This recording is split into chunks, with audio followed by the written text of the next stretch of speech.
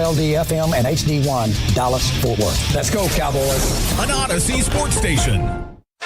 Driven by our D&M Leasing Studios, this is Sean and RJ on 105.3 The Fan. 1 ball, 2 strikes, and the pitch. Breaking ball, strike 3. Cole Nimmo will challenge. The call on the field is a strike. So the Astros starting to celebrate. The pitcher and catcher hugging each other, but Nimmo is challenging, so let's wait and see. It's a strike. The game is over. The Astros have no-hit the Rangers. They just threw a 3-pitcher no-hitter with a guy making his major league debut, pitching the last 2 innings and doing so perfectly. 9-0 Houston, the final. And you're both shaking your heads and chuckling. Because sadly, I don't know that this is rock bottom. And I don't know. I had your excuse already.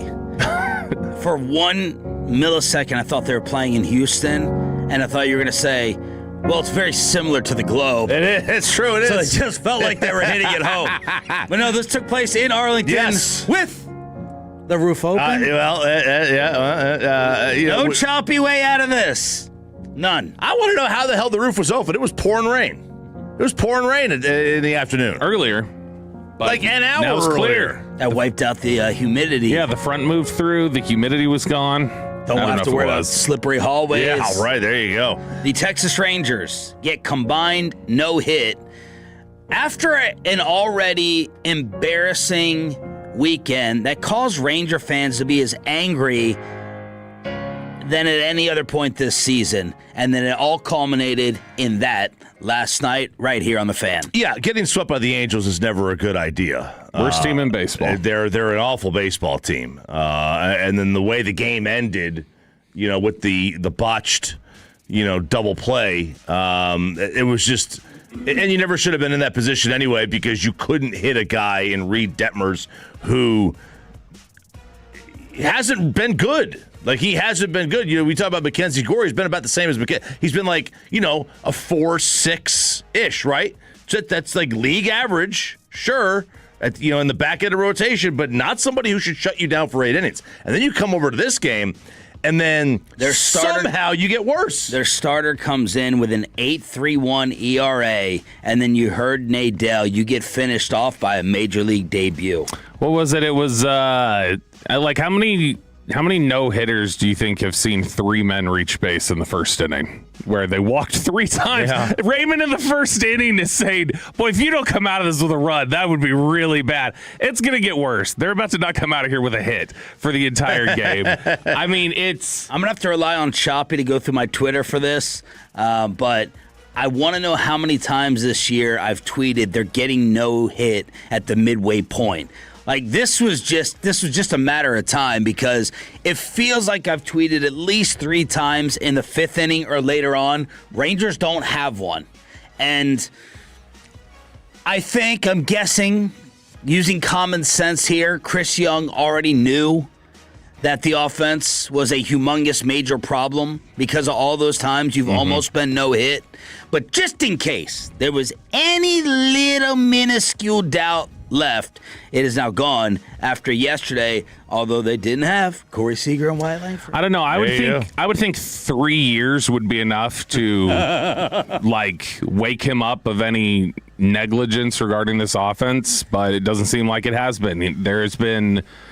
It's either just the most aggressive company line ever because he's stuck and can't do anything, and he's just gotta present it a certain way. It's sort of maybe that Michael Finley factor of I don't agree with this, but what am I supposed to say? Like we got to make the best of it, or it's just he's had his head in the sand, and you would hope this would wake him up, but that looked about like the way the offense looks a lot of nights. It's just sometimes they get lucky and they get a hit. They didn't last night. First no-hitter since 2024, and the armpit Choppy has the most no-hitters in baseball by 5 since 1962. The Astros have thrown 18 of them. The Dodgers have 13. The Angels have 12. That seems high. Now, Nolan accounts for a couple of those. But that seems high. Look, I mean, a couple of days ago, somebody tweeted us The Rangers are playing the crappy Astros and getting no hit. That was on May 15th. So I assume that was at least the fourth inning. No one's going to post that tweet, prior to the fourth inning. Yeah.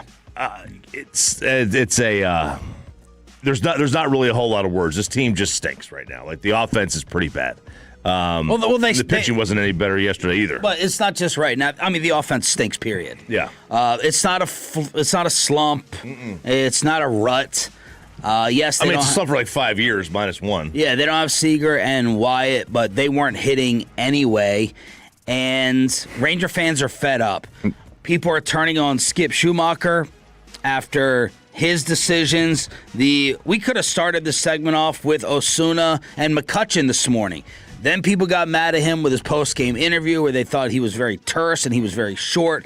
Some people even saying rude. That making them furious. We got Jacob deGrom problems as well. We got Josh Young leaving with a shoulder to add him to the injury concerns. We could have started with all those other things because I woke up on Sunday morning and Ranger fans had it.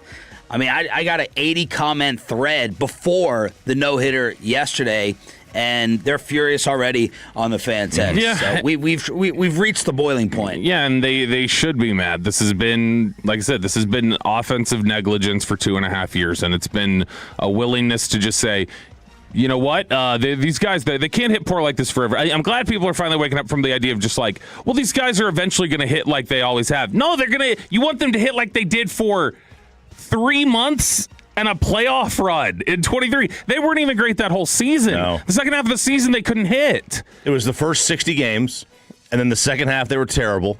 And then the playoffs, they got hot again. That's how it was. It's just there's got to be an awakening for Rangers fans, which has happened, and then there's got to be an awakening for Chris Young and or Ray Davis. Yes, and I'm glad you mentioned those two names because I'm not blaming Skip anywhere near close to the top here. No, I don't know what he's supposed to do about the offense. They're bad. It's the same thing as a little bit like the defense, where it's like the defense is bad for the Cowboys. What are you going to do right now? Like you need better players.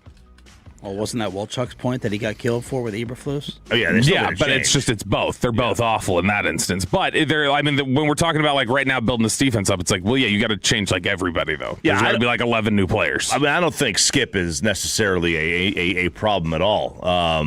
But it's like he's down the list. Wait, he's far enough down the list. Definitely far enough down the list. He's far enough down the list. You want to hammer CY? Go ahead. I think it all starts with the owner. Like to me, it's just everything starts with the owner, whether or not they want to add, and we're going to find out here in 5-6 weeks, maybe less. When they start making moves or deciding to make moves, if they're still within the same kind of distance from a playoff spot, a couple of games, if they decide to sell or don't add, let's just say don't add. I'm not even going to say sell because I don't know that they're going to sell. I know that's in Chris's DNA to sell. But if they don't add, you know where the blame is.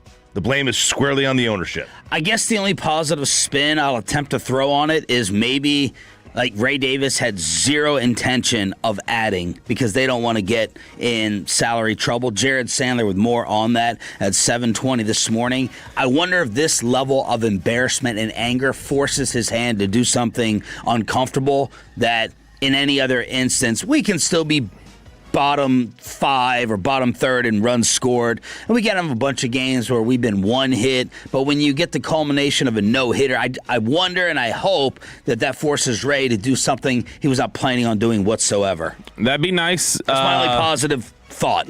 Yeah, that'd be nice if you get like a Patrick Dumont level embarrassment, which obviously they're not to that point with everything that happened with the Mavericks, but you embarrass him enough to start making competent decisions, but it's not bad, and I don't think you can just completely like you're giving Chris Young way too much of a pass right now. I understand there may be constraints. You cannot say there's nothing on Chris Young. Chris Young has gone out there the last 3 off seasons, and when it got to the deadline, they went out and got Andrew Chafin instead of going and adding a bat. They went and added Mackenzie Gore and purged talent from their farm system. The very little that they had, they went and purged that for Mackenzie Gore. They've had opportunities to add bats. Go find me a value bat. I don't care if you're even overpaying for it. Go find something, and Chris Young has just refused to do it. He keeps doubling down doubling down on defense. Oh, they're leaning pitching, into their pitching, strength. pitching. I don't disagree with that philosophy of leaning into a strength. It matters when this But is what we joked about this all year. It doesn't matter if you allow one run because the Rangers are going to score 0 and get no hit. That's what happened last night. Yeah, I mean they're banking on their own guys. Well, they gave him 9. No, yeah, they gave him 9. Last night was terrible, but They were banking on their guys to develop, and they haven't. And that's on 3 years of banking is on Chris Young. I mean, That's you Chris should Young. bank on. I have no problem banking on Wyatt Langford and Josh Young. He has a Barry Switzer title, is what Chris Young has at this point. He has John Daniels' title. Man, you know. You meant championship, not like job title. No, yeah, I mean an actual championship. You could not have said that, 3 years ago. That was the reality of it. Everybody hated John Daniels, and now we're realizing. And look what John's doing. Is he not in Tampa? Is he not helping out the Rays? Last I checked, he was in Tampa helping out the Rays. I don't know how much he's helping, though. I don't know. But, his fingerprints are on that a little bit. Skip on what went wrong with the offense last night. Yeah, 3 walks in the first inning. I thought we were going to have at least a crooked number, and we didn't score. So I think that was kind of the start or set the tone of kind of our day. We had guys on base as far as via the walk, but we didn't have much contact, hard contact. I think Jock had one kind of 6-hole that Pena made a really good play on, a couple balls in the gap that they ran down, but other than that, not too many hard hit balls that were outs. So yeah, I mean, the first person that you got to look at is me. I got to figure out a different way to message as far as on the offensive side, and so that's how you move on. You move forward and to look at yourself in the mirror first, and that starts with me, and then we'll move on to the next day and try to message things differently. Rangers offense the last 2 games, a .055 batting average. In 2 games, Their ERA? They're 3 for 55 in their last 2 games with 20 strikeouts and 1 run. Those are the numbers that are out there. So the Rangers get no hit by the armpit in Arlington. And then I don't know how to feel about this, honestly. They're 2.5 back. I know. And I don't know. My question for the Tolos is, are you happy or angry about that? It's like watching someone in life who doesn't work hard. Bad karma should be slapping them right in the face, and then they win the slot machine at WinStar, and it's like I'm not happy for you. I don't care that your kids are going to eat better. You don't deserve that, and the Rangers don't deserve to be 2.5 games back of the division lead. But you wrestle with still wanting to sit there and make some noise and have a fun team to cover in the second half. That's what I'm wrestling with. I'm always just give me the chance at entertainment. Although this is not entertaining, but at extending the season. Give me the chance at extending the season. So I'm totally fine with them being. I feel it's like lucky. I feel lucky that they're only 2.5 back, and I'm happy with the luck. Is this that when you say you want the hope to have a fun team to watch, 2.5 back, is this fun being this? No, I'm hoping that 2.5 back forces moves to try to make second half noise. So what I'm saying is I don't anticipate that they would. This right now, what is in place is miserable. Is not changing to a great degree. And that's what I'm saying. I don't think they would. I don't think they would change it. So it's basically the question of. It's that thing we talk about all the time. When the Cowboys are down massive at halftime, then they score some runs there's some runs. They score some in the second half. Yak padding. And it's you lost by 5, and then all we're gonna hear about is well, look, we turned the corner, and so we don't need to do anything differently. It's no. So I the whole look, we're 2.5 back, we're right here, we're competitive. No, you're not competitive. You're in a bad division, and you are awful right now. You're a bad offensive baseball team who is not pitching as consistently well as you did last year. You're still one of the better pitching staffs. You had a lot of success there, but you're still not pitching as well as you did last year. There's been some regression there, and then offensively, you're awful. You are a black hole offensively. First and foremost, I need that realization to be an absolute belief in reality in the front office. I think you'd have to be pretty stupid and negligent for them not to know that that is the case. We'll ask Jared Sandler at 7:20. Well, actually, in the Expressway with a Luke Bryan ticket giveaway. But we got a sweep, and the New York Knicks back to the NBA Finals. NHL with playoff hockey as well, and is the President of the United States dividing the New York Football Giants. All that on the way. Hopefully you had a fantastic extended weekend. It's a Tolo Tuesday edition of Sean and RJ, just getting started with the 6 a.m. club right here on The Fan. But how was your Hurtado barbecue weekend? Did you make it out to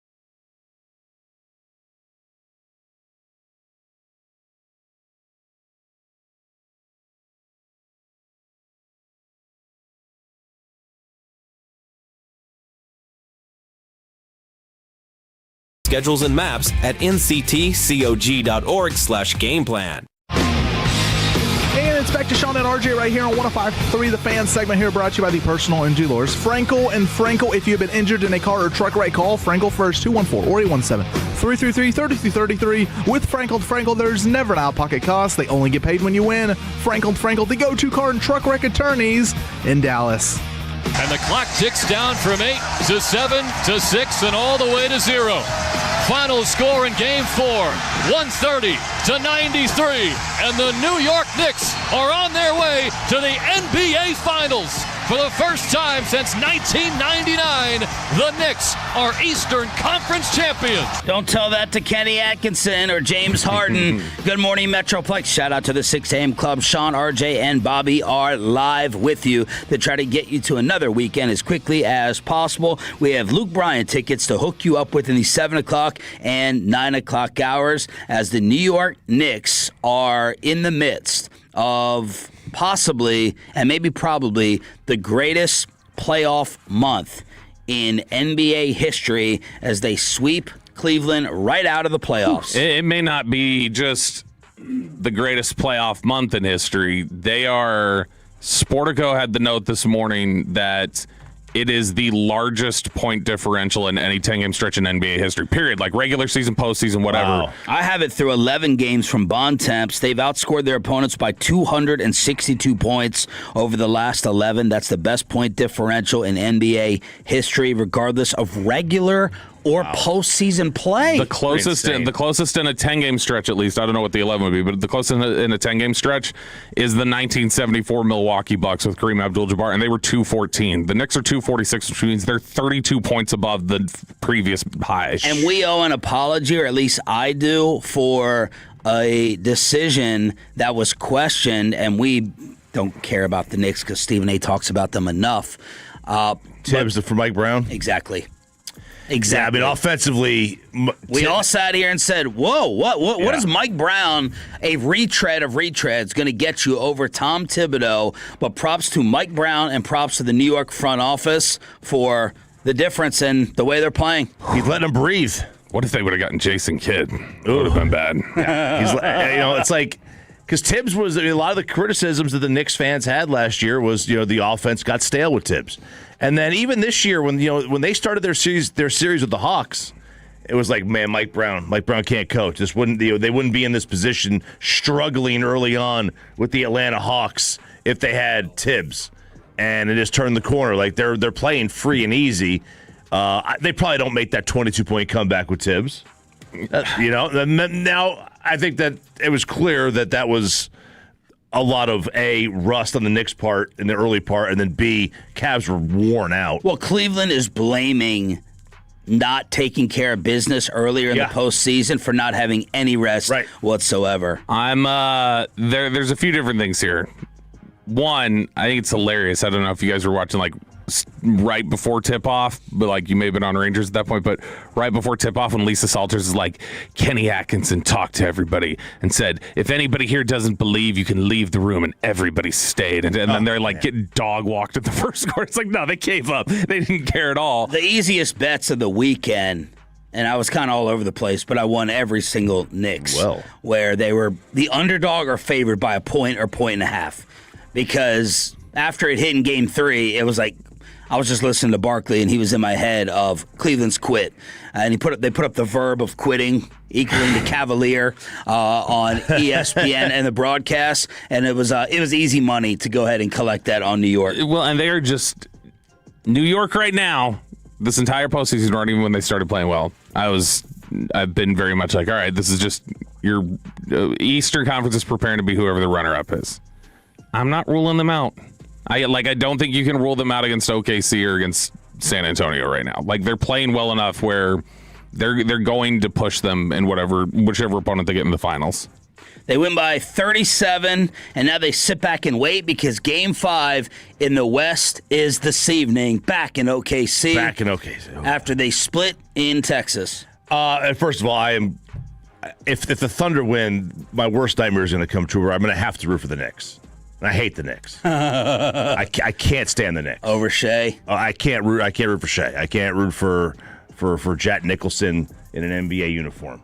The acting reference. Yeah, little act. Can't root for that. I know Cody is gonna come here and come at me. I mean, the national narrative on Shea has actually become an international narrative as people are filming kids on the playgrounds in Taiwan doing the whole Shea bit and flopping all over the place. I don't know how to feel about that series now.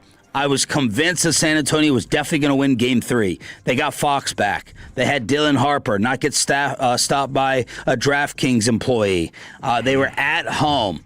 And then Wemby kind of turns into a turtle in that first half again. Oklahoma City rolls, and they didn't have Jalen Williams. I was like, this is the luck of this series. This is the turning point. OKC wins, and then the Spurs cruise in Game 4 as Jalen is still missing. You need the Shaolin monk to not just sit there and be passive. He is that's the big thing. And I know nobody's in a mode of wanting to criticize Wemby right now, and you shouldn't overall, but like the biggest thing with him is like he does just like let the game pass him. Yeah. And then when he lets that happen, that's when they lose. He was complaining, I think, after Game 3, he wasn't getting teammates involved enough. And Shaq's like, no. You have to be more aggressive. So right now this evening with a 7:30 tip, the spread is what?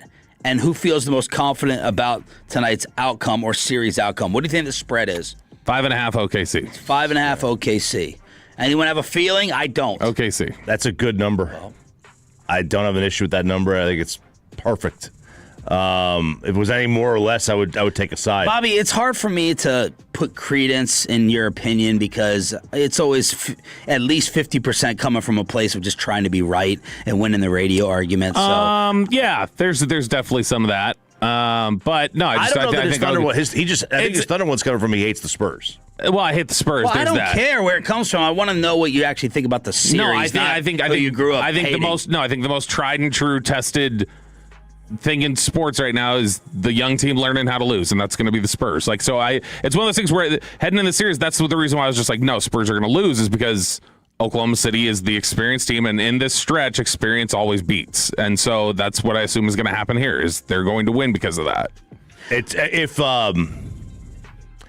Jalen is not in, then it's Spurs easy. Easy. There's nothing easy about any of this so far. Easy. 15-0. But they won Game 3 without him easily. That's true. Do they have Mitchell? They have Mitchell in Game 3. I don't think they're not going to have him now. They're not going to have him today. So that's the point. Like if they're without both of them, then I think they're really in a tough spot. 877-881-1053. What do y'all think? And what are you feeling out west? 877-881-1053 in order to hit us up on the Franco and Franco text line. Just a bunch of people on the text being sad that we once had Brunson and Luka, and now we don't. Yeah. Overtime hockey in the East. Svechnikov will hang on to the puck. Sand across. Jarvis has to settle it. He'll get it right back. A chance. They score! They score! Andrei Svechnikov wins it in overtime!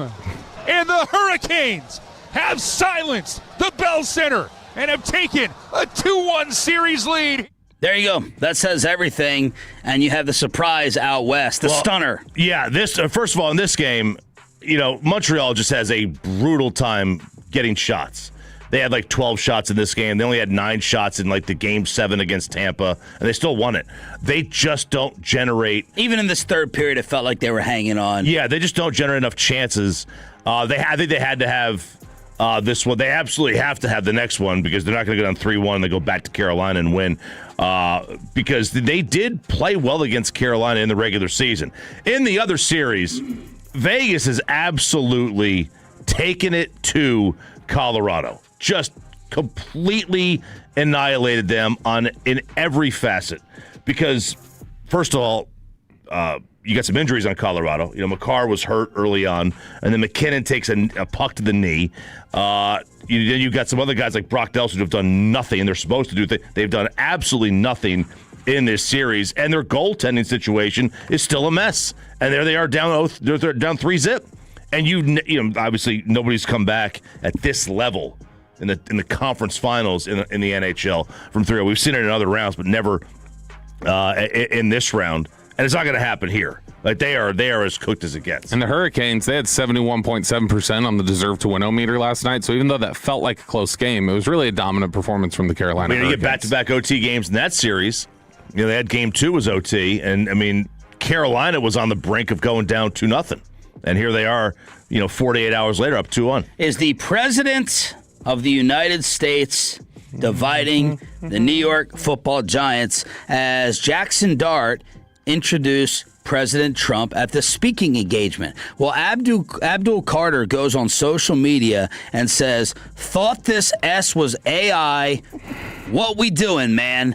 And the entire world detonated with reaction as every single person absolutely had to weigh in, whether you followed sports, covered sports, or not. This thing got ugly, and it went nuts. Yeah, it did. Ideally, this should be such a non-story. Like, oh, okay, you support somebody, you both work together. It happens literally in every office. Every office. Like, nobody cares. Like, that person down the hall supports the other guy. Yeah. Should be a non-story, but that's not. The bottom line is, the time we live in. This also happens in every office, though. I can't believe what you did. I can't believe you support that. Like, it's definitely aggressively the bottom split. line is, I'm saying it shouldn't. This whole moniker of freedom of speech, you have that right, that doesn't exist. People don't follow it. People don't believe it. They just like to put it on a shirt or a slogan when it's time to vote and act patriotic. That should just be wiped out of the lexicon of, you have the right to do this and you're allowed to do that. It doesn't exist. It's a bunch of BS. It's a bunch of hogwash. Well, yeah, it's what's the old line? It's freedom of speech, not freedom of consequences. Where it's like, well, yeah, you can say it, but yeah, you better be ready for some blowback. Where there should be no consequence. There shouldn't be any. Yeah, it shouldn't be. But that's one of the things that they would say. Now I do think this is the absolute nightmare for most NFL teams right now. Is like just them saying anything politically, period. Oh, yeah. Sure. And you're not going to discourage it because that would get you in trouble. It's impossible to have it. You cannot tell players not to say things. You cannot, once they Except do for it. Mike Vrabel. Right? Yeah, exactly. You can't tell them not to do things. Once they do it, you can't tell them they were wrong necessarily if it's just supporting the candidate, whether it's Kamala Harris or Donald Trump or whoever. You are going to be looked at as trying to stifle them if you do that. And then when there's a big dispute like this, how do you settle it by going like, well, who do I say was wrong?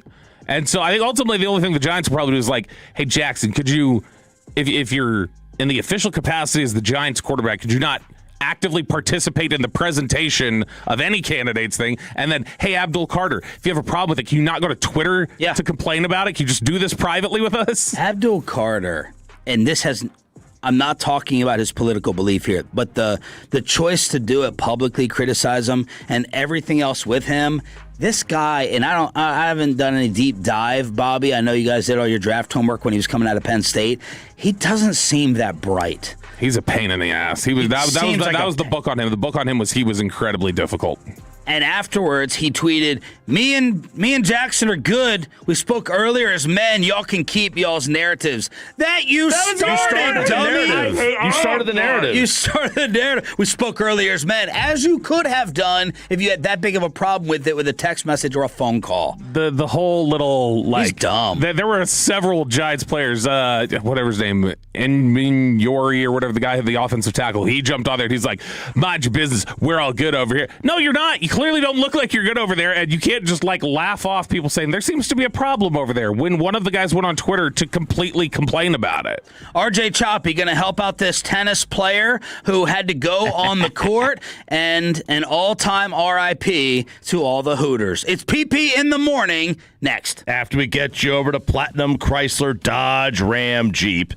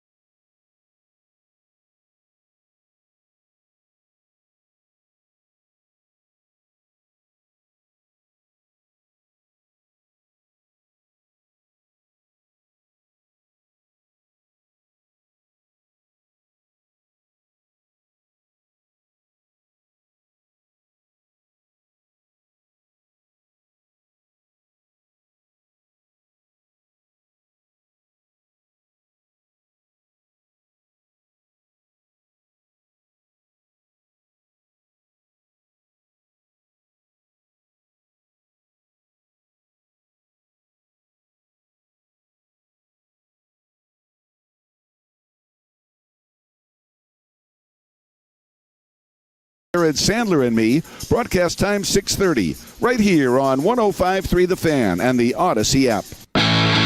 And it's back to Sean and RJ right here on 105.3 The Fan segment here, brought to you by Classic Chevrolet. If you're in the market, upgrade your vehicle, get a Classic Chevrolet in Grapevine today. The #1 Chevy dealership in the world, 3 years straight. They've got more new Chevys than anyone else, all priced to sell. Visit ClassicChevrolet.com. This is Texas. This is Classic Chevrolet. Together, let's drive, relax, enjoy the difference based on new Chevrolet registrations 2023 through 2025. PP in the morning. Yeah.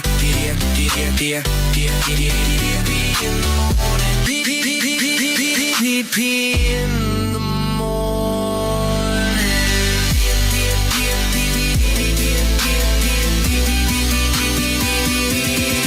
PP in the morning. That is right. It is time for a little PP in the morning every single Tuesday at this very moment and time. And guys, look, we've all been there. When you got to go to the bathroom, sometimes you got to go right then and there. You can't hold it any longer. You got to go right there and then. And this took place during the French Open over the weekend when Artur Zajea was in the middle of his tennis match when he got a case of the unfortunate bubble guts. He then walked over to the chair umpire after a set to tell him the bad news, and this was their back and forth conversation. I'm going to You can see him after the game. No, but I can't. Just explain the situation, please. Who is the doctor? I'm going to I can't give much time. Is that for a medical reason? Or? Yeah, I'm sick. Do we know anything about that? No, he has some stomach problems. You speak French, or? It could be a medical timeout, Karen. Sorry, I don't know anything. You can sit here for now. Yes, if it's urgent, he can do that.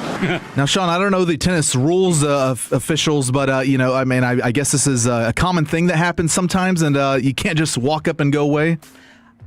My very 3,000 feet away mixed doubles viewpoint is one toilet break per match, and it has to be taken during a set break. Yeah. So if you're like 3-2 in the second, You got a ways to go. You got a ways to go, and I guess you're allowed like 3 minutes. But what are you gonna do? You gotta go. You gotta run and come back. You gotta go. What's the longest match you played? Do you remember? Like how long? They didn't last very long. Because some of these can go like a tennis match can go like several hours. 5 hours. Yeah, that's what I mean. Yeah. Like so, especially a men's where you go to the 3 out of 5 sets. Yeah. Because isn't the whole idea? See, I was just looking this up. I was trying to make sure. The idea of why like most athletes don't have this happen is like it's supposed to be all the activity and stuff like that. It's supposed to like redirect the blood flow, so you don't naturally have to go nearly as frequently when you're in the middle of. Is that why? Yeah, it's basically the exercise is redirecting blood flow away from the digestive tract and away from your intestines, and so it's not like actively moving. But was he wearing white shorts, Peyton? That would be a problem. I didn't think so. Now look, I mean, it's the French Open, right? So it's got dust all over the floor. Just go in the corner. Just go in the corner on the floor and then just throw the dust over it. Or fall down. It's like Ollie's last baseball game. He got dressed and he walked into the living room, and I was like, I can see his underwear. Like they're too blue. They're teal. These were teal shorts that he was wearing. The underwear, it was too Spider-Man-y, and we didn't have time to change. So I was like, fall on the ground, get dirt on the backside, so people can't see your underwear. Right. Same thing here. Get the clay on it. Get the clay to cover it up. We can't tell whether you're Paul Pierce or not. That's the color of the shorts. Is that coverable? Depends how much. It depends. You can still see through, but it'd be more difficult. I think that's much better than Wimbledon. Wimbledon, that's a problem. And what would be your advice here? Well, my advice, advice, like a RJ Choppy patented topic. Let's harken back. Story time, Peyton. Give me some music, please. 1990. I'm 10 years old, about to turn 11. Playing in a tournament at the Green Knoll Golf Course. Wow. Played a terrible front nine, just awful. And I had to, last couple of holes, Bobby's blood flow thing was not working. Maybe golf's not an athletic event. And I go in the woods, and I just drop trow, make a giant cow pie. Just yuck. These. So you feel like that was contributing to your bad play? Oh, I know it was contributing to my bad play. I've completely violated the ground cover that was in the woods. Was human fecal matter. Used my golf towel, hung it up on a tree. Went on to win the tournament. Came back a week later, the towel was still there in the woods. In the woods. But this is what you got to do. You got to go. Once you go, you're free. And this, this guy should have just gone in the corner. Have your trainer out there, bring some towels. But there's people looking over, the crowd is elevated up. If they're not going to let you go between matches, between games, just go in the corner, right there. Just take care of business. I'm stunned that you were struggling on the front nine, did this, and then won the tournament. I'm stunned this didn't become like a choppy, I got to do this every time now. He did go back to the spot for some reason. Yeah, I got to go to the bathroom every single time I play in a tournament. After the front nine, I need to go to the woods. Matter of fact, in my senior speech, I did mention in golf. I did mention I had before every game, before every tournament, I would have to go. I went before every tournament. I was so paranoid about this happening again.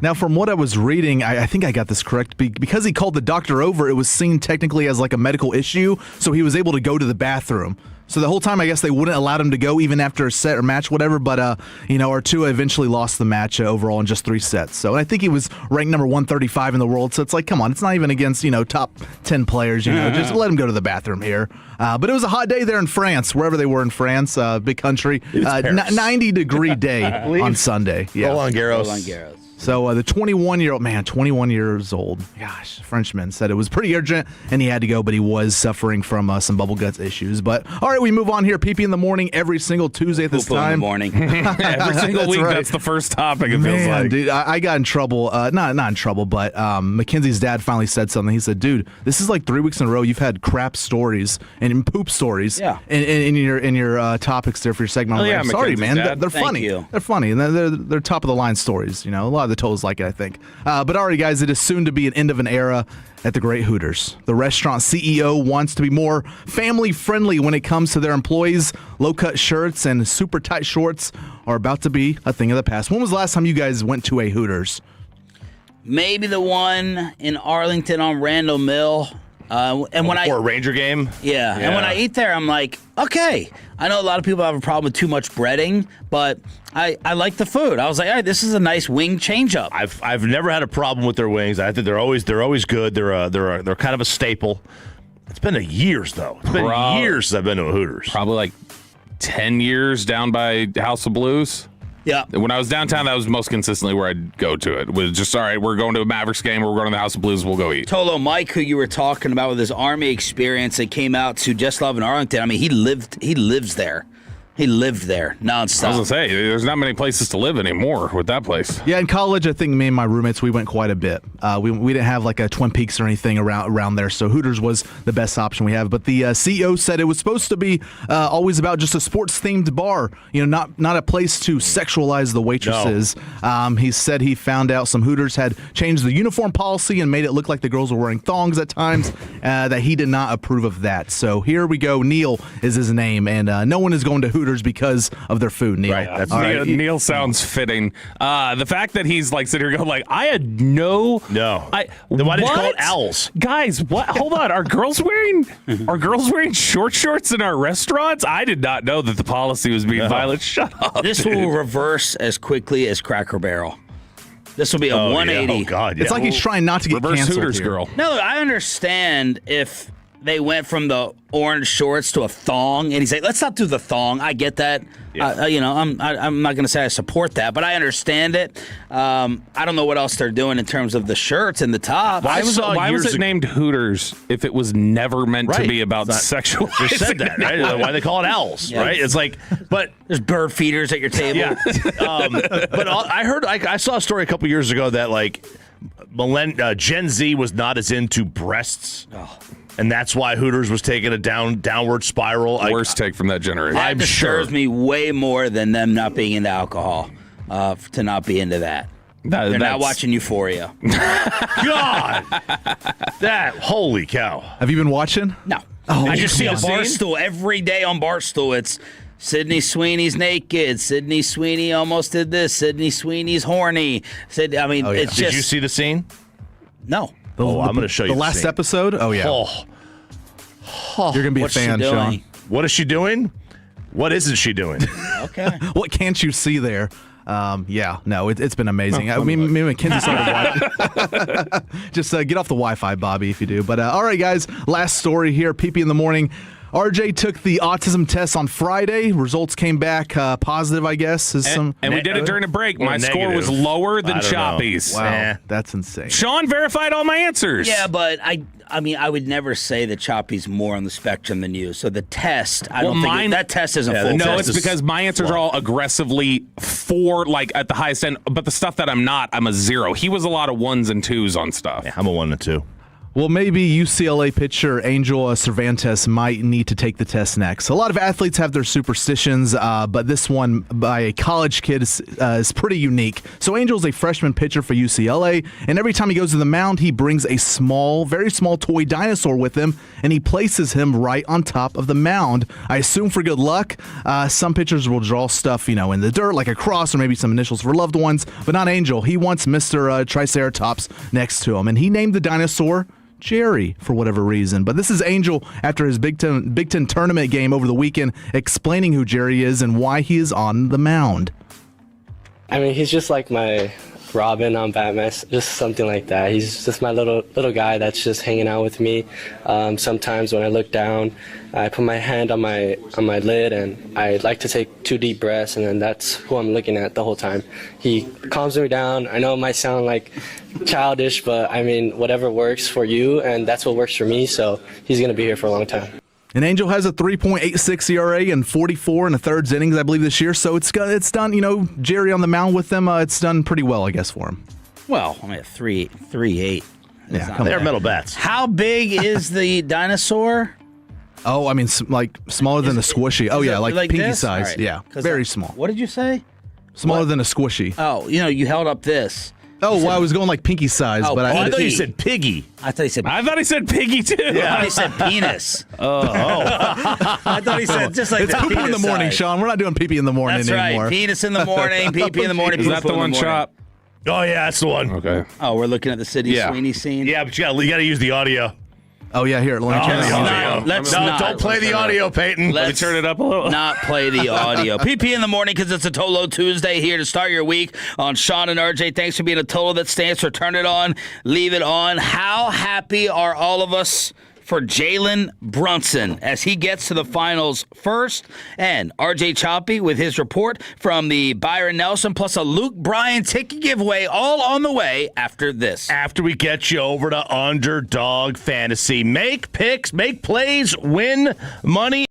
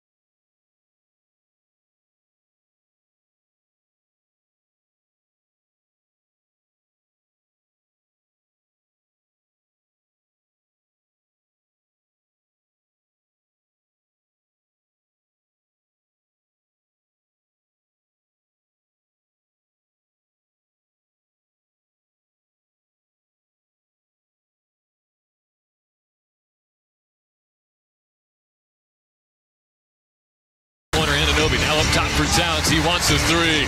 He's got a three. Karl-Anthony Towns, a block and a bucket. Big sequence for the big man and a 19-point lead. And a sweep of the Cleveland Cavaliers as we have our first participant in the NBA Finals as Timothy Chalamet and Kylie and Tracy Morgan can all celebrate. Apparently, the Cleveland management would not let them sit courtside. They all got moved. Like all the Knicks fans. It worked.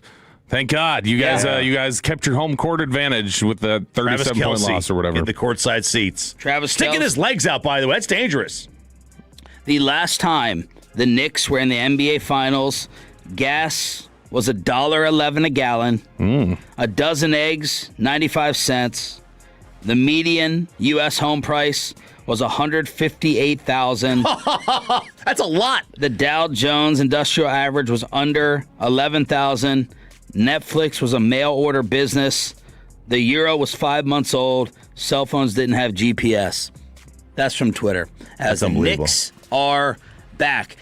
Are we feeling good for Jalen Brunson, or are we just in our Mavs misery over it? No. I feel fine. Like, he wanted to go home. Like, he wanted to go play with his dad. Do it by the rules. Play by the rules. Well, he wanted to go home after he thought he was undercut here. Yeah. It wasn't, I don't believe it was, it may have been, but I don't think of it as, all right, Jalen was gone no matter what. I agree. If Mark Cuban, and this is one of my very few, very rare bad sports takes. This probably goes into a bottom 5 for me in my 15 years here. I didn't think Jalen Brunson was going to turn into this, and I would not have wanted. But you Mark were not Cuban. alone. I think everybody agreed with you at the time. It was like, do not pay him that much, but that's an overpay. I think the majority did. I didn't think he could be a franchise player. No. So I agreed with what Cuban did, but no one cares about today when you're seeing Luka and Brunson's draft photos coming out in the same class. Yeah, if there's anger, I don't think it should be directed at Jalen. It should be at no, not at Jalen. Cuban. Yeah. I don't ever generally begrudge a player if they want to go. I begrudge the tactics, is what I begrudge. It was tampering. It was tampering. It's his dad. What are you going to do? Like he's allowed to have tamper. They Dante Bichette had to quit the Blue Jays organization or whatever he was doing. Which is stupid. But it's stupid. But people have to do it. Like you do have to. They did definitively tamper. They absolutely tampered. There's no doubt.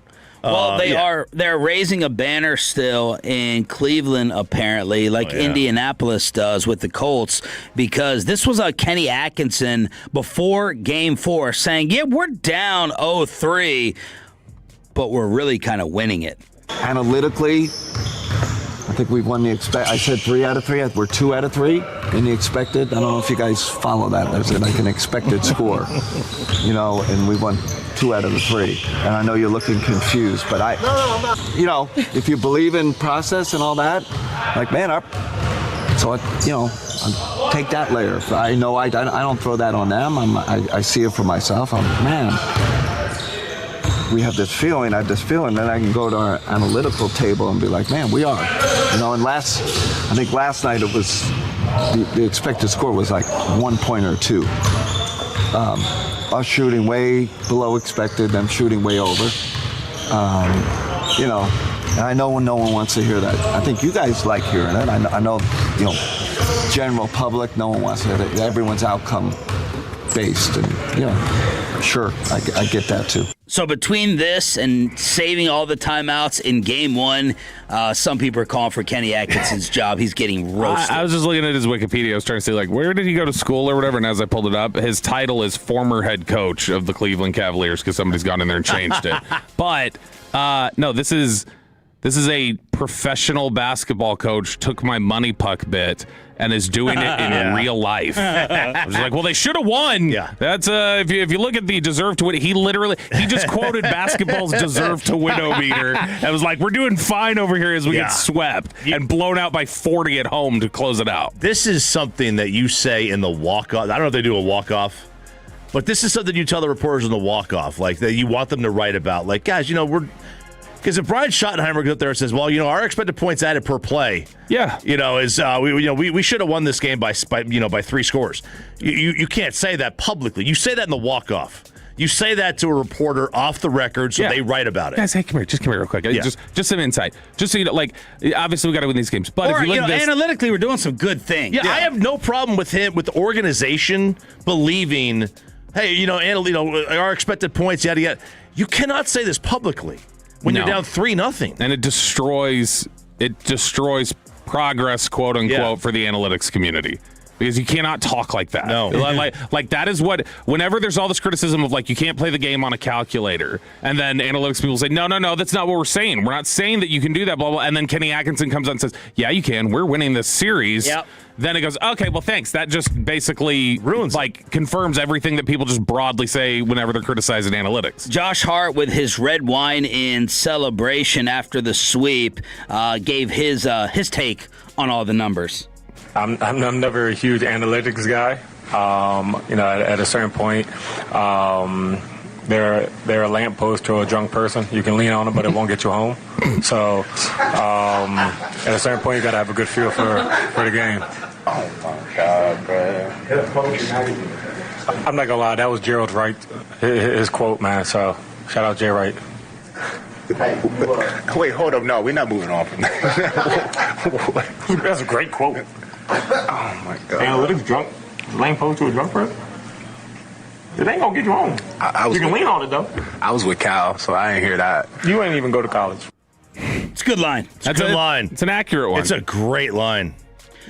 Yes, the Rangers got no hit by the armpit. Jared Sandler at 7:20 to divide the blame pie with a Luke Bryan ticket giveaway. Commercial-free expressway here on Sean and RJ. We have the Byron Nelson putting up crazy numbers over the weekend. RJ Choppy. It was at the TPC at Craig Ranch, which is where it's been for the last few years. They redid it. They had a lot of positive thoughts about the redo that they did. And Wyndham Clark at 30 under par. Man. 30 under par. Wins this thing by 3 strokes. I was listening to Broadus and G-Bag talk about the early rounds of this. I think it was on Friday. And he goes, if you're not shooting 60, you're not winning. And I said, come again?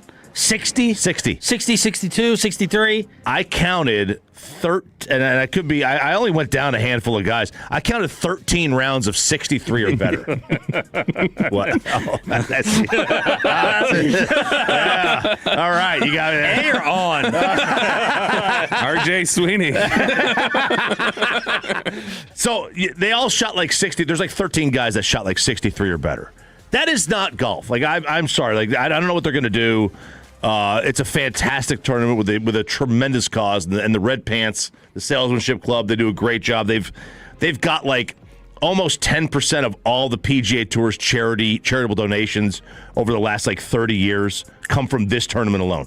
It's wild how much money they raise, but you just can't have 30. That's embarrassing. Well, what was the tournament everybody was complaining about like a month ago or whatever it was, where there was like 3 under 1 or something like that. It was like nobody could shoot. Like everybody was struggling in the final couple days. I'm trying to remember which tournament that was. But it was like one of those things where it's like it's a really difficult. Like, it's really hard to get any good scores here or do anything else. Which is worse to you? Like, of course, where like a winner, somebody could win 2 under or 30 at the PGA, under. they won. I think the winning score was like 7 under at the PGA. No, it was 10 under. But that was one that was Rory was like, it's really hard to get birdies. It's easy to make pars.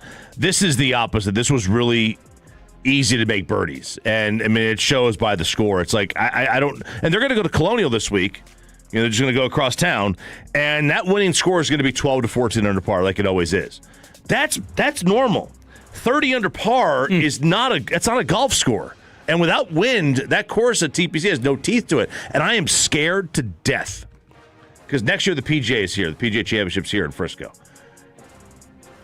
The pros eat up courses that aren't Colonial here. When it was at Trinity Forest, they ate that course up.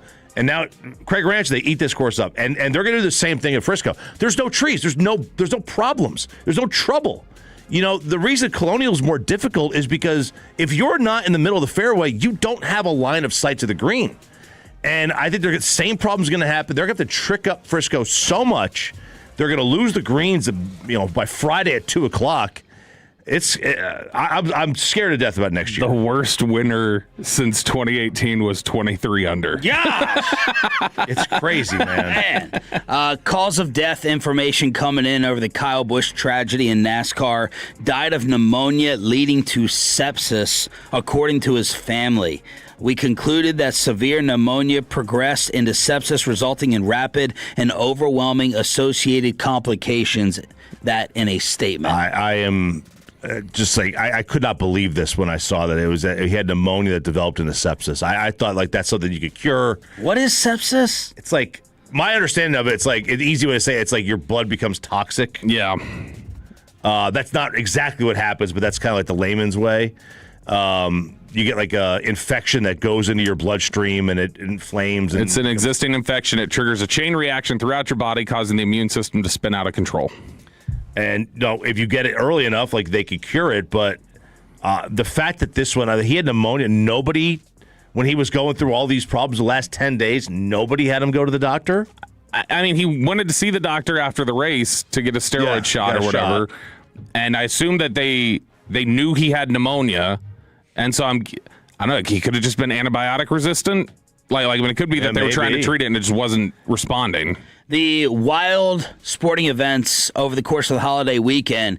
Anyone pay attention to Johnny Manziel and Ray J fighting, along with former NFL player Bob Menery? Bob Menery, yeah. Remember him? He's the Buffalo Wild Wings voice? He's the Buffalo Wild Wings voice. He was one of the guys that first on Instagram and social media started doing he would take a video clip and he would redo. You loved him. The announcer. I loved him. He was great.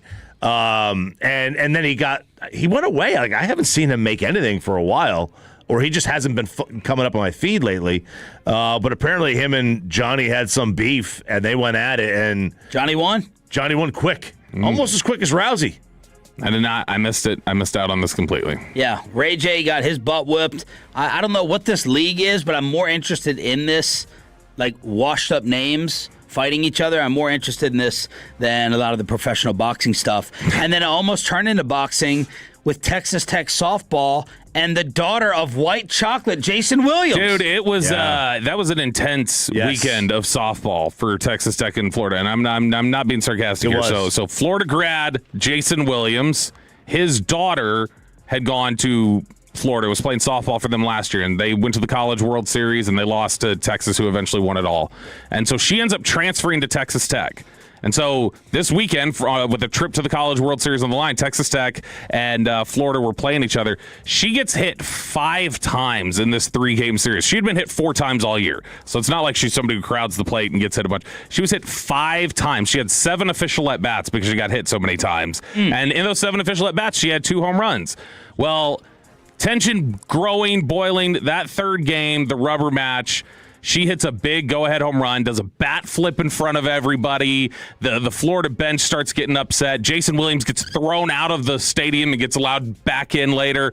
But they end up winning. Texas Tech does. Florida refused to come out and shake hands. They wouldn't do and Jason Williams, who is a graduate of Florida, is doing the Gator chomp mockingly to, like, the Florida fans. Could you imagine Peyton Manning go like, Rocky Top, Rocky Top? That's what Jason Williams did, but tons of drama. You doing the horns down. Yeah. It's like your daughter going to OU and you're doing the horns down. Yeah, which I would never do. I would not ever accept her again. Softball drama with White Chocolate's daughter and Texas Tech over the weekend. But, of course, the number one story today, the embarrassment of the Texas Rangers weekend, their offense, and we'll talk about getting no hit by the armpit with Rangers insider Jared Sandler, commercial-free in the expressway with a Luke Bryan ticket giveaway on top of it after this. After we get you over to Just Love Coffee, the official coffee of the morning show. It was a great turnout.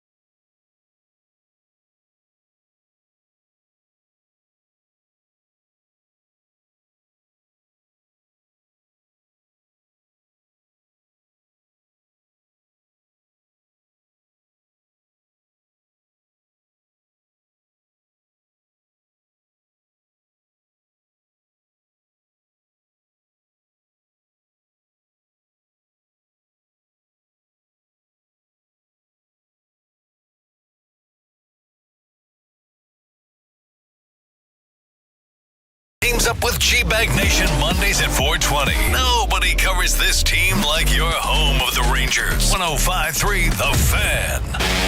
And it's back to Sean and RJ right here on 105.3 The Fan. It is the Expressway right now, The Fan, and it's brought to you by the On-Time Experts. Santa the 1-2 to Nimmo. Strike three call on the outside corner, and the Astros have thrown a no-hitter. But first a challenge. The call is going to stand, and the Astros are going to complete the 18th no-hitter in Astros history. Vasquez and Santa hopping up and down in front of the mound, and the rest of his teammates join in.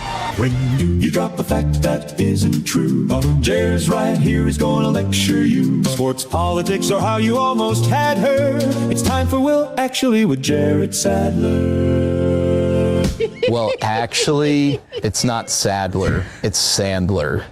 We are commercial free in the Expressway on your home for Rangers baseball with the entire morning squad. Sean, RJ, and Bobby on 105.3 The Fan. That's my guy Robert Ford from our Kansas City days on the Astros call. One of the only two people. Is he a coward? One of the two people I like from there still. Is he a coward? Yeah. Why? Why would he be a coward? The coward Robert Ford. The assassination of Jesse James by the coward Robert Ford. Good morning, Jared. How are you? I'm great, guys. Another example last night of Santa not doing anything for a Jewish kid. I was hoping another hit, but, I knew the minute the Astros brought in a guy named Santa to make his major league debut that we were toast. Some are calling this one of the most embarrassing no-hitters, if you can rank them and level them, that there's been recently. Would you agree with that, with their starter having an 8.31 ERA coming in, and then you're getting the major league debut to finish you off? Yeah, are there levels to this? What's that? Are there levels to this? I mean, there are levels to everything, guys.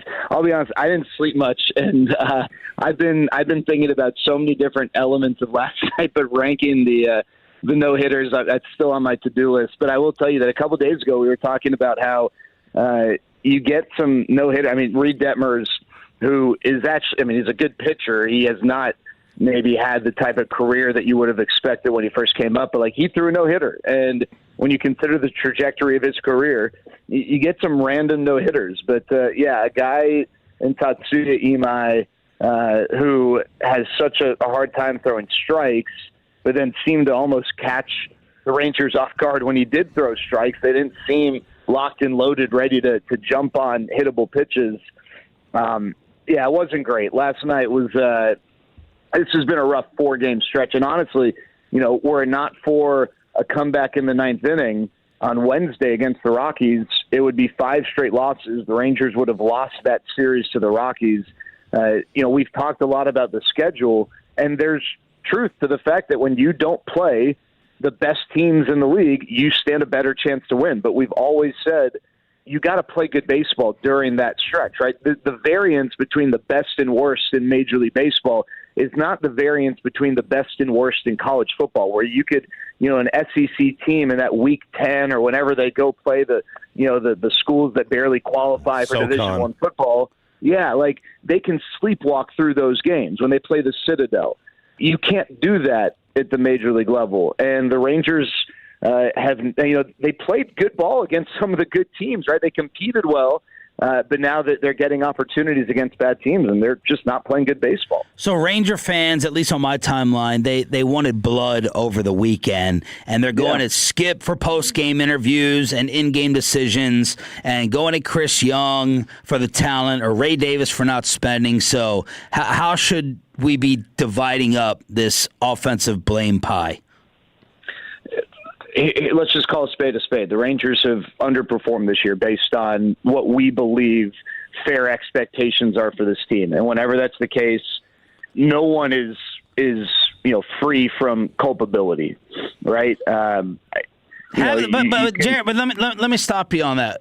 I would have thought expectations, were 500 or a little bit above 500. I guess you could say maybe second place in the West. They're 5 games under. How much have they really underperformed? Because there were, led by Bobby Belt, a ton of offensive questions and concerns going in. So my follow-up to that is, how much do you really think they have underperformed?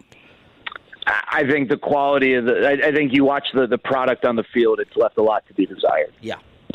So you can look at the record. I mean, I know people don't like hearing this, but the Rangers are, a good week away from having they're like 5 days ago, whatever. If the season would have ended, it would have been in the playoffs. I'm not saying that to provide sunlight. I'm saying that to suggest how muddy the American League and the American League West is.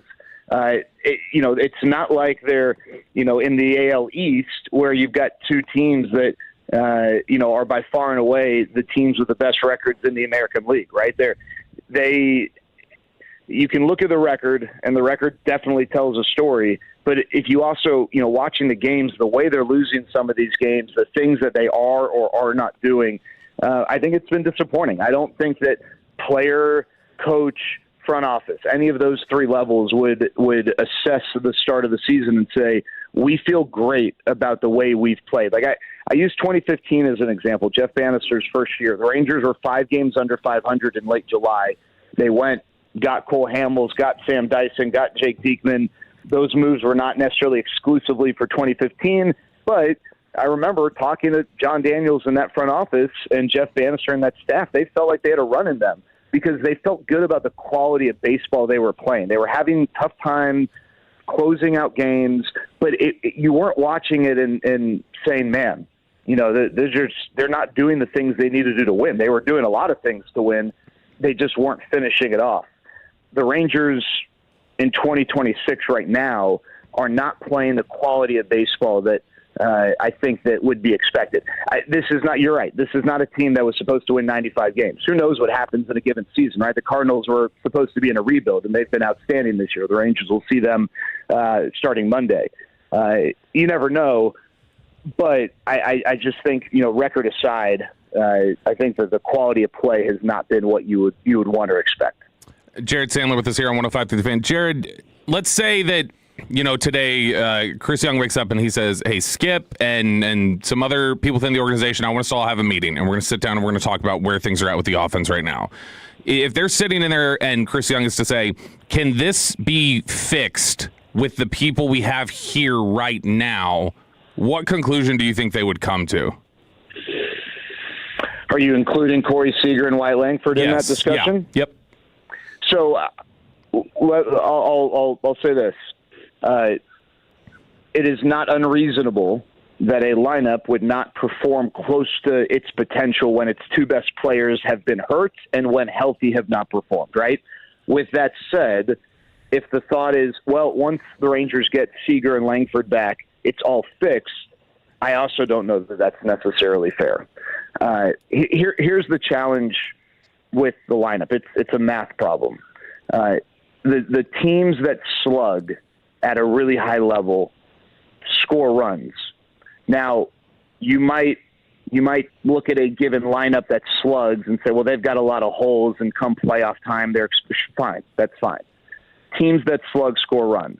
Not every team can slug. Slugging costs money. Power costs money, whether it's power bats or power arms. Not every team spends at the level that allows them to build a lineup full of slug. Unless you're the Rays and you got Junior Caminero, right? You develop a guy, comes up, so you have him before he hits free agency. If you're not going to slug, you've got to find ways to cover 360 feet, right? You get what I'm saying? You got to find ways to get from home all the way back to home. Athleticism and speed on the bases is a way to do that. Let's take the first inning for the Astros as an example. First batter of the game gets hit by a pitch. He didn't do anything. Jeremy Pena didn't earn that, right? He was given a gift. But he then steals second.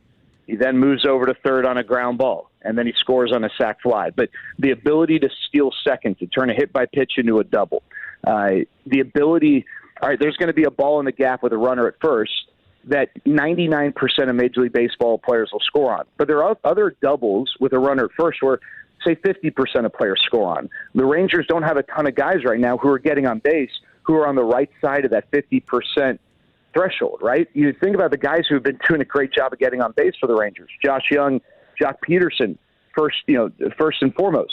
Those guys aren't runners, right? They're not guys that are going to get you that extra 90 because of their speed and athleticism. They have other redeeming qualities.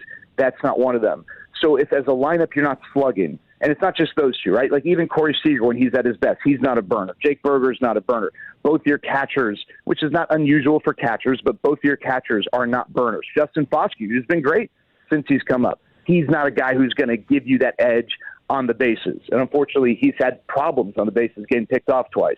So if you're not going to slug, how else are you going to create offense? Because it's not easy to get 3 hits in an inning or have 3 guys reach base in an inning. Just the math of it. That is very difficult to rely on. So if you're not going to slug, how are you going to create those advantages? And unfortunately, I think the speed and athleticism part for the Rangers has been lacking a bit. And the one guy who can bring that more than anyone else is Evan Carter, and he's had a really, really rough go of it offensively. And Wyatt. And Wyatt too. But like that's supposed to be like Evan Carter's supposed to get on base and be an athlete, right? If he hits you 20 home runs, awesome. But if he hits you 12 home runs, he could still be great. Against righties, he needs to get on base and be an athlete. And he's had a tough time. At least with Wyatt, right? You expect some more of that slug. But yeah, Wyatt when healthy, over 150 games, we expect to be a 20 to 30 stolen base guy. And yeah, when he was healthy, he unfortunately didn't get off to a great start. So, that will help. And getting Corey Seager back will help. And getting Josh Schmidt back, should hopefully help. And obviously getting Josh Young back in the lineup hopefully tonight will help. But I don't know that getting all those guys back gives this team a top 5 lineup or anything. I also don't know that they need that with their pitching, but they definitely need more than what they're getting. Jared Sandler joined us here at 105 through the Fan. You mentioned getting Corey Seager back will help. His whiff rate, his swing and miss rate was astronomically high. What did you see from him, or what metrics are there out there that saw from him before the injury that would lead you to believe that, this was just a slump and this isn't the sign of something bigger? Yeah, no, it's a great question. A couple of things. One, the exit velocities, that's the first thing. I know some people are going to roll their eyes at that, but like at the end of the day, you hit the ball hard, chances are you're going to put yourself in a position to succeed. So that hasn't changed. The bat speed metrics aren't concerning, right? When guys start to swing and miss as they get older, sometimes their bat slows down, right? Let's take Andrew McCutchen, for example. He's towards the very end of his career. His bat speed's not the same today that it was 10 years ago. So older hitters have to do things differently. The Rangers just faced Mike Trout. Mike Trout is still a really good player, but he goes about, he's not as good as he once was, but he's still good, but he goes about it differently. His body's changed. He's gotten older, injuries, whatever the case might be. With the bat speed with Corey, that to me is not lacking. The swing and miss stuff, especially on the fastball, RJ, yeah, I mean, that's unusual. That's concerning. That's like, you get a kid who gets straight A's and all of a sudden he's like not studying and getting C's, or, it's like, whoa, what's going on? I think the other thing too is, with Corey, Corey first of all, he wasn't getting pitched to a lot. He was drawing walks for a period of time. I think he understands the math equation, right? I think he understands that if he draws a walk or if he hits a single, I mean, that's great. That's better than nothing. But that still means that you probably need 2 more hits to score him, right? Because the guys behind him weren't slugging, right? You can't rely on the double. And he also knows that on a 50-50 double, he's probably not going to score from first, depending on the situation, right? So I think you might also have a case of him expanding, right? The chase rate is up, trying to do too much, understanding. He's not going to come out and say it. What's he going to say? He's not going to be like, hey, the guys around me aren't hitting, so I got to try and, he's not going to say that. But, I mean, Corey's a smart guy. There's some good stories about Corey and his baseball IQ. He knows what he's doing, and I think that probably contributes to some extent.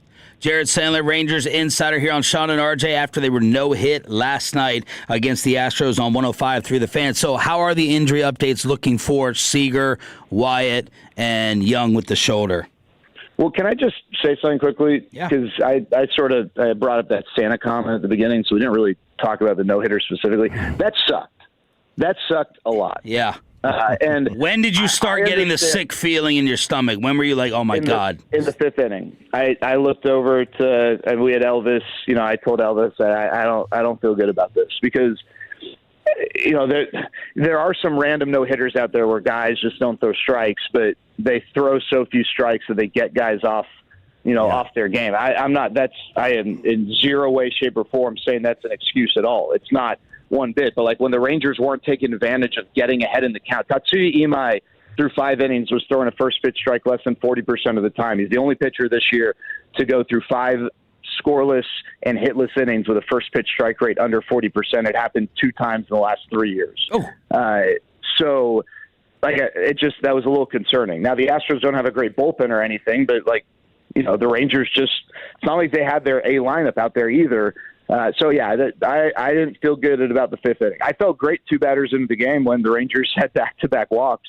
Didn't feel great once they didn't take advantage of that, but didn't expect a no-hitter at that point. I want to know statistically, if you know this off the top of your head, because I feel like I've tweeted it about 4 times this year, where in the 5th inning or later, I said they're getting no hit. Do you know how many times that is? And I'm curious how accelerated that rate is compared to other teams at this point in time in their seasons over the years.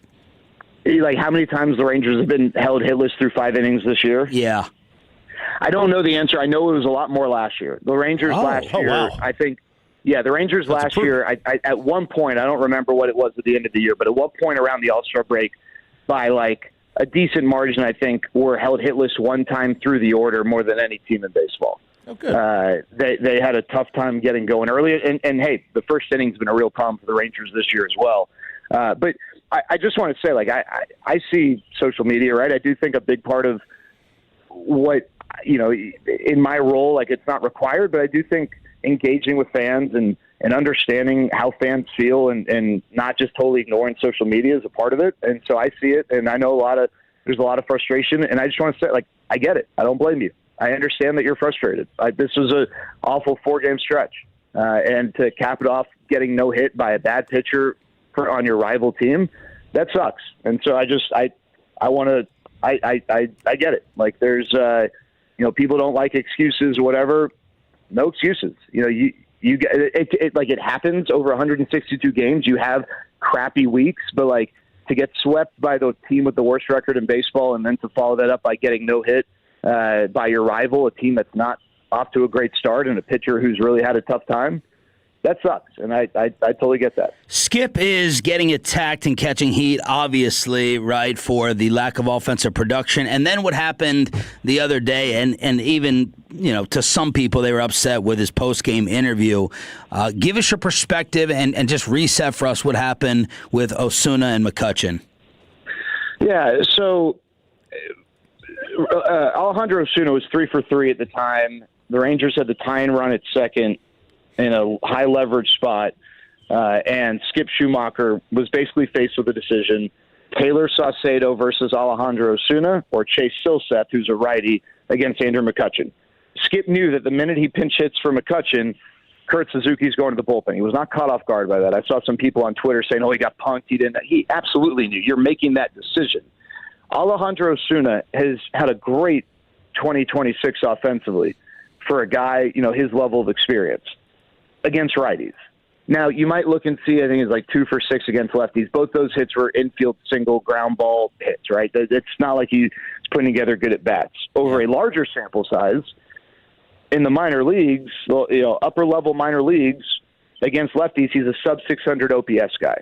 So it is indisputable that Alejandro Osuna has not earned his stripes against left-handed pitching at the major league level, right? That's not to say he can't grow and get better. I think he could. Watching Alejandro Osuna's at bats against lefties compared to Evan Carter's at bats against lefties are 2 different things.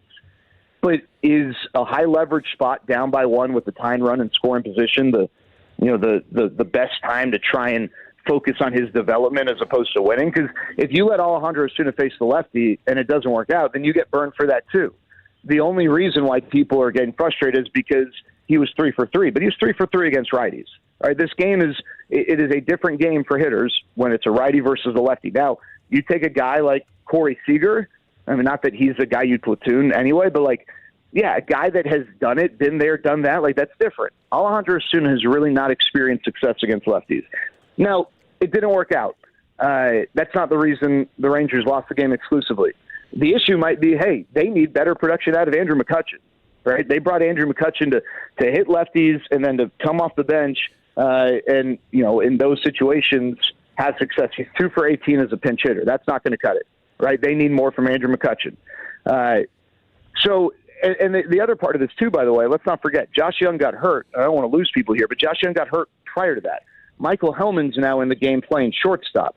So you've lost your backup center fielder. In a close game, which there are not a lot of runs, defense is important.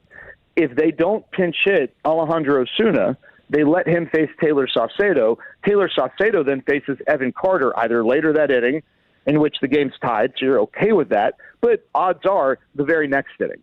And now you either are just giving up and out with Evan Carter, or you're taking Evan Carter out of the game. You've now lost your two best defensive center fielders in a low-scoring game in which defense matters. So there are a lot of different components here. Now, there's frustration with the way Skip answered the question.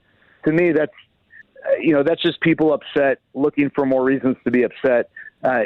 The guy was minutes removed from losing a game that he was frustrated that the team lost. And so he got snappy. I don't know. That happened. I mean, go back and listen to my interviews with Jeff Bannister from 2015 to 2018. All right. I mean, I was, wetting my pants when, they would blow it. Neftali Feliz in 2015 would blow a save before they would change out the closer. When Sam Dyson was I got my head bit off a number of times. I didn't care. I got it. The guy's a competitor. He just lost a tough game. Yeah. The question has to be asked, but I don't expect him to, give me a Hallmark card type answer. I didn't have any issue with that personally. And let me say this. I don't think Laura had any issue with it either. A lot of people are like, oh, that's rude. Like Laura's tough. Let's not underestimate Laura here. She's tough. She can handle herself. She gets it. She understands what she's signed up for. She didn't have any issue with it either. Jared, 4 starts this month for DeGrom. He has not been, outside the Chicago game where he was brilliant, vintage. He's given up basically 16 runs in 16 innings. His velo seems fine. His movement seems fine. Is he just wild? Is he lost his command? It doesn't seem like there's an injury. Yeah, wild within the zone, RJ, I think. I mean, you look at the location of the 4 home runs he allowed against the Astros. None of those pitches are touching a perimeter of the zone, right? None of them are what you would describe to be pitcher's pitches. And also when he's pitching from behind in the count, just like any pitcher, well, it puts you in a little bit more of a compromised situation. I thought the Astros against DeGrom in Houston did a tremendous job of saying, hey, you know what? Screw the slider. We're probably not going to hit that, and no one's hitting it. We're just going to key up for the fastball. And when we get the fastballs, we got to take advantage. And they did, right? The game's not that easy, right? It's not that simple, but sometimes the thought process can be simplified a little bit. Whereas when the Rangers faced Tang, and I don't remember if it was that game or a different game in that series, they kept trying to hit his nasty sweeper, and they let a lot of fastballs go right down the middle or right in the heart of the zone. So I think teams are taking that approach against Jacob. Jacob is still a really, really good pitcher. But, 8 years ago when he threw 98 to 100, there weren't a lot of starters doing that in combination with a 90-something-mile-an-hour fastball. Hell, we were starting to see relievers do that, but there really weren't a ton of relievers who were throwing 101 and 92 with their fastball and their slider. There are more guys doing that stuff now. So hitters are more accustomed to that. There also is a ton of technology that allows hitters to replicate things like a pitcher's approach angle, their release point, to fully prepare, right? It's not just about the velocity. It's the path of the ball from the release point. Jacob always, is one of these guys who's measured great with his vertical approach angle, which is simply to say the deception that he creates with the ride in his fastball based on the release point. And the Mariners have really, try to dominate in terms of acquiring guys who fit that mold. Hitters can prepare for that more. That's not to say, again, that Jacob DeGrom isn't really good. It's just that he doesn't have the same margin for error that maybe he did 5-8 years ago, right? And so we're seeing that. His fastball command has not been great, and teams have taken advantage of it. Last one for you, Jared Sandler, here on 105.3 The Fan. My perception is when it comes to, and look, the trade deadline's in August. We're a long ways away. But my perception is that even if Chris Young wants to add, he has a financial ceiling because of ownership. How accurate do you think that is, and what do you think they're thinking in the front office right now about adding, subtracting, staying with moves that I think obviously need to be made? Yeah, so a few things. I need to add this. Bobby, we had a conversation before the season. I said I thought this was going to be a league average offense. You disagreed. So far, you're right. I just want to let you know. Yep, I'm not. I don't run away from that stuff. I was going to make you say it with AI if you just ruined the rest of the show. I figured. And I apologize to Sean and RJ for whatever that does to Bobby's head. Yeah. So as far as the trade deadline, and let's start with the financial side, I think a part of, yes, they shed payroll. There's no salary cap, but an owner can enforce his own internal cap, right? If Ray Davis says you can only spend X, you can only spend X. It doesn't matter that there's no cap. I do think, though, that the big thing is to stay under the luxury tax. That doesn't mean that, the Rangers are going to just take on $30 million of salary or whatever their wiggle room is. But I do think that they have the ability to take on salary at the trade deadline. I think one of the challenges last year was they didn't. And I think that the thought was, hey, instead of maxing out whatever you want us to spend going into the season, let's leave some wiggle room so we can make some of these adjustments or adds as needed. As far as the trade deadline is concerned, there's no doubt that the brain trust understands that if the Rangers are not in it, whatever that means, and that's where there could be a gray area, that it's possible they take on the role of a seller. For fans, that I'm seeing a lot of that, like sell now. They don't have to commit to that right now. If they did, they wouldn't have a market to truly drive up the price tag for whomever they're going to sell. It's not the front office's job to be emotional and to ride the wave or get knocked down by the wave in a situation like we're in right now. They're going to look at it and say, hey, whether people listening agree or not that the Rangers have the ability to press on the gas and get into a playoff spot, the Rangers are within a couple games of a wild card spot in 3.5 or whatever in the division, 3 in the division. So it's not like they're 10 back right now. Also, the front office isn't, by considering the possibility of them competing, doing any disservice to themselves in the event they were to decide to sell in July. It's not like they need to commit now and they're building up intel now that they'll use to their advantage in July. They're having conversations on both sides internally, I'm sure. They just don't need to commit. As you mentioned, Sean, I think it's August 3rd this year. Yeah. They don't need to commit to anything for a while. So for them, let's just, they're going to take the approach. Let's just see where we are, right? Like, they don't need to. The only thing they would maybe need to do right now is if they felt like they had to go and get someone right now to give this team a chance to win.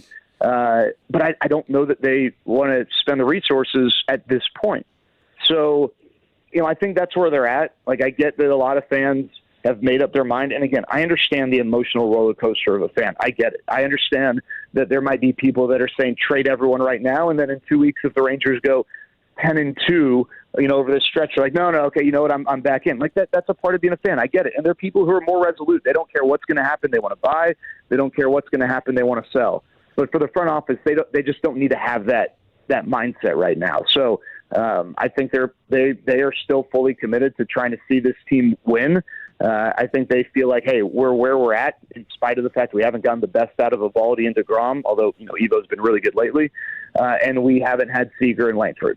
Let's just see what it looks like when we get those guys back, or we're back on track, and then they'll make decisions at that point. Awesome stuff. Thank you, brother. We'll see you tonight.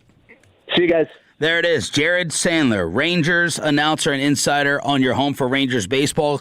Next game against the Armpit, 6:30 pregame, 7 o'clock first pitch. Let's hook you up for turning it on, leaving it on. She was like, oh my God, this is my song.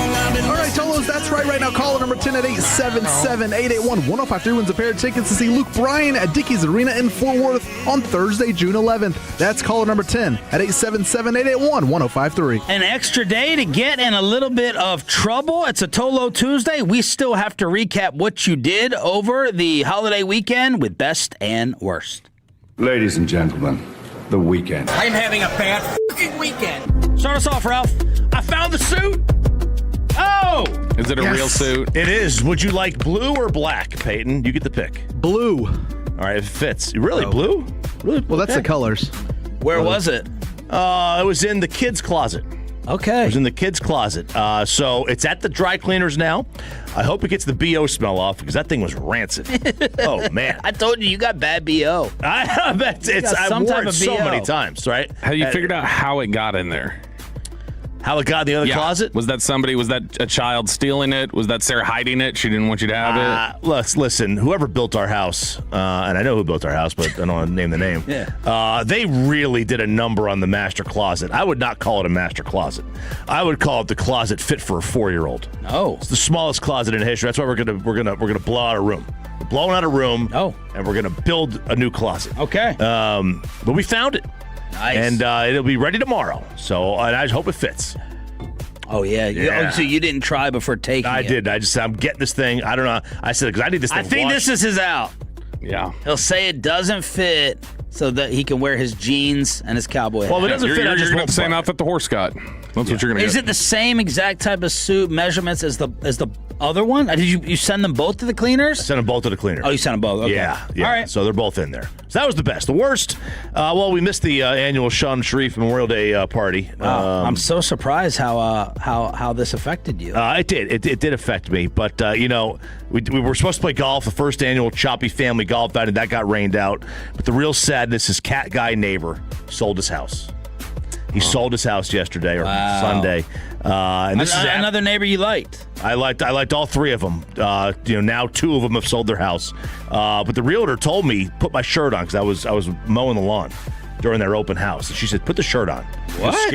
And then that house sold with me with my shirt on. Did you know the realtor? I didn't. No. But Did you put the shirt on? I did not. Good. I did not put the shirt on. I kept mowing. I got to tan. If I'm gonna shave my head for Peyton's wedding, I've got to tan the head.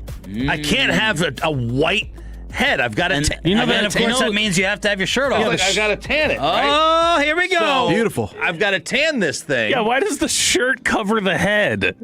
Well, because I don't want tan lines. You're gonna have a long sleeve shirt. In general, I don't want tan lines. Okay. I was barefoot too. So was it an uncomfortable? Like, was she joking with you? I think she was joking. But she was a little attractive, so I was like, "Oh, this is really cool. I'm definitely gonna keep the shirt off." Okay. Yeah. Come on, ladies. Best of the weekend was Jacob was home for the weekend, which was good. He got to see the girls, got Army to hang out training with us for a little bit. He had gotten leave because of it was unfortunate circumstances, but his uncle was in the hospital and he's still with us, but that has not looked good to this point. The worst of the weekend was, I don't know if anybody else did, Friday night and Saturday morning, we had brutal hail in Louisville. I got nothing. I don't think I've ever heard a window get hit for 10 minutes straight like that. Just ping, ping, ping, ping, ping, just over and over and over again. And if you got hit, you can call Fraser Roofs and Gutters, Kyle Fraser, FraserServices.com. But the thing that was a little troubling about it, I wake up, this hail is waking me up. It's that loud. And so I get up and I look and I'm like, well, let me check the radar. And I look at the radar, nothing. I'm like, what the hell's going on there? So I see Brunoff sent out an email at 1:42 in the morning. And his email says, Daniel Brunoff, all radars are out in DFW. I just asked National Weather Service when they'll be back up and running. Their reply, they said they got the best people working on it, yada, yada, yada. But I was like, so wait, they don't even know what's like if these storms like what's the quality or the intensity of these storms are, because they can't look at radar. Right. So that was the one thing that made me a little like, okay, what if this is like a tornado about to bear down on us with all this hail and they have no idea because they just can't look at the radar. So that was a little, I thought we were going to get a nocturnal tornado there for about half a second. The flooding yesterday was crazy at like Iron Horse Golf Course. I saw Irving flooding. Yeah, Irving flooded. Iron Horse Golf Course in like Hearst, completely underwater. Pay best and worst? Yeah, all best for me. I found out Friday that my younger brother, one of my younger brothers, not the adopted one, Chop, is getting married in Italy next year, next April. His fiance is Italian. She's from there. She lives there now. So they're going to have an Italian wedding out there next spring. But then also the best, with the extra day for the long weekend, of course, I had to go to the casino with my friends on Sunday. Last time as a non-married man, but this was, believe it or not, one of the only times that Mackenzie was not okay with me going at first. And you put your foot down. I asked Friday. I Took your said, shirt off and told her. Yeah. I said, if you want this waiting to happen, you're going to let me to go to this casino here. But no, she wasn't okay with it on Friday. But then Saturday, I was kind of like playing the, petty, oh, well, they're going to go, but I don't need to go. You're right. I need to save money. And then, but then I won. I won $300, there baby. You go. Let's go. Craps did it again. Teach 'em. So now we have $300 more dollars in the bank account, and the wedding is less than 2 weeks away. There it is. Best and worst of the weekend with an extra day off, trying to get you to your weekend as quickly as possible here on Sean and RJ. Why the human football computer is now advocating for AI, and he's a Dallas Cowboy. The Bobby audio that went Cowboy viral over the weekend after this.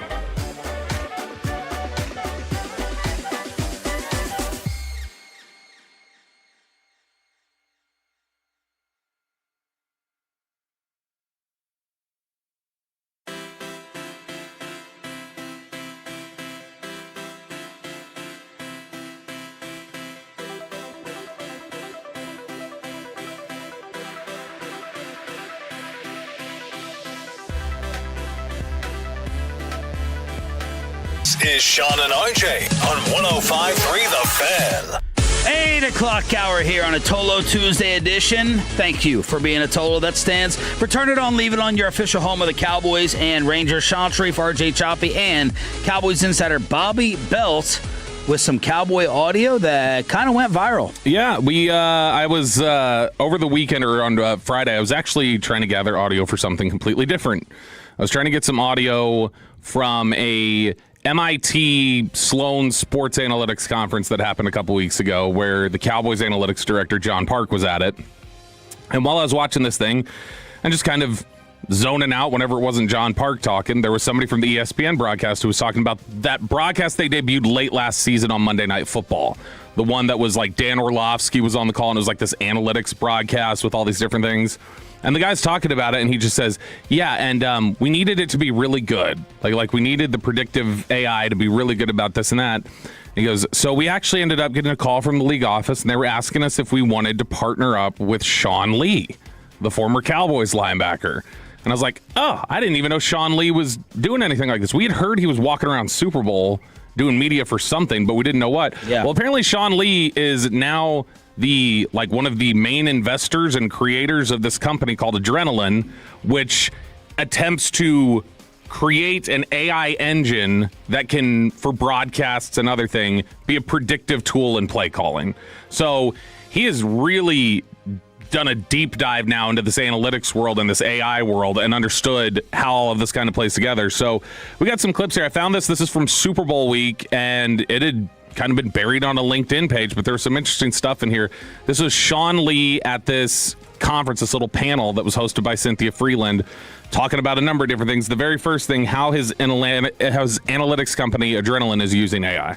Yeah, so Adrenaline, we are an AI company that, predicts outcomes in games. And we've built an artificial intelligence called True Play AI that integrates next-gen stats with our historical database to make dynamic play-by-play predictions.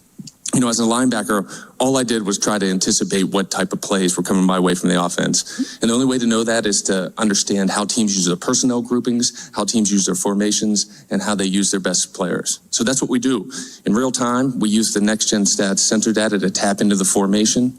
We identify that formation, we take it to our database, understand the historical usage, and then we make predictions on run pass, on targeted receiver, and on blitz probability. And really, everything that players and coaches use to game plan, that's what's in our AI. We say we want our AI to be like Peyton Manning's brain, like Luke Kuechly's brain. So all the data points that players use in real time, we're putting that into our AI.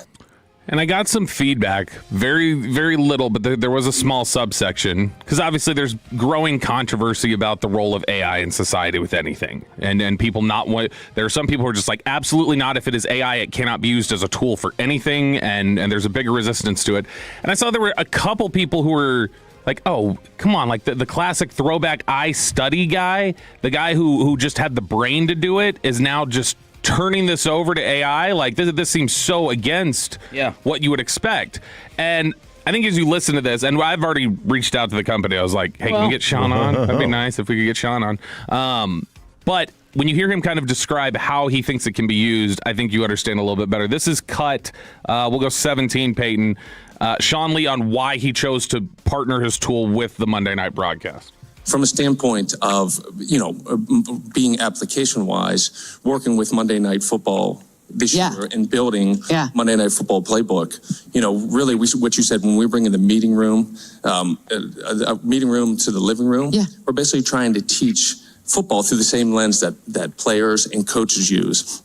And really, NFL audiences are as informed as they've ever been, and we want to cater to those audiences. And we say that our probabilities are jumping off points for the broadcasters to be able to teach the why, like you were saying, the why teams are operating in the way they are. And we have two clips. Yeah, so this first clip, you're going to see anytime the formation moves, our prediction is going to move. So Walker. Who's going to get the ball? Who's going to get the ball? Okay. You got the run pass probability. You got the blitz probability. Love it. Motion out, we got this, we identify the formation called trips gun far. But not only are we identifying trips gun far, we're identifying trips gun far with JSN in the backfield, which is going to make pass probability go up to nearly 100%. These are the details that we're tracking. Now, why is he in the backfield? It's because, San Francisco plays a ton of zone. This isn't a way to get their best receiver isolated on a linebacker. I should not be covering this guy. Troy should be covering guys like this. And I didn't watch this broadcast last year. I don't know if you guys did, the analytics one. Because Orlovsky was on it? Yeah, mainly. I mean, I could have muted it, I guess. But so they have 3 Monday Night broadcasts? They got that, the Manning, and then... The Manning cast isn't on every week. So they wanted a supplemental broadcast when Manning cast was off. Okay. And so it's fascinating that we always marveled at Sean Lee. Like, whenever we would see a clip of him talking about something, it's like, how does he know... like all these different things? Like, how can he just people want him to coach? He's correcting coaches and he's doing this and that. And when you see him talking about, like, just the fact of, he says, look, when you look at the formation, you got this. He goes, this is near 100% pass probability. And I think a lot of people sitting there, they may have an inkling there's a pass, but most people watching on TV would never think this is 100% going to be a pass. But that's the way Sean Lee's head works. So that's the technology as applied to TV. They got into a Q&A session, which is where I think the most interesting stuff comes from. So he was asked, this is clip 19, Peyton. He was asked specifically, all right, this AI tool that you have for broadcast, well, how is this going to apply to teams? How are teams potentially going to take tools like yours and then apply it to in-game stuff? That's where I see AI going a lot intra-week. Like, as a player, when I first went, we were just watching film constantly. There was not a lot of data. The coaches would talk to you, but if you had AI to help direct you what film I should be watching, what plays are coming my way, I don't need to work on this play, but I need to work on this play. To me, like we said, there's only so many hours in the week. If you can start to build some of that efficiency into intra-week, understanding how a team's going to attack you, practice one play 50 times that you know is coming, don't practice the plays that you know aren't, that's going to make you a better football player over time. That's where I see it intra-week being used for football teams. Sean, it seems like your data already can do predictive play calling, essentially. Is that something that you would draw a line against? You don't want to see coaches using AI live in games to make decisions? Yeah, no, I would agree with that. But even so we make a prediction, 80% run, 20% pass. Well, guess what? That 20% happens. And as a linebacker, sometimes that 20% is your responsibility. So you still have to dive into the X's and O's. You still have to prepare and understand. You got to prepare for the 80%. You got to prepare for the 20%. So to me, using it in the game, I don't think it's actually going to help you that much. I think that's a really interesting angle because there's so many people that are concerned or worried about. There's an article from The Athletic we read last year that was like, could we one day see a play caller be a machine? Like, essentially, could an AI unit become so advanced that they're able to look at probabilities, they're able to read formations, or it is able to read formations, and then it's able to just call a play. And if you need to check it at the line of scrimmage, fine. But the initial play call comes in here from the AI unit, and that's where Sean Lee's saying, no, like, you still can't lean on it. Because we're saying 80% probability. That does not mean, like, there's definitely 20% it could happen. And when it happens, like, you cannot have somebody who's unprepared for that. So it's more, I think that when we've talked about this before in life in general, the AI tools that are available, are you using it to make things easier? Or using it to do your work for you? And that's the thing that Sean Lee's saying can't happen. You cannot use a tool like this to do your work for you. And that's where you're going to end up getting in trouble. Sean Lee here, this is 19A. I thought this was an interesting question. He was asked about, given what he's seen with his model and studying in these games, which play caller in the NFL most frequently confuses his AI model? Sean McVay is, really tough to track because he generally this year he used a lot more 13 personnel, but generally he used a lot of just 11 personnel, similar formations. And so what we're doing is we're tracking the formation, the splits, where every player is specifically aligned. And with Coach McVay, a lot of his stuff looked a lot of the same. The percentages seemed the same. Now this year they came out in 13 personnel, but then they would make it look like it was a spread 11 personnel type of formation. 13 with three tight ends. So sorry, with three tight ends. Yeah. But because he's so versatile as a coach, he can build his, he can run his whole playbook when he has three tight ends on the field or only has one tight end in the field. So that's a guy I've admired. When he was in Washington, I played against him a lot. It was always tough. And with our models, he is one of the better guys at being able to not be able to predict what's coming. Do trees of coaches tend to follow that as well? Absolutely, especially Coach Shanahan and the way the versatility of all their formations. They do the same thing with the fullback, Yurchek and then, Kittle. They're so versatile that they can line up in what would be called pro I, which is a big run formation. Then all of a sudden they're in an empty formation and you have a fullback who's running a slant and the ball's getting thrown to him. So that versatility of coaches based on personnel, based on formation is really what makes it tough for defenses to be able to combat. Sean McVay, the genius. Beating a computer. He's beating the computer at chess is basically what they're saying. Which, him to that point, it reminded me of something that I think I've referenced before. But I remember I was talking to somebody a few years ago, and they had said that I was asking about a question about defensive philosophy, and he kind of like bristled, and he was like, "Well, he's like, this is kind of a controversial take. He's like, there's no such thing as defensive philosophy." And I was like, "But how do you figure?" And he's like, "Because offenses are always advancing and offenses are always changing designs and they're always looking for ways to attack. If you are somebody who is married to this is my scheme, this is what I do, you're going to be out of the league eventually because people are going to pick it apart. Defense is naturally reactive. You are reacting to the trends across the league and you're making your scheme that." And he's like, so there's not the only philosophy with defense is you need to stop the offense, and whatever way that gets done is the way that it gets done. So interesting stuff there from Sean Lee. And then one more note that had nothing to do with AI, but I thought was very interesting given his injury history. Because one of the first comments I got in reply, they said, Sean Lee tore his ACL giving this panel. That was one of the first replies I got. Sean Lee, did you prefer turf or grass as a player? Playing on turf, you can wear the same cleats week in and week out. You get on grass and it's muddy, and now you got to put a different cleat on and you put the studs on. I mean, there's just so much that goes into preparing for games, and I know each player has their own way of what they want to play on. But yeah, I prefer to play on turf too. Wow. I've never heard, especially somebody I feel like Sean Lee, who's like super cerebral and looks at things all these different ways. He's the first one I've ever heard to say, 100% turf every day of the week. Yeah. That's the one that I want to play on.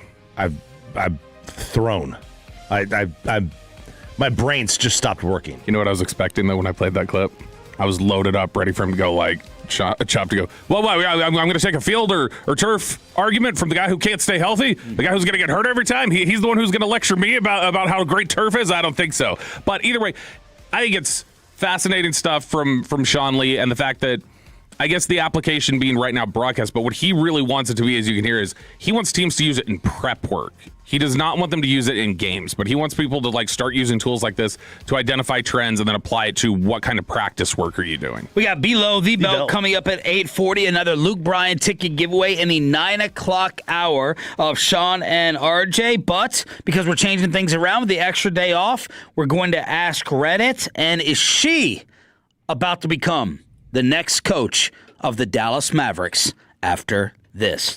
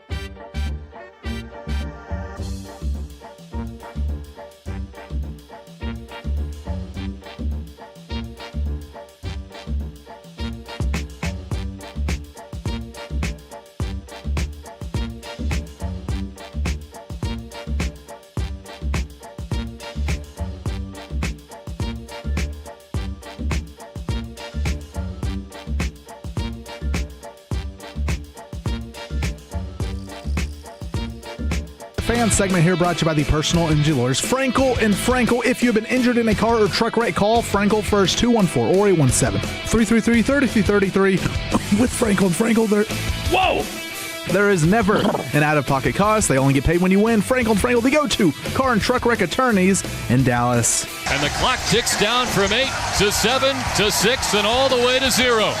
Final score in Game 4, 130 to 93. And the New York Knicks are on their way to the NBA Finals. For the first time since 1999, the Knicks are Eastern Conference champions. You little bacon stuck back there? Bacon, hash browns. It's that cough still, man. I'm telling you, it has not gone away. It's his hiccup flu. The hiccup flu, man. The hantavirus. Man, my throat, my right side of my throat this morning. Like I woke up in the middle of the night, like 1 a.m. Fine. 4 o'clock. I was like, what's going on here? So I just assumed it's a little drainage, and it'll be over by the end of the day. I got my emergency. Yeah, I feel like those things can be lifesavers. But as I tell my mother-in-law, Peyton, you're not feeling great, and then you go to a casino with the smoke. Well, and the germs. Well, it's not that I'm not feeling great. It's just the cough is still there. You know, it's like if I start laughing a lot or, talking, I guess sometimes the cough just happens. It's not like I'm coughing, hysterically or something like that. Yeah. You're messing up live reads, so. Yes. Okay, Bobby. The New York Knicks are going to the NBA Finals, destroying the Cleveland Cavaliers with a sweep. Game 5 tonight in the West. Couple of Maverick notes. By the way, you doubted me earlier. I'm gonna go put an underdog bet down right now on Oklahoma City. With being favored by 5.5 or 6? Mm-hmm. Okay. I'm gonna have them cover. Okay. I don't know what to do with it. That Wemby aggression worries me of whether he's going to go out and be like, I'm good. This is my MJ bitter MVP moment that Malone got it or Barkley got it or Clyde Drexler's getting all the hype. And I thought we were there after game 1, and then some hesitancy and passiveness I thought cost the Spurs. They bounced back, of course, in game 4, but it hasn't been. We'll get into this later on, maybe tomorrow, with RJ's list of updated rivalries. It hasn't been like this. It hasn't been a mind-blowing series. It's been a good series, and I feel good about it, not knowing what's going to happen this evening in my own head. Feels like he takes the phrase "let the game come to you" too literally. Yeah, and like, but you're a giraffe. Everything should be around you and come to you. Yes, but like it's like instead of like if the play doesn't come his way, he's just like, all right, whatever, instead of like demanding the basketball or wherever you want him to do. He does not have that in him right now. He does not have the give me the effing ball. He doesn't have that, like, as much as so much of his mentality people like in terms of a competitor and stuff, he doesn't have that Kobe, like, you're going to get me the ball right now. And I'm taking this shot. Chris Mannix, NBA insider, friend of the show, had this to say over the weekend about the Mavericks' decision to fire Jason Kidd.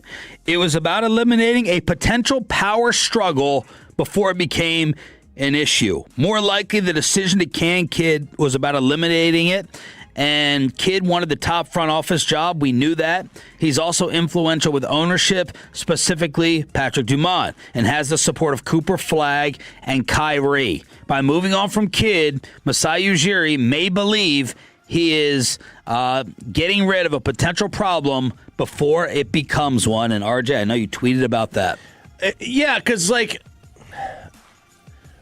first of all, why is it going to become a problem, right? And you're already you're saying that the problem is more important than the actual performance of the head coach.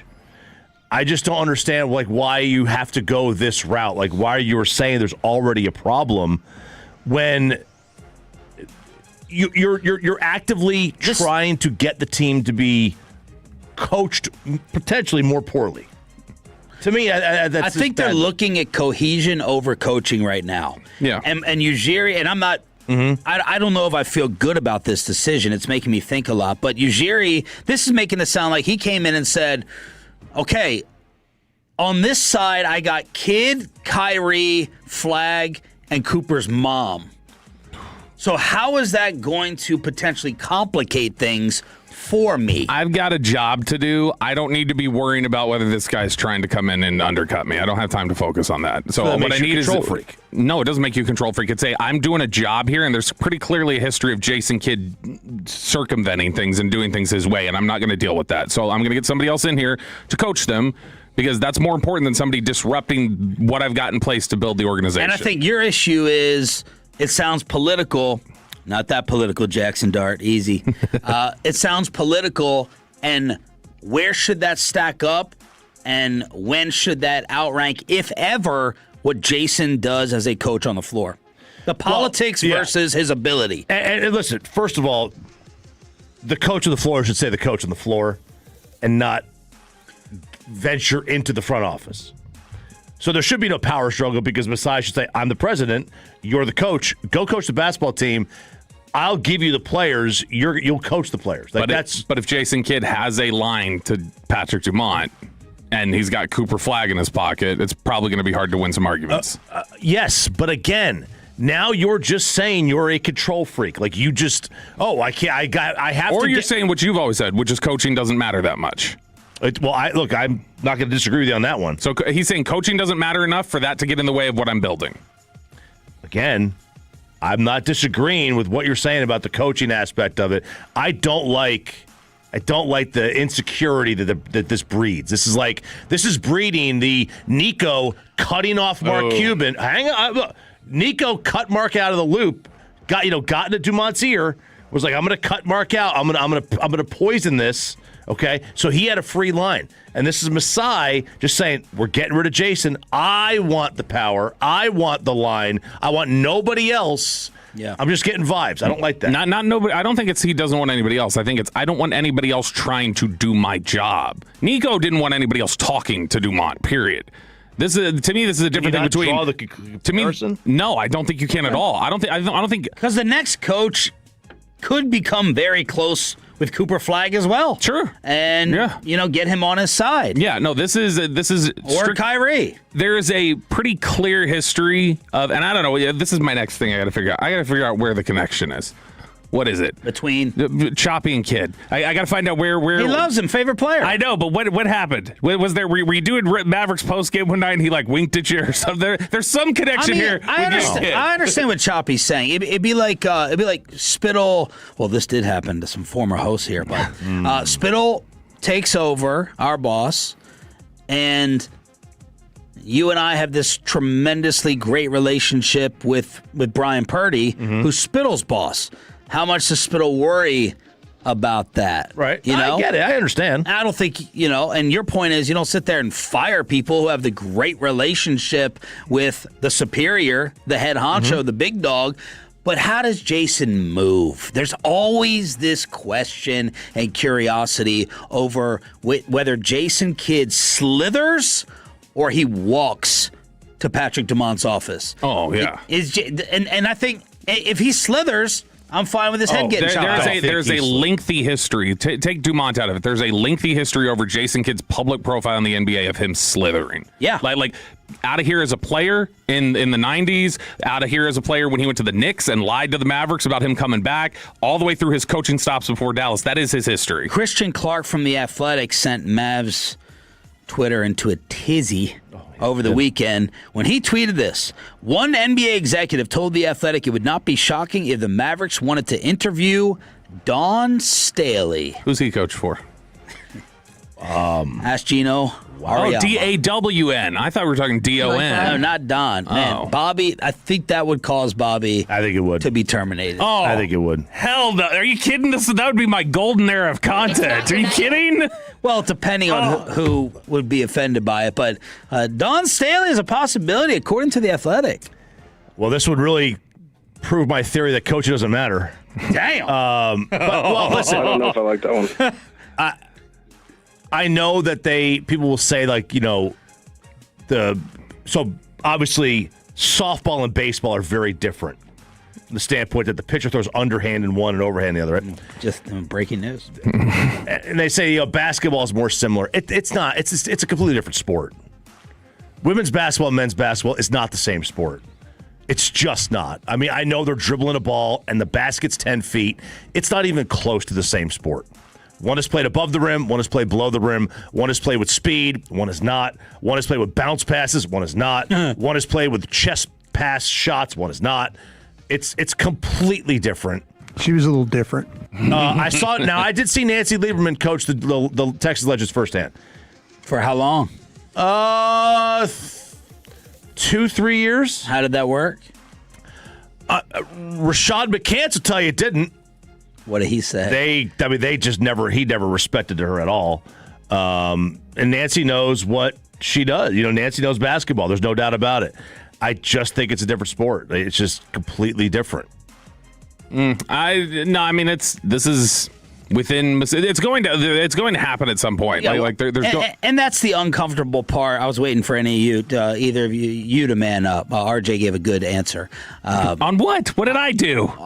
I'm waiting for some. We need to just say what the majority. I'll tell you what it is. Like this is absolutely a virtue signal interview, 100%. Because forget that they're not calling. I don't think the head coach at the University of Men's, like the University of South Carolina men's basketball coach, if it's the same track. I don't think they're calling. They'll go like, that's somebody we really got to interview. This is just like when he interviewed Becky Hammon in the past when he was in Toronto. It's a he wants to signal like, hey, this is what we believe in. This is the culture that we have here, and we're having this interview. And maybe he does hire her, but even if he hires her, I think at that point it's probably also a signal. Becky is more qualified. She's been coaching men. She had sat with Pop, and so there was Dawn Staley. That would be for nothing to do with her gender. That would be an aggressive reach in terms of a promotion. It would be a bigger. So the San Francisco Giants hired a college baseball coach, Tony Vitello, this year. People were like, this is insanity.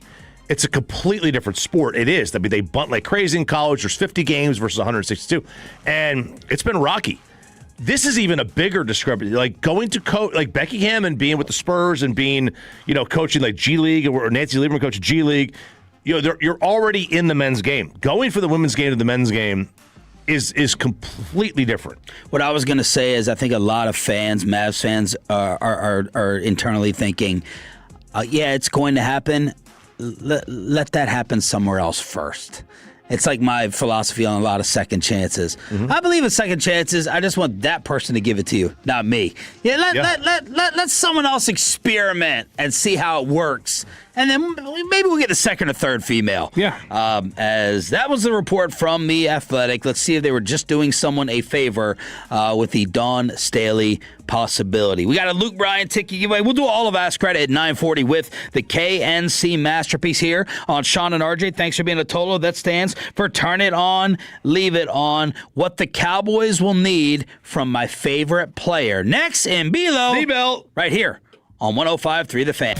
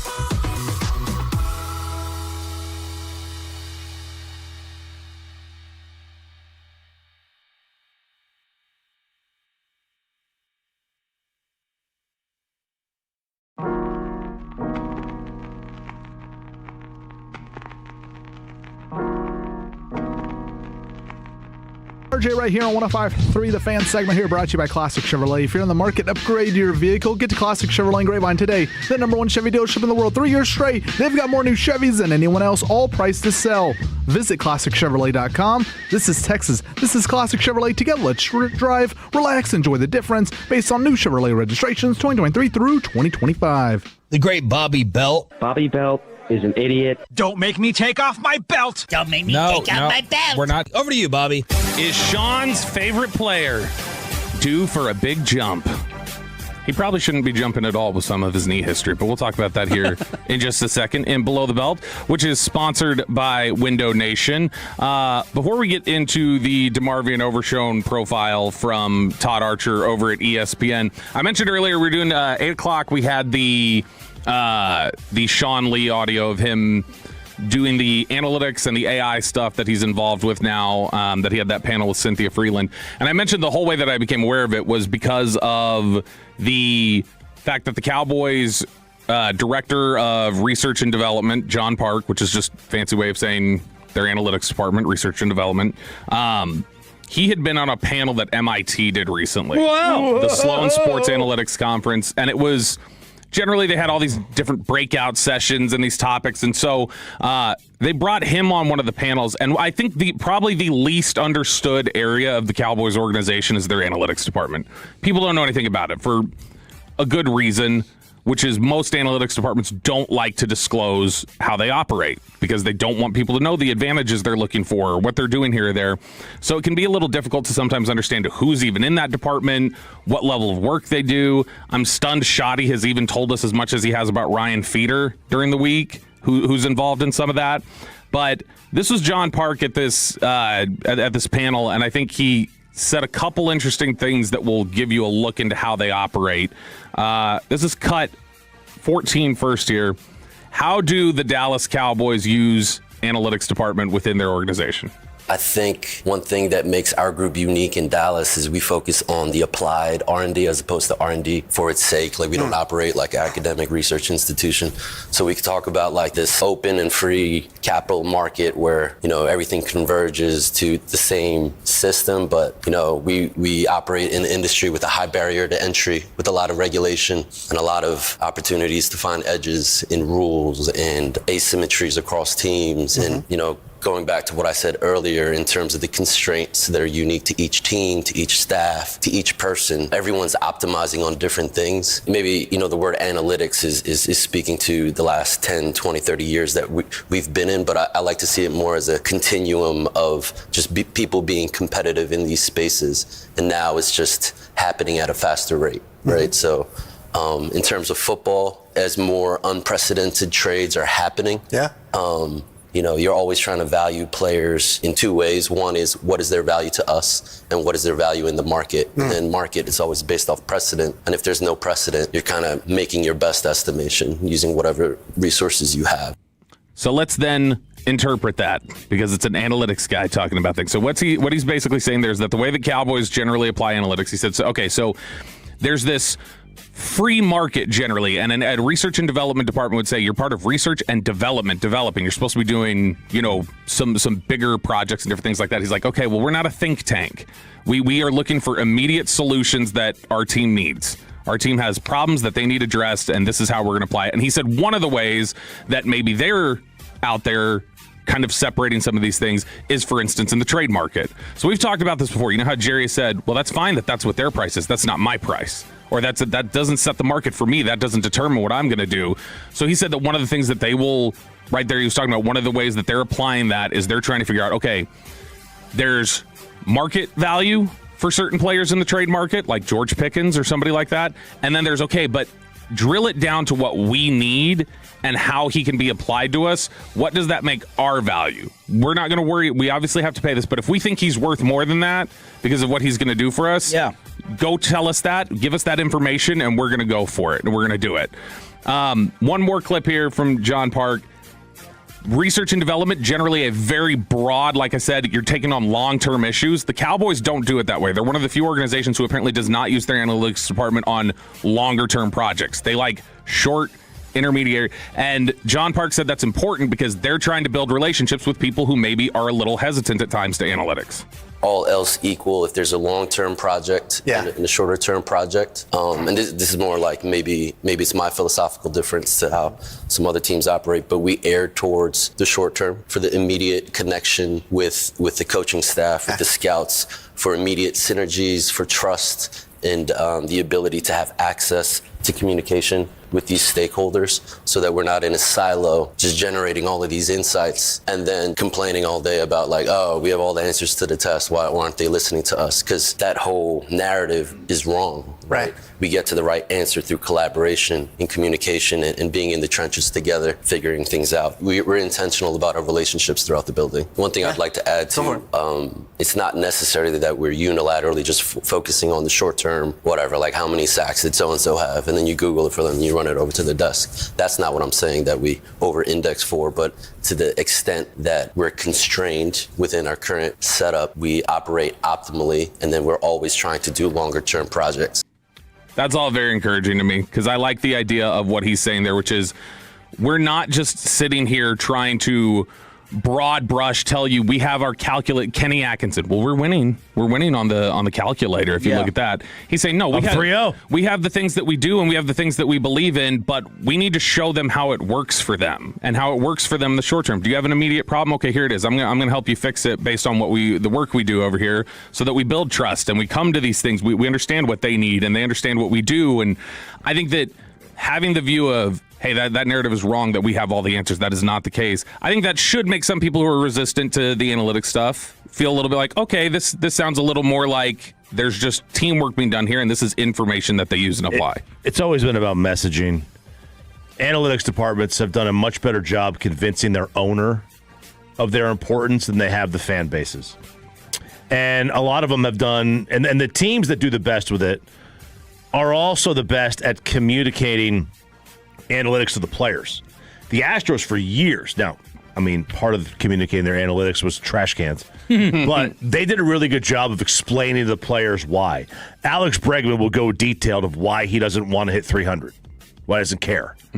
He's like, they've explained this to us. Like, the teams that explain it to the players the best are the ones that win the most.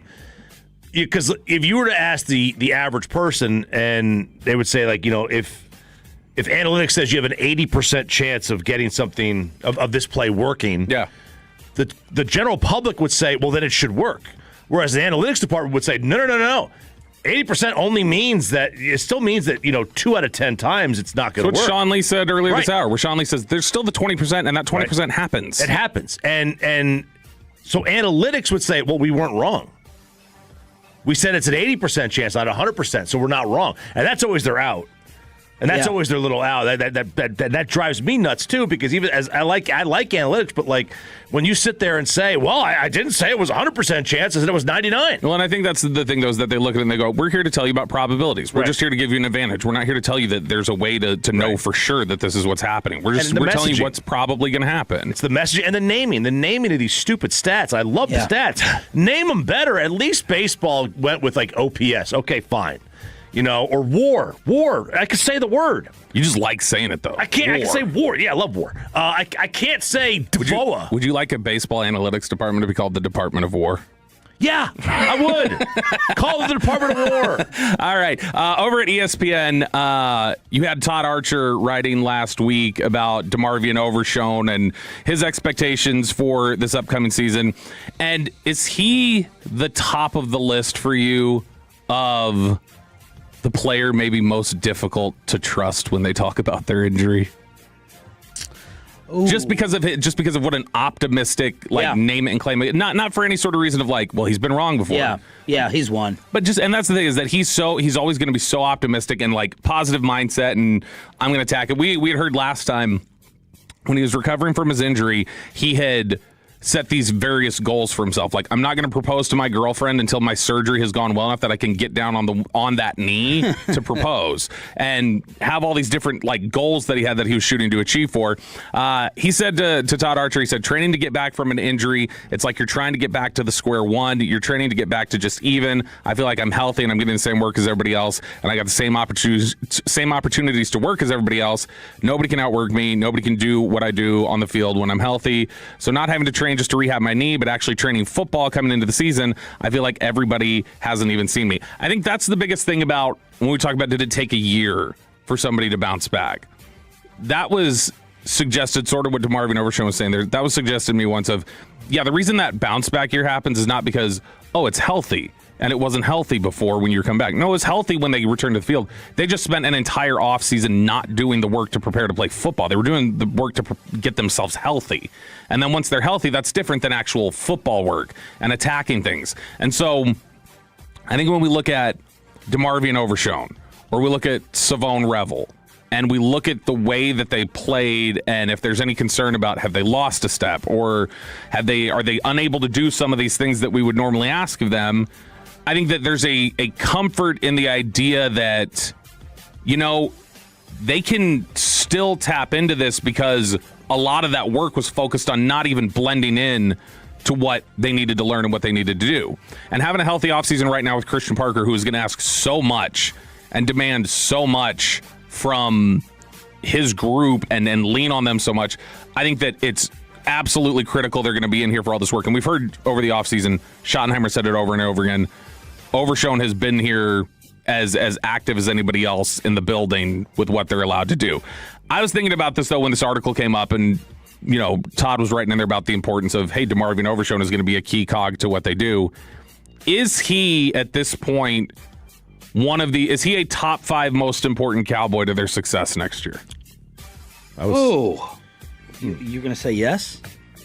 Top 5? No. Let's say I give you the guy who looked like he was about to be, you know, a Pro Bowler before he got hurt in 24. If I say he's going to be that guy for 17 games, yeah, is that the margin from what you got at linebacker last year to that? Is that a huge enough margin in terms of impact to say, if you got that, that's an immediate way to jump your ability as a football team that you didn't have last year? Yes, absolutely. No. I like the way you phrased it better that time. and that's all I mean is more like the idea of like, you don't reasonably think you can get. Well, what about Downs of the safeties?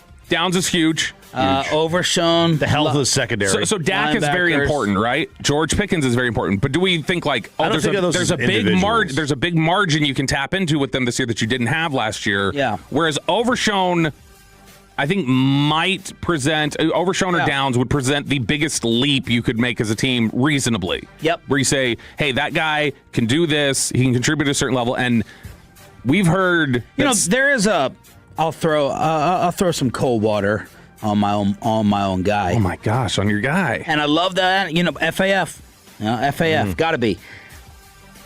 Overshown, and I love listening to him. I love his energy. But Overshown does a lot of bragging and talking about a 19-game career. Like, DeMarvion is like, look, it's already established that I'm one of the best linebackers. He said this at the Derby. Yeah. It's already established I'm one of the best linebackers in the league when I'm healthy. And I'm like, I love you, man, but that was 13 games. Yeah. In 2024. Like, you've been in the league for a Peyton Russell hiccup. Whoa! And he's talking like he's got this. We all know, right? If just Mike Trout could be out there, he's the man. And I think DeMarvion, like, he talks like he's done it for multiple years, and he hasn't. I'm trying to think who's similar in sports. I know there's got to be somebody. Who's similar in sports that is just the, like, relentlessly optimistic individual? Russell Wilson? Yeah. Oh, gosh. Okay, well, let me think of it. But I do think that that's part of the same sort of optimism of just like, hey, talk in a certain mindset, apply a certain mindset that you're going to be great, and this is what you do, and this is how you play. Let's go from the opposite of optimistic to the Texas Rangers getting no hit. Choppy has it in Diamond Calves on your home of the Rangers after this. And the home of Texas.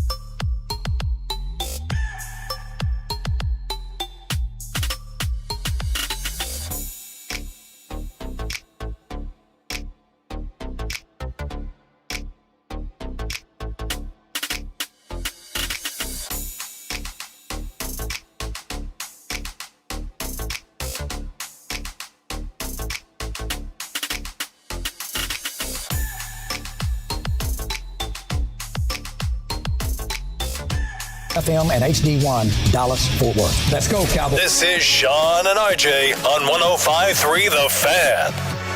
1 ball, 2 strikes. And the pitch. Breaking ball, strike 3. Cole Nimmo will challenge. The call on the field is a strike. So the Astros starting to celebrate. The pitcher and catcher hugging each other, but Nimmo is challenging, so let's wait and see. It's a strike. The game is over. The Astros have no-hit the Rangers. They just threw a 3-pitcher no-hitter with a guy making his major league debut, pitching the last 2 innings and doing so perfectly. 9-0 Houston the final. You're an idiot and you don't know baseball.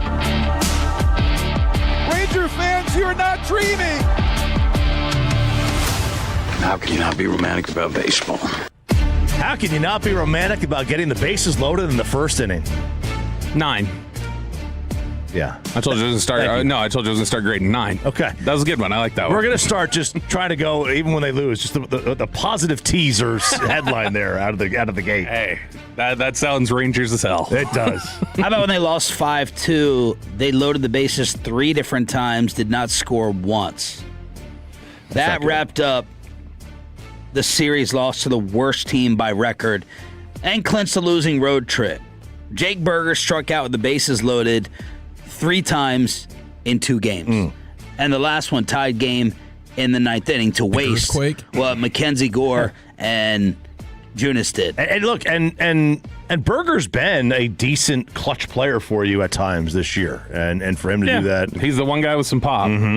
Well, by the way, did you think that was a muted celebration? Do you think they're like, yeah, but it was the Rangers? Yeah, and I feel like the whole like, do we get credit for this? I feel like the whole no-hitter thing is kind of like that. Yeah. I just feel so many of them now are combined. I just feel so different about a no-hitter. You're expecting alerts from everywhere and everyone to be like, yo, like, and we're kind of texting each other back and forth, but I'm texting my other buddies and they're worried about the Knick game. They're worried more about basketball, what's going on with the hockey. It doesn't feel as big as it. Yeah, perfect games are the only thing that bring that level anymore. With the amount of guys miss bats so much more regularly now. The pitching is so good now, and that's even with that, we haven't had a no-hitter in 2 years. But a combined no-hitter just doesn't have the allure. It doesn't have the same feel that a classic, typical no-hitter or perfect game would have. And I don't remember the last perfect game. Domingo Germán, maybe? I don't. And Jared said, I had almost. It was Germán. Jared didn't seem to understand when I was saying, is this one of the more embarrassing no-hitters? I think it was Bob Nightingale or someone else who suggested it. And then Jared was basically explaining my point in question at the end of his interview in the Expressway when you talk about the ERA of the starting pitcher, when you talk about his walk rate early in this game, when you talk about the guy who finished you off is making his major league debut. Yeah. That's why people are like, ooh, it's not just one thing to get no hit. Right. The quality of people you face to get no hit. And the Rangers have a tell right now. And it's not that they just can't hit. They are hitting 208 against 4-seam fastballs this year. And MI threw it 49% of the time yesterday. And we're going on 3 years where they can't hit. They haven't been able to hit a fastball since they won the World Series. And that's a problem. It's a major problem that this team has going on right now. And there's no end in sight because, the end in sight was supposed to be the start of this stretch. The start of this stretch, you talked about where they played, your Colorados, obviously your Angels, and now you get the Astros who stink. Well, we're the ones who stink. Yeah. The Rangers are the ones who stink right now. And it's troubling to see because you get your guys, you get guys on base in the first inning, and you can't get them in. You can't get any runs scored. And then the hardest ball you hit all day is a Peterson ground out to shortstop or one hopper. That was the hardest ball all day. 105 mile an hour, and 105 is nothing to sneeze at. But you would like to barrel one up and hit 114 every now and then, 110. How about a ball in the air? Since 2021. Only the Cleveland Guardians have been no-hit more than the Rangers, who have had it happen 3 times now. And I think all 3 of those were combined. Or no, they were not. But, I mean, it's just 300. No, because it was Musgrove, right? And that is Kluber. First time the Rangers have been no hit since Musgrove, April 2021. They were also no hit May 21 by Corey Kluber. Could you imagine that twice in a month to get? It was twice like 2 week stretch. Yeah, it was no hit. It was, but I mean, and to answer your question about the rarity of it, no hitters. That's the 327th. It looks like there have been 24 perfect games. So it's becoming a little more common. It is. Last 2 games, 3 for 55, 20 strikeouts, 1 run scored. 3 for 55. Ugh. And go back to that Angel series, the botched double play. It's always that is a perfect example of it's always something. Now, yes, there was some spin on that ball that got into his glove, and Foskey tried to do the transfer, popped out of his hand a little bit, got the play, still made a bad throw, and there's your run. But the offense is the reason that you're in that position in the first place, because you were not facing Cy Young or prime Randy Johnson or Pedro Martinez, and here you are with 1 run, and you struck out 16 freaking times in that game. Reed Detmers put you down 14 times. A league average pitcher put you down 14 times. Now, he does strike out a decent amount of guys, but I went and looked. The Rangers accounted in that game for 19% of his season strikeout total. In that one game. He threw more than 1 ball in only 3 at-bats in the span of 21 consecutive Rangers he sat down. Let me say it again. He threw more than 1 ball in only 3 of those at-bats. So she made 1 ball, like the count was 1-2, and then he struck him out? Or no, he got to 2 balls, period, in the count. 3 times. Every player in the lineup struck out at least once. Like, before yesterday happened, we had 3 different negative Ranger topics to get to. Mm-hmm. Like, the McCutchen-Osuna thing is going to get buried over that decision. Jacob deGrom and the struggles, they're getting buried. Josh Young's shoulder, that is going to go ahead and get buried. Yeah. What happened against the Angels to a degree is going to get buried because you're the national embarrassment of getting no hit. You are, and that's the reality of it. All those things. Like, this is the weekend Ranger fans truly snapped. As they should have. For the first time. You can't get swept by the Angels. And you can't let... That was definitively, going into that series, like, statistically, if you look at it, that was the worst team in baseball. Yeah. And, you look like... You look like an offense that has no idea what they're doing. I feel bad for Mackenzie Gore. He pitched well. Yeah. Mackenzie Gore hasn't pitched well a lot of times. I mean... But he pitched really well in that game. Good enough to win. A normal team would have given him a win. This team made Reed Detmers look like Cy Young, and you just can't have that. And the game is going to be put on Foskey at the end. Shouldn't be. They should have been in the position there. That should have been a game-ending double play, not one that would send it into extra innings. That, by the way, that was the first time in a year that the Angels had swept an AL opponent. In a year? It had been a year. It was June of last year. Do you want DeGrom or do you want that Osuna? Let's hear from Skip. You said they can't hit fastballs? I mean, they're hitting 208 against fastballs this year, and they were 28th against fastballs last year in the sport. Let's hear from Skip on why they can't. Yeah, it's a good question, and that's why I think it starts with me first. I have to figure out what we have to do differently. We do different things each day, whether it's the machine, the traject, the live arm, live BP. We're trying to do different things, but at the end it falls on me. So I haven't done the right. Found the right recipe to get them going, to hit the fastball more, and it's a conversation that I'm going to continue to have, with our coaches to figure this thing out, because when you get no hit, it's a team thing. It's not just the players.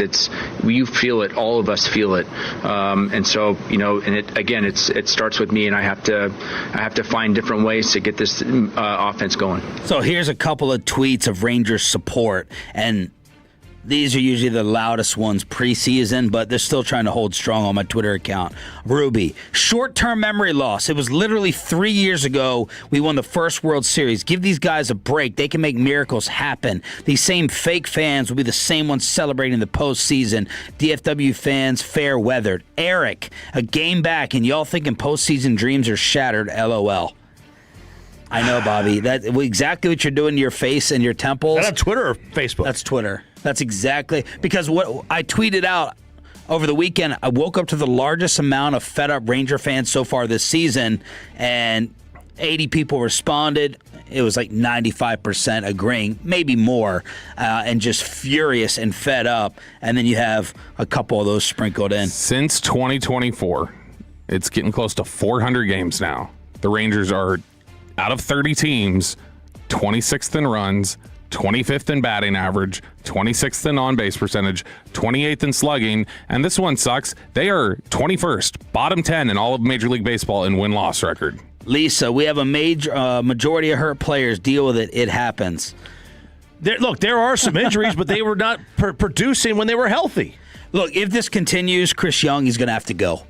Enough dancing around all this stuff. When we got to sit there and prop up Jake Berger, and you and I caught all this heat from McCutchen at the beginning of the year. And when Jared is on with us and he's like, they need Andrew McCutchen to be better. No, they actually don't. No. That's not Andrew McCutchen's fault. Andrew McCutchen is a baseball and athletic senior citizen.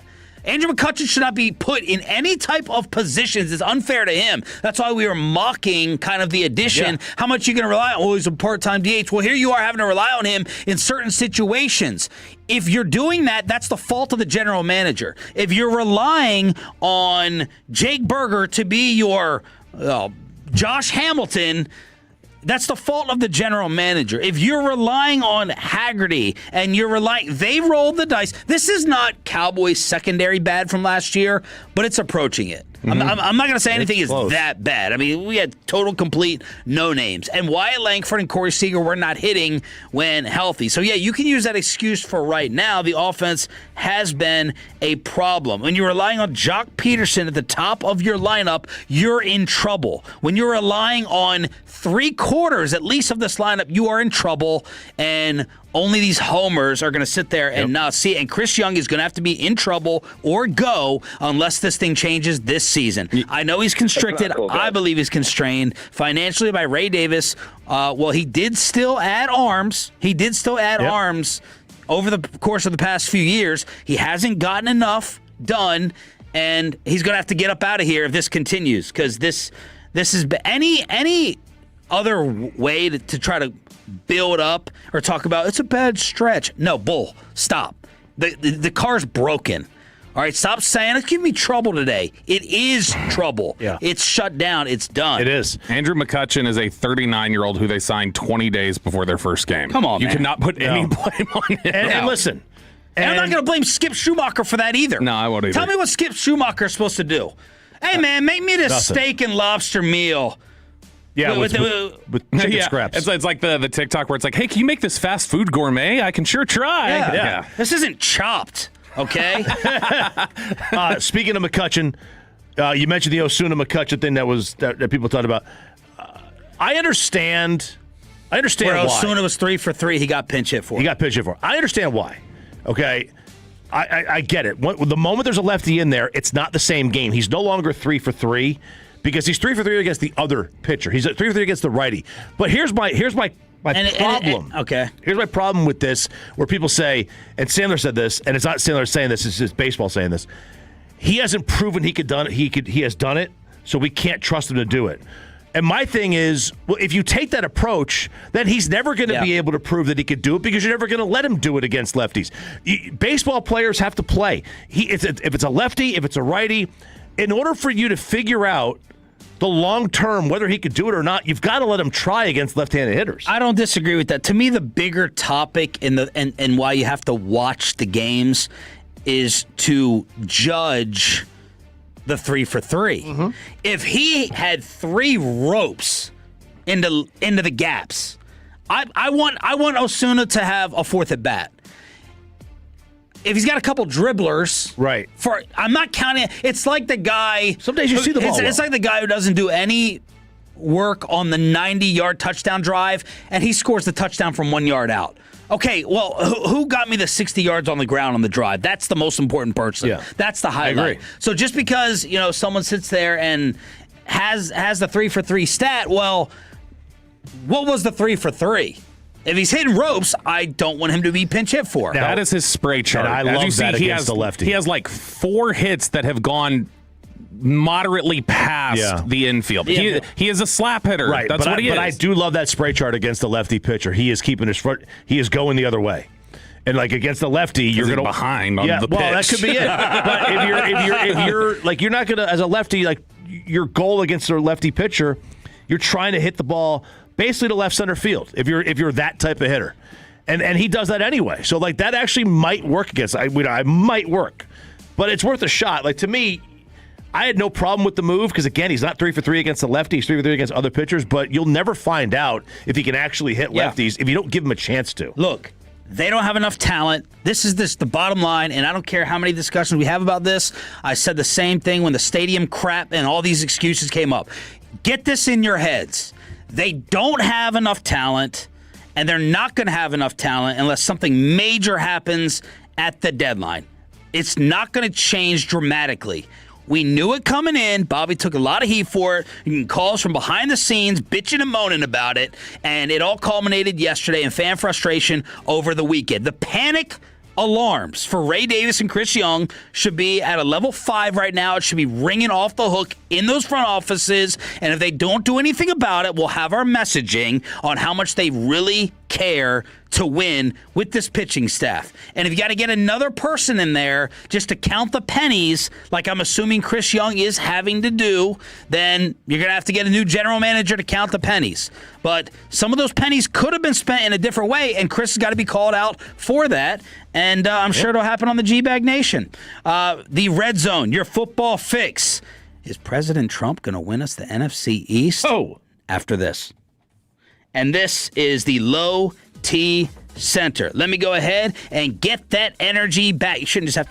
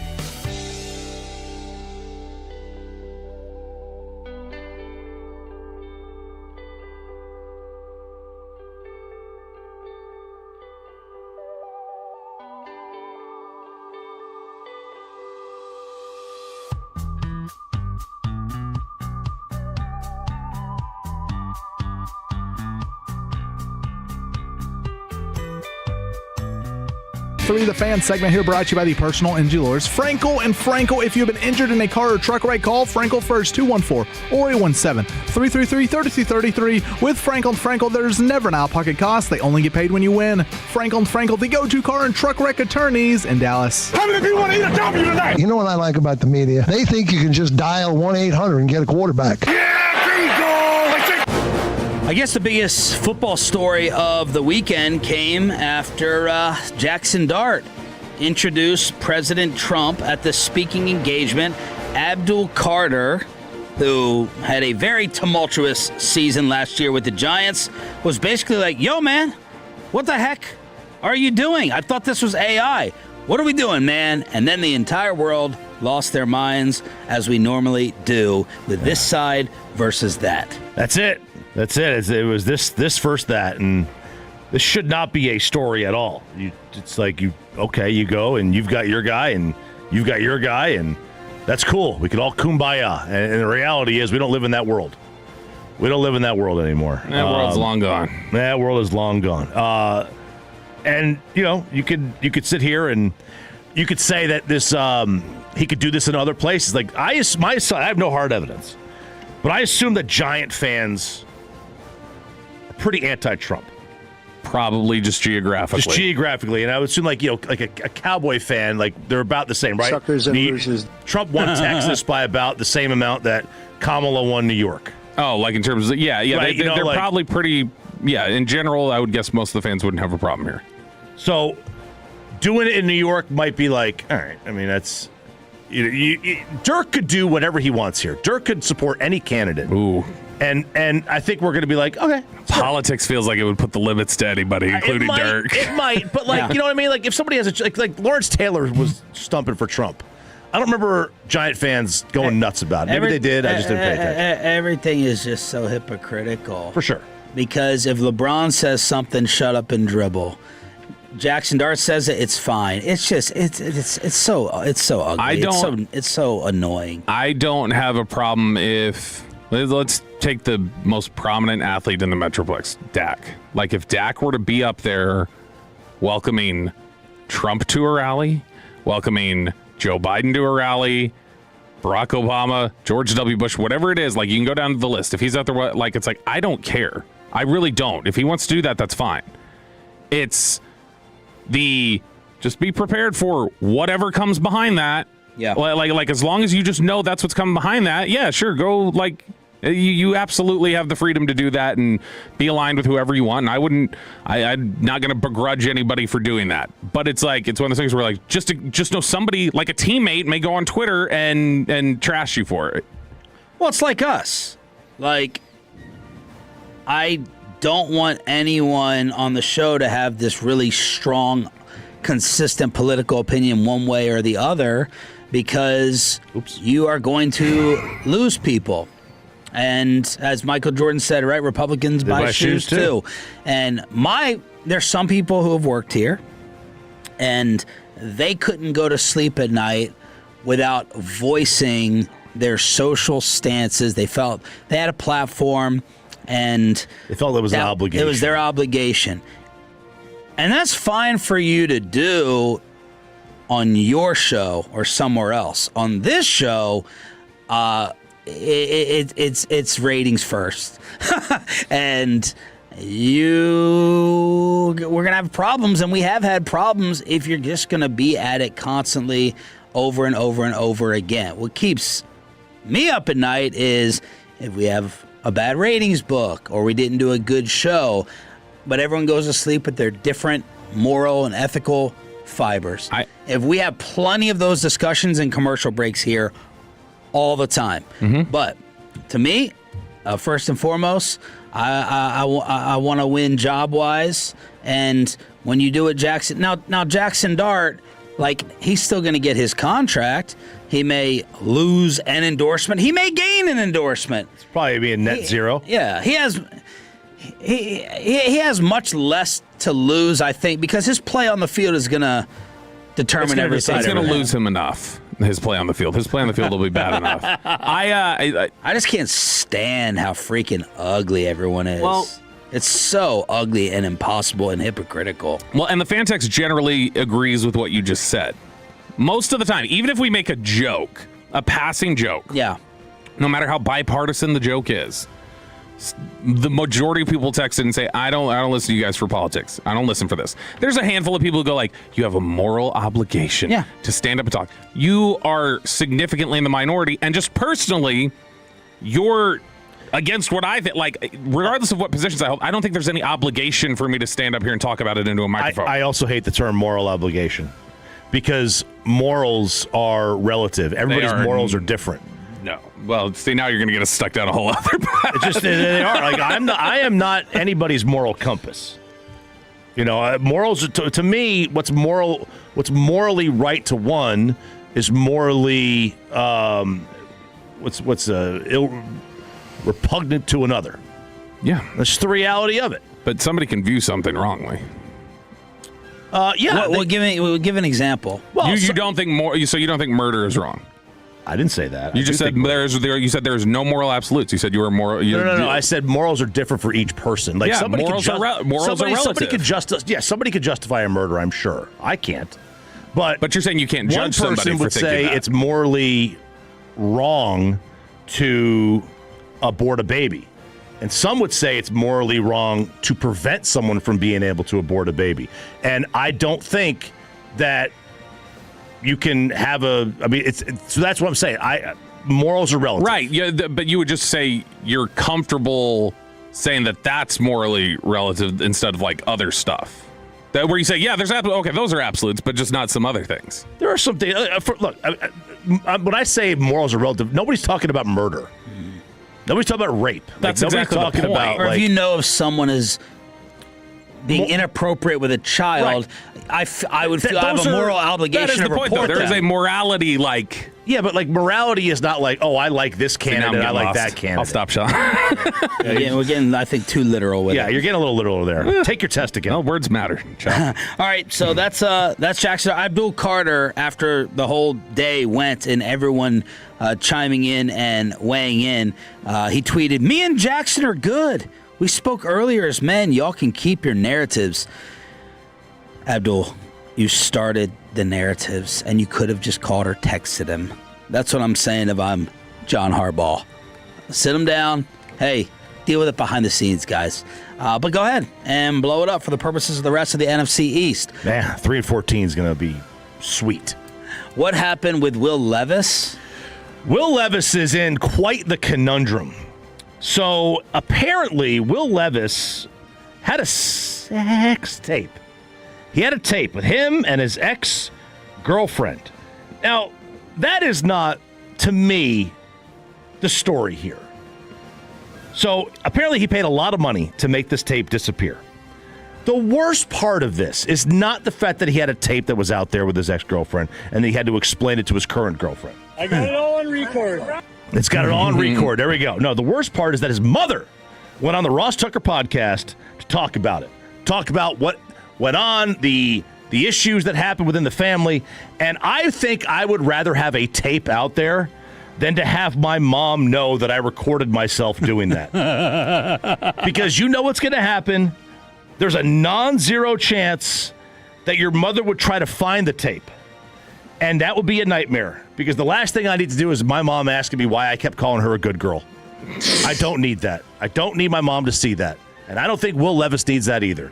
And I don't think Will Levis needs mommy going on a podcast. This guy could never play football again. Yeah. Your mom is on a podcast talking about your tape? Yeah, give me like break. Peyton's parents hearing him in Rockwall a couple weeks ago. Oh, jeez. What he was thinking about the Colts owner with his side light lamp on. But see, both of those were equally acceptable reactions. His parents dropped their heads when they heard his clips, and when his dad started talking about, yeah, you were a Cowboys Super Bowl baby, he dropped his head and was shamed. Yeah. Mom's just sitting there very matter of fact, talking about well, look, he ran into some trouble, he had to hire some lawyers and blah. It's like, why are you so comfortable talking about this? This seems like something you would try to avoid mentioning at any cost. Red Zone, brought to you by Jess Love Coffee. Props to all the Tolos who came out to our Arlington show on Friday and bought up the Sean and RJ coffee bags off the shelves. You're appreciated. Proceeds will go to the Jared Sandler Sandlot Children's Charity. If you're able to stop by any of the Just Loves, you got one in Arlington, got one in Grand Prairie, and all the Tolos who said that place Cidercade was legit. Yeah. Very good. Very good. Ate lunch at Grease Monkey afterwards. So I've spent a Friday in Rockwall, now a Friday in Arlington. There you go. Yes. All right, let's spend crosstalk with Ask Reddit. We have not hit one of the questions today. We'll do them all with the KNC Masterpiece after this.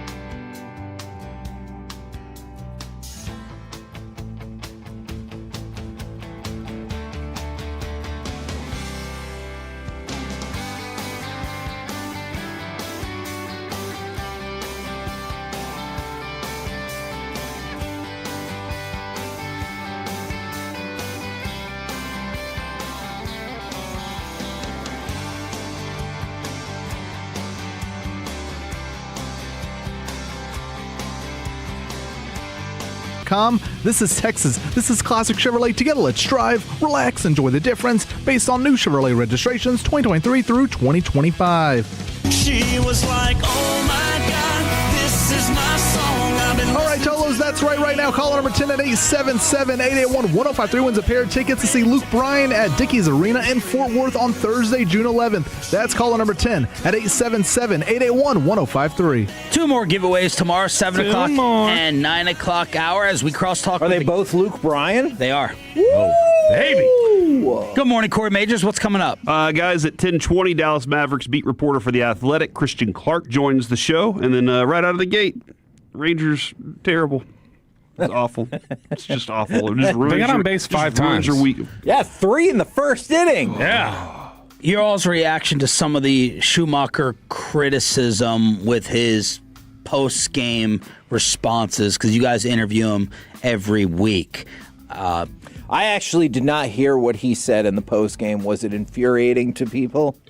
Was he just? I think some people thought he was a little bit rude, and again, a handful. I think a lot of times with these bro Bible sites, which I use and go to, we can, or bar stools, we can get 4 tweets and turn that into what everyone thinks. Mm-hmm. All you got to do is include. Did you not get sleep last night? I don't know. I'm good. I'm good. Keep going. I'm sorry. Yawning away. I apologize. So I think we a lot of times are guilty of that. Oh, these 4 people think Skip's being a jerk to the post-game reporter on RSN. That's what they were kind of going after. Okay. I mean, has he gotten testy with you all? No, not really. No, but he is competitive. Like he is hyper. With us, he's great. He's really casual and easygoing. I think it's because he knows they're going to win on the days that they talk to us. They last 4 games in a row they've won. Wow. And 3 in a row the day before. That's right. So today should be a win, and tomorrow a win. And I'm going to push this on Wednesday, considering how awful they have been. I'm going to tell him, hey, 4 in a row when you've been on the show. If they win today, I think you need to come back tomorrow and then potentially the next day. And like have the him Golden Chicken. Have him just do like a 90-second call in. Yeah. Yeah, and that'd be a funny bit. Yeah, That would count. absolutely. That would count. Hey guys, just calling in. Want to see if it still works? Gonna go hang up. Bye. We need to win. That's it. If it wins like 10 in a row, then we see if he cooks steaks for Tolo at his house for Pizza Thon. Yeah. Can he cook? He says he is a steak loves master. Steaks. He was like, I can grill a steak. A steak master. Oh, yeah. He absolutely said that the last time we talked to him. So I think it's just like his competitiveness. That's how it comes off when you get your ass kicked like that. Yeah. I don't know any other way that you want to respond to any question. Yeah, and he's getting blamed for not winning with not enough talent. Fact. So you think that falls on CY Front office. far more than Schumacher? Who Far first? more. Who Far first? more. CY or Ray Davis? Because this was always the argument with John Daniels, too. Yeah. John Daniels always handcuffed by everything. Right. And it was Ray Davis that was handcuffing him. I'm going Ray Davis. We were looking it up. They're like $85 million under where they should be slot-wise per media market in the payroll. So $85 million per season. Zip So- tying him, not handcuffing. I don't know if he'd pay for handcuffs. So, yeah, I'll go him, then CY, then Schumacher. Bobby, this is Ask Reddit. All right, let's do it. Ask Reddit here on Can you start 105 with The question Fan. 3? Sure. Let's start with that. Kevin Hageland, what's something people romanticize until they actually experience it? Shower sex. You think Here we go, Hagee. it's going to be this amazing romance thing, and it's going to be so hot, and instead it defies the laws of physics. It's water. How big is Very the shower? overrated. Yeah, it depends on how big the shower The is. shower has plenty of room. Okay. The water. Only doesn't one stay person's wet. getting warm water a lot of times. Feels like there's a towel already at work in there. Can I ask you a question? Jeez. I did that in the classiest way possible. Settle Yeah. down just a little bit. Okay, sorry. And what went through my brain was if the shower sex didn't happen with the current wife, would you? First off, I guess I'm not trying to how upset would she be? Like if I referenced something like that, my wife was like, "Well, that didn't happen with me." I would maybe be in trouble afterwards. Hey, you can get Jess on the line. But I'm also not trying to ask if you and Jess did Ironically that. enough, at her school today, it's splash day. You're still in school? Never like that. That's what you took away. That's what you took away from that. She's still at school. Okay. You know what I'm saying, right? I think Hagee's that's a good answer. That's a really good answer. Like being an adult was romanticized when we're kids. You know, I can't wait to grow up, but I don't have to go to school anymore. And I'm like, dude, I tell my kids, stay in school as long as you please. Yeah. Please. Because we talk about the freedom, but ignore all the additional All the responsibilities. Marriage. I love my wife. I love being married. But marriage is. I don't know. I was talking about Who romanticizes it anymore? Nobody really romanticizes it. I love that. You can walk around the house naked with somebody else, or just I have somebody whose butt I could just smack at any point. It's great. And you have to walk. You have to smack it every time you walk by. You do every time. Otherwise, she feels like you don't love her anymore. Yeah, but there's a romanticized aspect. This is just for me, not everybody else. And what doesn't live up to it? Everything else. In the romanticized part of it, you don't have any troubles. Right. You don't There's no have. troubles. There's no single problem. You're just like all the things he named off, and then you get married. And you're like, oh, that is another human that has life to deal with, and I have to be there for him. Camping. Oh, camping. When you're actually in a tent and you're in the middle of nowhere. That? People, you're in the great outdoors. Look how great yeah. this is, nature. And then you're actually out there and it's like, this is awful. I want to be sleeping in a bed somewhere. So that would be way high up on the list for me. All right, next one here on Ask Reddit. Hey, Peyton, what was your answer? I always think Peyton has the best answers. Mine was kind of like Hagee's, making love on the beach. Oh! All the sand everywhere. Or in the car. That's a great one. In the car's awful. In the car? No, That's tell me about it. It's the worst. In the car, logistically. In the car, logistically is not great, but in the car usually means there's some intensity that led to it. The car is the best opportunity, so it covers over a lot of sins. I think the beach is the best answer. gear I didn't shift go gets you. all the way on the beach, but like far a did you go? high school, I didn't go haggling on the beach, a split splash, That's what we're but calling it. a piece of sand got in my eye. You least it's talk in your about eye. them. You want to see a moment ruined? Yeah. Hey, you want to see a pain in the ass? Oh my God, it's awful. Or not. Just a little bit of sand. All right. Choppy, I think you had an answer on this one. What's the strongest opinion you have about something completely insignificant? The phrase, if you can't handle me at my worst, you don't deserve me at my best. Single worst phrase ever. It's so selfish. It's so narcissistic. It's saying that my actions... You should love it. I know. It's saying that my actions are protected, but your reaction to my actions are not. It's like, I refuse to modify my behavior for you, but you have to modify your behavior for me. It is disgraceful. Wow. I wish people who live by this, if you hang this on your wall, if you have this on your Facebook page, just go away.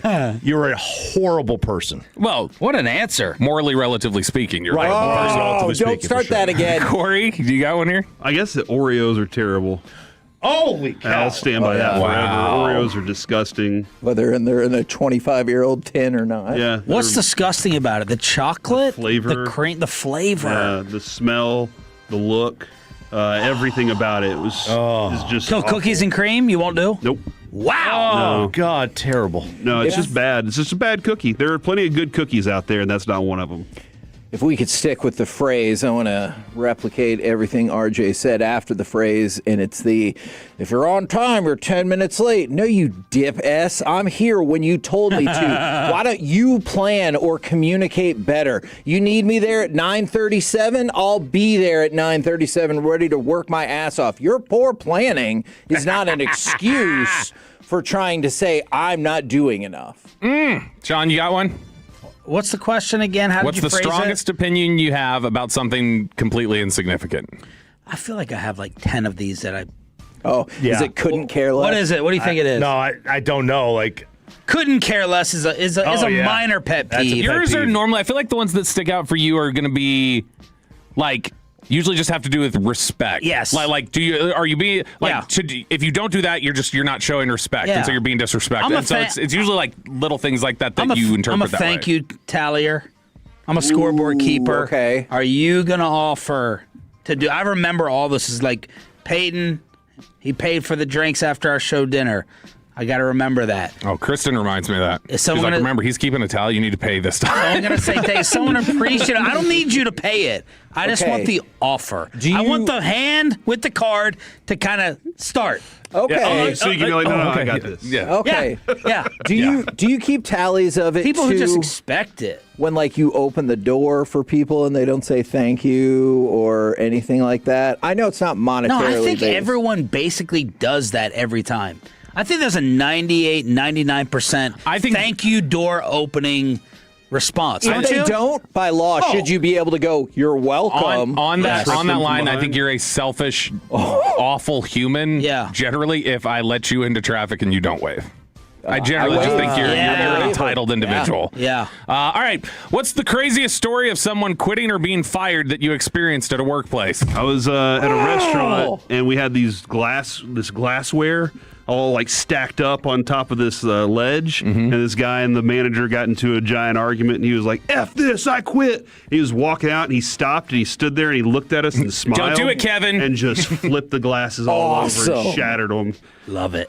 That's Damn. awesome. So- Great. Did he get charged or have to replace him? I don't know. Mine. He just left.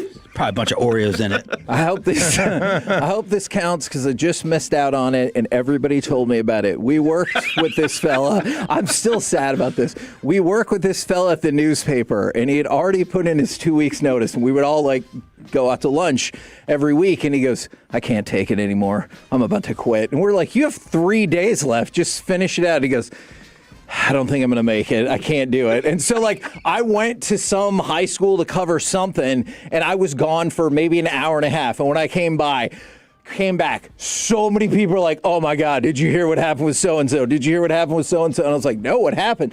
He quit.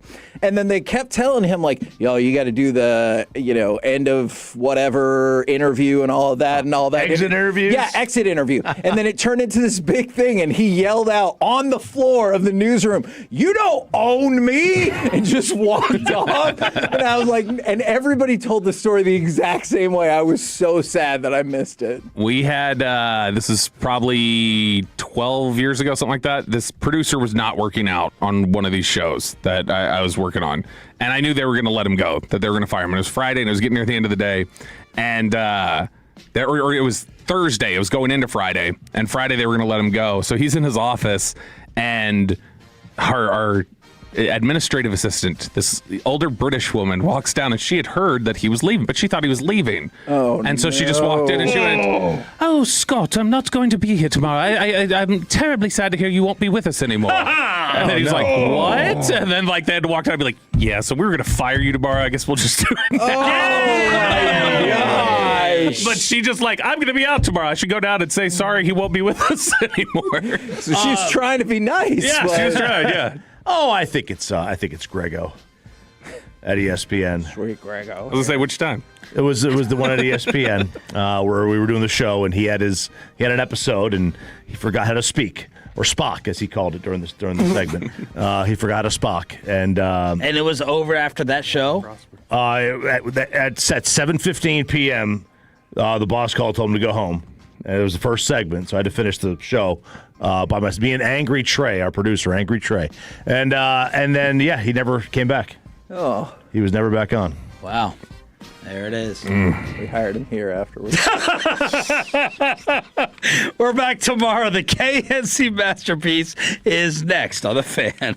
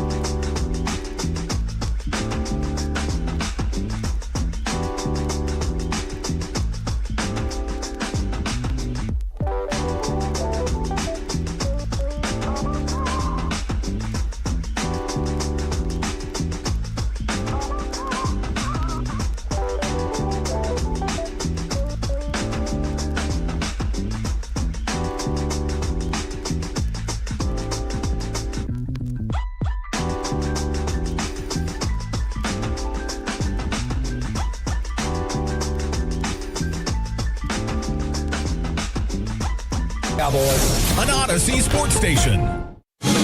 Driven by our D&M Leasing Studios, it's the KNC Masterpiece on 105.3 The Fan.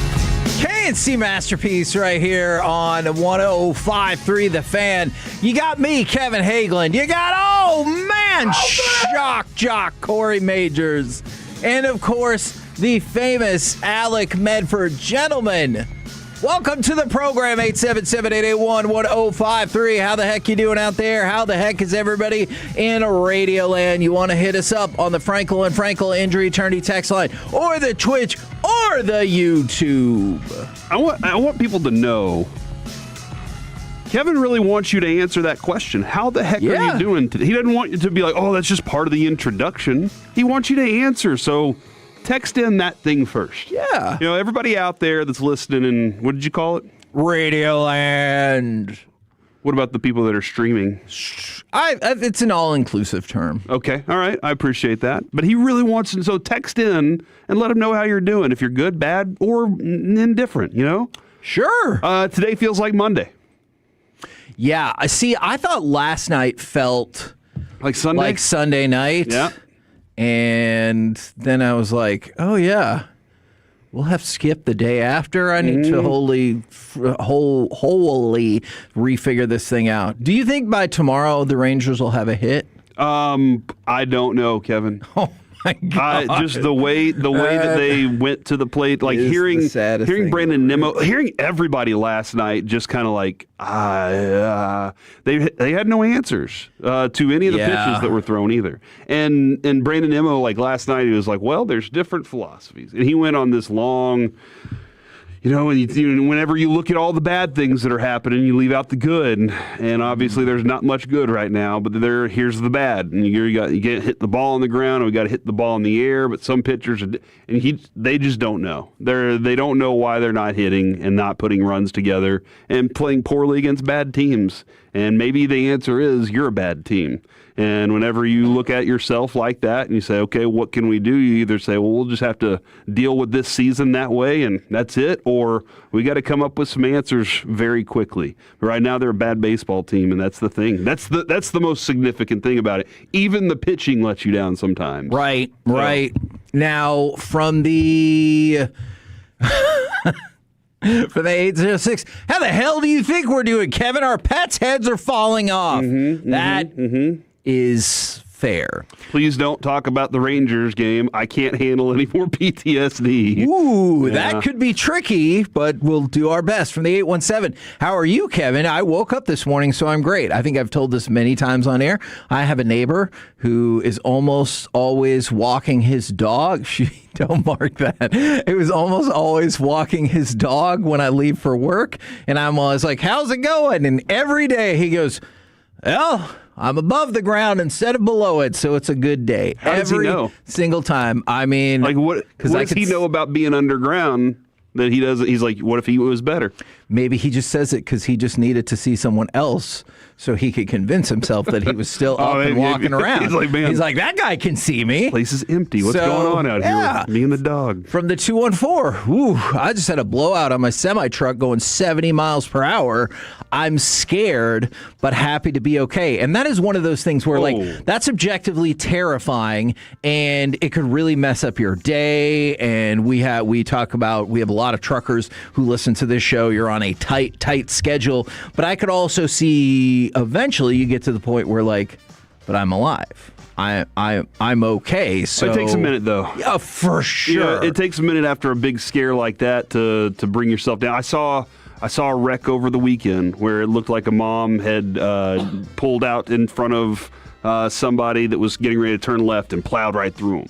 And the kid, she was standing in the middle of the road, and her kid was on the side with the police officers. And I was driving by her because we only had one lane to go through, and I saw the look on her face, Kevin, and you could see she was just trying to take the deep breaths to calm down, but I'm concerned about that. It's going to take a while for them to come down off of that. Very fair. I'm always fascinated by, like, when you're in a big semi like that. Yes, obviously the horn sounds like that. But that was it driving by. When a tire goes out, when one of them blows out like that, how much does it affect the balance of something that big? That's a great question. We have a lot of truck drivers listening, so I'm guessing they should be able to help us out on that from the 972. Oh, I like this. If I was any better, there would be two of me. Oh, that's nice. From the 430, I'm doing great. My newborn gets out of the hospital tomorrow, so I'm excited. Congratulations on that. From the 817, I'm doing great. It's a great day, and I'm sending good vibes your way. That is outstanding. Nice. And then from the 462, legitimate beef. We could do a better job of this. As a texter only myself, I never hear YouTube responses read out. You could probably do better at that. There were some moments where I had to look away from the YouTube.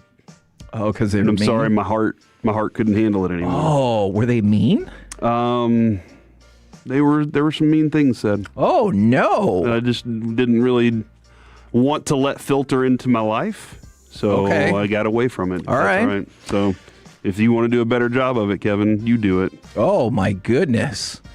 All right, from the 410. I just don't know if I can bring that to my heart again, Kevin. You want my heart to hurt? I don't. Ruthless aggression. That's how I feel like almost 24/7. Why is the Rangers hitting coach never brought up? We talked about this maybe 2 weeks ago. All right, let's talk about this hitting coach. What if it's not his fault? Well, what about the other two of them? What about the ones from last year? What about the ones from the year before?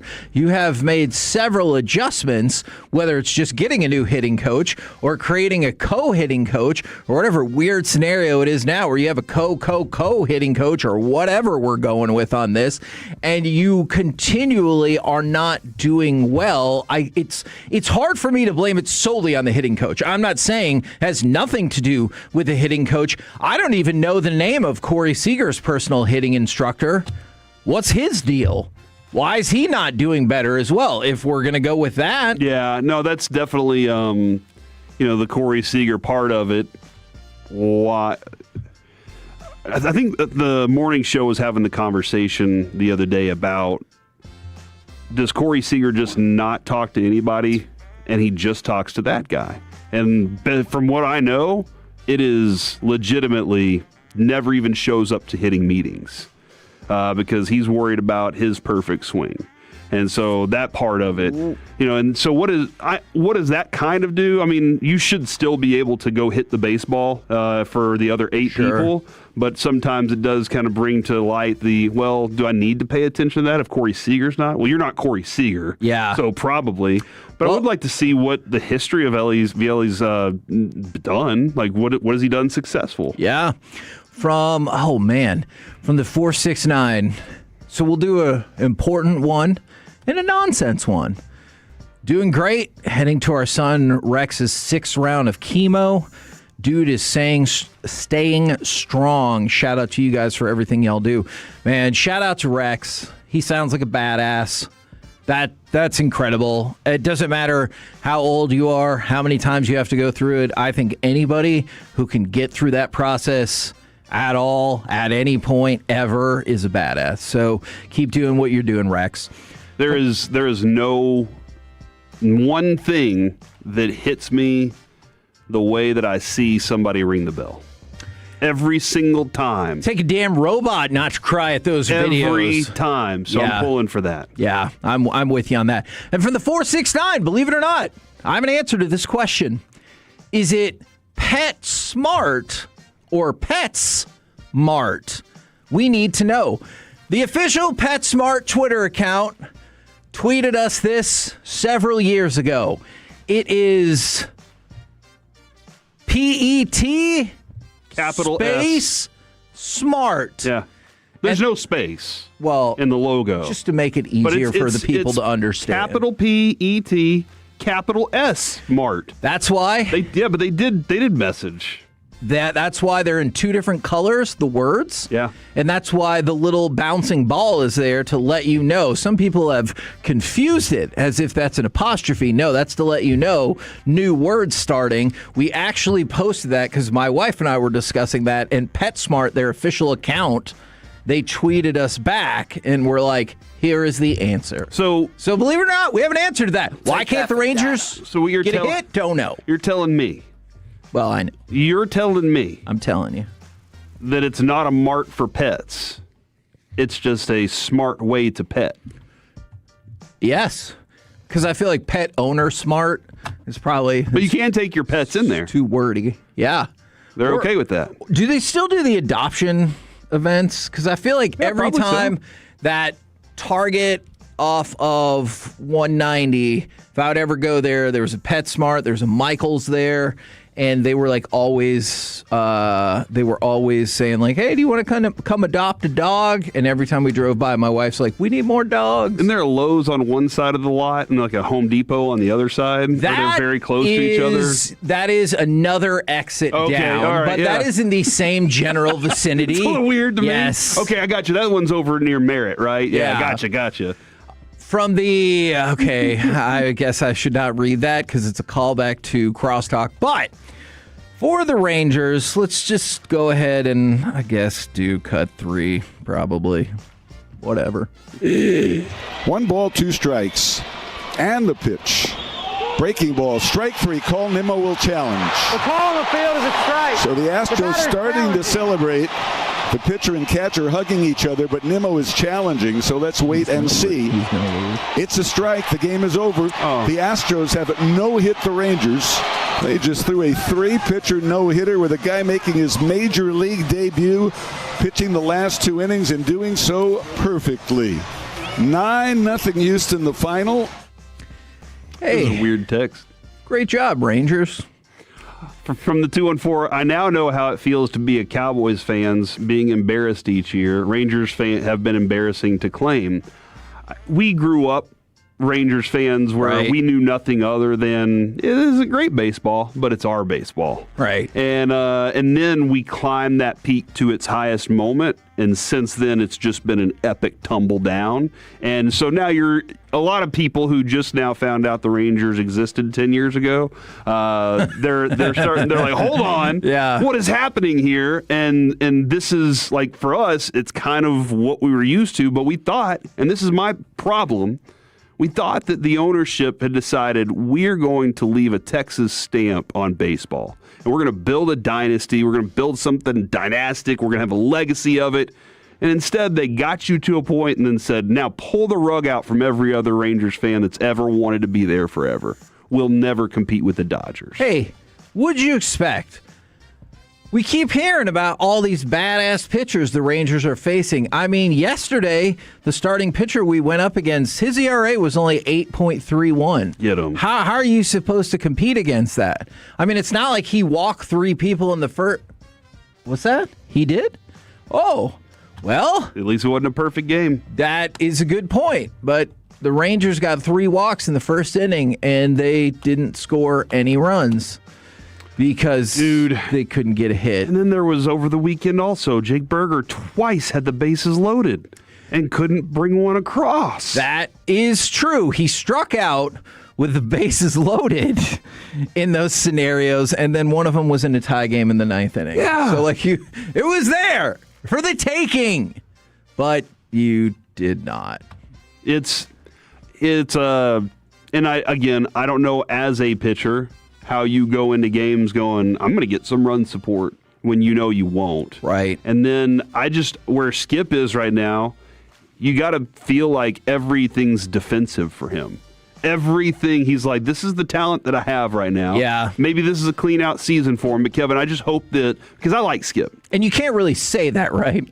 If you're the manager? You can't really go, hey, this is the talent I have. What do you want me to do? Yeah, we're evaluating for next year. You know, that's not the way that this thing works. You were brought in on a team that was already bad. Right. And you're now expected to get out there and be the refreshing thing that rejuvenates the group, but it's not working out that way. Even though you do have a competitive mindset, you're doing all the things you're supposed to do. He's out there hitting ground balls and pitching. He's doing all these things, watching these guys, and they're just not living up. And Kevin, this is where I'm concerned, because again, we liked Jeff Bannister.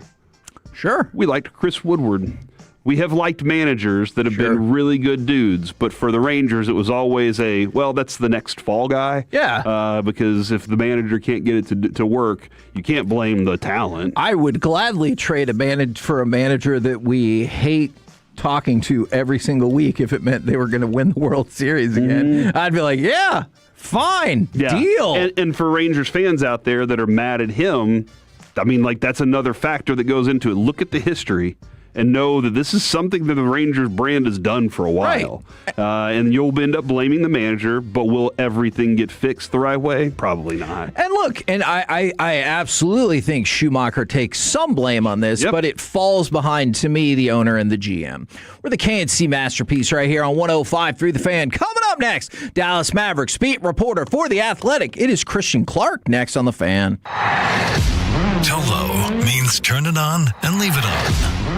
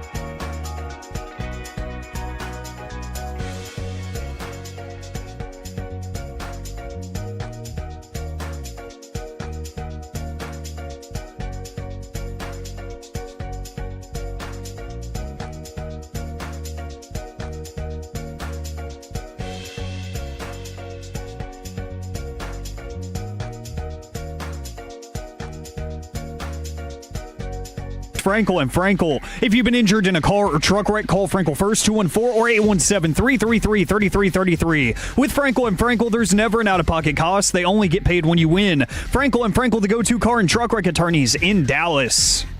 KNC Masterpiece back here on 105.3 The Fan. Right now, we bring to you Dallas Mavericks beat reporter for The Athletic and man who might be on a road trip. It is Christian Clark. Good morning, sir. Hey guys, how are you doing? I'm headed north on I-35 right now. All right, so let's talk about that. So obviously, Game 5 of Oklahoma City and San Antonio, and I know we're all excited about that, but I was looking at some of the betting odds for whoever wins would be a pretty heavy favorite against the Knicks, and I understand the perception of the Eastern Conference playoff run, but does it stand to reason to you that whoever wins this series would be that big of a favorite over the just crushing everybody Knicks? Oh man, I don't know that I'm there. Going into the playoffs, if you would have asked me, you're going to take Oklahoma City or the field, I probably would have taken Oklahoma City. I mean, I was that high on them, but I mean, what the Knicks have done is unbelievable. And I saw, somebody on social media make this comparison. I didn't think it was ridiculous. It feels a little 2011 Mavs-ish. I mean, there's a lot of talent, but it just fits together really, really well. And you just have to respect the execution. I mean, they're just crushing everybody right now. How quickly have the Spurs grown up, though? Like that's one of just watching how they've played. There have been moments where I kept going, okay, they're too young for this moment, and then they're like, no, we're not. We're going to make a play here. Yeah, that's been maybe the most surprising thing of the postseason to me. I thought they were going to have to take some lumps, and we'll see how the rest of this Western Conference Finals shakes out. But I mean, look, Wembanyama at 22 years old, I think he's the best player in the world. I wasn't ready to go there. Before the playoffs, like I think you can make an argument for Jokic, definitely make an argument for SGA. After watching the playoffs so far, I think Wemby is clearly the best player in the world at 22. Dylan Harper has had some unbelievable moments. I mean, Game 3 against Portland, no Wemby scores like 20 points in the third quarter. And Steph Castle is just a dog. He's a stud. I mean, doing a lot of the work on SGA. When he goes in the lane, he's always jumping off 2 feet. It looks like he's jumping off a trampoline. Right. Fun player to watch. They're ridiculous. I can't believe they look this comfortable when all those guys are 20, 21, 22. Is your favorite part about Wemby when he takes a shot and doesn't automatically fall down? I do like that. Me too. I was a fan of that Spurs fan who was sitting courtside, a gal who had a fake Oscar, I think. Yes. She was a believer on the fake Oscar. I thought that was pretty good. Well, if we're obviously around here, we're looking at this series as Mavericks fans and being like, either way, feels like both of these teams are going to be a force to be reckoned with for a long, long time. So I did want to know, and I know it doesn't have to necessarily be one or the other, but I kind of wanted to get your insight. Where do you fall on the idea of trying to load up the Kyrie flag super team versus Kyrie doesn't really fit Cooper's timeline and maybe you take a step back for the full rebuild? Yeah, I think in general, I would be trying to slow play this a little bit with Cooper. Masai Ujiri, interestingly, to me, said something kind of along those lines. The last time he publicly spoke right after they let go of J. Kidd, he said, look, our best player, our franchise player is 19 years old. There's no reason to try and rush this thing. And, I think he's right. I don't know that you necessarily have to trade Kyrie, tomorrow or anything. I mean, look, I think you should absolutely, see what's out there, gauge the value. But, I think you can definitely use the beginning of the season until February as kind of an evaluation period. How are things going? Okay, if we feel like we're not even close, let's pull the trigger on something Kyrie related. But I would absolutely not be trying to rush this thing because, Oklahoma City and San Antonio are very tough to beat. So there's no part of you then, and I know this is kind of along the lines of what you were just saying, no part of you that would want to make the trade now, load up with whether it's this draft or future drafts for a GM and president of basketball operations team that is known for finding talent in a lot of great draft places.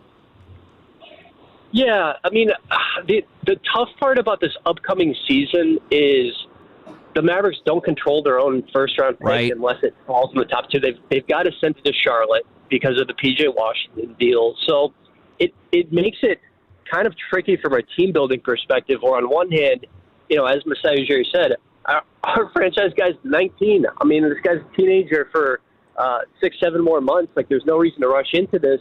But the difficult part about it is slow playing it. Well, we don't control a lot of our own picks. I mean, the Spurs could slow play it a little bit with Wemby. I mean, they were not very good his first 2 years, and then obviously they really hit the gas pedal.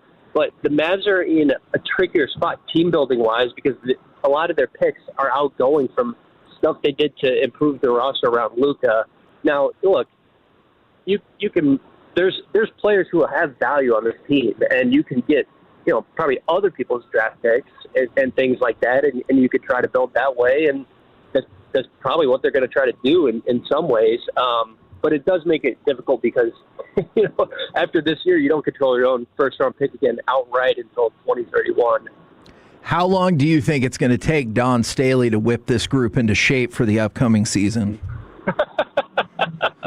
Yeah, I did. I wrote a thing. I was like, "Hey, here's 5 names." Oh, I read it. Yeah, yeah, and that was really the one people have really gotten attached to. If I was putting odds on it, I would probably put very long odds of that happening. I think she was 5th on the list, and I put her on there because, one, I had a couple people, like someone who runs the team, say I wouldn't be surprised to interview her, and I basically worded it like that. And I think if you look at Masai Ujiri's track record too, when the Raptors were hiring a coach in 2023, they did interview Becky Hammond. I don't think Masai Ujiri is afraid of that part of it. And he's proven, if you just look at his last coaching search, he will definitely cast a wide net. I mean, that was an exhaustive process the Raptors went through before they ultimately hired Darko Rajakovic. I mean, they talked to Becky Hammond, J.J. Redick, a bunch of assistants in the league. So I think they definitely going to cast a wide net. So obviously people around here are familiar with Sean Sweeney. I was hoping you could tell us a little bit more about either the coach or why you think the interest would be there for Micah Nori and Tiago Splitter, because I'm interested in those two. Yeah, so I mean, Micah Nori, there's a connection there. Ethan Casson, who's the Mavericks president on the business side, I think he's got a lot of juice with the Mavericks right now. And I think he worked with Tim Connolly, and that was part of the reason you heard Tim Connolly's name floated here, before they hired Masai. Micah Nori's, he's done it for a while. He interviewed for the Knicks and the Lakers head coaching jobs. And he also worked with Masai Ujiri a long, long time ago. Micah Nori kind of got his start with the Raptors, in Masai Ujiri's first go-around there when Masai was a scout and then the assistant GM. So, there's familiarity with a couple of people who, have a lot of the power in Dallas. And, everything you hear is, hey, great demeanor. He's obviously done, a good job being the lead assistant in Minnesota. They've had some of their best years ever these past 5 years. So I think that's why you hear that one a lot in the league. Is John Shire one of those names that just makes sense because he's coached the player in the past, or is there a legitimate this dude can coach in the NBA? Yeah, I mean, honestly, I heard John Shire's name, just kind of whispered about probably in April, more than a month. There's certainly a lot of people who you talk to who are like, I just don't think he's leaving Duke. He's only been there 4 years. He's knocked on the door of winning national championship there, but hasn't got it yet. I just don't see him leaving at this time. But there are people in the NBA who are like, yeah, he would leave. He would go to the NBA for the right amount of money. And I mean, the chance to coach Cooper, that's got to be appealing. Right. It's a pretty blank slate around him. And the other part of this is, man, Patrick Dumont will he'll spend money and he'll let you do your job. And I think that's why, that's pretty attractive to people in the basketball world. Like, that's any job. It's like any job where they're going to pay you and let you have autonomy. Like, that's not bad, right? I mean, they got a guy who already won a championship with Masai. So, I think the Cooper factor is obviously the biggest one, why you hear that name. And, I think there's a feeling that, like, this could be a good organization and a lot more stable than it has been going forward. Plus the team's full of former Duke players too. So trying to make sure you have that, but that can help keep all that together. There's a lot of Dukies. Yeah, we'll see what happens with Kyrie. Big year for Derek Lively. He's actually eligible for a contract extension this summer. Well, to me, it makes sense just to play that one out and see because he hasn't played it all the past 2 years. Yeah, there's some Dukies. I don't know. I think John Shire would be super intriguing. I mean, if we're out of it, like I would for sure be doing my due diligence there. Would you try to also trade up and get Cam Boozer and then take Isaiah Evans as well to just really fill the team with as many Duke players as possible? Yeah, just go straight Duke. I don't know. There's already a lot here. Here. I don't know that I like that much Duke. Now, if we... I'm with you, man. I'm with you. Well, I disagree with all of that, but that's fine. No. He's a big Duke guy, though, so that's the big thing. He's a huge Duke fan. So please don't take my head coach away. All right, so if we went in completely the other direction, I know we have heard a lot of kind of rumblings about Giannis with the Heat. Mark Stein said, hey, maybe the Mavericks could be a dark horse suitor. Do you see the Mavericks fitting in with that idea whatsoever if they kind of went the opposite direction of what Ujiri said and was like, screw it, let's try to win now? Yeah, I mean, I think there is like a Giannis and Masai connection, and I think that makes sense. I mean, to me, I don't really see it because I think like Cooper and Giannis kind of have some similarities. Right. I mean, like the one thing you want to put around them is shooting, and it's tough to put. Like Cooper shot 29% from three this past year. Like to me, great players find a way to figure it out, but like that's not like a super clean basketball fit. And like Giannis is he's 31 going on 32. Like there's a lot of miles on him. I don't think it makes a ton of sense unless it's just a great deal. I have a hard time seeing that one. And since you're headed up there to cover it, do you have a feel? I know this series has been crazy about who the Knicks will play in the NBA Finals. Look, my picks going into the playoffs were Thunder and the Knicks in the finals. I'm not gonna stray from it. I guess I'll stick with it. But I don't know. I mean, the 7'5" guy hitting half court shots.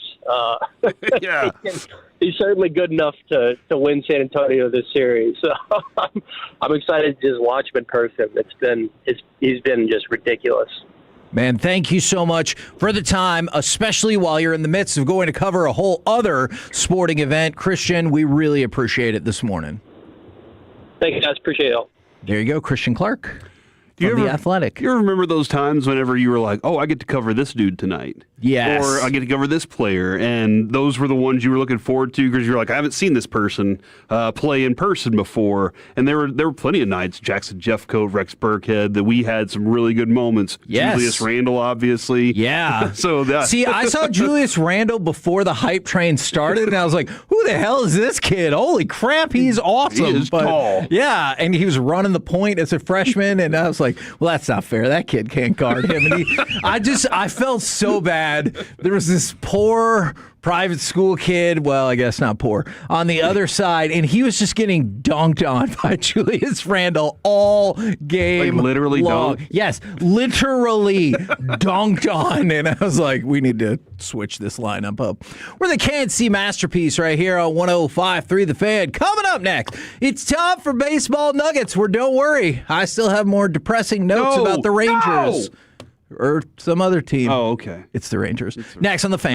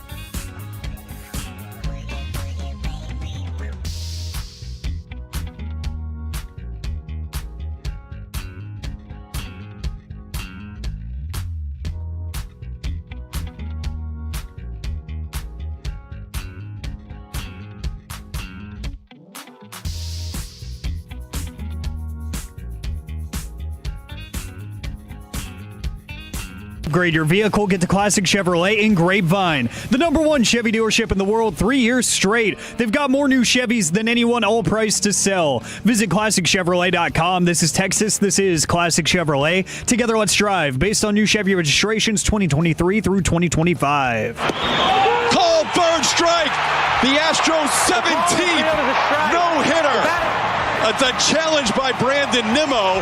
For now, it's the 7th no-hitter in the last 8 years, and it is confirmed. The Astros with a no-hitter. KNC Masterpiece right here on 105.3 The Fan. Where if you think that's the only depressing part about the Rangers that will come up in this segment, I'm sure it is. You're probably wrong. Oh! Right now, it's time for some baseball nuggets. Let me ask you a question. Sure. When you look up these depressing stats, yep, are you depressed while looking them up? Yes. Actually, for this one, I felt madder than I was depressed. And so you're upset and mad before you leave. Right. To go look these things up. Then you look them up and find them. So that's twice. Right. And then you have a third time where you're like, let me make everybody else upset too. Yeah, I feel like they're relevant to the audience, I understand too. that. I really understand do. that, dude. We got stuff we got to do, whether it's good or bad. I get it. Do you want to hear a depressing Ranger stat? No. All right, well, Bobby would say yes. Did you know that the San Francisco Giants are the only team in Major League Baseball that has not swept an opponent this year? And I know you're thinking, hold on a second, what does that have to do with the Rangers? Well, I'll tell you, Corey. The Angels were on that list, having won one of their previous 10 games until they rolled up against the Rangers and got the sweep. So the list was the Giants and the Angels, but the Angels swept the Rangers, so now it's just the Giants. From the 940 at this point, let's turn every Rangers segment into a Wings or Angel Reese trade segment. Yes, Bobby. It had actually been just about one calendar year since the Angels had last swept an AL team. They did it last June to the Athletics. So right about this time every year is when they do it. Congratulations. So we were just to us. We were just on. It's the schedule maker screwing you. Yeah. That's what Chris Young said. Yeah. Yeah, because the opposing starting pitcher had an 8 ERA. Hey, I got good news from the 214. One hit in the last 18 innings. Sad. False. We have 3 times that many hits. We have 3 hits in the last 18 innings. Good. Boom! Did it. You also have 20 strikeouts in that span. I don't know if that is relevant or That's a bad thing. not. That is a very bad thing. That's a bad thing. Do you want to have a very serious baseball-based conversation? Yeah. Let's go ahead and check this thing out. All right. So we move into the no-joke zone. Former, I guess still current, I don't know. That's part of the crux of this story. Tampa Bay Rays shortstop Wander Franco was found criminally responsible for sexual abuse of a minor in the Dominican Republic. But Franco was also granted a judicial pardon yesterday as the judge ruled that he was both a defendant and a victim in this case. Because remember, the mom has taken a lot of the blame and has criminally been found liable for lying and extorting and everything. So theoretically, well, not theoretically, there is no jail time to be had for Wander Franco right now.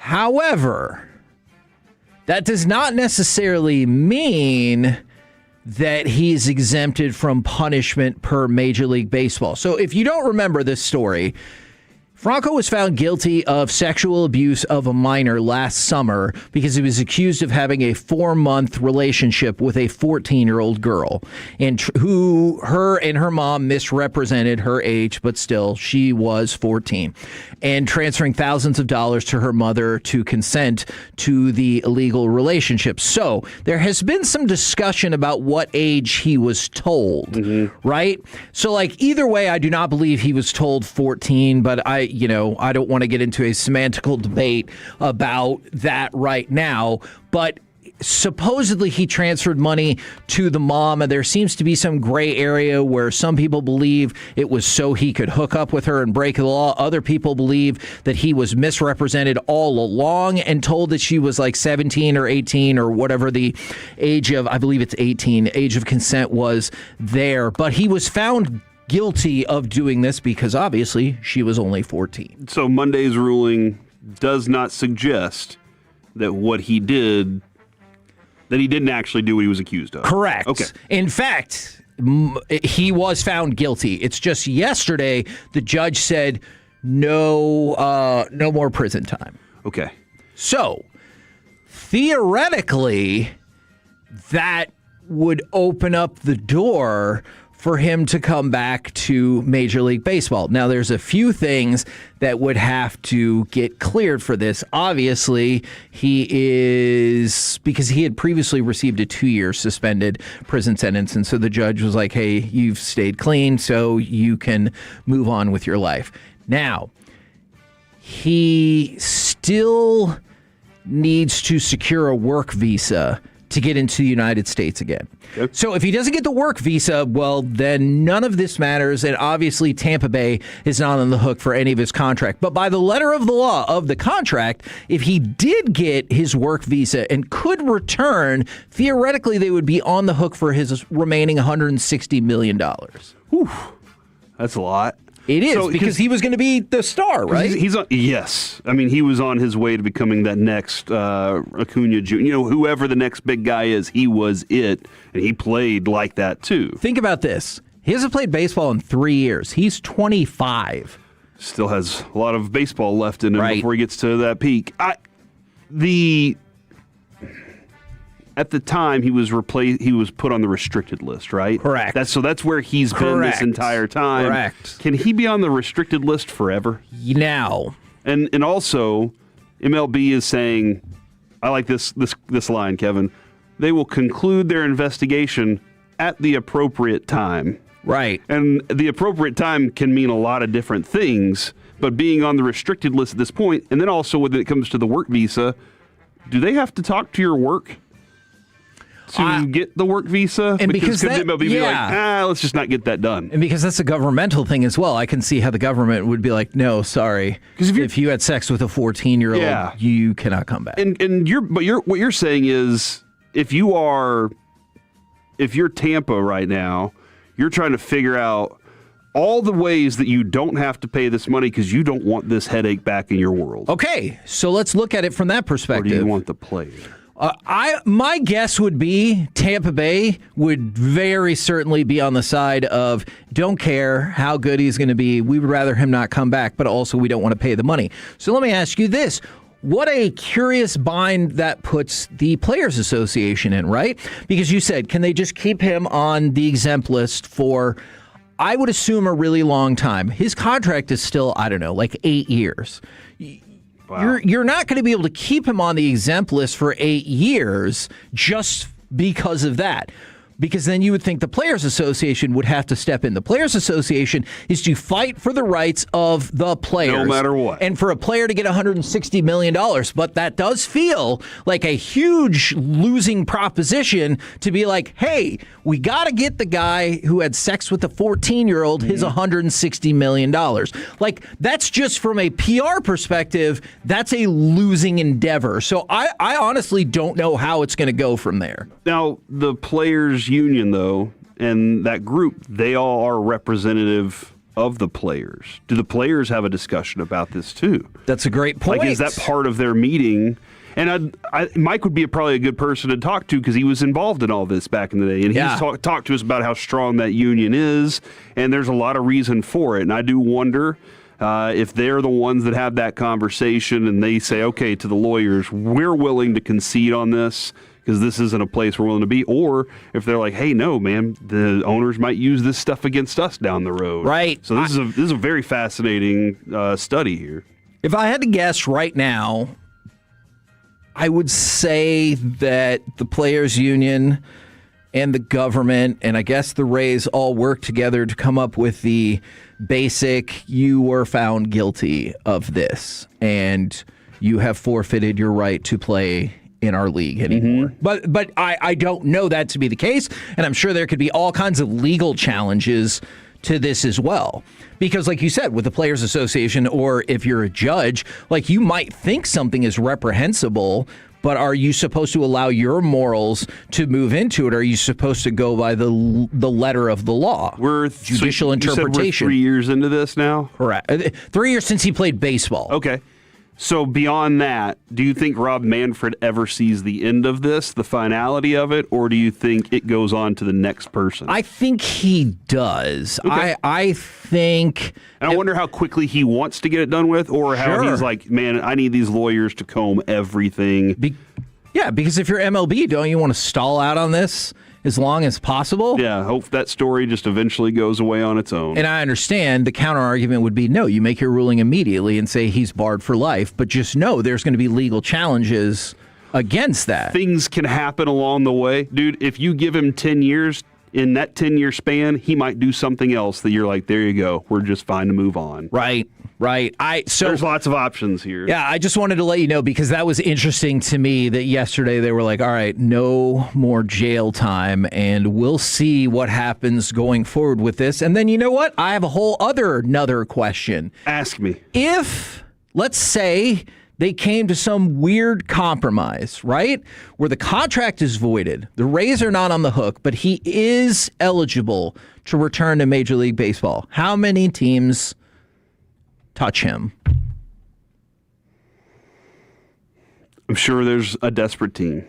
Or a team that's like, we can put him in our minor league system for a while, or see what happens. Yeah, I'm sure there's somebody out there that's like, well, we could take a chance on this guy. We've seen it too many times. No, I don't think you're wrong. I mean, Bush was here as a Ranger. Yeah. And I know it's a different scenario. I understand. I'm not ranking the sins here, but there was a complete flip on the kind of guy he was now compared to what happened at that point. So we've seen plenty of these instances. So I'm sure there would be a team that would say, we could try it out. Yeah. And then what if he had an amazing season? Would people vote him at MVP? Would he ever go into the Hall of Fame if he had put together a good career from there on? I don't know. We're the KNC Masterpiece right here on 105.3 The Fan. Coming up next, wankers and winners of the holiday weekend. We'll do it next right here on The Fan. The more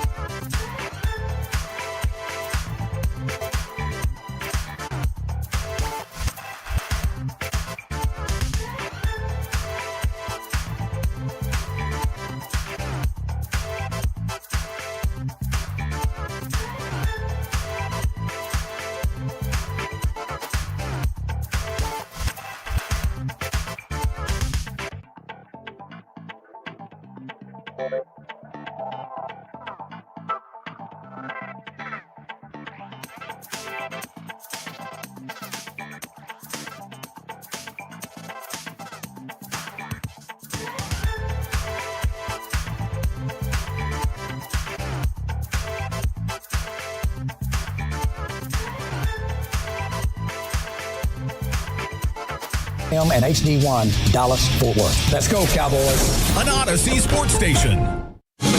Driven by our D&M Leasing Studios, it's the KNC Masterpiece on 105.3 The Fan. KNC Masterpiece right here on 105.3 The Fan. It's time for wankers and winners of the holiday weekend, and there are a lot. Would you like to start with the wankers or the winners?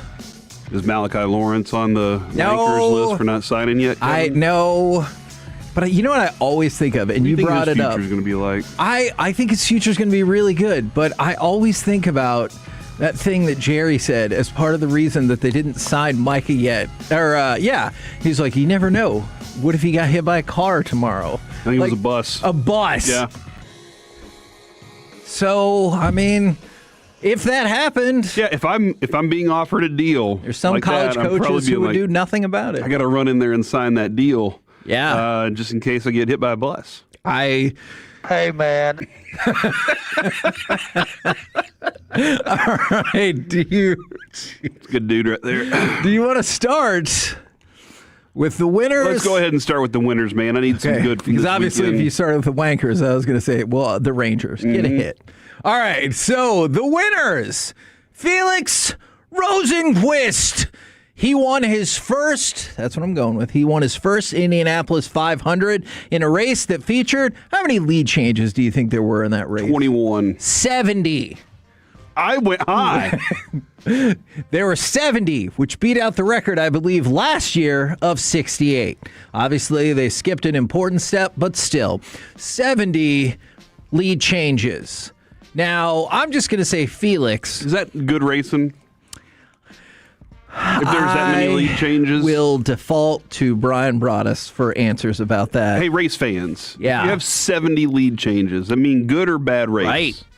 It was the closest finish in race history as Felix won by .0233 seconds. Dang. It's like this to this. How do they even know? Stopwatches. Was it a photo finish? I'm pretty sure they have like better technology. I assume it was a photo finish. If Steve up in the tower was like, "Oh yeah, he won," you'd be like, "Shut up! You don't know that, Steve." Yeah. Go to the computer imaging. Oh, see, hold on. Here's the deal. If it's a photo finished, they still have to print out the photo and wait for the Kodak store to make it done. You know, and they're like, "All right, we printed out the picture, and here it is." And they're like, dude, that one's right before they cross the line. It's like, oh, crap, we got to go print out another one. I do think that would be a hilarious bit if there was some guy standing right by the finish line with like a Polaroid and he got it either, to your point, right before or right after. You're like, hey, you dipwad, they already passed the line. You're like, it's a Polaroid. What do you expect?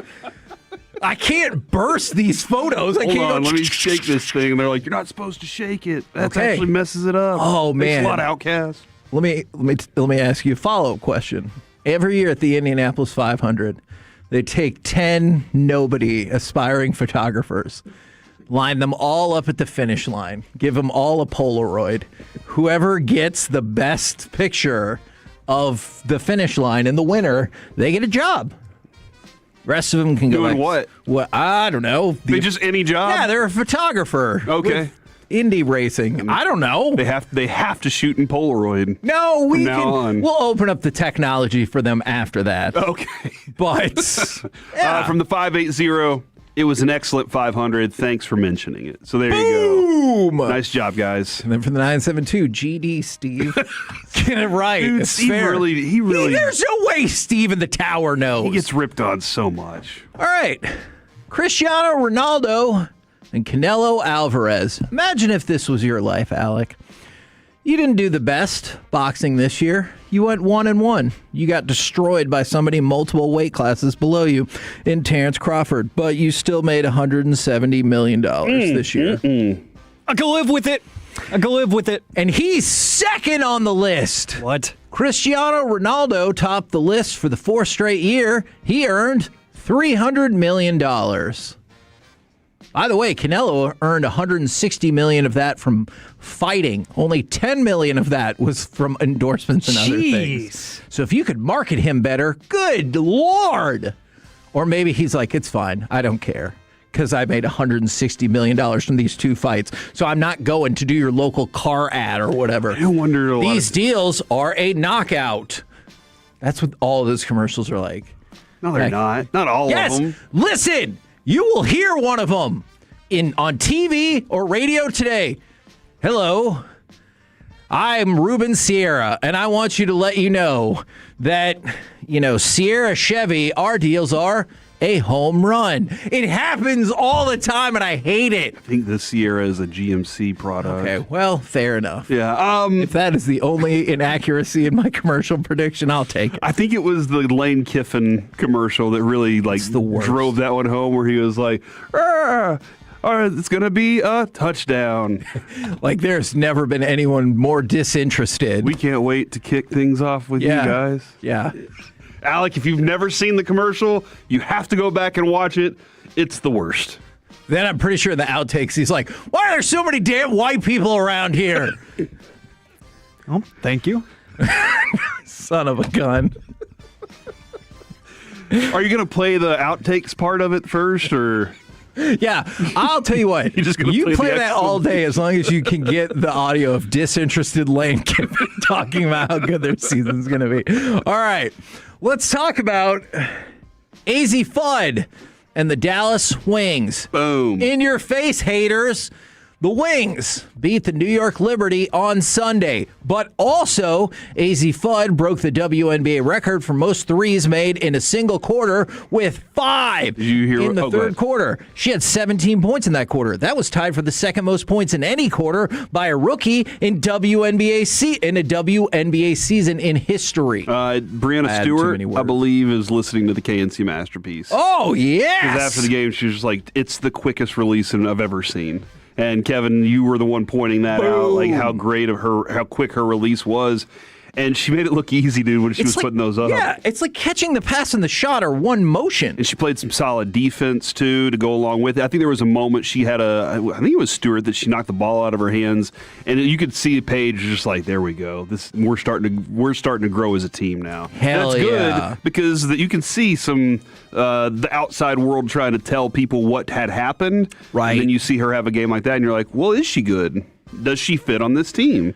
And I think she does. Also, looks like she has taken the note from the head coach and said she does not care if she starts or not, which is probably the smart thing to say since we were 3 games into the season until Coach Fernandez was like, a bunch of selfish people on this team. Selfish! None of y'all share! Are you ready to talk about soccer? We have multiple soccer winners. Yeah, let's do that. In addition to Ronaldo. So, FC Dallas, they were victorious 2-1 in their final game for 2 months for the World Cup break. That's a real thing. Let's go. Yeah, we should probably find out. Are we going to keep having FC Dallas interviews? So, in the meantime, FC Dallas has scored a club record 30 goals through its first 15 matches of a season. The previous record was set in 2005. So this is the most prolific offensive start to a season ever by FC Dallas. How much credit should we take on this with the whole Sam Sarver situation? I definitely think the answer is not 0. Yeah. And did you see FC Dallas put out a tweet petitioning the commissioner for his commissioner all-star pick to be Sam Sarver? They're like, nobody makes a bigger impact than Sam Sarver. And so, yes, they are now actively campaigning for him to be the commissioner's pick. I like this. I like this guy. I think you should get it. Absolutely. Yeah, for sure. Now, in other soccer news, Also would love if their Twitter on one occasion he scores a goal and their Twitter's like, looks like he's going to be on KNC again this week. That is a great idea. That'd be kind of cool. We now have to wait 2 months for that to happen. Soccer fans in Miami. All right. I know frequently I will joke that I was at a soccer game that was 3-2. I'm pretty sure it was the highest scoring soccer match in history. That is a frequent joke of yours. It's not a joke this time. Inter Miami and Philadelphia were tied 4-4 at halftime. It was legitimately the highest scoring first half in MLS history. And the most times goalies have pointed at people. For sure. That was on you. Come on. No, every single defender's getting pointed at. Yeah. You and you and you. You're cool. Yes. Come on, Johan. Freaking bum. I wanted to say Steve again, but he's already had a tough day. It's been a tough go segment for him. Inter Miami, they went on to win 6-4. So only 2 goals scored in the second half. What happened in the second half? You did get 8. Good adjustments in the first there. half, I guess. But can you imagine? Should we have led the show if the final score was 8-8? Should have been like, hey man, I got to tell you about this real soccer match that happened. So, congratulations. I don't think people would believe it. You're probably right. They would be like, I don't believe you. Congratulations to soccer fans in Miami for getting to see that. All right, would you like lacrosse or softball? Lacrosse. Princeton! They are the winners of the holiday weekend. They won their first NCAA men's lacrosse title since 2001. Dang. So congratulations, eggheads. I'm just kidding. I don't know why. I couldn't help it. Dude. But yeah, congratulations to the Fighting Jason Garretts for getting the job done. Why do you now, gotta call the nerds out like that? because I wasn't smart enough to get into Princeton, probably. Jealousy. All right, let's talk about Arkansas softball. You went to the Princeton of the East Coast. Yeah. Or you got accepted there. That's true. Yeah. But I didn't have enough money to go. Yet another reason to be jealous of Princeton. All right, let's talk about Arkansas softball. They joined the 1995 Arizona softball team as the only teams in the NCAA tournament history to win each of their first 4 games via run rule. Dang. Guess how they followed it up? They had a run rule again on Sunday, defeating Duke. Yeah. 10-2 in 5 innings to advance to their first ever women's college World Series. So they go in as the most dominant team on their way to their first ever college World Series. Congratulations to the Arkansas softball team. When does your interest in college softball pick up the most? It would probably have to be right now. Yeah. Although, is the interest there as we move over to the wanker category? Dude, I'll tell you this. The fan base in those stadiums is bananas. raucous. No Oklahoma, though. Yeah, Since that's tough. 2000, Oklahoma softball was 77-0 when leading by 4 or more runs in a regional or super regional. They were up against Mississippi State 6-2, but they lost 11-9. And to go along with that, they ended up getting closed out in that series by being shut out on Sunday. Thanks a lot, NIL. They missed the Women's College World Series for the first time since 2015, and they were shut out for the first time since 2019, ending a streak of 399 consecutive games without being shut out. Well, it happens sometimes. It does. Brought the balance back by paying other players out there. So now the balance is kind of spread more thinly across. Because wasn't there a time whenever you were just like, well, I'll just go to that school because they're good. Right. And now you're like, I'll go to this school because they paid me. And then you turn out they are good now. Sorry. Really screwing over my softball team here. I mean, you did have a run of, 10 straight it was pretty spectacular. Women's College World Series appearances. Yeah, so. and it was like a pipeline all the time. So, you know what? Let other people have an opportunity. And you say it happens. It had been 7 years since they'd even been shut out. So they were really good for a long time. They're doing pretty well. Now, y'all were just talking about it, and I have heard people mention it. Just real quick, I'm not as familiar with the Jason Williams softball story. Did he, because I heard there was an incident, but he wasn't at fault. It was just people, were they picking on him or his daughter? She was hit 5 times. Okay. Was that like by the pitchers? This is what. Turn your mic on. Turn your mic on. Yes, she was hit by 5 different times. Twice in one game, twice in another, once in another. So she was hit 5 times, and that's her former school where she transferred from last year. Oh, that makes sense. Okay. They're like, okay, you know what? You left us. We will throw at you. Yeah, grow up. Yeah. Hold on, the other team or her? The other team. Well, what if they know that she'll hit a home run? And that's why we'll just put her on base by hitting her. So you wouldn't just intentional walk it? I mean, does it have that much of an impact if it's an intentional walk? By the time you get to 5, though, clearly things have gone too far. We know she doesn't like to be pitched inside, and so we went inside, and it just got a little too close. So your counterpoint would be pointing at the ump and being like, "She's crowding the plate." Yeah, I mean, it's on her. That's her fault. Interesting. We're the KNC Masterpiece right here on 105.3 The Fan. Coming up next, I know normally this is where we have AM on the FM. We will move that to 1240 because it's time for the NBA and NHL playoff super segment. Next on The Fan.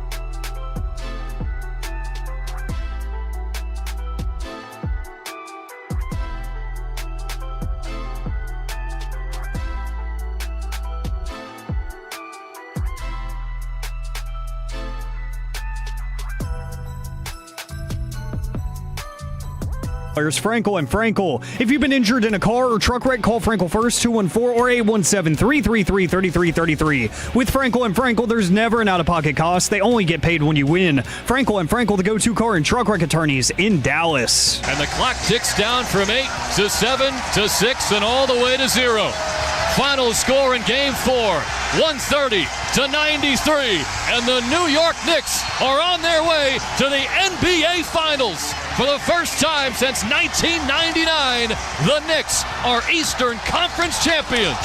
KNC Masterpiece right here on 105 through the Fan, asking the questions that matter. Alec, like, would you allow Baseball Nuggets Part 2 at some point later in the show? That's a lot of nuggets. I got to make some room, but I think I can handle it. Oh, yes! But right now, it's time for the NBA and NHL playoff super segment. And let's start with what happened last night and one of the most dominant playoff runs we've ever seen. But also, congratulations to the Cleveland Cavaliers for not only giving up last night, but also for making the 2027 NBA Finals.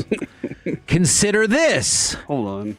In 2022, Miami lost in the Eastern Conference Finals. Next year, they were in the finals. Okay. 2023, Boston lost in the Eastern Conference Finals. Next year, in the NBA Finals. 2024, Indiana lost in the Eastern Conference Finals. Next year, NBA Finals. 2025, the New York Knicks lost in the Eastern Conference Finals. Next year, NBA Finals. And every one of those teams won their NBA Finals, right? No, they didn't. Well, but here's the thing. Kenny Atkinson might be able to convince the city of Cleveland that they do win the NBA Finals next year regardless, because before yesterday's game, he said, analytically, we're 2 out of 3 in the expected score. We've won 2 out of the 3. Now, just in case you didn't know, they had won none of the 3. Gotcha. And all the reporters were like, huh? And he goes, I know you're looking confused, but if you believe in the process and all of that, take that layer. I think last night it was the expected score was like 1 point or 2, us shooting way below expected, them shooting way over. And here we get the best part.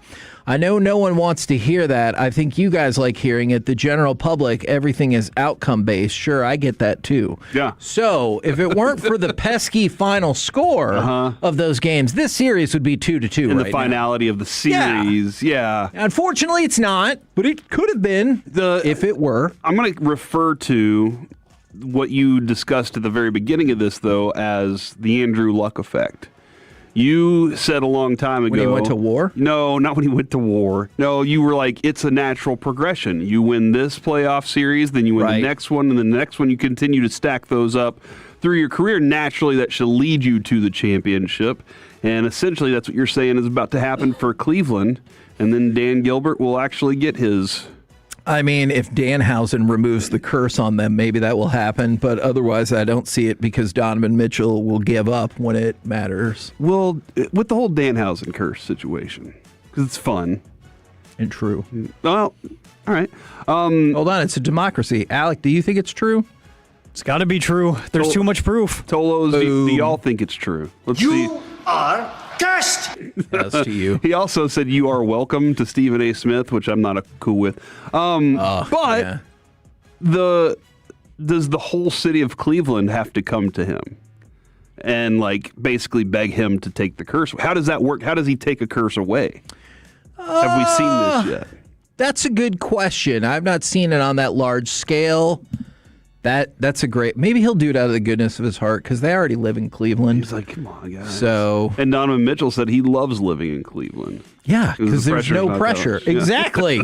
All right, let's talk some more about the Knicks and their absolute domination. Did you know in the last 55 years, the Knicks had swept a playoff series best of 7 one time? Really? And they did it twice this month. They were very, very good. They are a very uniquely gifted team right now. They are. A lot of talent, a lot of... You know, I want to say that there's a lot of Brunson involved in the way that everybody believes in what they're capable of. They ask themselves to do what they know they can do, and they just they play really good ball, man. I know he would be in New York, but league-wide, nationally, they win the championship, Brunson is the finals MVP. Is he now a full-blown certified megastar? Absolutely, he should be. Okay. I still think that people look at him and they're like still undersized and still this and all those things, but you're just like, but how do you stop him? He is a force, and he has a big to go along with him. He has a couple of them that he plays really well with. But yeah, how do you stop this dude at all? And like you said, because he's in New York, cracks that open for them. Whichever team they play from the West is going to be a very difficult task. By the way, did you hear the very first purchase on StubHub for a pair of tickets to, I believe it's Game 3 of the NBA Finals? How much do you think it costs for a pair of courtside seats for the Knicks' first Finals home game in 27 years? Courtside. $30,000. $279,804. Darren Ravel said he confirmed the sale, and people never have an issue with what he said. So that's true. Darren Ravel's very, very trustworthy source. I'll take that as fact. That's a lot. Actually, quite honestly, it sounds cheap for New York. And for that, those people, they're probably like, doesn't it feel like $1 million is what we're going to see at some point here? Yes. Especially game he was the first ever millionaire. They would not get, they wouldn't get game 7, but if it's a closeout game. Yeah, a pivotal closeout game. Pivotal. All right, so would you guys say tonight's Western Conference Finals game is important? Or? No, absolutely it is. Because tonight's it's game 5 in a tied series. Right. Which means it is pivotal. Pivotal. Right. Gotcha. All right. Thank you for helping me with that. By the way, the Spurs and Thunder have both hit staggering lows and unbelievable highs in this series. On Friday, ratings. That too. On Friday, the Spurs became only the second team this century to lose a playoff game that they started on a 15-0 or better run. The other one was the Wizards. Okay. Who, believe it or not, were in the playoffs. So, that's not good company. Without Anthony Davis? I know. Can't believe How could they do that? On Sunday, though, Oklahoma City was held under 90 points for the first time in any game, regulation or postseason, in more than 4 years. And it had been 90 playoff games, it had been 6 years since it happened in a playoff game. Unbelievable. The internet, Kevin, showed me a lot of shots of these players from Oklahoma City leaning into players and, a lot of that stuff. Yeah. And I'm wondering, do you think that's having any effect on them at all? Where A, they maybe aren't getting calls that they think they should get, right? Or B, they're like, I'll show you that's not our game. It didn't look like it changed very much. Ooh, that's an interesting But I do wonder question. if they're like, well, we're going to go out there and people are starting to catch on, and now we need to, because it's Oklahoma City. I know they ran their way to a finals last year, but a lot of people are like, wow, what a surprise. And now they start picking at you on a national level too. And I wonder if that's having any effect on the way they do things. That's interesting because or if it's just Wimby. You don't want to get out of your game, but at the same point, you don't want to continually go up being like, I know I'll not make this shot, but at least I'll get a foul call. Yeah. I don't know exactly where that is. This is a better matchup for San Antonio than I think a lot of people expected. Yes. Now, let's talk about matchups on the other side, because you got to have the NHL to make it that super segment. Give me cut number 8, will you please, and the overtime game winner. Svechnikov will hang on to the puck. Sand across. Jarvis has to settle it. He'll get it right back. A chance. They score! They score! Andrei Svechnikov wins it in overtime! Now that gives the Hurricanes a 2-1 lead in this series, and that also keeps them with just one loss in the postseason. They are now 10-1 after getting shellacked by Montreal in that first game. They take home ice advantage back with Game 4. By the way, that's their second straight 3-2 overtime win. Game 4 set for tomorrow night. So if they finish this thing out like this, win the next 2, right? And then sweep in the Stanley Cups, would that make them 16-1? Correct. Can you imagine going 16-1? I don't think any team's ever done that in sports. Well, the Warriors of 2017 had done that. What? And they started out 15-0. And then they were like, "Whew, we can't win all of these." Or or it was against a Cleveland team that didn't have Donovan Mitchell, and so they put up some fight, and so they were able to win. Donovan that Mitchell one gets game. his points. Yeah, he does. Especially when the game is not in the balance anymore. He just gets his volume, and that's pretty much it. This was exciting to see their brand of hockey being played. Montreal does not die easily at all. Well, I mean, these last 2 games have been incredible. Yeah, this has been really fun hockey with these two. It is a little distracting with all the red. I will say that. Sometimes I'm like, I'm like, hold on. There's a hint of blue, and that's the Montreal. But other than that, dude, like I told you after that first game, I was a little concerned because you got to figure out how to get yourself in that groove. But then the Hurricanes looked like they immediately found it again. That being said, Montreal's out there blocking tons of shots, making really great plays. They're better than I thought they were. And they're giving them a run for their money. And the Hurricanes, Kevin, I know you pointed out they weren't very good in those finals most of the time, but they've said, hey, this is a different group right now. They have now won 2 Eastern Conference Finals games. In their previous, I think it was 17 Eastern Conference Finals games, they'd won 1. Yeah. There's a different group right now. It's something ridiculous. Yeah, no, like you that. pointed that out recently, and I was like, that's a ridiculous number. Does one half of the Stanley Cup final get set tonight? Because, man, a shocking turn of events on Sunday for the Colorado Avalanche. This was kind of like you were talking about all the runs from the Oklahoma softball team. This was very similar. Colorado, they have a 3-0 lead after the first period, and it looks like it should be game over. Just this season, the Avalanche were 52-0 when leading by multiple goals at any point in the season. And when leading after 2 periods, they were 45-0-0. Those streaks come to an end, although I guess they were tied after 2 periods. But those streaks come to an end. They lose 5-3. They were 74-1 in franchise history in the playoffs when leading by 3+ goals. Now they're down 3-0. Is it already done? I mean, I think you broke the team. You probably broke them mentally in this last game in Vegas. I could see that. Because they thought they were in a certain place, and then all of a sudden you came roaring back in those final 2 periods. And I don't like Stone a lot, but it was Thomas Hertl. Thomas Hertl, he got that pass from Stone that was all the way across the ice, and then he sets up the backhand goal that I was just like, oh my gosh, how do you stop that with that kind of confidence right now? And Kevin, I'm just kind of looking, is that division better than the Central? So because sure, every year it seems like we're like, oh, it's so brutal, and then the winner is coming out of their division. It's crazy too. Like Vegas would have been a wild card in the Central by 9 points. Yeah, but obviously you don't care about that whatsoever. No, you just didn't want to get in. Do you feed more into that narrative, or that Colorado is a classic playoff choker?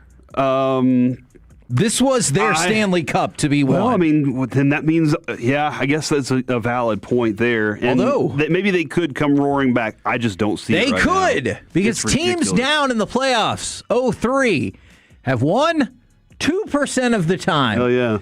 Which is actually shockingly higher, because obviously in the NBA it's 0%. You're saying there's of a chance? The time. Yes, I am saying it's a chance. By the way, if Colorado did somehow win this series, did you know the only team in NHL history to lose both games at home in a conference finals and then come back to win was the 1945 Detroit Red Wings? So it could happen. Yeah, it probably will. I don't think I would say that. Oh, okay. But you got about a 1 in 50 shot. We're the KNC Masterpiece right here on 105.3 The Fan. Coming up next, it's time for some gridiron gravy. Could any of these 4 quarterbacks match the Sam Darnold redemption arc? Next on The Fan. Coming up in the next G-Bag Nation, we return on a Tuesday. CY is going to join us at 6. Rangers hosting the Houston Astros. Nation 2 to 6:30 here on The Fan. Hey there!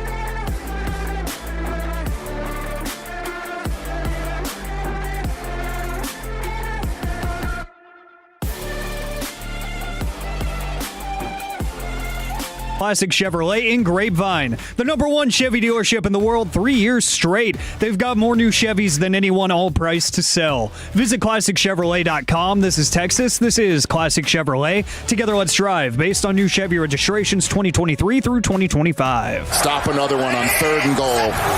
Watson throwing it, surveying. He gets it to Peoples-Jones. Touchdown, Cleveland Browns. K&C Masterpiece. You don't hear that often. Right here. Sorry, They Derek. score touchdowns. They just don't win games. Okay. All right. Fair enough. Right now, powered by Men's Tea Clinic, what say we go around the entire NFL and dip into some gridiron gravy? Dip it and rip it. And we start with, well, do you think any of these 4 quarterbacks could follow a Sam Darnold trajectory? By the way, you know, it's really fun when you're going through your old cards and you kept a couple of not too bad Sam Darnold cards just in case. And then you're like, ooh, that is far more valuable than it was the last time I looked. That much more? Yes, it's lovely. Is it because it was so low of a value before, or is it Yes. that high of a value? No, it's mostly that first So one. it's not like 250,000. No, that would have been the first thing I would have given. Be like, God bless Sam Darnold for helping pay off our house or whatever. Wow. All right, so I have Nice house. 4 candidates. I mean, you used to be able to get a hell of a house for $250,000. Now, not so much. What happened?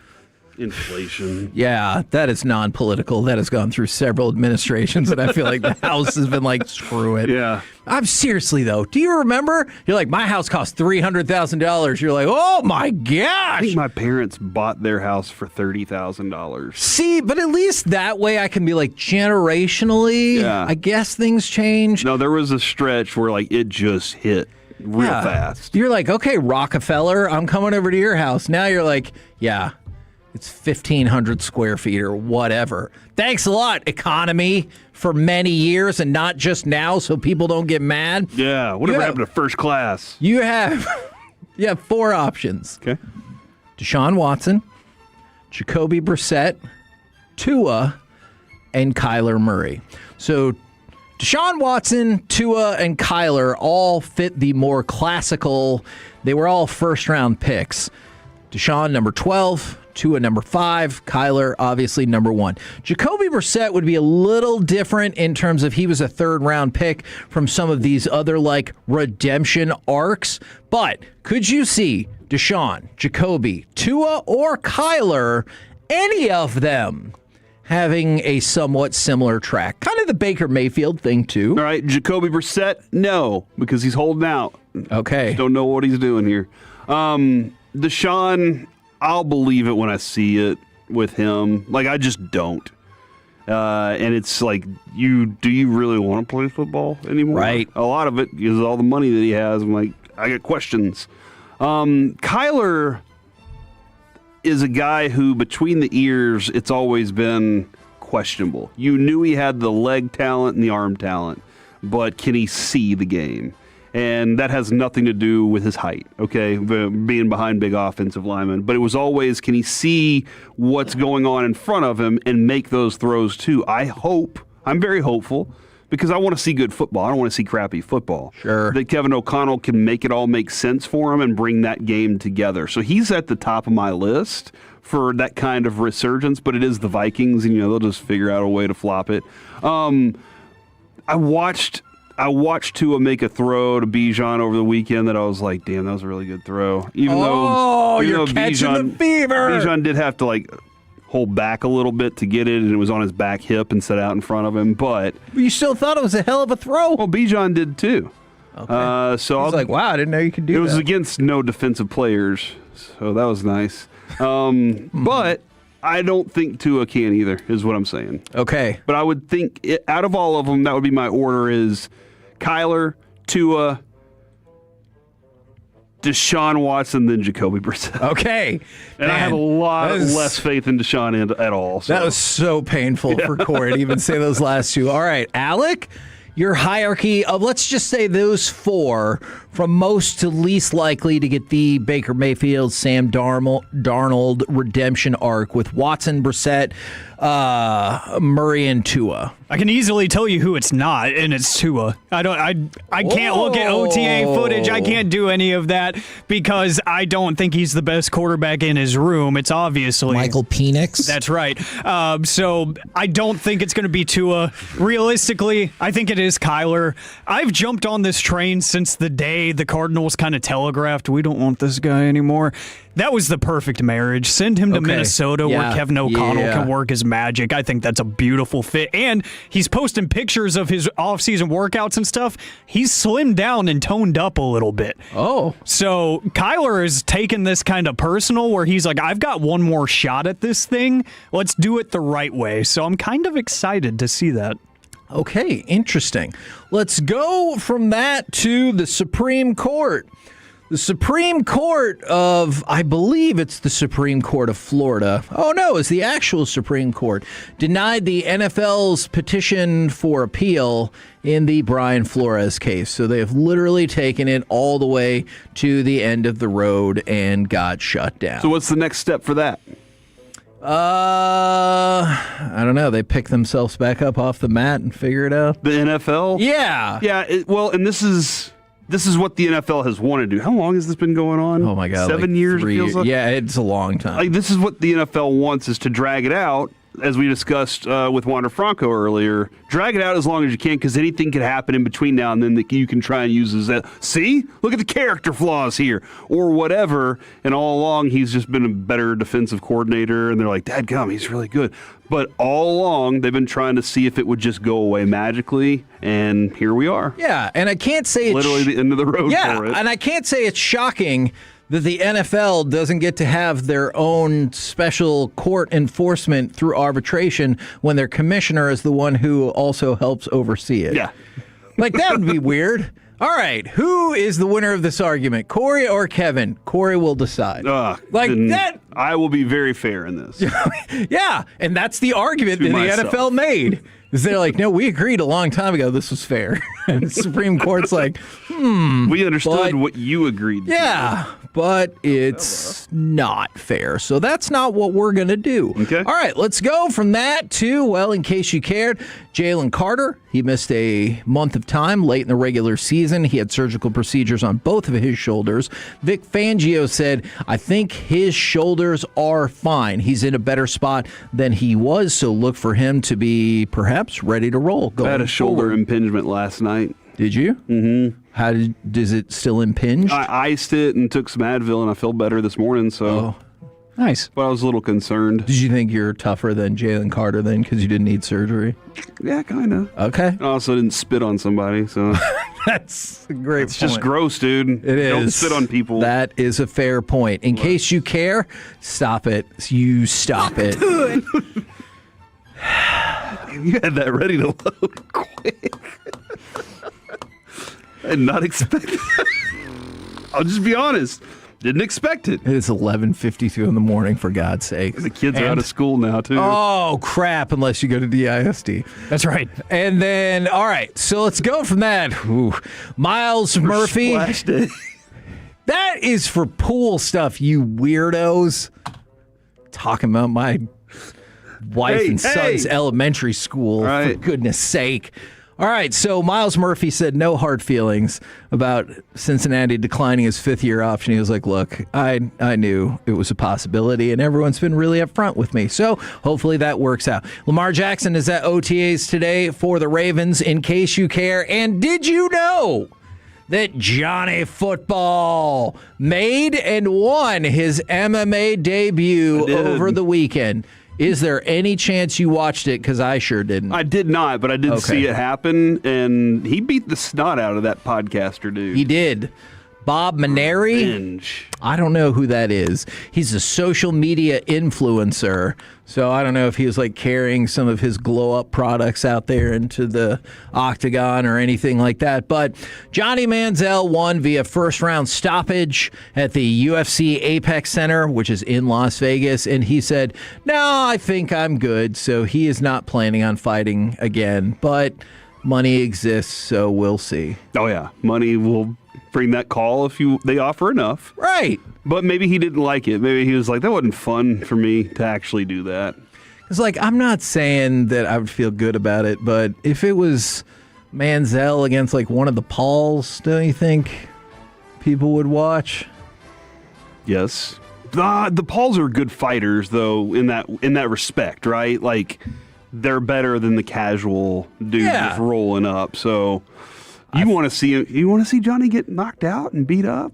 No, but I could see how he could fight again, I guess is my point. Okay. We're the KNC Masterpiece. Just the right matchup. Yeah, exactly. Okay, I see where to go with that. Right here on 105.3 The Fan. Coming up next, is this rock bottom for the Rangers?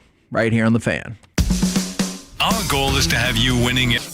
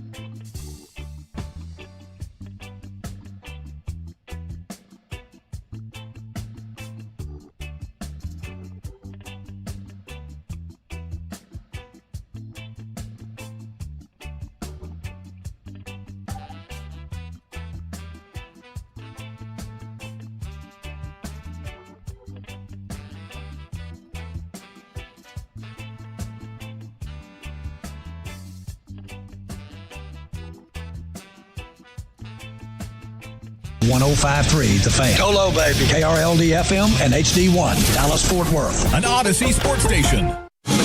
Driven by our D&M Leasing Studios, it's the KNC Masterpiece on 105.3 The Fan. KNC Masterpiece right here on 105.3 The Fan. And right now, a simple question with maybe you think a simple answer. We will see. 877-881-1053. Is this rock bottom for the Rangers? Yes. Next segment. See, because I think what I'm worried about is it's not. Oh, no. It's going to get worse?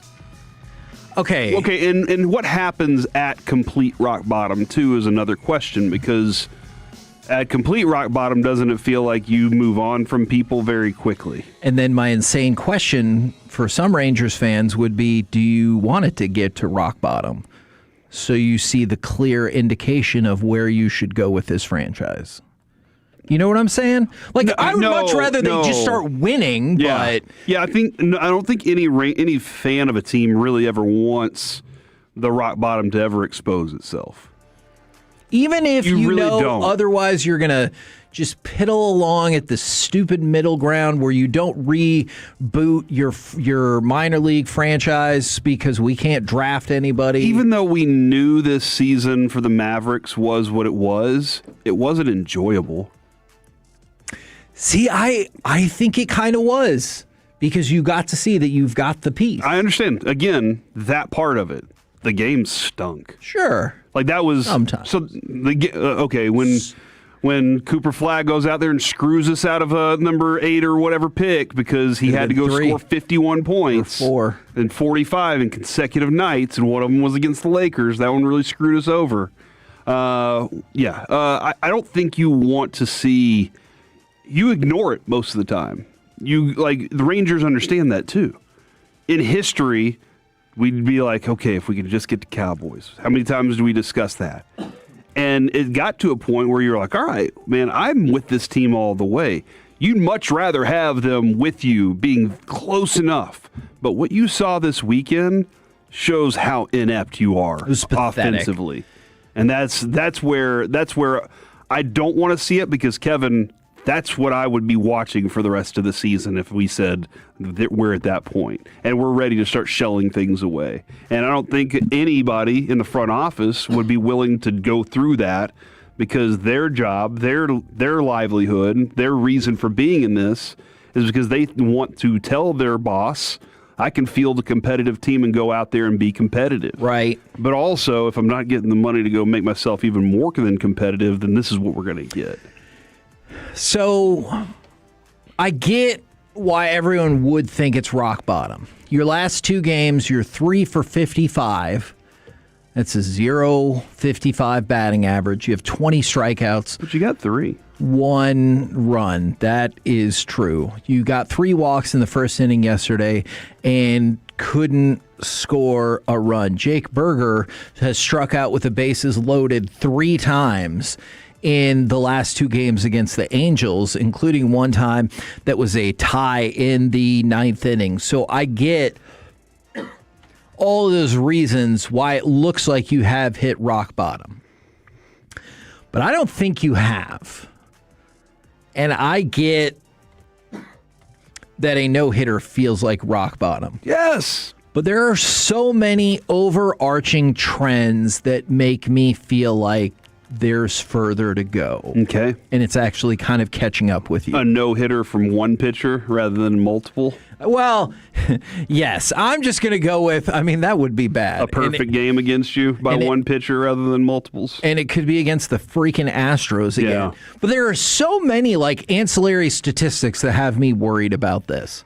So here's a seemingly positive thing. The Rangers do great, better than the average in Major League Baseball in hitters counts, 2-0-3-1. But they rank with the 4th fewest plate appearances in hitters counts. Okay. So you're like, hey, you're really good at this thing, but you don't get to do it very often.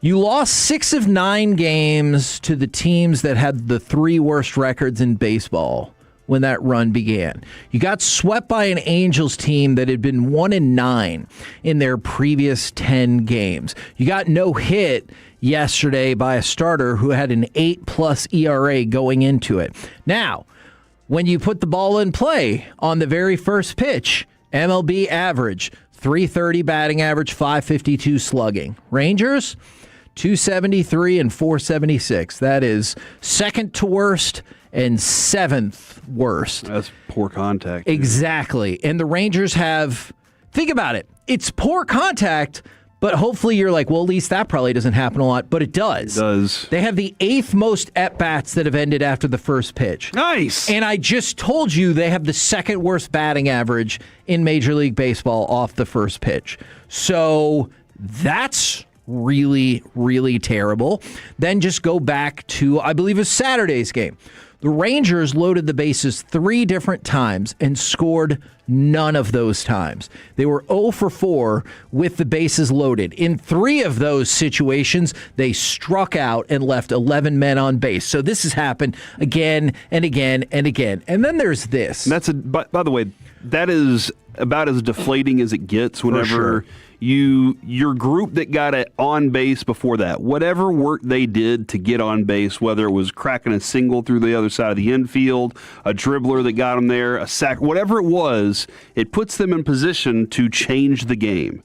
And then you get up there and you're like, okay, I'm just going to swing away at stuff. Like that's what, and that, by the way, that's what was happening. He was chasing stuff. These guys were chasing. They weren't fielding good at bats.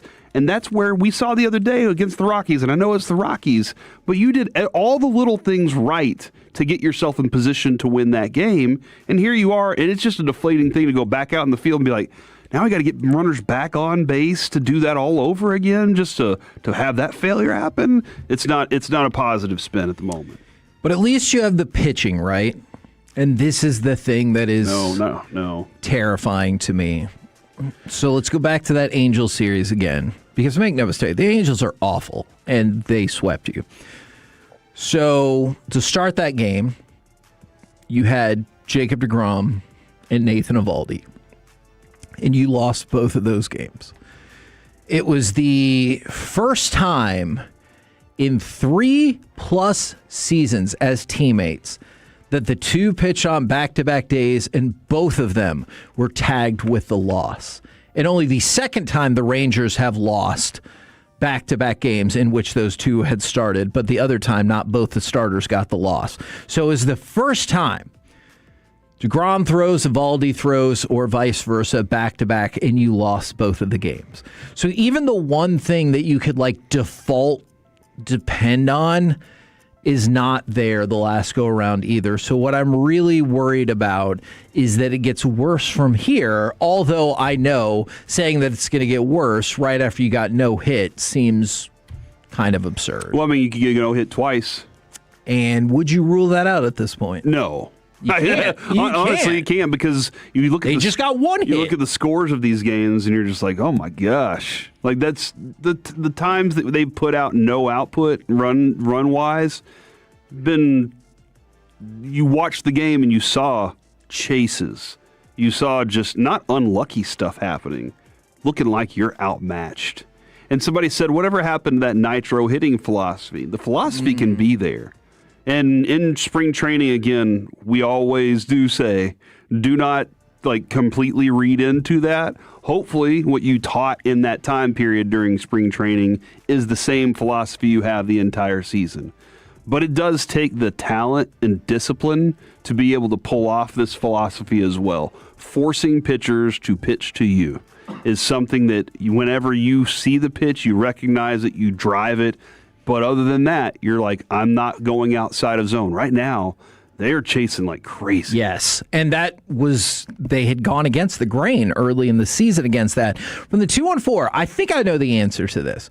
Why are people saying that CY sucks on the YouTube, Twitch, and on Twitter? He couldn't afford to redo the bullpen and the hitters with the cheap owner, Ray Davis. I don't agree with this logic, but I believe the people who feel that way think that Chris Young won because of remnants of the JD era. Okay. And when forced to do it himself, he has not been able to succeed. I think that completely ignores like bringing in the new manager to help jumpstart kind of that entire season. But like that's probably a discussion for another day. But the people who think that believe that he was successful because of JD, and now that JD is like drifted away with his moves and everything, he can't succeed. I do not agree with that. That's one I don't think a wrong idea, considering what we've seen on lots of, whether it's social media or whatever, messages sent directly to us. Right. That's definitely one.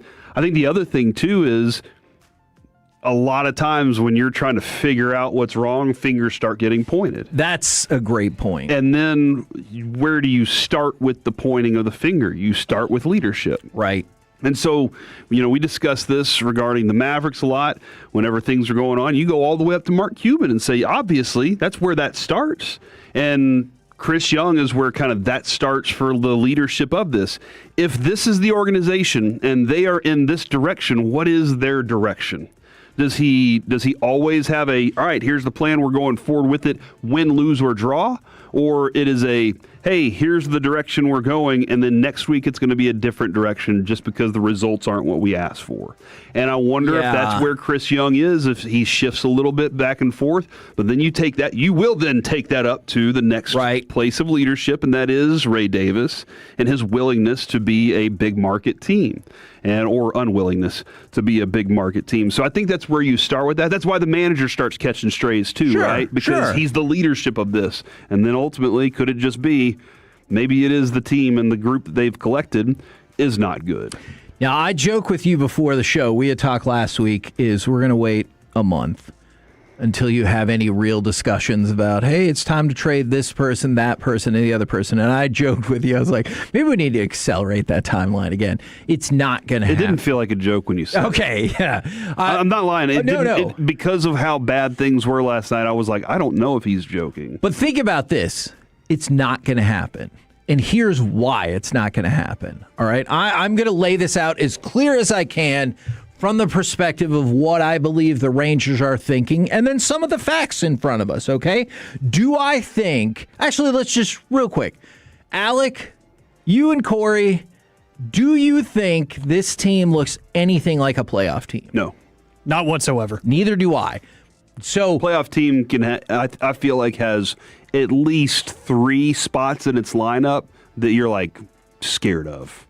Okay. And there's maybe one infrequently in this lineup. Yeah, and I'm going to go back and double check where the record is, but we started this run of just awful teams, and they're 3-7 so far in that run. And you had thrown out like, I would like to see them go, 14-4, whatever, like something really impressive. And they're not close. Yeah, they're not even mediocre. Yeah. So like, I'm with you. I agree. There's no part of me that believes this is a playoff team. I will tell you how I think the Rangers are observing it and why you're still a good month away from doing anything about it. Right now, the Rangers are a game and a half out of first place, and out of the playoffs. There are 2.5 games out of first place in their god-awful division. And I also think the front office would argue we're having to do this. Of course, we're struggling offensively. We don't have our best 2 hitters. Now, do I think that ignores the reality of what Corey Seager was actually doing while he was here? And unfortunately, Wyatt Langford has been getting hurt in his tenure with the Rangers? Yes, I do. But I think they would tell you, why in the world would we just sell when we're only a game and a half out of the playoffs and our 2 best hitters are missing? You're right. I don't love that argument, but I bet that's what it is. I would, if I put this team together, let's say, Kevin, you put this team together and this is what you have. How much of what Wyatt Langford and Corey Seager would you say would be the percentage of how important they are to the hitting lineup before the season? Total, yeah. I would have said 40%. That's a big number. Yes. That's a gigantic number. And I was thinking right there at that number too. And then if I can get some contribution from the rest of it. So why would I change my mind in the middle of the season when I'm not doing well and they are out? Right. I wouldn't change my mind. I would say, all right, we're still close. like you just pointed out, I would say we're still close, and we'll see what happens when these guys come back. And Kevin, the pitch to front office of why you're not going to change the team much is probably that too.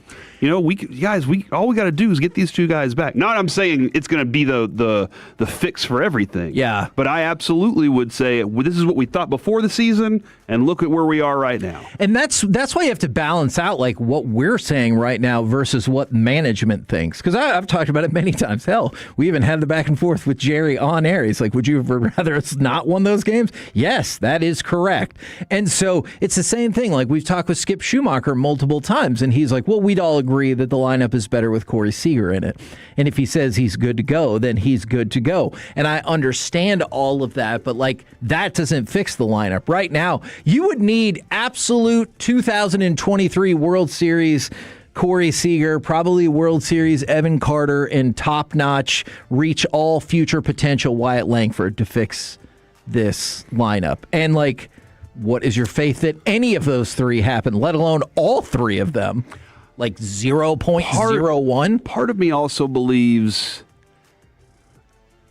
if I can get them to scrape out a couple wins when they're back and start gaining that confidence, then we can be that playoff team.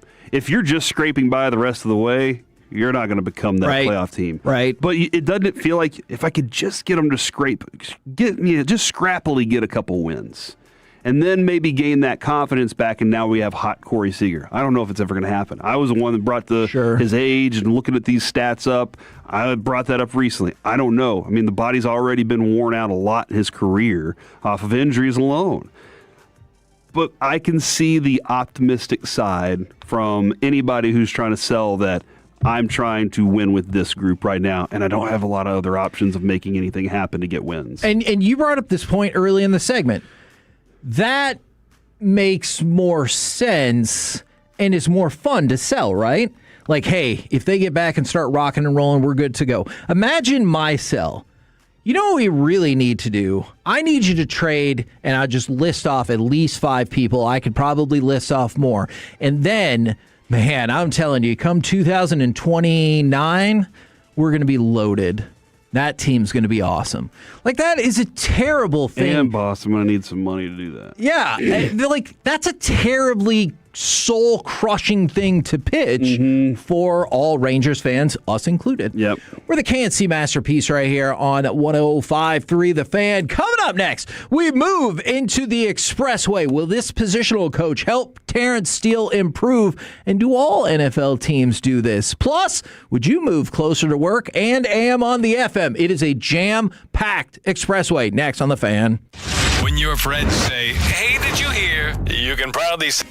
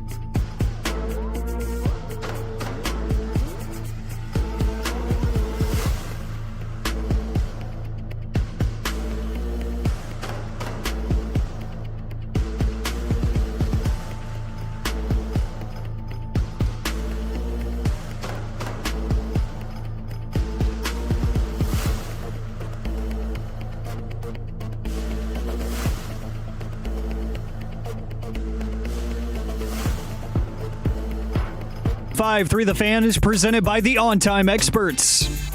I formation behind Prescott. Williams the deep back.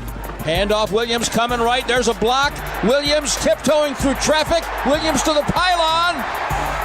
Touchdown, Cowboys! Touchdown, Javonte Williams! KNC Masterpiece right here on 105.3 The Fan. Hoping that you'll just continue to listen to us today. Or take the advice of that song. Now, back that ass up. Oh my goodness gracious! Yes, saving that correct. Now, talk about Terrence Steele here. Want Terrence Steele. Want to see if you think this is unique, but also another question for y'all that's based on the Cowboys. Have you ever moved for work? Either you were relocated by your company or you just moved because it was more convenient to work, because Neil Franklin of the Dallas Morning News reported that Schottenheimer was selling his house because it was too far from work and he wanted something closer than 30 minutes away from the team headquarters. It was in McKinney, so I like that focus. So he's moving to Frisco? I assume. I mean, that's where it is kind of natural for a lot of the players who lived at Valley Ranch were in that area. They stayed in that area. Nicer homes out there at the time. Right now, the Frisco area is a nice area. There's a lot of nice homes. A lot of players living there. So, 30 minutes though. That's how far he was driving from McKinney. Right. It doesn't seem that far. Rush hour, traffic. I don't. He drive at weird times. I don't know. I'm not asking you to answer questions for him, Kevin. Okay. I can't say that I have. I have lived very close to places I've worked, though. Okay. Like, I lived like right behind one of the restaurants I worked at for a while. I moved to Mesquite off of 30 and like Northwest Highway. And I was closer to my place, the place I worked in Rockwall. Okay. But I've never been like, I am moving specifically for work purposes. As a matter of fact, Kevin, I lived in Dallas for a long time and worked in Plano. And then I got a job in Dallas and I moved to Plano. So how stupid is that?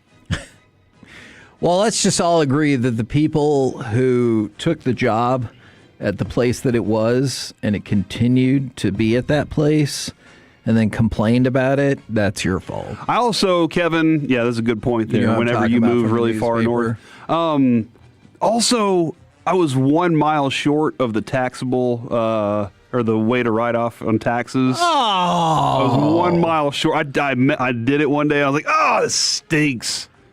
And they're like, we'll give you 10 cents a mile. And I was like, fine. But on the flip side, if your office moves, I think you have every right to complain. What if they move closer to you? Oh, well, then why would you complain? I think usually you like to complain. Oh, and not change. You'll just find a way to complain about something. And that girl did. No matter what. Yeah, and that girl did. Not me, though. All right, so there's that. Probably the more pressing part of the segment, but... yeah, there's... I get what you're saying. From the 214, I want my coaches to sleep in their office like the coach in draft day. I think from the 806, I think now they all live in Prosper. And all the coaches? Oh, man. That's pretty close, yeah. And then this person said they're a plumber, and they've been giving offers to work on a cruise ship 6 months out of the year. Dude. Did you rent your house out? I don't know. Question for another day. But... the more pressing part of the Cowboys discussion, Terrence Steele. And I really like this, and maybe I just have not heard of this a ton, but it makes all the sense in the world to me, is BT Jordan, the pass rushing specialist consultant, that's a lot of words, that was brought in from the Cowboys, to the Cowboys from the Broncos, obviously to help pass rush and develop their younger pass rushers. But... one of the things that Schottenheimer asked Jordan to do was to show Dallas's offensive linemen rush plans that had been designed against them. So that was specifically, obviously, help call out potential weaknesses or whatever. And Terrence Steele was one of the people who stepped out and was like, man, I loved it. You don't really hear that often. I thought it was really cool to see that, and I definitely want to continue working with him, sharpening that skill. So that was going to be one of my questions. Do most NFL teams do this? And I just haven't heard about it a ton. What do you think about this philosophy? I love this idea. And, it seemed like such a revelation when Broadus brought up that Dan Quinn and Mike McCarthy were having across-the-hall meetings where these coaches would come over and be like, hey, let me take a look at what you guys are doing and see if I can't help out in some way. And it was like, hold on. Why is that shouldn't the coaching staff be communicating like that all the time? Right. Now, I understand week to week you have so much you're trying to plan and order, and we'll talk a little more about this with the Sean Lee thing. You're trying to get a team prepared for the next game, and there's only so many hours in a week to be able to accomplish that. But whenever you have these moments and opportunities where you see something, you go talk to the coach and say, Coach, I think there's something that they're attacking here, that this is what I would do if I was the opponent. Why wouldn't you have more of these types of meetings, especially in an off season, to prepare your team for what they are looking at? Because what you're doing is you're making your team smarter in general. Because a lot of times we focus in on what our job is, and we're not focused on the bigger picture of things. Or maybe you're on the big picture and not tunneling in on some of the fine details. But I don't understand why they don't do these types of things more often. This is one of the things I like Schottenheimer's leadership here, is he's not saying, guys, I'm going to pummel you with how bad y'all are at something. I'm going to give y'all some ways to adapt and grow and be better by having somebody who's an expert at how they'd go at you and bring them in, give you this advice, and then you take with it what you will. Now, I do wonder, does the offensive line coach and the offensive coordinator, are they in that meeting too, and they're listening and learning, and they're saying, hey, we actually know how to adjust to those things too? That's a great question, and the alternate would be, well, here's why you guys get stuffed all the time. Mm-hmm. Like if you're looking at the defensive line, and especially with the younger ones, like I know that's the pass rushing specialist, but I like the idea of an offensive line coach or specialist being like, yeah, but the knock on you is every time it's second down, I know you're going to try spin move, mm-hmm. or like whatever this particular pattern is. And the other thing on that is maybe it's not just the what, right? Well, now you got to ask the how.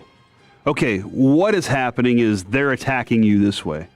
Well, how best would we? That's where you're really having good communication back and forth, where I didn't just come in and tell you what's going on.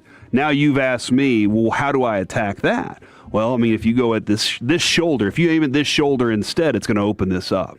This is how we've seen some of the best offensive lines attack our defensive plan whenever this happens. So, yeah, man, I love this and don't understand. I mean, he Steele says it. You don't really hear that often. Yeah.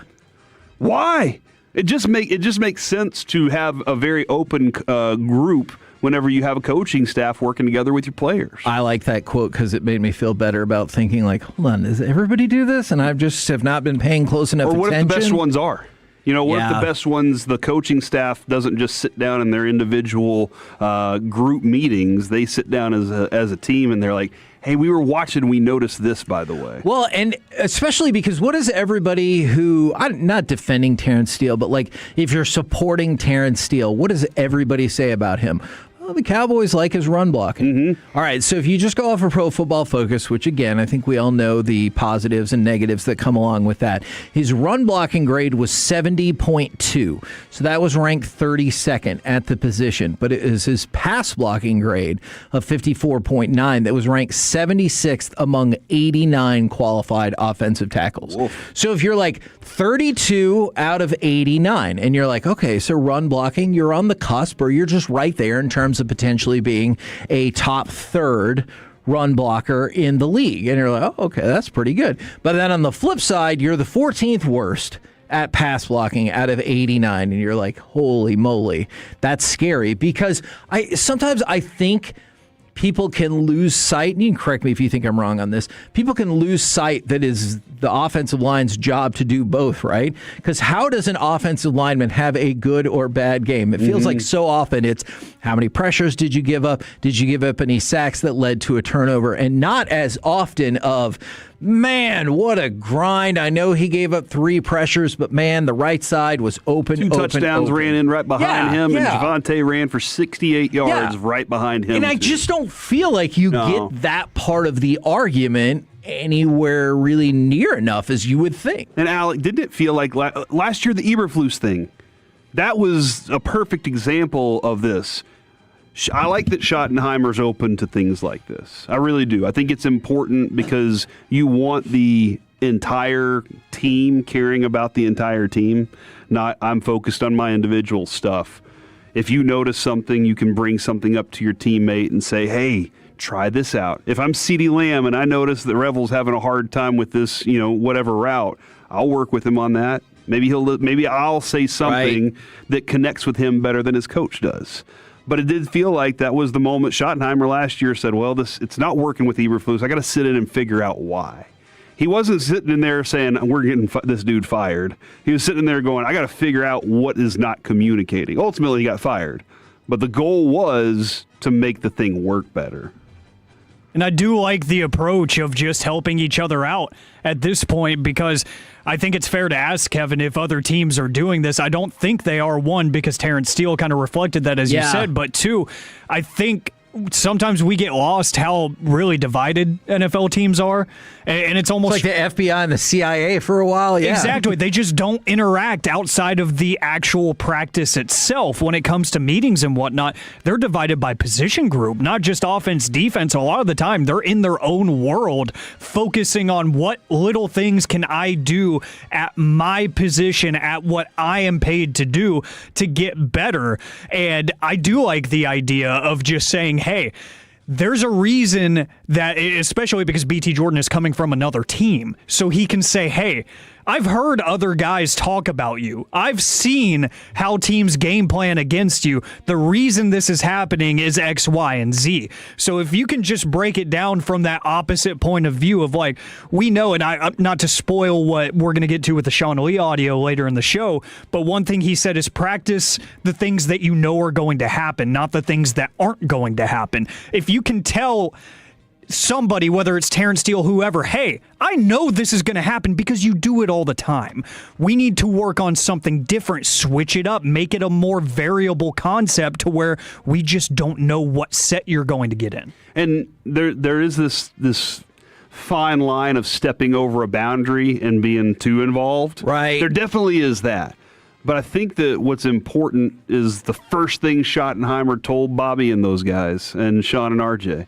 And they have built up the relationship, right, to where they can ask the tough questions, and he understands that that's just part of it. But Schottenheimer told us the first time we interviewed him at camp, he was like, guys, we're going to have tough conversations at times. Yes. And sometimes it's not, man, dude, all right, I actually had this conversation with Adrian over the weekend. One of my favorite things about Adrian is there have been times where I've been like, if I tell her this, is she going to get defensive and shut down, or is she going to reflect and say, you know what, that's fair, and we can work on that? And I think that's been one of the real great successes of our relationship is both of our ability to take the whatever it is and say, is it fair? Was it a fair critique? And if it is fair, can I do something about it? And I think that's the thing that whenever coaching, these guys have egos too, right? Sure. They got egos that are just boiling and ready to go. There's a lot of testosterone rocking through that place. But Schottenheimer's like, we got to be reflective on who we are so that we can have that conversation and do whatever is best for the next step. I'm really intrigued, and I keep thinking about the idea of crossover coaches then. Like you take these No, I mean that would be awesome too. But more specifically for football, that sounds like an off-time thing for football players to learn. But like you take somebody who maybe is an older offensive coach and you place them with your defense, or maybe is an older defensive coach and you place them with their offense. That's an interesting idea. Just so you can occasionally be like, yeah, but the knock on y'all is your third down tendency is always this, or what you're going to run into consistently on first and second down is this. They can bring you that other idea. So I'm kind of intrigued by that idea, and hopefully whatever it takes to make Terrence Steele a better player, or quite frankly, anybody on this team, and Tyler Guyton, a better player, yes, or whoever, Nate Thomas, whichever one of those guys is protected. We just want to figure out how to be better. Absolutely. We're the KNC Masterpiece right here on 105.3 The Fan, and right now, it's time for this. What does this button do? Please, do not push the button. You have no idea what it... Alec, you be quiet. Alec, that was awful. 1 for Alec, 0 for Peyton. Don't you dare touch that dial. Don't you dare do it. It is time for AM on the FM. My name is Alec Medford, the man that they call the pride of Mansfield, Texas, and the mayor of the Medfordplex. 877-881-1053. That is the Frankel and Frankel Injury Attorneys text line to answer today's question of the day. Plus, the best story to come out of college baseball this season happened over the weekend, and you're going to hear about it in a matter of moments. But, gentlemen, a few things before we get to the question of the day. I need to send out a massive shout out. I've been hearing the ads on this very station for Boomer Jacks. And I've been there before, and I've loved it every single time I've gone. But in Mansfield, they just opened up a new one a few weeks ago. That thing is glorious. Off of Highway 287 in Mansfield, it is literally like they went up to Texas Live, just bulldozed a good chunk of it, and dropped it right off the highway. I like that. It is awesome. The giant TVs, the giant screens, the outdoor patio, the prices that you hear in the spots are exactly what you get. Had a great time after I saw The Mandalorian and Grogu.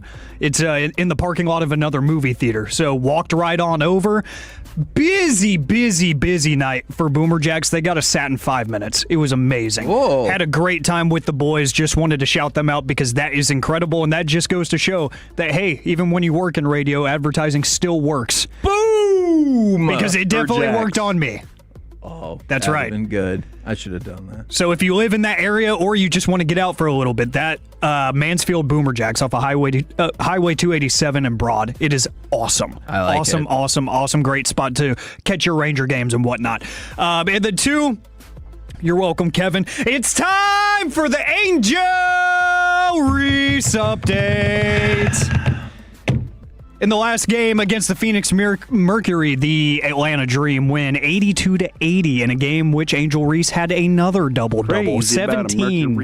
17 points, 10 rebounds. Did not have a great shooting night, so we're not going to talk about that. Oh, so were those me-bounds? Yes, they kind of were. How many turnovers does she have? Not Stefan Castle. Well, she had 3. He tightened it up in that last game, though. He did, and she had 3 turnovers of her own and 4 fouls, so she did get into foul trouble, so maybe the stats had to calm down because of the aggression. But 5 of 10 from the foul stripe, not exactly perfect. 6 of 16 from the floor. Yeah, no, that's literally not perfect. Not exactly perfect. So, but another double-double for the league leader. So there you go. Okay.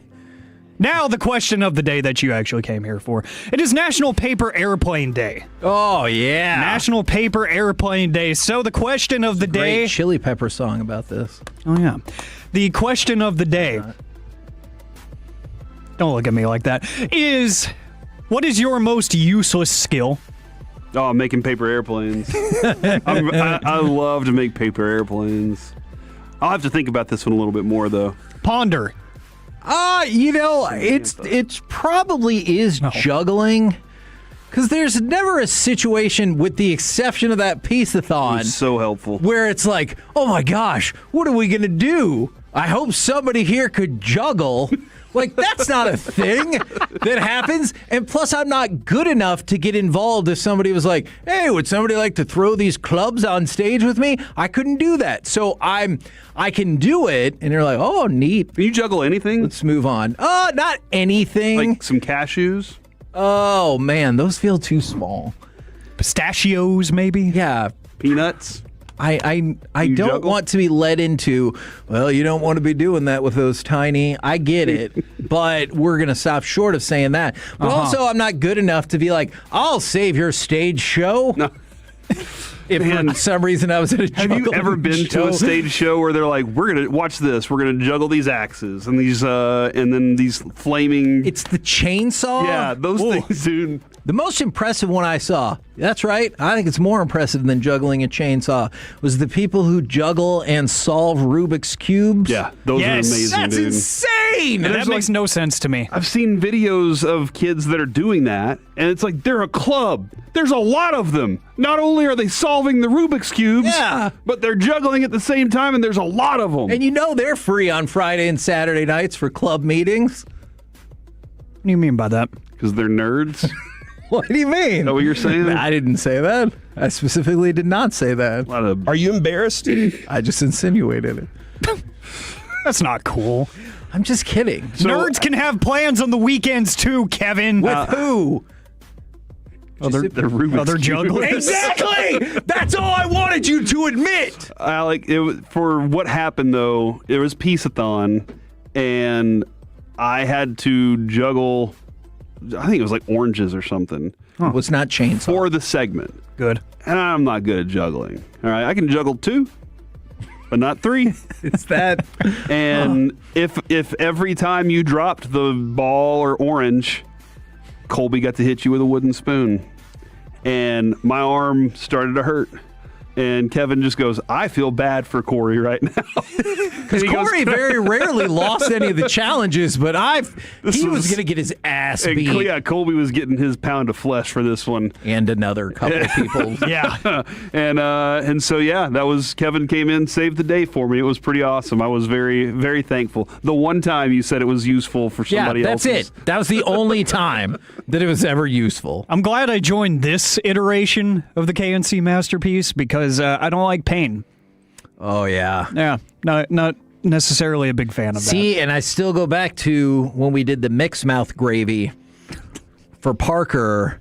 It was definitely mostly my fault. There's a little bit of that other lady's fault at the grocery store because there was like a mom there. She looked like she knew what she was doing, and she went right to this one gravy, grabbed it. She's ready to go. And I was like, all right, well, that she knows what she's doing. She has a cardigan. She's clearly has a family. And so I took that one too, and then I found out it was the wrong one. And no, I didn't say that they were virgins. I don't know if there's men and women in this club. So obviously, it's me or nobody. I'm just kidding. Jeez. I'm just kidding. I'm a nerd. I'm going to try to. Okay. Going to try to save this from the 817. My most useless skill. I like Legos and professional wrestling. It's a miracle I found a wife. And I don't have one yet because I like both of those things too. And you're significantly younger than I am. It's also valid. But I turn a quarter of a century old next month. So. Are you going to have a quarter life crisis? Oh, absolutely. John Mayer said that once, and I was like, what a line. I don't know what it's going to be about or anything, but I'm definitely going to have one. I could guess what it might be about. What do you think my midlife crisis is going to look like? Ooh. We've already had it? I mean, how old are you? 44? I'll be 45 this year. There's a good chance. I've already experienced it. Or you're look, you're acting like your midlife crisis is the All-Star break, like where it's in the middle of the season. But really, you've already played 60% of the games, all right? So that's what I'm saying, Corey. I'm only on my way to die. That's it. You've played 60% of the games, all right? So just really. I do have a kid graduating high school. Exactly. Whoa. You should have another kid and pretend like you're starting over. I have 2 more. Oh, okay. They got to graduate high school, too. But what I'm saying is, I believe we're at the all-star break of your life, if I had to guess. Wow. I'm going to start telling people that. Science! No, I actually like that analogy. I'm stealing that one. Thank you. From the 817, my most useless skill is the ability to bust out Weird Al-style parodies to any song. I feel like that's Kevin Hageland as well. Yeah. This morning I woke up and remembered every lyric to Stacy's Mom by Fountains of Wayne. Okay. Don't know how I remember who was the singer either, but for some reason this morning the song was stuck in my head and I was going, how do I know all of the words to this song? See, I didn't even listen to it that much, but it's catchy. And it's just to show you my nerddom, Alec. This is an actual thing that really happened yesterday. Jess and I were watching The Hunt for Red October. I've never seen that movie. There's a fella who shows up representing the Russian consulate, and I go, oh, he played Denomalus in the Bill and Ted sequel. And I just looked at her and I was like, this is why I couldn't do more with my life, because I did not need to look that up. I just knew that guy was the primary bad guy, Chuck Denomalus, in the Bill and Ted sequel, Bill and Ted's Bogus Journey. And this is, by the way, while I was sorting through my trading cards. So I'm just, just saying. Just keep piling on. Yeah. I like it. I said, dang, wonder if Corey's wife is worried about the trade deadline. For me? Okay, that's a that great being point. said, she did just text me and she was like, I tried to move my basket full of clothes into the closet and hurt my back. So, what is up in the Majors household where Our simple tasks are just got a eliminating shoulder spines? impingement. Yeah. Let's I don't know, see dude. here. Get rolling out of bed. Back hurt. Let's say the All-Star break's about 96 games Listen, in. dude, I'm not Jeez. trading her in. All right? Her trading me in, different story. Oh, hey, this analogy works out perfect. So, oh my gosh. if you play about, 96 games before the All-Star break, and that is 0.59% of... Is this the baseball? of the season. And if average lifespan's 76, 0.59 of your 76 would be 45. You're about to turn 45 in like a little bit more than a month. So there you go. So now... Let's see, if the trade deadline is, when you've played, 115 games, you have until you're about 54. That's your trade deadline. So you got about 9 more years to decide, hey, is this really what we're doing, working out? For me or for her? For both of you. Okay, Y'all are all right. about the same age. I feel like at that point we're probably going to... I don't know, though. See, that's what you think, but all your kids will be gone. Yeah. By this point. And who knows if I go into a hitting slump. That being said, men's tea will keep me from that, so I'll be all right. Boom. Well, guys, nighttime stuff. That's right. That's right. I don't know how to pivot from that, so I'm just going to read. Sex when he says that in the commercial. That, Kevin. Alec, to answer the question of the day, it's remembering actors and actresses' faces. Yeah. Not like I know what they were in, like Kevin, but a lot of times she's like, oh, this person. I'm like, nope, that's not who that is. Oh. It's this person. I'd say mine is probably spinning a basketball on my finger. I don't play basketball. Do you have a flat fingertip? I wouldn't consider. Or is it rounded? It's pretty round. I've always felt like because mine were rounded, that's why I couldn't do it. Or maybe I'm just not good at it. I'd take the latter. Do you think Alec's finger is like a flathead screwdriver? Like a Flintstone fingertip or something. Okay. Oh, gosh. Also, why did they go on their tippy toes to throw the bowling ball? That's a great question. Tighten everything up. Men's Tea Clinic. Guys. Did you know that when I was in college, Alec, some people he's got a segment used to do, to call me Fred Flintstone? I don't want to know because why. I would make the ladies' bed rock. All right, guys, let's talk about UCLA pitcher Angel Cervantes. I can't even speak after that. He's a freshman who made his postseason debut on Sunday in UCLA's Big Ten Conference Tournament Championship game, giving the Bruins 5 shutout innings. He ultimately got no decision in this, but as a freshman, that is something to be proud of. And he has something that he's very proud of that he takes to the mound with him every game. And here is the Big Ten broadcast explaining what exactly he brings. As Angel Cervantes takes the mound, he had a great start to the game, and you might notice he has a little dinosaur with him on the mound. His name is actually Jerry the Dinosaur, and Angel keeps him in his back pocket, and Jerry will join him in every single time he's pitching on the mound. Just a sense of comfort that he's developed, maybe a little bit of a super superstition, but Jerry's always along for the ride, guys. Also, something I wanted to add is John Savage came up to Angel right before he ran back out there and said, you've got to trust that change. So look out for that and Jerry. McKellar Chester, our best paleontologist on the case. So Angel Cervantes, if you Google him, there is a little inch-wide plastic dinosaur named Jerry that he brings with him every time he pitches. He keeps it in his back pocket in between innings, but he sets it on the dirt, on the mound, behind the pitching rubber, every time he takes the mound to pitch. And he's been doing this since high school, he says. But that's just a comfort thing, Amazing. A way that it kind of calms him down, and it's just, again, something that can only happen in the game of baseball, because baseball is the most random, weird, unpredictable sport. What was the love it? What was the dinosaur again? Did she say what type of dinosaur it was? Was it a T-Rex or something, or a Brontosaurus? I do not know. I think it was a Triceratops. Triceratops. What happens if the ball hits the dinosaur? Do you want me to say he goes extinct? I'm not sure what you're. I don't know. I was asking what's the ruling? Oh, well, play of game. That's up to you, because coming up next, it's time for the C Block starring Corey Major. And now it's time for the level of concern. Next on The Fan. Thanks for making.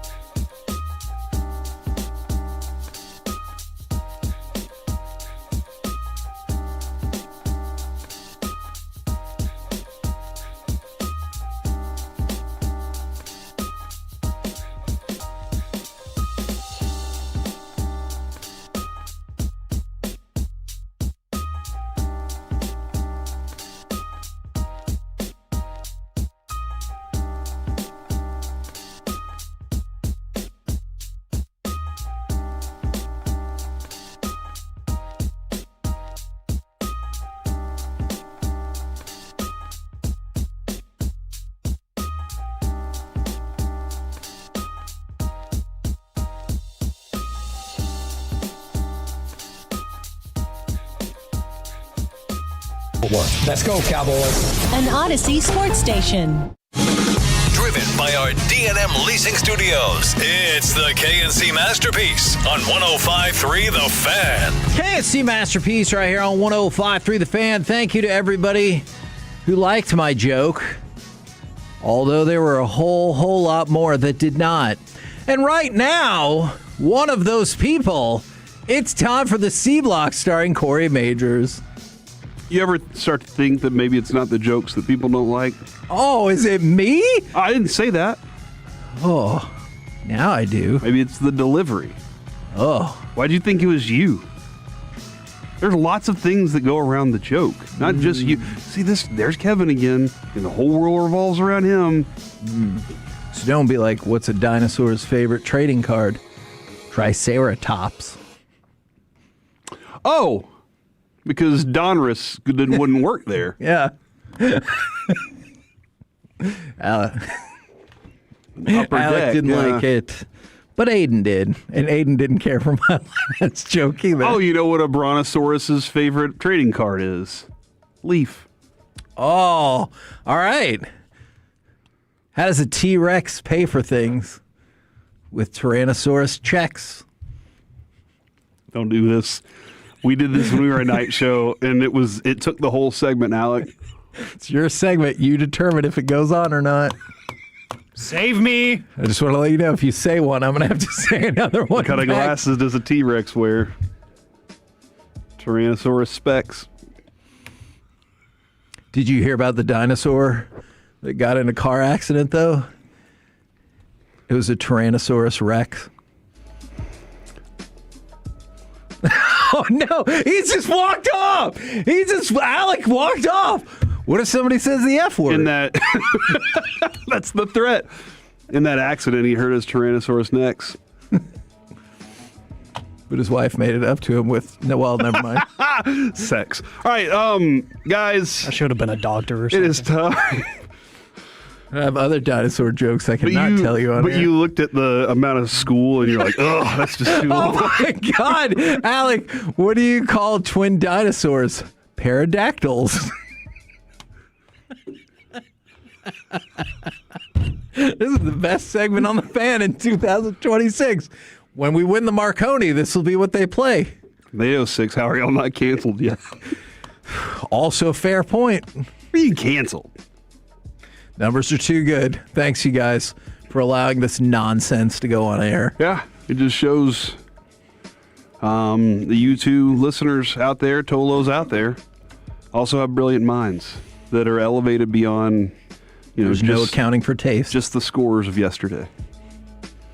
It's also about the conversation in between. Alec, it's time for the level of concern. What do you think is Alec's level of concern that we bail on this quickly for more dinosaur jokes? From the 214, why can't you hear dinosaurs clap? Because they're dead. Oh, that's true. Man. Technically correct. Always go back to the one hand clapping from Yeah. Bart Simpson. Guys, your level of concern that James Harden has lost his damn mind. Oh. When James Harden was asked about how much better the Knicks are than the Cavaliers, his answer was, I can't even answer that question, honestly. I don't think we had a chance as our best shot from a standpoint of the circumstances. I don't know what that means. Obviously, they dominated us 4-0, but I don't know if I can necessarily answer that question genuinely. I do feel we are the better team. Oh, no. What? He went Nate McKinnon. And he was making great points about how outmatched they were. And then he slides back into the very end. He's like, but we're probably better. Remember Nate McKinnon was like, hey, you saw who the better team was. And everybody was like, yeah, the team that wore gold after that game. Yeah. And what? It's high. 1,900 pounds. Whew. Alec, would you like to weigh in here? That's a ridiculous thing for him to say.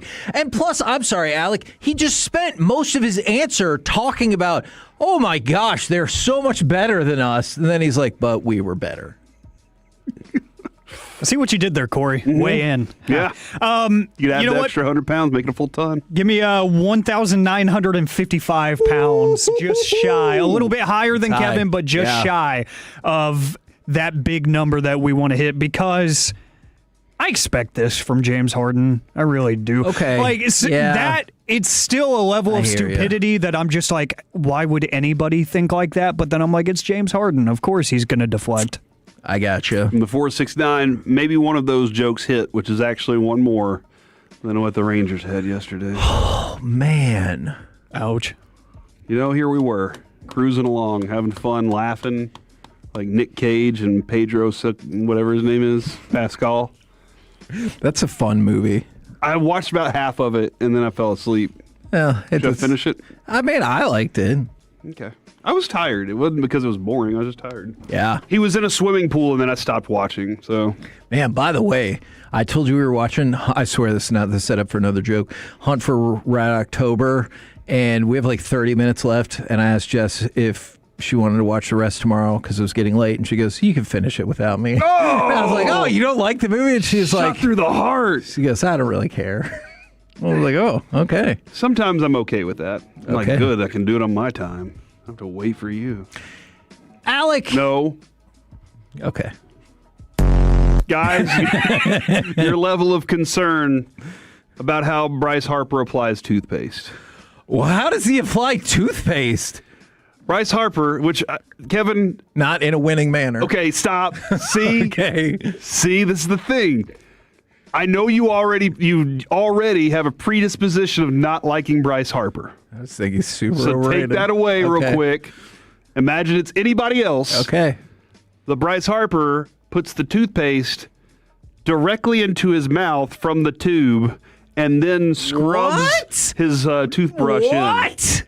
He did this on his live stream, which I don't know why he was live streaming. Does he also eat cereal by just pouring it out of the box into his mouth and then somebody's there to pour the milk in? You've made chocolate milk that way before, though.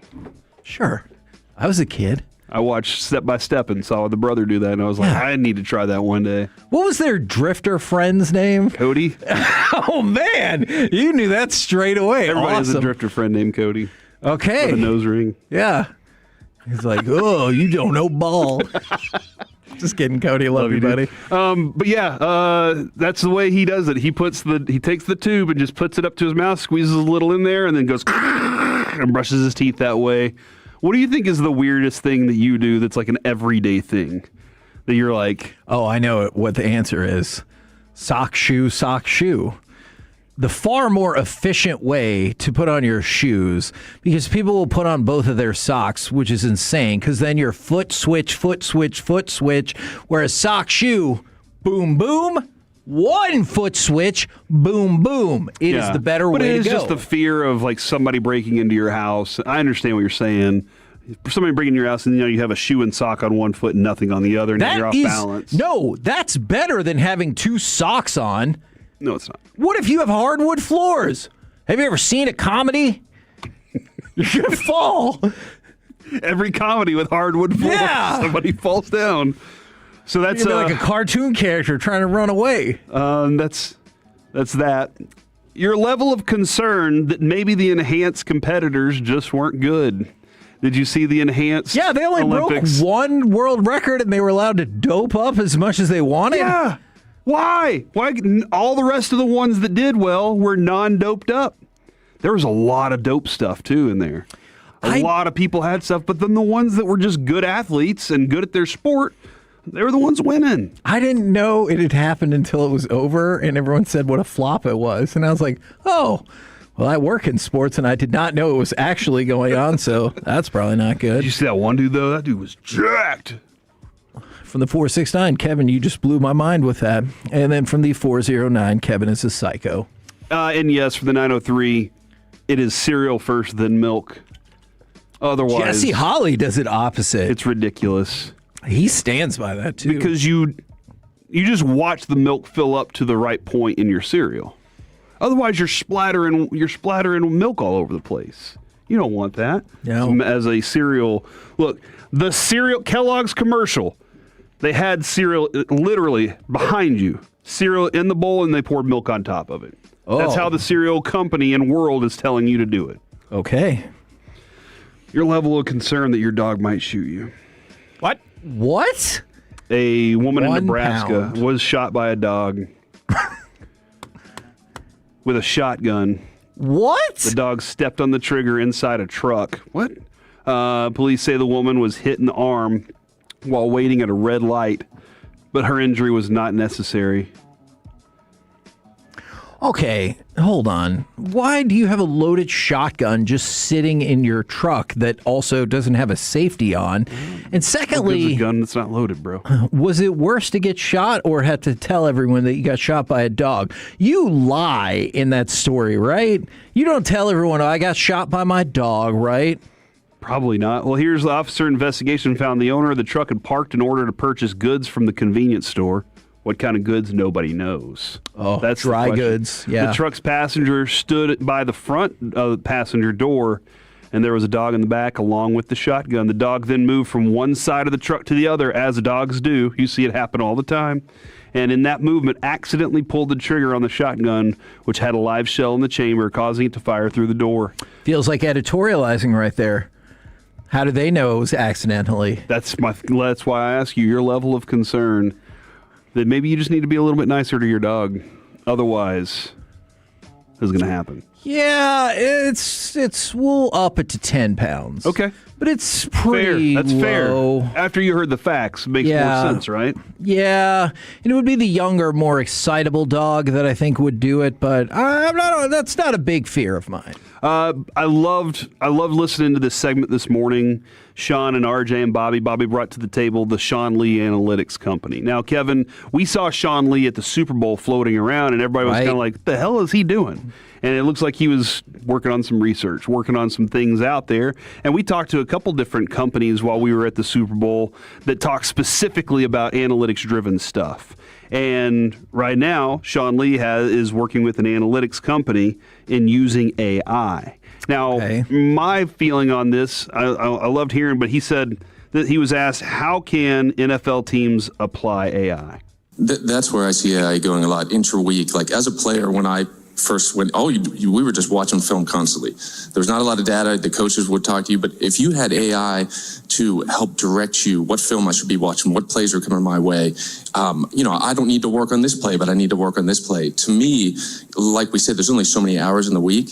If you can start to build some of that efficiency into intra-week, understanding how a team's going to attack you, practice one play 50 times that you know is coming, don't practice the plays that you know aren't, that's going to make you a better football player over time. That's where I see it intra-week being used for football teams. Sean, it seems like your data already can do predictive play calling, essentially. Is that something that you would draw a line against? You don't want to see coaches using AI live in games to make decisions? Yeah, no, I would agree with that. But even so we make a prediction, 80% run, 20% pass. Well, guess what? That 20% happens. And as a linebacker, sometimes that 20% is your responsibility.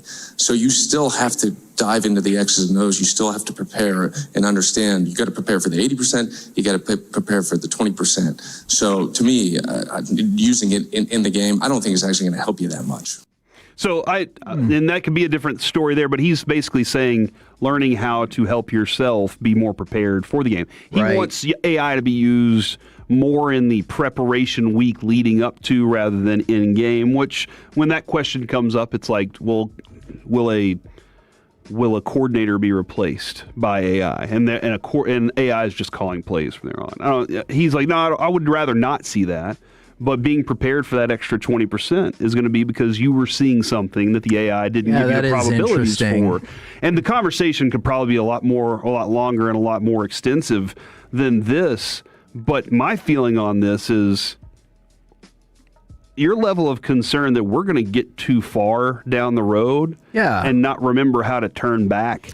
And we'll be like, well, we went this way and then took it a little bit further and a little bit further. Now we don't know any other way than with this. Yeah, I think that's fair because I know it's lower stakes, but I kind of think that way when like I drive somewhere is I just automatically like pull up the map. My kid doesn't know how to get anywhere without the map. Exactly. And it feels like it's too late to go back. So it's fascinating is you're going to have like these coaches or whatever that are going to tell you, hey, you should try this. And you're like, okay, old man. Like, that sounds great. But we have the future. So we're not going to do that. Yeah. And then you're going to find a way to kind of circumvent that. Cover 3 is no longer useful. Yeah. You know, and then because we have this AI. No, this makes total sense because we've seen things get phased out and become obsolete over time, much like dinosaurs who go to the bodybuilding competition so they can Tyrannosaurus flex. Ooh. What do you think? I've never seen him more interested. Who do you think a dinosaur would call if somebody robbed his house? The Frankels? I mean, not necessarily for that. Do you think he would call the Triceratops? We're the KNC Masterpiece right here on 105.3 The Fan. Coming up next, for the first time ever, except for Pizzathon, another baseball nuggets. Plus, I will try to get back on Alex Good's side with a collectible corner. All of it next right here on The Fan.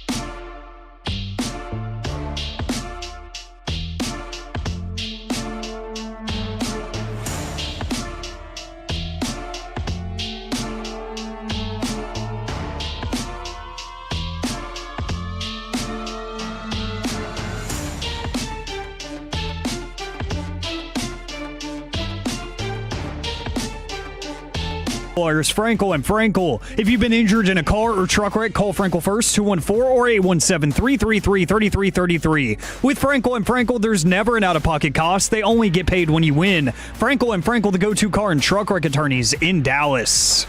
Collier with the pitch. Swing and a little shot over the mound. Fielded by Foscue. Bobbles it in second. Steps on the bag. The throw gets away from Berger. He can't find it. Walton scores, and the Angels walk it off by the final of 2-1.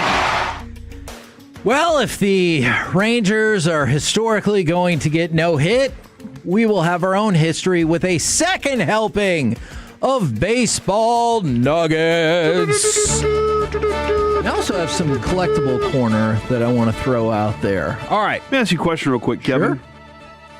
Rangers go out there and win 10-0 tonight. That's what they've been doing the last few weeks, right before we have Skip on. Right. And it's kind of taken the heat off of those conversations. You're like, okay, maybe this is... True. Well, not on our part. It's just like, well, the news is they won. Yeah.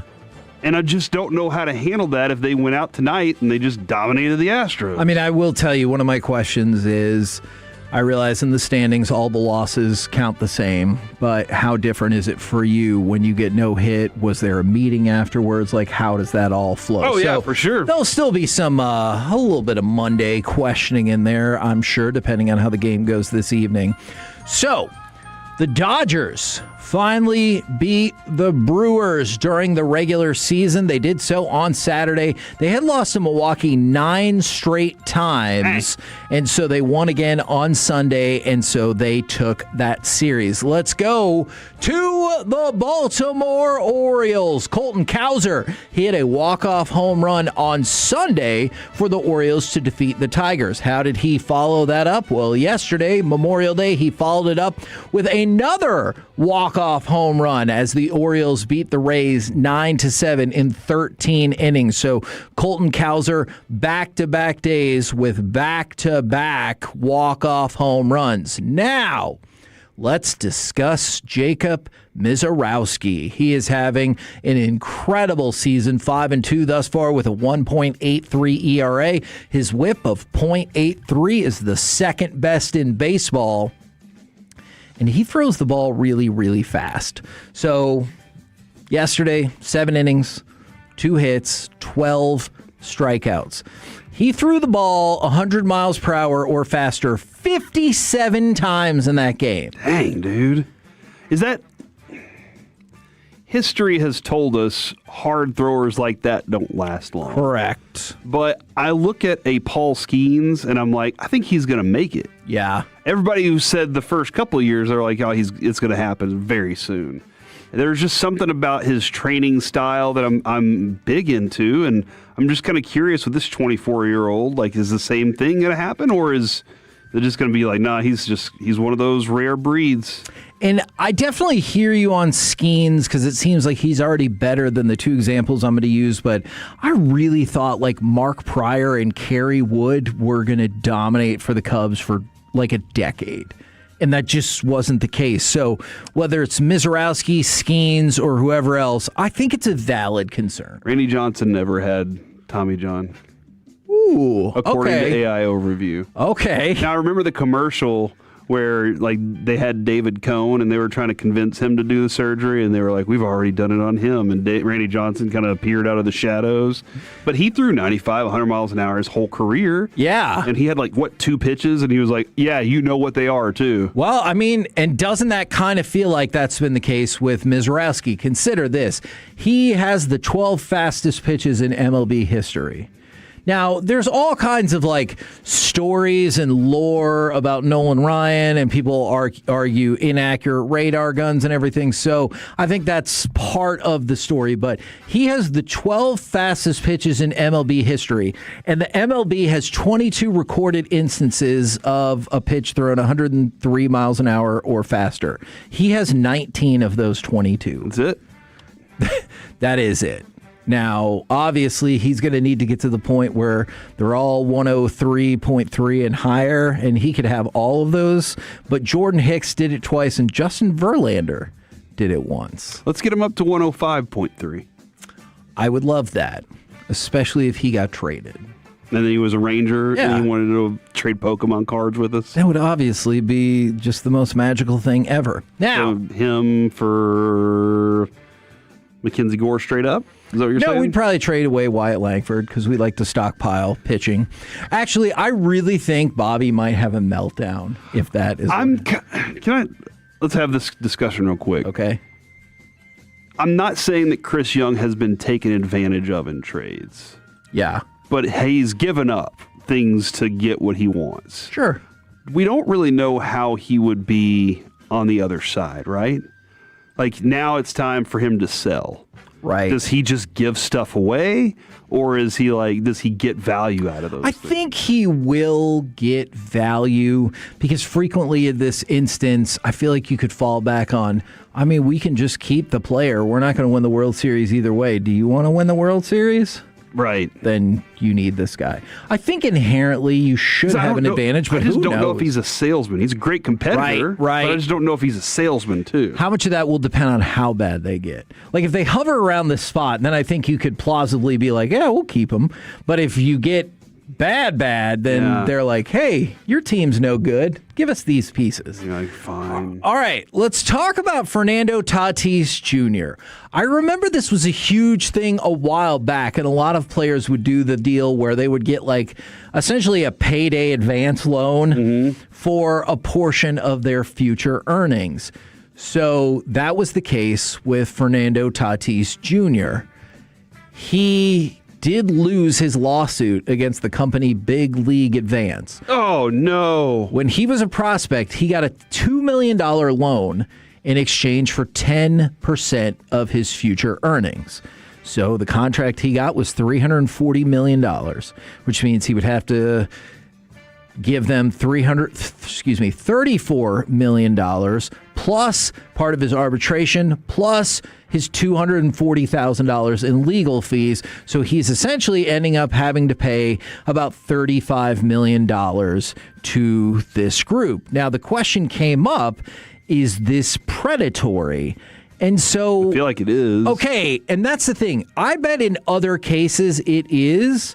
But if you're a hotshot prospect whose dad also played in the major leagues, don't you think there's more like checks and balances in place to be like, hey, don't do this, or I will loan you some money instead? Maybe. I don't know how involved Dad was. Okay. You know, I have no clue about that.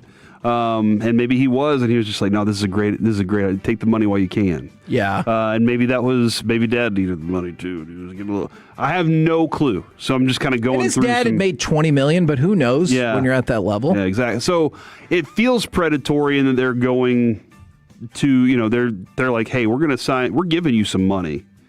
We're going to get a lot more off of this eventually.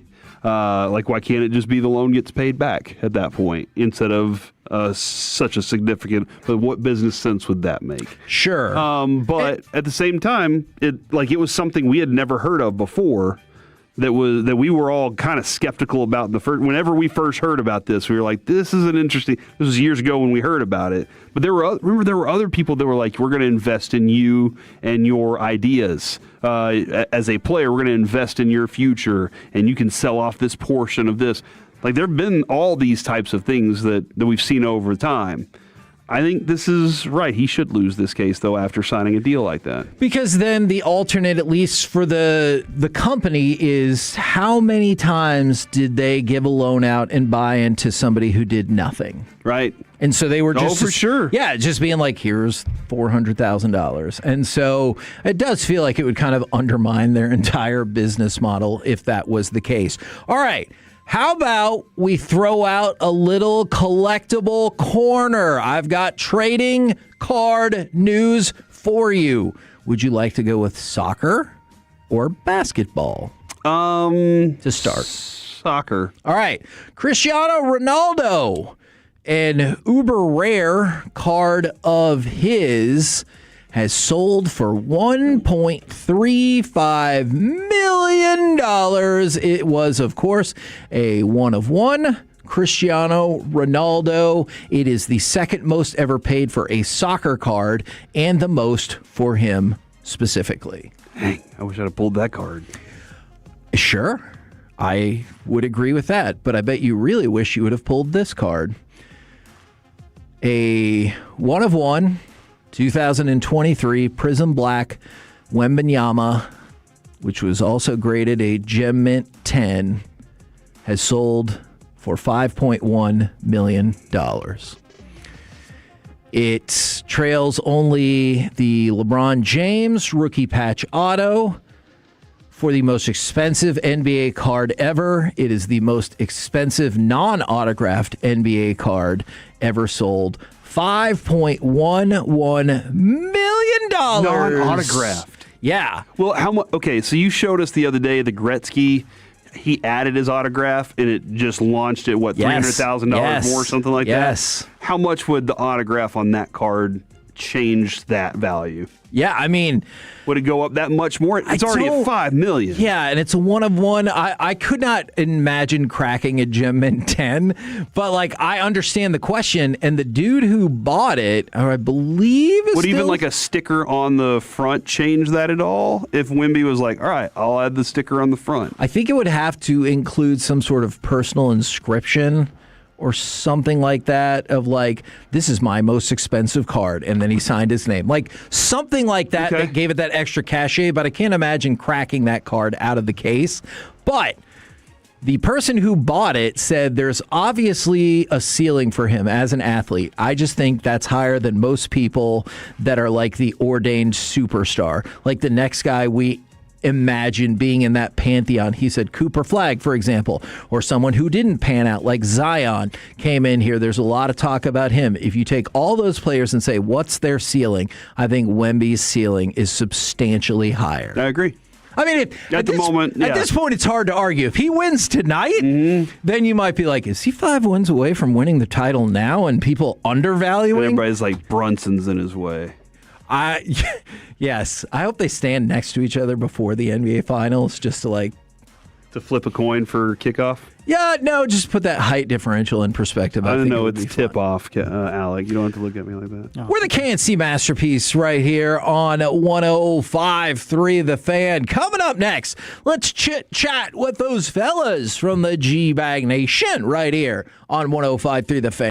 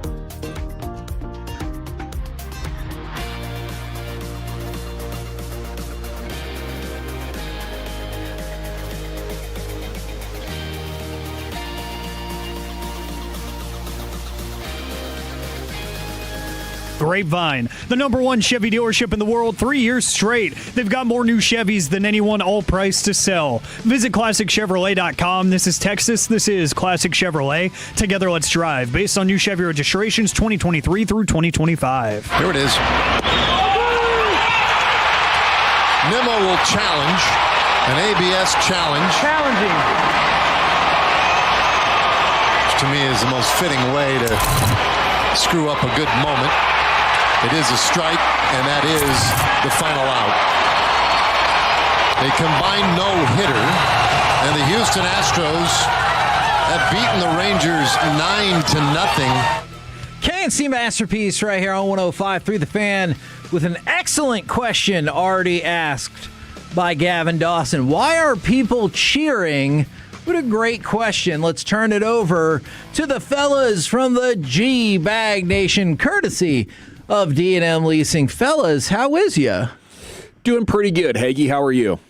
I was doing better until I didn't even really think that through, that why were people cheering for a no-hitter? I mean, I got it when Houston was really good. And, you know, they would invade the ballpark. It's like road trip or, hey, my Astros, I grew up in Houston, going to go see them. But now that they're bad, you know, I would think that would have died off. But apparently the World Series afterglow is still alive. Yeah. A rivalry's a rivalry. I'm trying to keep it alive. Right. Yeah. So we asked this in our noon o'clock segment. Is this rock bottom for the Rangers? Because I don't think it is, and I think there are a lot of kind of second and third tier numbers that will lead you to believe that this is going to continue.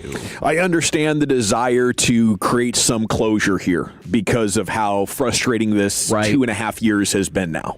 And it's like, well, if I just tell myself that it's over, you know, and it's going to get worse, then maybe it'll make the pain less when you have to go through weekends like that. But I think we're just getting started here, Hagee, because there's a lot of good players on the team still. They're going to battle back towards 500, and they'll continue to give us teasers. Only to fail in the end? They're within 2 of 500 again, guys. Let's go. And then boom. And then yesterday, like, not only did you get no hit, but we keep hearing this, let's say, bull junk about, oh, man, we have faced the best pitchers all year. All right, well, the starting pitcher yesterday had an ERA above 8 when the game started. So, which is where it's like, I agree, it's probably not quite rock bottom because there's still some fans might be able to hold on to, like, well, look, you had 3 guys from the minors that were in your starting lineup yesterday. Yeah, that's what I was kind of Wyatt Langford's going to come back. Oh, Corey Seager's going to come back. You know, the reality is those guys haven't been very good for you. So I think that you're still going to have that to fall back on. But, man, when you lose to the Angels in the fashion that they did, which is the worst team in the American League, Reed Detmers goes out, puts up 14 Ks against you, and he's been awful. They were 1-9 yeah, it's going into that series. It's sad and pathetic. And then the Astros are terrible, and you finally got your chance to go ahead and beat up on a team that has been a pain in your ass for years and go ahead and prove that, oh, yeah, we're Big Brother again. Well, unfortunately, they've been able to hit your face in continuously. Seager and Langford OPSs respectively of 638 and 636. I don't think this team believes they're Big Brother again. I don't I don't know what they believe in. What do they believe in? Their direction is very non-existent. You said direction, right? I hope so. Okay. Yeah, there was a D in the front. Yeah. Okay. All right. Just making sure. Made me nervous. Broadus, how are you feeling about the future prospects, especially when Wyatt and Corey come back of this lineup? Well, I'm hopeful. But I respect to you for keeping that. No, I just listen. I was one of these guys that was kind of believe in the 40-game thing, and they were hanging in there. And Me too. They were playing against teams that were, you know, division leaders and you know quality baseball team, and you know. But I'll tell you what's really been so disappointing to me about this particular team is the defense. No kidding. I mean, the hitting has been poor. But the defense has been even worse. It's going to be hard to duplicate the dominant level of defense from last year. So, and you know, the bullpen's kind of scuffling a little bit in some areas, but that Chris Martin's a stud. They should keep trotting him out there. Well, that's he rehabs strong. And that's where I was going. When I saw him warming up last night, I was like, okay, yeah. we're not serious right now. Dude should never have made the team. But I like and then he was bad. And then he was bad in his rehab, and they were like, bring him up. Guys, when we went into the clubhouse, and I said this when we were out there for spring training, he's got a back brace on. Yeah. It's like the guy is old and he's lost it and it's time to retire, but you want to keep just giving him an opportunity. Everybody know, like when fans start to, I get it. Like, what the hell do we know sometimes? Sometimes it's like, you know what, maybe the fans know a little bit here. This guy's done. Was it like a weightlifting belt or was it like one of those back braces when you get in a car wreck? It's like walking It was traction. not a weightlifting belt. It was like I've got a back injury type of belt. Yeah, the car accident belt. So it was like he was riding the bulls, like he was riding bulls, that kind of vest. It was like my back's about to break at any damn second here, and my arms don't work. Somebody help me with my spine, please. You know, let's be real. Here. We have two working eyes. That guy can't pitch in the major leagues. What are we doing? I just want to continue to be hopeful, but I like I said, it's getting difficult. It is because I was the guy that was thinking like they were going to go and handle the Astros. They were going to handle Colorado. They were going to handle the Angels, and everything was going to come back home. And we're going to just and then we got again with the Astros and then the Royals coming in at home. We'll just keep building on this thing. But man, they've just done nothing. They don't even look like a competitive baseball team. 3-7 in that run against three of the worst. It should have been, and you were thinking 7-3. You weren't thinking you weren't thinking 3-7 at all. And I think I get disappointed when they lose to the Angels. I get disappointed when they lose to Colorado. That's when I always kind of go, oh, okay, what are we doing around here? But here we are. Is there, it would be great if they just broke off a 10-game winning streak and let's do it and everything. But is there any part of you that, short of that, would like to see a massive losing streak so there could be no confusion about come trade deadline? Hey, when is the trade deadline again? Is July? August 3rd. So you have a really long that's time. A long There's so much season still left. That's the thing that sucks. Yeah, you can't talk me out of this until we start loading up and Dawson says, "Hey, we're going to Oxnard. Get ready next week." Okay. Then I'll kind of get us there to there. Yeah, that's when all of a sudden I'll go, okay, this team let me down again this year, and I've now got to focus on the Cowboys. But I'm going to stay after it until the trip goes to Oxnard, and then after that point, either they're on it or they're not, and then I'll adjust from that point. Unrelated to anything in the world of sports, how many people in a party at a restaurant before you're like, they're probably going to split the check? Like, is there a number? When all of us walked into that place in Oxnard. As like the waiter? Or, yeah. Double digits for sure. Is it under double digits? Is it 9?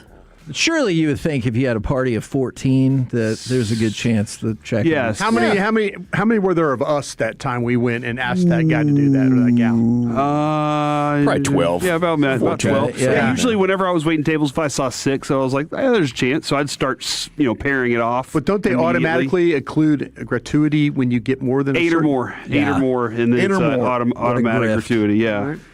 Right. So you don't have to even worry about it. Yeah. You don't even have to worry about it. Take the stress even off if they give you crappy service. We went to the Magic Time Machine again on Sunday. Was it Margot Robbie? I don't know Austin if I want to Powers? say because he was really, really terrible. Oh, man. And So don't go see? It was a pop culture reference that Peter probably Pan. wasn't suited for a 9-year-old girl's birthday party. 2 years in a row. Yeah. Who'd you have? It was Harley Quinn. Last year it was Harley Quinn. Nice. I could have done that. But see, my only concern was she dresses, just provocative. provocatively. Sexy, yeah. This one, I was like, there's no way she knows who that is. MC Hammer? You're around the right era-ish. Okay. But so we had 14, and we talked about splitting up the check, and he goes, you guys know technology exists and stuff, and you could just Venmo or PayPal somebody and keep it on one check. Wow, he hit you with that. He must have come over from working at Dick's Last Resort. Is this in the beginning or is this at the end? Oh, no, this is the beginning. Wow, this is setting the tone for the rest of the evening. Yeah. But the question you have to ask yourself, was he wrong? Yeah, they're definitely wrong because they could just look at it like it's 4 tables. Mm-hmm. You don't have to get all hissy about Super it. easy, I think it's a weird server ego thing. Like, you want me to do what? Oh, my goodness. And, it really is, it's a barometer. It reveals the people that are really not qualified to do the job. You're in the service industry. Right. And in the service industry, you take care of the customers. Like, Right. that's the whole job. You Okay, don't, 1976 whenever I show Corey up, Majors. I don't want to think, When's this the Corey last Majors time- made a whole lot of cash while he was working in this business because he was good at it. Damn right. Yeah, so Bang. make Let sure him they know, don't have Corey. You might have been the only one. I can't believe you gave that job up, man. Why'd you get the radio? That was stupid. Yeah. Customer service, what's that? By the way, the same gal that was Harley Quinn was still there. She came around. She goes, I remember you from last year. And You made quite the impression, huh? You did. not me. Oh. My little niece. Not me. Okay. What do you guys got coming forget up that bald head. on the program We were both today? animated series fans. I know you fantasized. Well, Chief has a new segment coming up at 2:40 called Ball Maxing. Okay, looking forward to that. He's talking ball with the boys. But I like other than highest that, level. it's a big Rangers Tuesday, and we have the player show Cal Quantrill at 3:20. Oh, nice. CY at 6. Of course, Sands is going to join us at 5:20. All right. So we'll have you covered going into pregame. at That 6:30. should be a fascinating couple of interviews right there. Roll home with the G-Bag Nation. We've been the KNC Masterpiece. Make your way back with us tomorrow, 10 to 2, right here on 105.3 The Fan.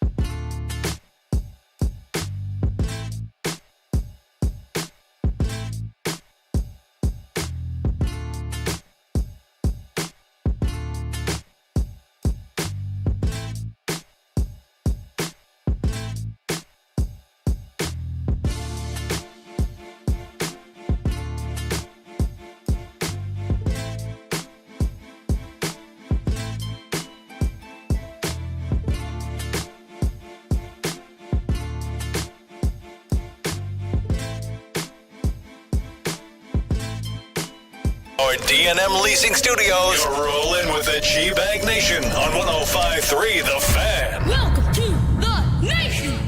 Here we go. It's hour one of the G-Bag Nation on 105.3 The Fan here on a Tuesday, a Toxic Tuesday, if you will.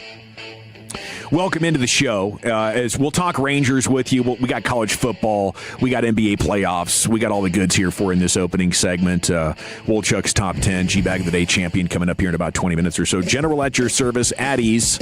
Welcome back. It's great to be with you. There's Brian Broaddus, the former Cowboy Scout Super Bowl champion. Krusty's Corners coming up at 3:40. Lucius Alexander was in the Pimp Cup Master Control here. 75 and 635. Fixing to go 5 flawless. LA Live 540 every night.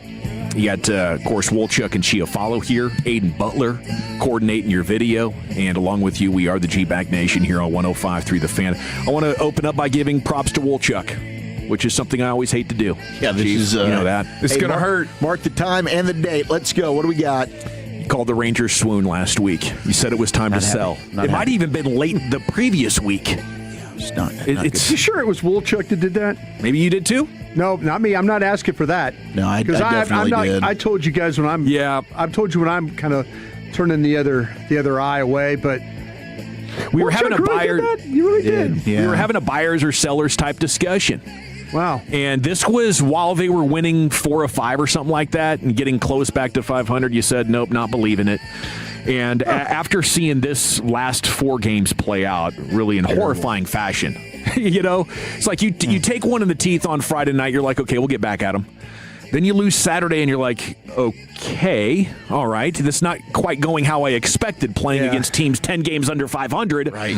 And then Sunday happens and you're like, oh, Nelly. But then last night, really, that, I think broke the spirit in a lot of ways for Rangers fans. Maybe the most frustrated they have been since Sandler and I had our, Stuff versus Command.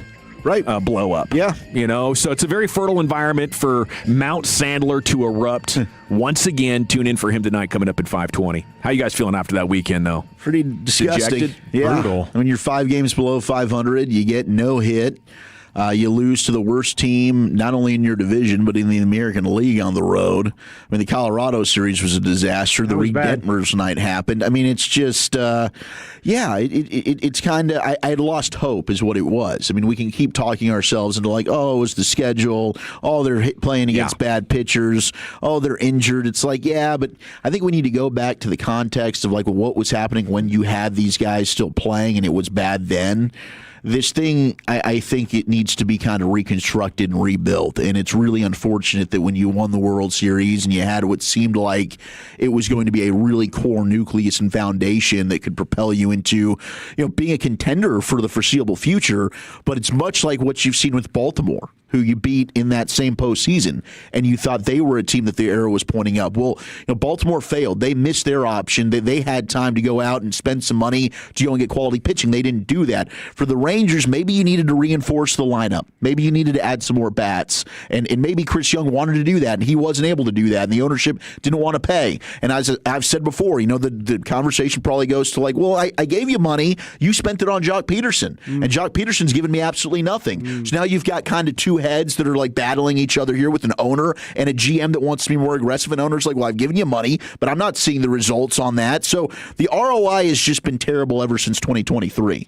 And I understand the fan frustration. It's like we're going into a Jerry or Steven interview today. Ask the tough questions. Come on, guys. Ask Chris Young why he hasn't fired his damn self today. It's like, well, yeah, we could do that. There's 100 games left to go, though, in the season. Did you want to lead with that one? We'll start. See why. Ryan Dant wants to know why you haven't fired yourself because the lineup hasn't hit for 3 years. We'll start off with that and see how it goes. Joe with Flower Mound would like for you to get your head out of your eyes. By the way, happy birthday yesterday, CY. Yeah, happy birthday, CY. It sucks. Yeah, CY's coming up at 6 o'clock tonight if you want to set yourself a reminder in your phone or something like that. I totally get it, falling 5 games under. I totally get believing it's time to sell. As of now, that's what it looks like. 5 games under, you let another 6 weeks play out, you could be 10 games under 500, and that's the trajectory of where it's going. Maybe I'm stubborn. I don't want to give up. I believe Corey Seager has a lot of great baseball left in him, and he was just getting to the end of the worst slump of his career. The logic stands to reason he's going to be on fire. And same thing with Wyatt Langford. So I have, you guys are giving me these smirks like, oh, look at Dawson. He's still buying it. What an idiot. I'm with you, Dawson. Trying to decide if it's hope or cope. Okay. I'm with you, Dawson. No, you're not. You were punting on Wyatt Langford 2 weeks ago. You know deep down you don't believe it. No, I'm talking about with what's going on inside of him right now. I don't believe Dawson believes it either. But I like it. It's good. We need some yin and yang. It's an amazing bullpen and good starters, Brian. Sorry to cut you off It's again. not an amazing bullpen anymore. Dawson, keep preaching. Wolchuk is out of this, completely out of this right now. I can't believe he turned on his guys. He did. To this extent. I think they turned on him. What you think? They turned on him. They turned on the Rangers. We had tarps off. Everybody's going nutso over there. Let's take back the silver boot for at least a night, for at least a game. Yeah, and you go out there and you get no what they hit. do with it, Brian? Anything with those 4 opportunities? Over in the hits. It's got to be the worst pitching staff to complete a no-hitter. You want to go through the names? Well, they're so bad. They're so bad you can't hit against them. Worst no-hitter of all time. That's the deal. I mean, it's just not quality pitches. I mean, these guys throwing like an 82-mile-an-hour slider. Nobody's going to hit that. Come on, what are we doing over there? The charts were hilarious. Yeah. It was great this morning, Sands with Sean and RJ. You can find it on our YouTube or whatever. But he was talking about, Sean was talking to him about, is this the worst no-hitter of all time? And Sands said, I hadn't done that research project yet. So maybe by the time he gets around at 5:20, we can circle back around on that, see if he has an updated answer. But I would say it's not like they're playing 350 baseball. They're a good series away from being right back on the doorstep of 500. Just a real good series away. It sucks that they raised the standard so high that now we can't even appreciate a 500 team that might be a trade or two away from contending, Wolchuk. We were appreciating that the whole freaking season. And you're treading water. That's kind of the best case scenario. I think they're a 500 team. And maybe that can get you into the playoffs this year. With $70 million cushion under the luxury tax. Yeah, look, if they actually go out and make some big spending moves, but I'll tell you what, if you're an owner of this baseball team right now and you're seeing what we're all seeing, you really investing that? And I've been Probably thinking not. over the last couple of days, maybe Ray deserves more credit for being baseball smart, and he's kind of keeping the team in check that wants to run away and throw more money at a bad situation. There's the sunken cost fallacy or whatever, and I think Ray. It sucks, to have to acknowledge that. But maybe Ray knows this team needs to rebuild. And that World Series was kind of catching lightning in a bottle. And it's something we're always going to love and cherish. But, so you've tried many different guys. You've been no-hit 3 times in your own ballpark since 2020.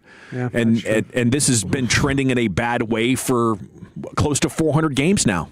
So yeah, we've just seen too much. Yeah. And you guys know I like to try and spin it into a positive if I can. I do it every year with the Cowboys.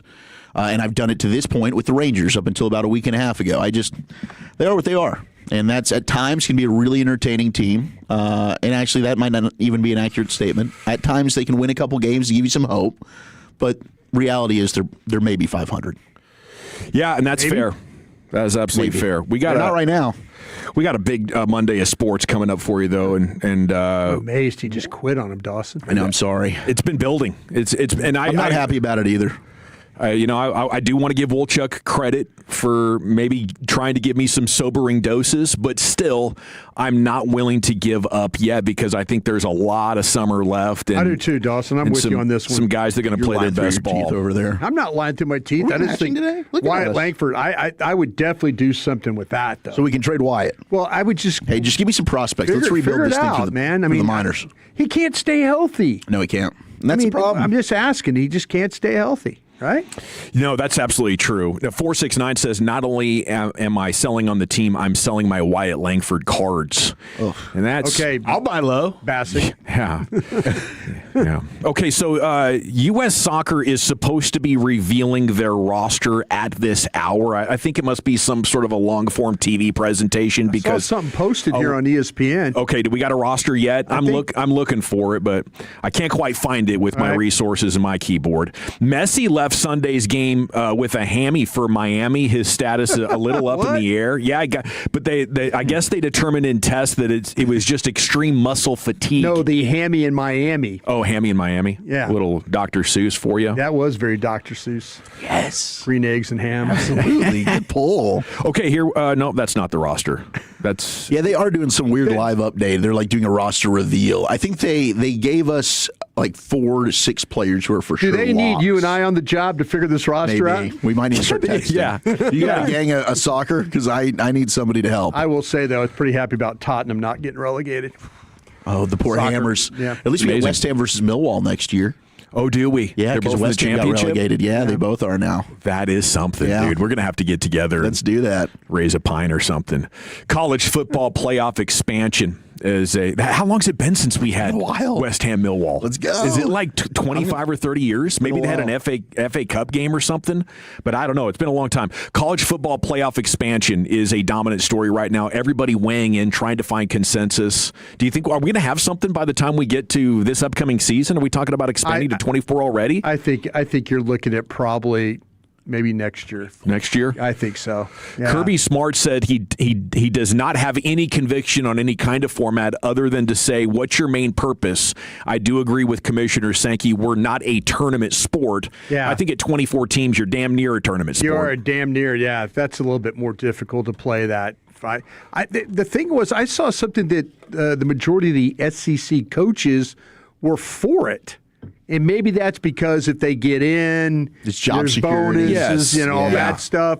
I think coaches are clearly realizing that if you don't have money, you're not going anywhere. Well, you look at the NFL salary cap and how it's exploded over the last 5 years. It's like players, do you want this, that, or the other thing? No, we don't want an 18th game. Okay, well, let's look at our revenue projections here. And I think the coaches are like, well, do we really want 24 teams? Like, if you evaluate it in a vacuum, it's like it's not good for the sport. It's not the history of college football. But then know the fans are going to go crazy for it, tune in twice as much to the postseason, grow the pie. And as a coach, my salary could go from 6 to 10 million. That's exactly right. And like as much as you're like, well, what's the difference between 6 and 10 million? I think after you've worked for $5 million over the course of a while, $10 million sounds amazing. When 8 years ago you were the GA at Elon, and now you're making $4 or $5 million a year, it's a big difference there. That's the one thing why the guy at Indiana's been able to hold his staff together, because everywhere he's gone, he's gotten money for those guys. And now they all got paid in Indiana. So, it's just all about the dollar for sure. Kirby also saying my biggest concern is we're going to ruin all the other sports. Talking about non-revenue sports, he says we're going to lose that if we keep spending. And I just don't completely understand his angle. Obviously, he's inside. Yeah. Yeah. Well, where were we that they cut? Iowa cut something major the other day.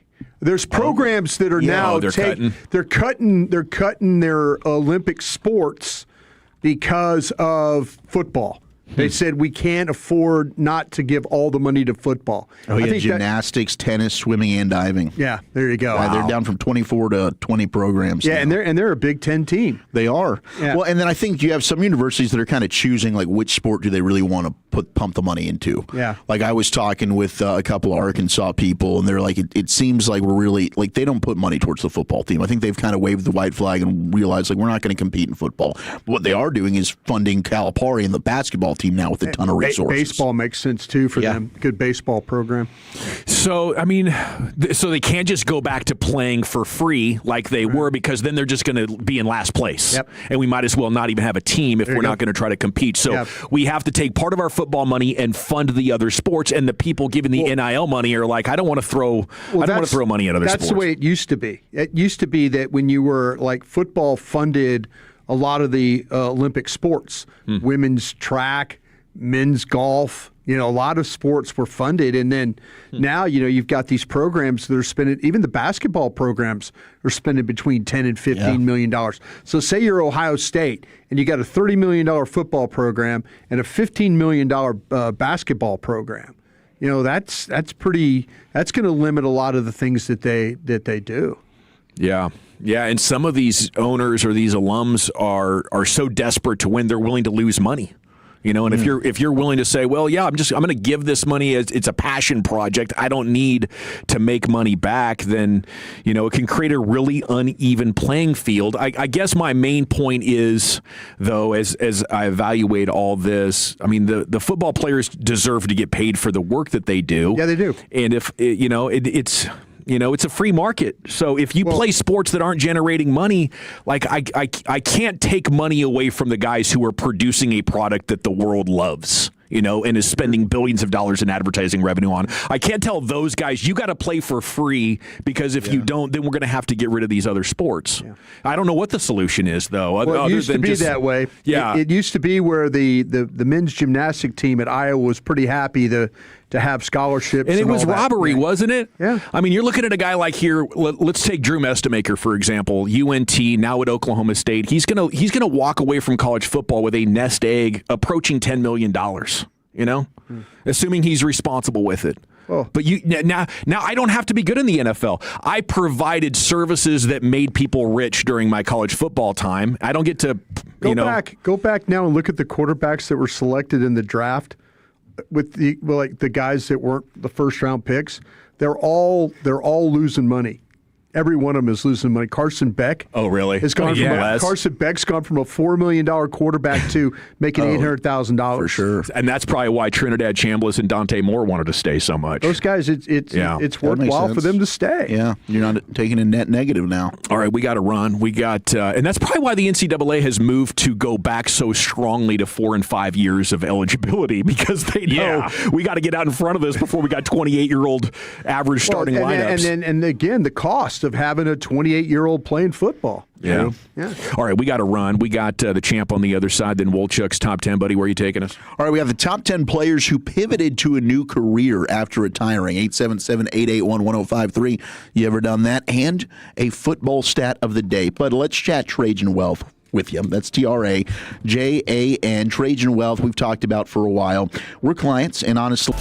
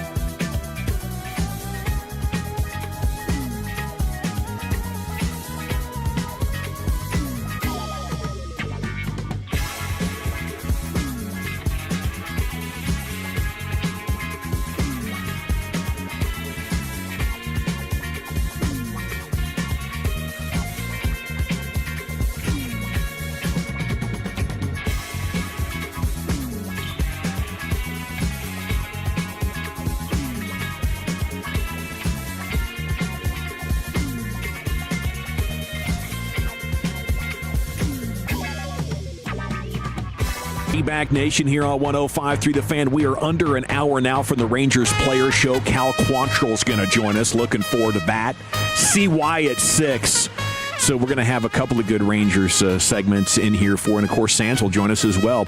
Segments brought to you by the Frankels. If you've been injured in a car truck wreck, call the Frankels first, 214 or 817-333-3333. There's never an out-of-pocket cost. They only get paid when you win. The Frankels are the go-to car and truck wreck attorneys in Dallas. Into the Pimp Cup. Here's Lucius. Yeah. Hey, last week, Mr. Eric Chiafalo, you told us about the tarps off at the Rangers game? Yes, that took place. That's when you take your shirts off at the Rangers game, and there's some guys over there with some cowboy hats. I seen that section last night. Yep. Yeah.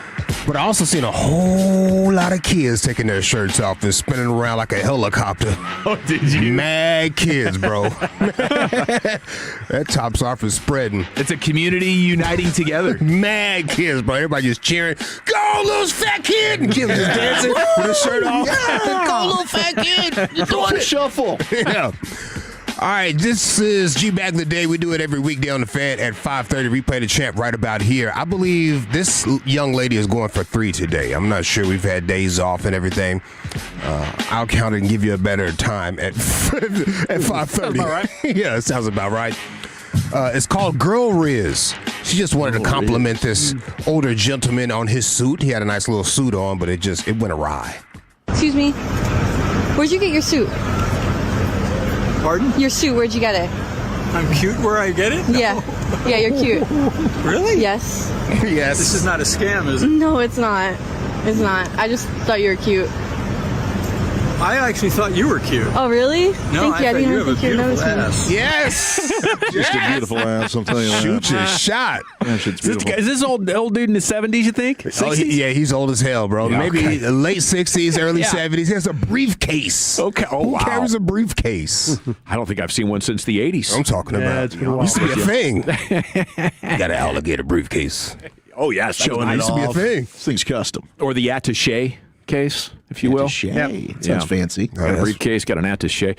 One of my best friends, his dad owned a luggage repair shop when I was growing up downtown Portland. We'd go down there and hang out with his dad in the summers for like 10 hours, just totally unsupervised at like 9 years old. This was, Portland in the 80s. Getting significantly more trouble if you tried that at this age. A lot of different ways this year. Just having wholesome fun back then. Of course. Yeah, what were you guys doing out there at the luggage repair shop? Like, we got to beat it, dog. Sniffing glue. Man, it was great. It was great. Harvey and his best friend Sasha from Russia, these guys would fix any luggage. Mother Russia. So we would just hang out there in the back and kind of, mess around with trinkets, play hide and seek in the store, and then, Drink whiskey and vodka. After a while, we would just take off into the streets and, have a good time. Absolutely. Yeah. Did you hide in luggage? Was that part of the deal? Like you zip yourself in? I don't think so. I don't think we have more just behind it, but different time. I mean, you could find a way with the ones with the wheels too. Maybe you could like ride on them a little bit. I don't know. Maybe they were untouchable because they were there to get fixed, and you guys would just break them more. Yes, they already need to be fixed. That might be a fun idea, though. It's time now for Wolchuk's Top 10 at 2:20. Here's Zach with an H. Let's do this. All right, we got the top 10 athletes who pivoted to an unexpected career after retiring. These guys were very, very successful. These guys, I did stumble across an NFL stat of the day for you, and one of these players will be mentioned in this top 10. It is Jake the Snake Plumber. Okay. Oh, did you know weed this? farmer. No, mushroom. Mushrooms. I knew it was something. He is 3-0 against Tom Brady. He was 1-0 against him in the playoffs. That was Brady's first ever career playoff loss in 2005. So, trivia question: have you ever got asked that? Who was the quarterback to knock Brady off in his first ever postseason game? Denver Jake Broncos? the Snake Plumber with the Broncos. Yep. He's the only quarterback to have a 3-0 or better record against Tom Brady. That is number. That's wild. I would never have known that it was Jake the Snake Plumber. Yeah, I mean that would have taken a long time probably to get to him if you made that a trivia Jake question. Delhomme. That's wild, right? Some wild thing like, Jake Delhomme has a winning record against I didn't Tom even Brady, open the floor as like a guessing game because it's like no one's ever going to throw out Jake Plummer. That was going to be tough. We were just Until you said sitting here, Broncos. and then maybe Until you said the snake. the Snake. He played for Mushrooms. Arizona and Denver. Mushrooms would have done it for you. Long Mushrooms. hair. Yeah, what kind of mushrooms is he growing? This is a fungus now. What are we talking about? The good kind. Yeah. Really? No, I don't think he's. I don't. I mean, I think he's dabbled We'll get to in him. sort of the ball tripping mushroom. Okay, so you have what he's got. Oh, he has a psilocybin mushrooms is what Yes, he's he growing. does. Awesome. Good Yeah. for him, fam. Where's he at? Where's he located? That's a good question. Is he still in Arizona? Yeah, he got his own brand. I think it's up in Colorado. I think he is in Colorado. Now, he also does, the mushroom farm is in Colorado. We see him at the Super Bowl every year. So I don't know, is he like promoting the mushrooms? Yeah. Maybe Jim McMahon. Because We he's need to not get him on. promoting the ball tripping aspect of it. He's promoting something else. Well, he's about also a big it. advocate for medical marijuana, which I knew about that. But Okay. then The he's health also, benefits of it, of the psilocybin. Yes. Okay. Much like our Saints offensive line. Fighting depression and things like that. I don't want to have fun with us when we had him on. Getting clarity in life. Kyle Turley. Kyle Turley, yeah. Yeah, we Kyle got Kyle Turley. Turley on in the nosebleed seats at night. We're thinking like this is going to be fun. Kyle Turley, who like threw his helmet at people, when he was playing in the NFL. This guy's going to be wild. No, he did not want to. A Munchie question from Eric pissed him off. Yeah, because he's promoting. He's promoting weed. Yes. And so you asked him about munchies, and that was like, not in his wheelhouse at all. Yeah, I was surprised at how intense he It's like, was. this isn't about fun, guys. This is about seriousness. It's about healing, bro. making We're trying to get rid of those little stereotypes. But like Cheetos or Doritos, bleep hole. I mean, just give me an answer. No. I don't need any of them, okay? Do you ever look back on your career and kind of think that the Super Bowl has kind of been your downfall? Yeah, it's gotten away from me a little bit. Bit like, I've been to the Super Bowl several times, but some of the worst broadcasting I've ever done in my life at the Super Bowl. Yeah. There's been some highs. Listen, there's been some highs. There's been some lows. A couple lows. I think we All ran into four kind of lows. I think we had Kyle Turley on the show at Super Bowl in Houston, maybe like over 10 years ago. Yeah. And I was telling him about my neuropathy situation, right? And he's like, dude, we can get rid of that for you. And I was like, that sounds amazing. How are we going to do this? He's like, well, you need to get 6 pounds of weed first. Okay. 6 pounds, no biggie. Okay. Right. Yeah, but he has this thing where you consolidate all of the power of all these pounds into like a vial. So it's like this super THC tincture. Right? That sounds amazing. In an oil? Yeah, and he's like, you're going to take so much of it that you're just going to be like, whoa, a bad edible experience times 10 is what he was describing. I don't want that. You can't sign I up don't for want that. that. You can have it. But it's going to rewire so much different stuff. Nah, I'm good, fam. Like I was like, I'm good. No, because I think I'll stick to more traditional I'll keep the nerve therapies. damage. We're good here. He might have remembered you then. That's why he was bad. I just with won't us. go back to drinking. I'm good. That would be a terrifying. I think that Especially for going those that have attempted, that can lead you down a very dark path. to go into it knowing that's going to happen too. Like you're already freaked out. Yeah. You know, Which doesn't help. You can't even just Paranoid before the paranoia kicks in. Oh, here it comes. Oh, I can feel it. No. Stop it. Honey, I'm having a heart attack. I need to sleep. And that's the one thing you want to do, and you can't. Body won't let you. No, because your mind is racing at that point. All right, number 10 on the list is Roger the Dodger. Roger Staubach comes in as a real estate mogul. He made just $500K during his NFL career.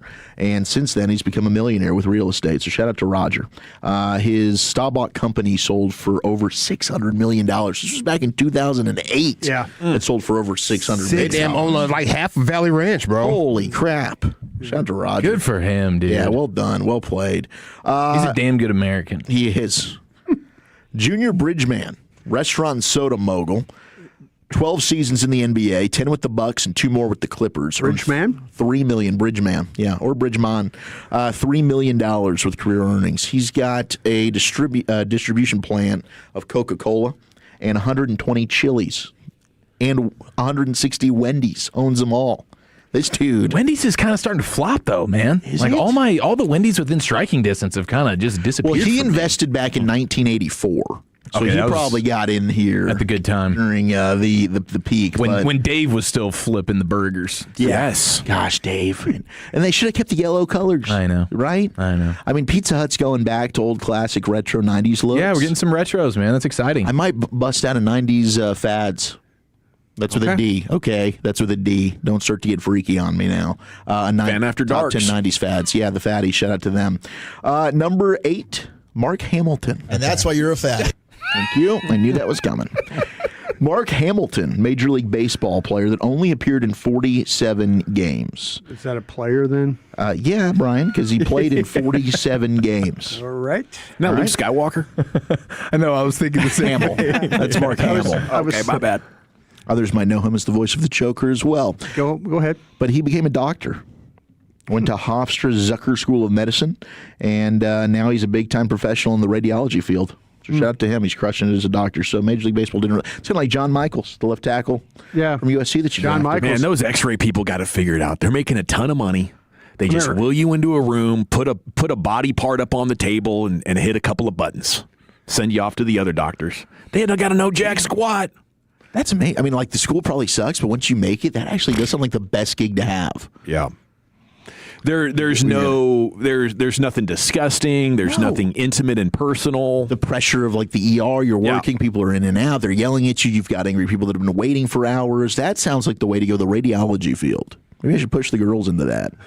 You guys want to be doctors? Get into radiology. Okay. Get into or you want to marry a doctor? You know, I think you're in the catbird seat at that point. Well, I've lost that opportunity unless we're talking about a second marriage. No, for your kids, your daughters, bro. Oh, for the daughters. Thinking ahead. Come on. I was thinking about. Oh, come on, man. I'm so sorry. Come on, Dawson. Don't do that. We can push them to the. Well, I don't really even know that I even want them to get married at this point. Dawson. Are you kicking yourself right now? A little bit. I don't. I would prefer not.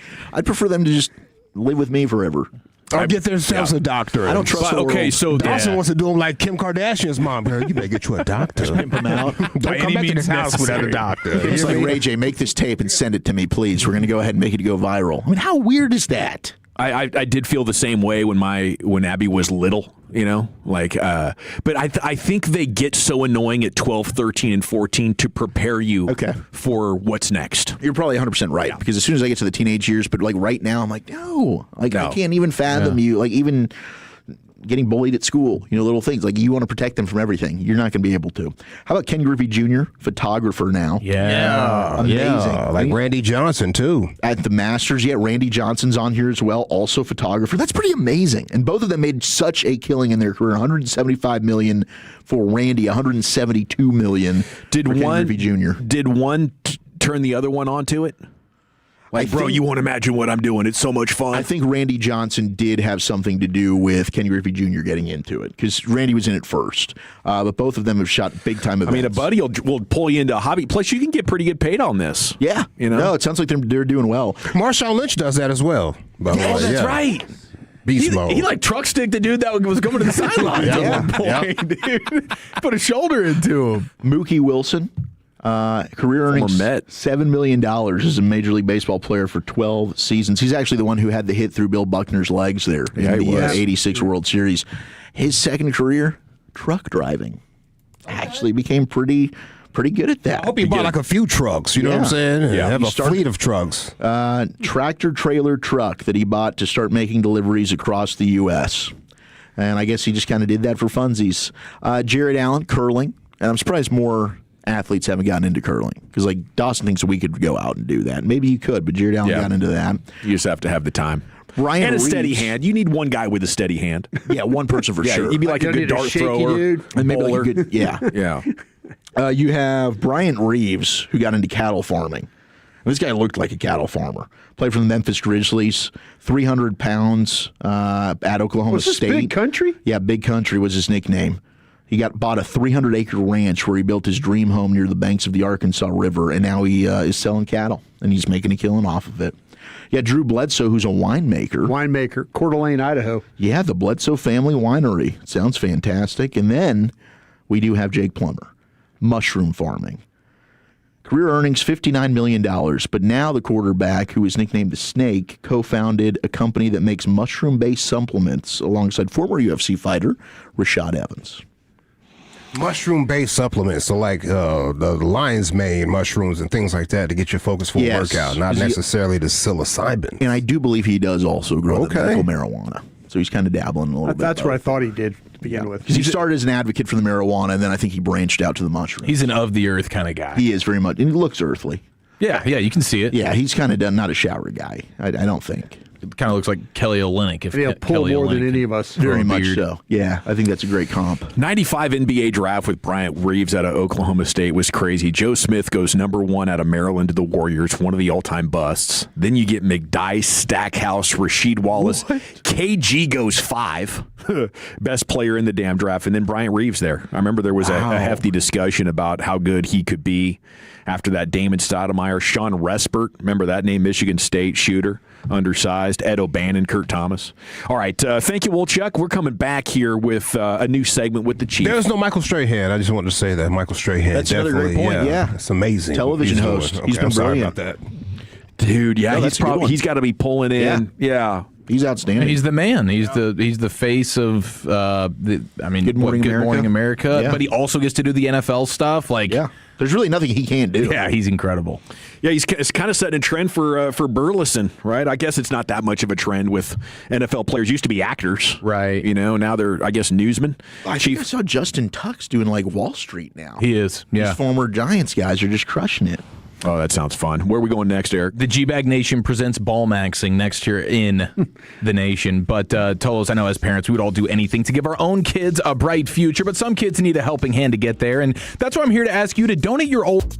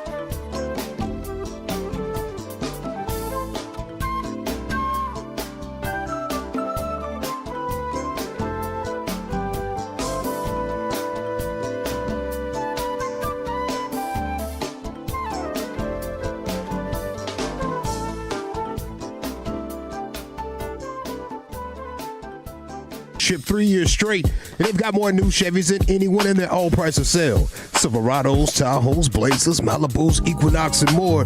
Visit ClassicChevrolet.com. This is Texas. This is Classic Chevrolet. Together, let's drive, relax, and enjoy the difference. Based on new Chevrolet registrations 2023 through 2025. Yes, sir. Thank you, Lucius. It is the G-Bag Nation here on the Fan. Rangers Player Show coming up at 3:20. Cal Quantrill's going to join us. Here's the Chief. Okay, brand new segment time. Grade the intro. Let's have some fun, boys, right after this. Now there's a new trend called ball maxing. Everybody has a preference. Some guys like them round, and some guys like them thin. Some guys like them tacky. Some guys like them brand new. Some guys like old balls. I mean, they're all different. Do you still think the balls are juiced? It's a great question, Rich Eisen. It's definitely not juice when the Rangers are playing. We know that. We know that firsthand. It's juice for the pitchers, okay? So, it's a new trend, and we stay up with the trends here in the G-Bag Nation. Ball maxing is real. Let's max out our ball talk right now for the next 7 or 8 minutes, shall we? I thought this was an all-time moment for Draymond Green. Okay, it happened late last week after the Knicks had their outstanding comeback in Game 1 versus the Cavs. They've gone on to sweep them, dominate them, and we'll point and laugh at their coach here momentarily, even though it looks like Kenny Atkinson of the Cavs is going to be returning to the Cavaliers. A lot of people thought Jason Kidd might be unseating him as the head coach in Cleveland after the debacle here in the Eastern Conference Finals, but it looks like he's going to be returning. But we know James Harden was getting picked apart. We talked about it here on the show. Like the Jalen Brunson and company with the Knicks, they just started attacking him, and James Harden defensively just couldn't get it done. This is Draymond Green, who's used to playing with Steph Curry, who understands, okay, this guy is here to play offense. I thought he looked at this from a very awesome perspective, and this is like an educational ball knower giving you some goods right here, Draymond. Because you got guys in there that don't really want that challenge. They don't want to fight through the screen and say, this is my matchup, I want to stop this guy. Guys who, man, I'm a defender, I want to defend, and you switch every fucking time it's an opportunity to. I don't understand it. Guys simply don't know how to win, don't want to do what it takes. It ain't James Harden the job to guard Jalen Brunson. It's not what he's paid to do. Some of those other guys who's just switching off, it is your fucking job. Who he wasn't going to do that to was Steph Curry, though. Because we weren't going to allow it. We weren't going to just switch and watch Steph just ISO with James Harden. So why would you do that? Makes no sense. If I'm not guarding that guy, I'm doing something on the backside to tell a guy, yo, go here, do this, go that. We're not about to sit here and watch him ISO Steph Curry. Tell Steph all the time, bro, just don't give up a straight line drive. I'll be there. Because I don't want you fighting with that dude. Not because you can't. Because why do I want you doing that? Makes no sense for you to do that. I don't want you sitting here trying to guard James Harden for 12 dribbles. F that. Don't give up a straight line drive. We there to help. You can make the next rotation. Not f***ing just about to sit there and watch them line up one of your best offensive players. So I was baffled by this. I'm still baffled by it every night when I watch these guys accept switches and not really want to f***ing guard the guy. Because you got guys in there that... Okay, it abruptly ended. My bad on the edit there. I don't know what just happened. That's terrific stuff, though. I mean, it is. It was good for me to hear because I was kind of like, geez, James Harden getting absolutely dominated. But is that really your job? Okay, so I think there's two things to it. Number one, you have multiple defenders on the Cavs who are a liability. And I would love to hear Draymond talk about how difficult it is when you also have Donovan Mitchell not defending at a high level, right? So that's a huge thing, and I thought it was a problem for having Luka and Kyrie on the team together. You can have one bad defender on the court, and a good defensive team can sort of work around you and still be good defensively. I think that part there is absolutely massive. And, the other point I wanted to make about it was we're well aware of Draymond Green, the bad leader who punched Jordan Poole or takes down his coach. This is the benefit of having a Draymond Green because you can tell his competitiveness, his intellect, his willingness to confront here. Sure. Is what championships are made of. Yeah, and just the general self-awareness of understanding, I know what my role is, okay? I'm not here to drop 30-plus points. That's why I have you, Steph. I'm nothing without you, and defensively, you're sort of nothing without me. Yeah. So I thought it was a really nice way to look at it, and I think that will change the way I view things moving forward of like, okay, we all have roles here in any scenario, in any walk of life, really, but when it comes to basketball, we always want to point and laugh at that, well, hey, if this guy's dropping 30 points, not that James Harden was dominant offensively throughout the series, but like that's what his job is. His job is to be an offensive powerhouse. So those guys out there that are the role players that are scoring like 6 points a game, you're here to do the dirty work, the other stuff. And Draymond Green is kind of like the height of that. He's the superstar at that. And so that was just a really nice window. If I was Kenny Atkinson for the Cavs, or really any coach still alive in the playoffs or whatever, I mean, I'd be throwing that clip up. Like, listen to this, dude. If you want to talk about championships, if you want to do that, pretty much all of you in this room need to be hearing this. You got one or two guys that are the Steph in the room, and the rest of you are to be thinking the way Draymond is thinking right now. So I thought that was like maybe the best clip of Draymond, and it goes crazy sometimes and we make fun of it, but that was like thoroughbred, high-level championship basketball getting spilled out for everyone. I mean, eliminations on the line. You're back home and you give up a combined 251 points in games 3 and 4. It's really tough, but I think the other thing Draymond was talking about there is just how exhausting it is to defend at a high level. You know, the twitchiness, the torque of changing directions. When it's not like you've timed it up with your dribble and because you're in control of the ball. You're getting desperately out of position with 1 foot in quicksand, and you're having to get out of that and fight back 2-3 yards as this world level athlete has crossed you over and is attempting. Like, it's exhausting. You talk about being in a fight, right, and how exhausting it is to try to fight cardio-wise. We saw Johnny Manziel over the weekend. That was incredible. Defending in basketball is like being in a fight. That's how quickly it's going to tire you out. Then you had the Kenny Atkinson quote after the first couple games of the series. Cleveland's head coach saying analytically we're 2 out of 3 in expected score. Yeah.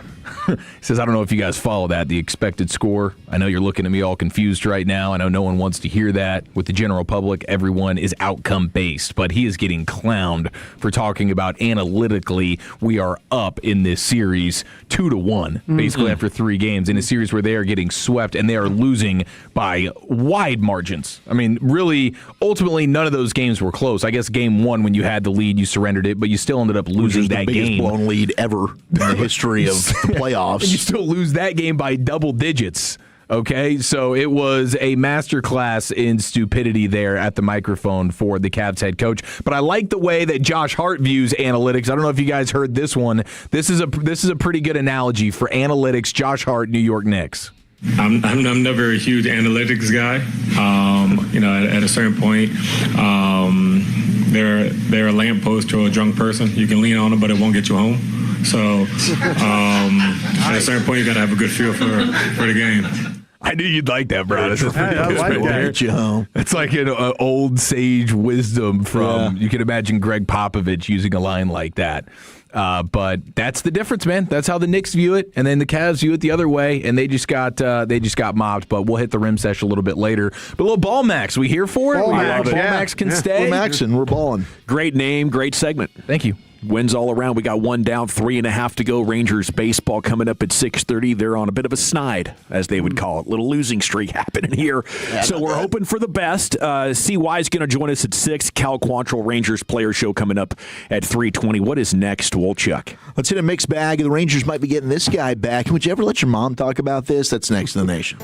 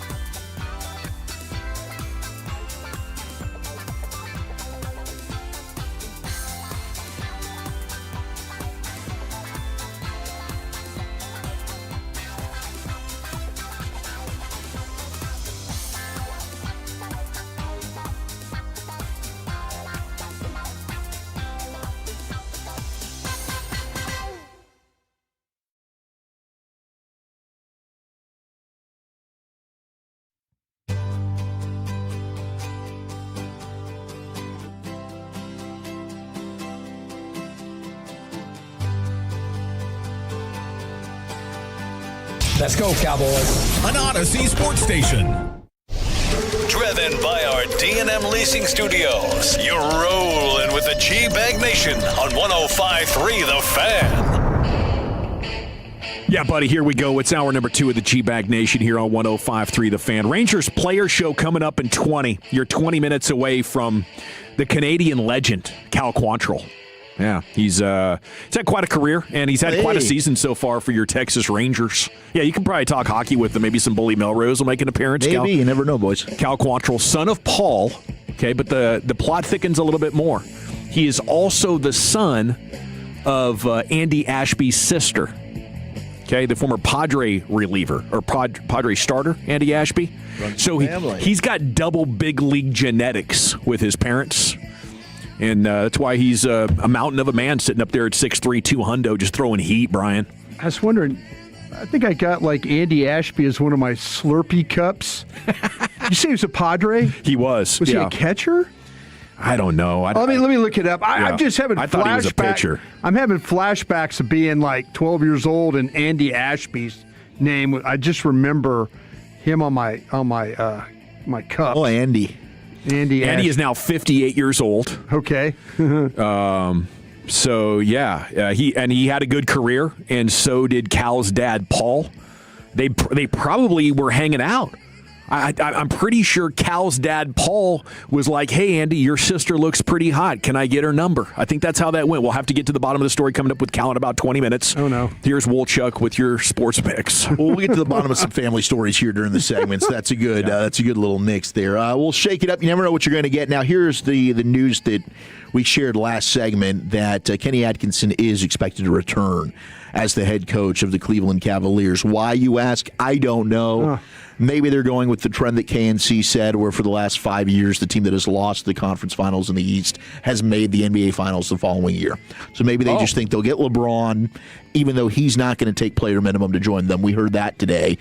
But somehow, some way, Cleveland's due to bounce back. I don't think Donovan Mitchell is the type of player that can sniff an NBA finals. That guy just doesn't want it. You're going to probably have to get somebody else to where he can be your number 2 type of guy. And I don't see how that's going to happen this offseason. But maybe Cleveland ends up finding a way to get there if the East is so bad. And then Nathan McKinnon is going to play tonight for the Colorado Avalanches. They look to avoid a sweep. I mean, the Avs were up 3-0 on Saturday in Vegas. They're already down 2-0 in the series. And then here comes Vegas to beat them 5-3 as they are on the brink now. The Avs, who we thought might be untouchable in this thing. VGK on quite the run since they went ahead and fired Bruce Cassidy, their head coach. I'm sorry, I'm just over here in my own little world. My apologies. Did you find out what position he played? Yeah, well, I was thinking of Alan Ashby. Oh. Alan Ashby was a standout Major League catcher who played 17 seasons from 1973 to 1989. And you drank so that's in my Slurpee cup. That's in my Slurpee cup. Who didn't know that? Alan, not Andy. It's Alan Ashby. It's Alan. All right, sorry about that. Yeah, I was having a hard time imagining you riding up on your 10-speed to the 7-Eleven to get a Slurpee at 25. The guy you're talking about, but the guy you're talking about is like he played in the 90s. Like Ashby. Yeah. Like Alan Ashby played, he was a catcher, like I said.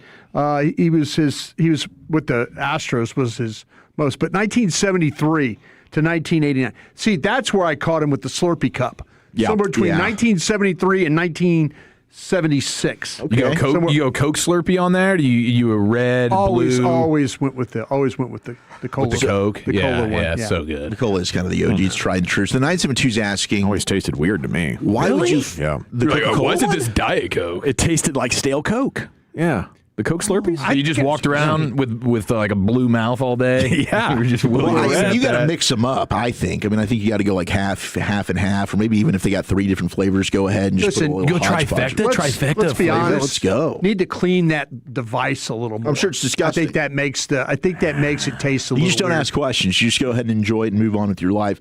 Well, the 972's asking, why would you fire a coach that got you to the conference finals? We need to quit firing coaches that lost in the playoffs. Only one team wins every year. Well, the New York Knicks just swept. Thanks, Jason Garrett. The Cavs, right? Yeah, they did. The Knicks faced the Eastern Conference Finals last year. Yeah. They fired Tom Thibodeau. Yes. They did? Are they in the finals now? Ooh. I believe they are, yes, for the first time since 1999. Well, that worked out, didn't it? I'm just saying, it doesn't always 9-7-2, but sometimes there is a rhyme and reason as to why we do this. And this is why.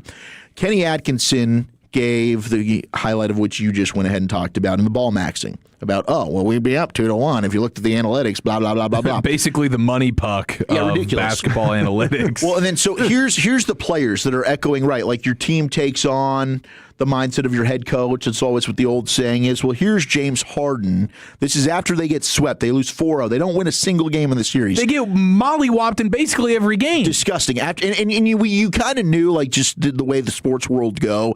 After you lose in the fashion that they did, where they were the only team in the history of the sport to blow a 20-point lead with 7 minutes to play in the fourth quarter, this thing was a wrap. They had just lost it mentally. Here was James Harden post-game yesterday. I can't even answer that question, honestly. You know what I mean? like, yeah, it was 4-0, but I don't think we had a chance as far as our best shot, from a standpoint of the circumstances. Obviously they dominated us 4-0, but I don't know if I can necessarily answer that question, just because genuinely I do feel like we are the better team.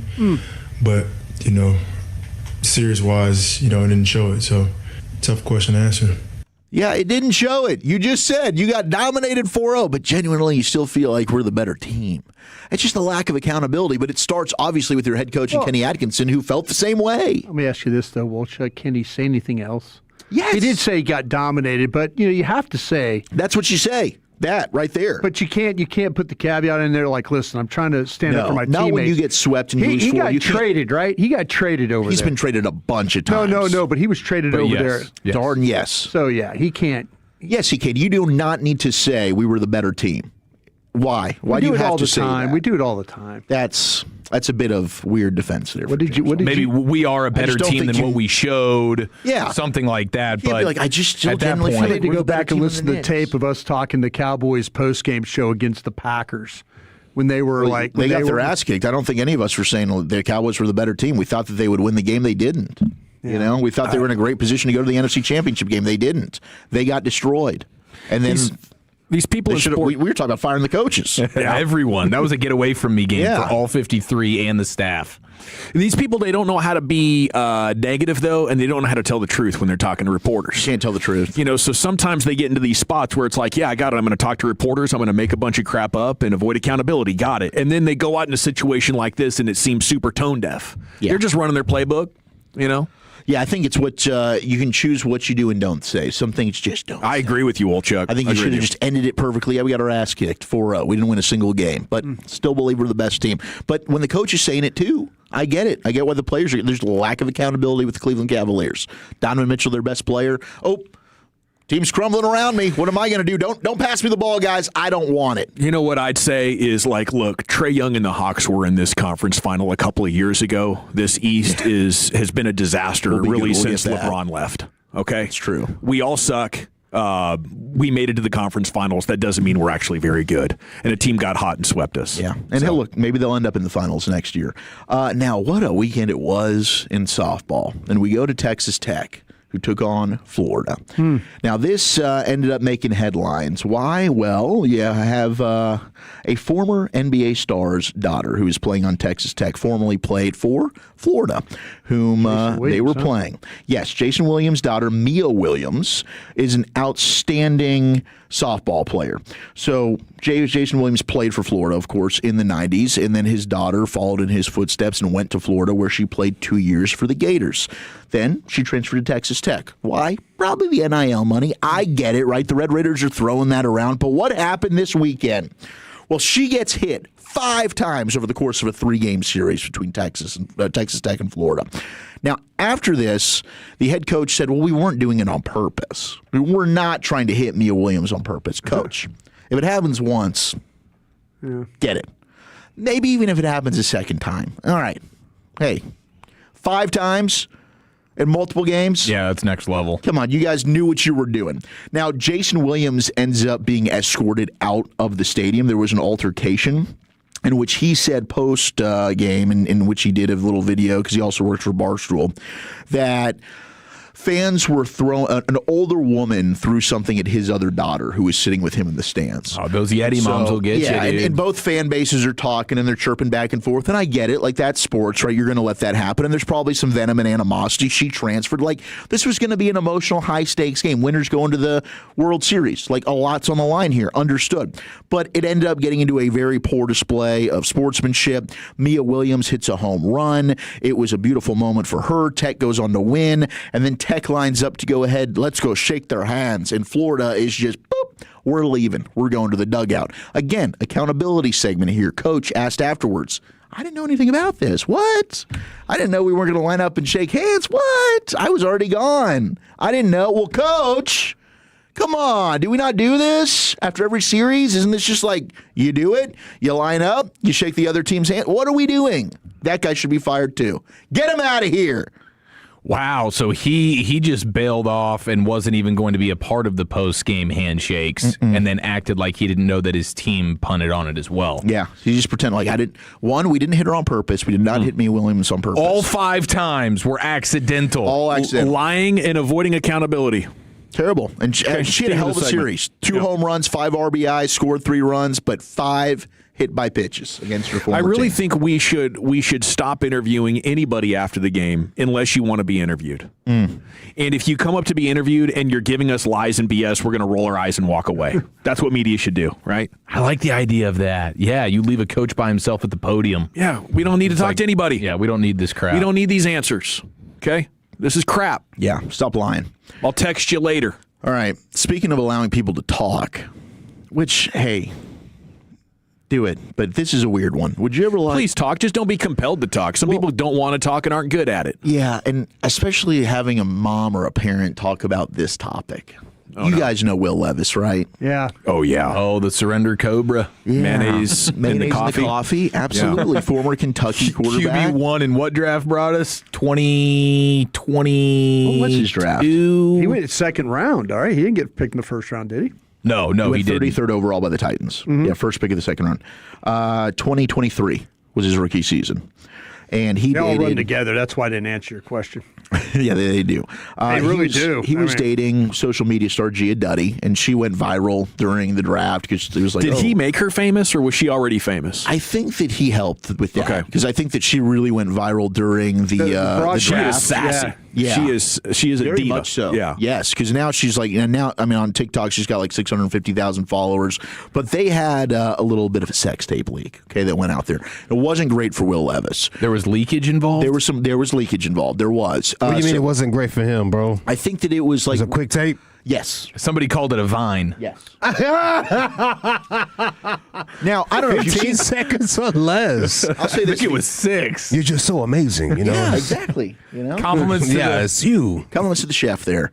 So his mom has gone on the Russ Talker podcast. Now, this happened a couple of years ago and explains I that. didn't even know this happened. Yeah, well, because he paid a lot of money to have people go ahead and try and scrub this from the internet, to try and sweep this under the rug, because it went viral for, I guess, a couple of weeks, and then he's paying people to go out there like a private investigator, please, let's get this thing scrubbed, and it did until now it's starting to make the rounds again, and his mom, Beth, goes on the Ross Tucker podcast, Ross Tucker, friend of the show, and she's talking about her son's sex video. Take it away, Beth. And we come to find out this was a Eastern European hacking group that is notorious for trying to target what they think might be an attractive couple that they can then expose and make do what they do for attention. So anyway, we actually came to terms with that, at least we knew where it came from. It wasn't something malicious from, who knows, somebody else. That's good. That's great. And we know where it came from, but it's like, if you're Will Levis, it's already embarrassing enough. And now mom's out here making the rounds, talking about how son got sex videos. Yeah, you need a spokesperson, not your mother. That's rough. That's rough. And even, how many people was this put on their radar because of that? Like his mom talking about. I didn't even know about this. This was a point. This was completely out of the realm of what I knew to be. So you're Googling it now? It's making news. No, I just think that there's probably plenty of people that are. No, you're right. For those Eastern Euros, and how can I get in touch with them? I think they got me on Twitter. I think they hacked you me guys up. still have that tape? The same people that hacked Broadus with the crypto truck. It's crazy. Got me good.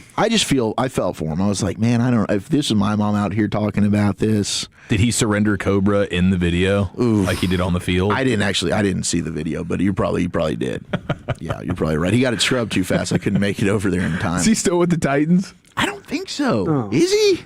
Is he with an NFL team? Is Will Levis still on an NFL roster? I don't think he's with a roster. I mean, good luck getting a second career. You might have to grow shrooms with Jake Plummer after all this. This is just an embarrassing situation. I think he is. I think he's still with the Titans. Good for him. Get that check. Tighten up, baby. Here is the Texas Rangers news. Cody Freeman, who was on the injury rehab assignment with Frisco, has now been moved to AAA. He's going to bat second. He's going to play second base for Round Rock tonight against Salt Lake at Dell Diamond. So that's going to be a 6:45 first pitch locally. That's good news. I mean, maybe Cody Freeman, who did give a nice injection of life into a Rangers offense that was lacking in the second half last year, went on that run, thought, oh no, can this team sneak into the playoffs? Unfortunately, that didn't happen, but maybe Cody Freeman's return sooner than expected. I would love that, and I'd love to get some Corey Seager and Wyatt Langford back in the lineup ASAP. We'll have Sands coming up at 5:20, CY at 6. It's time now for the Rangers Player Show, though, and Cal Quantrill, reliever, having a hell of a year. He'll join us next on 105 through the Fan.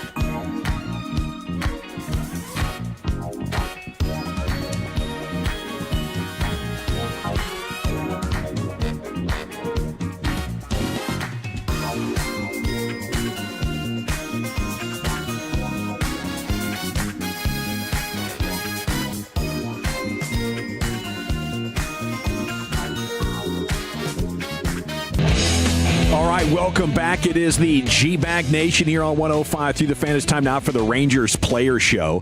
Segment's brought to you by the Frankels. If you've been injured in a car or truck wreck, call the Frankels first, 214 or 817-333-3333. There's never an out-of-pocket cost. They only get paid when you win. The Frankels are the go-to car and truck wreck attorneys in Dallas. Rangers baseball coming up at 6:30 tonight. Jack Leiter, your starter. It's time for the Rangers Player Show, brought to you by Golden Chick and Globe Life. For over 125 years, Globe Life has helped protect families when they need it most. Globe Life, make tomorrow better. Okay, here he is, a Rangers reliever, just flat out getting it done. 8th big league season, 2016 first-round pick out of Stanford, rocking a 2.79 right now. He is the son of Paul. It's Cal Quantrill here with you on the Fan. And a good afternoon, sir. How the heck are you? I'm good. How you doing? Doing wonderful. You know, looking forward to tonight's game. And man, you've been on a nice little run here. Haven't given up a run in 3 outings. Having one of your best seasons since maybe your early days in Cleveland and San Diego. Looks like they're having a hard time squaring you up out there. How's it going for you? Yeah, it feels good. I feel like I'm fully healthy. A little bit different role this year, but taking advantage of some opportunity and playing some pretty good baseball. It'd be nice if we could, add some wins to the total too. But, personally, I feel like I'm throwing the ball the way I can and hopefully keep getting out there. Okay. I was wanting to ask you, because you've been in quite a few different clubhouses. What's your read on the Rangers clubhouse, and does it still feel confident with this losing streak? Yeah. I mean, one of the reasons we chose here in the off season is because, I believe this is a competitive team, and I think this is a competitive clubhouse. I don't think anyone needs to be told that we're frustrated right now, and we think that we can play better baseball. Obviously, we face some adversity with some injuries and stuff like that, but that's kind of part of the game, and I think we expect more out of ourselves individually and as a team. And I think we're looking to get back on track today, and as we get going, and in the end, it's a long season. I believe in this group of guys and our ability to kind of weather this storm here. How much pride do you take in being one of the guys that can go out there and help stop the bleeding if it's getting away from you a little bit? Yeah, it's part of the role I've got right now. It's we may not always win the game I pitch, but if it gives us a better shot to win the next couple games, I'd say I did my job. So, hopefully, I think all of us, we'd love to see our starters go out and go 7 and make it easy, but it doesn't always happen. Sometimes you got to step up to the plate. So, it's been good. So you've had a ton of success in the big leagues. How's the role different for you when you go from the starter days to a high leverage relief situation? In the end, I think early in my career I would have told you it's a big change. Now I think really starting is just relieving 6 times in a row. So it hasn't felt like a massive change. Some of the recovery stuff and the things I'm doing between outings may have changed a little bit, but in terms of on the field, you got to get 3 outs before they score a run, and then do it as many times as you can. So it hasn't been a huge adjustment, and I'm happy to do it, and provide some length out of the pen when we need it, and then some 1-inning appearances I guess I've had here recently, and that's just part of it. Okay, you are one of the few that have been able to throw an immaculate inning, which I think is freaking badass, and you rarely ever see. So what was that experience like? That's pretty cool. I think I had my year anniversary not too long ago. It was wild. I actually didn't really know I'd done it until the catcher was kind of looking at me like, hey, like, that's pretty cool, huh? And I was like, oh, wait a second. That just happened. Takes a little bit of luck, and it takes a team that's willing to swing, and it's pretty awesome. I think it was the first one last year. I'm not sure if we've had one this year, but it seems like there's always 1 or 2 guys in every team that have snuck one out. Cal, did your father played all those seasons in Major League Baseball. Is he one of those dads that kind of let you have your own path, or was he kind of helping you along, just encouraging? How would you describe how a guy who is a quality major leaguer, how did he give you the wisdom, or did he just kind of let you be and let you find your own way? I think we've always had a pretty good relationship when it comes to baseball. I think he's there if I have questions, but he's certainly not like an overbearing T-ball father. I've definitely learned a lot from him and his experience, but the game's changed a lot since he played as well, right? So there's been things I've dealt with that he, maybe didn't deal with when he played, and then there's still some stuff that's the same. A lot of it's off the field stuff and off-season preparation and dealing with the travel, preparing your body and all that stuff. He's obviously a great resource, but now I think we have more of a camaraderie when it comes to the sport and talking about, maybe last day's outing or the guys that face him the next day and what he thinks. He's still involved in baseball with the Blue Jays, so he's kind of up to date on where the sport is now, and it's good. It's a great relationship. I think we've bonded over the sport, but it certainly hasn't become like a talk to him after every pitch kind of relationship. Does he hit you with the back in my day? We were actually pitching 7, 8, maybe even 9 innings. No, he doesn't, but mostly probably because he was a reliever. But he had his 90 appearances a year. He was a rubber arm. So if there's one part I could steal, maybe it'd be the lack of soreness he somehow was able to find. Cal Quantrill here with us on The Fan. Do you think you would have still made it to the big leagues if you didn't have a big league dad? I think so. Yeah, I think so. I think that's, it's a bonus. It helps. There's some stuff you can learn, but in the end, this game is pretty cutthroat. And 8 years in, I'd say at this point, it's pretty clear that I belong here. Yeah, you got what it takes. Now, what's it like growing up in Canada as a baseball guy? Yeah, it's obviously it's not sport number one. It's a little further down the list, but I try to be careful. We have a lot of talented Canadian players in baseball right now. It's actually kind of a boom for just like quality of talent that's coming out of Canada. There's kids all over coming up through the systems, and then there's some really talented players in the big leagues. Feels like we've run into actually a couple of them recently with Mike Soroka and Josh Naylor in our division. And so, I think it was interesting in the sense that maybe I didn't play. Maybe my high school baseball wasn't as competitive as some of these boys from Texas, but we traveled a lot, and I played on the national team. And by the time I was through college, I was fairly exposed to the best that this country has to offer. So, I'd still play hockey if I could, but I guess the fastball seemed like a better option. So, did you grow up a Leafs fan? Still am. It's painful, especially watching the Stars just go out and win it. Are you sick to your stomach watching Mitch Marner go on this run? I love it. I know Mitch pretty well. He's a great guy. They ran him out of the town, and he's making it pay for it. So good for him. So what's your state of Leafs hockey right now? They've had a pretty active offseason. This GM hire got everybody in a bit of a tiff. Yeah, I think it was probably time for a change. Got the first overall pick, and hopefully we're in for some better years here. I would hate to watch the core four kind of to melt away here before they have a chance to take it all. But, man, that sport's in a great spot right now. There's a lot of competitive teams. Do you pull for Montreal to try and get a cup back to Canada?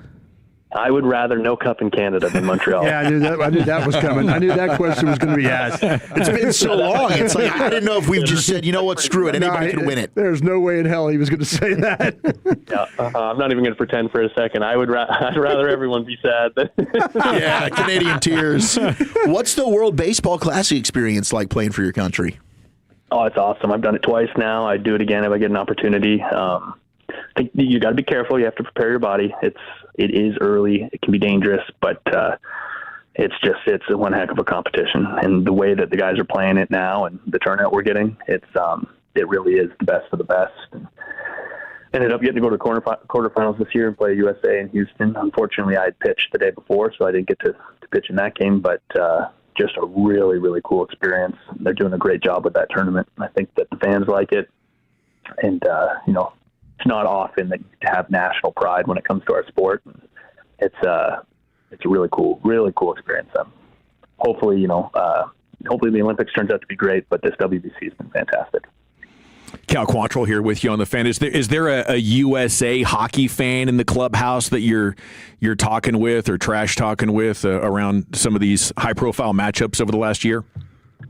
Throughout the league, I've played on a couple teams now, and it seems like any time that there's international competition, my phone starts buzzing. And unfortunately, the last couple, it hasn't been very many positive buzzes towards me. But Berger is played a little hockey growing up, and he knows what he's talking about. And there's a couple other guys in the clubhouse that were pretty locked in. I don't know how well they knew the players or what was going on, but they seemed to be pretty excited that the USA team did it all. So whatever, I guess they can have their one. They can have their win. So you're the guy to go to in hockey. It sounds like you know the rosters and the personnel. Like you're one of those super fans. You think? Oh, yeah. I like that sport more than mine for sure. Cal Quantrill here. We're wrapping up. Just a couple of minutes to go, man. Going through your bio, I was fascinated by the fact that your dad was a big league pitcher and he married the sister of a big league pitcher in Andy Ashby. How did all that come together? Just kind of the backstory on that if you got it. Yeah, actually, I married Andy Ashby's daughter is the connection. So okay, met her in the LA Dodgers kids room, the where they when they were playing together in Los Angeles. So baseball has certainly been a part of all of our lives. But it's great.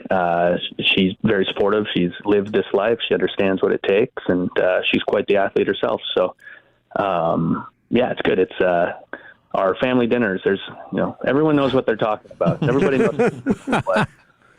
Nobody's trying to BS their way through a baseball conversation at that table. That's outstanding. No, not getting away with that at our table. Okay, that makes a lot more sense because I was going through the playing career of your dad and Andy, and I was like, how did this happen? Where did this the whole thing come together? But now that makes more sense. When they were together with the Dodgers, you were like 6 years old. Yep, and just kind of kept in contact. They were a nice family and became friends with the family, and then 15 years later or whatever it was. There it goes. Cal Quantrill, Rangers reliever. Thank you so much for joining us here on The Fan, and give him hell. We'll be pulling for you. All right. I appreciate it, guys. Salute. Brought to you by Golden Chick and Globe Life. For over 125 years, Globe Life has helped protect families when they need it most. Globe Life, make tomorrow better. All right. Top fiver? I'll tell you what. Yeah, his personality. Yeah, the fact he says, the fact he's Canadian. I like hockey better than baseball. Yeah. Sure. He's top five for sure. He seemed ticked off about the losses, too. He's like, we should win some damn games. Yeah, like leading with it, Yeah. Usually it's like, usually you ask questions to players who are on a team that are struggling and they're like, oh my God, I want to talk about anything but this. But he was he was coming right out with it. So thanks to Cal Quantrill for joining us here on your home of the Rangers. Pregame coming up at 6:30, first pitch at 7:05. Brought to you by Golden Chick and Globe Life. For over 125 years, Globe Life has helped protect families when needed most. Globe Life, make tomorrow better. It's time for Krusty's Corner. Brian, where are you taking us? Yeah, I'd like to go back, and we're going to talk about the Cowboys and how they rank up in the division when it comes to their defense. We did the offense last time. We'll do defense this time. Next. Coming up Wednesday morning on Sean and RJ, did the Rangers get a hit? Game 5 in the West, and we'll chop it up at 7:40. It's a hump day edition on The Fan. 1976. Gas was 59 cents a gallon, disco ruled the radio, and D&M Leasing opened its doors in Texas. For 50 years, Texans have trusted D&M because we make getting a vehicle easier, smarter, and often less expensive than the traditional dealership experience. No negotiating, no pressure, just experts designing the right lease for your life. Call 817 or 972-35-LEASE or visit dmautoleasing.com. D&M Leasing, 50 years of helping Texans drive smarter. We make leasing easy at D&M.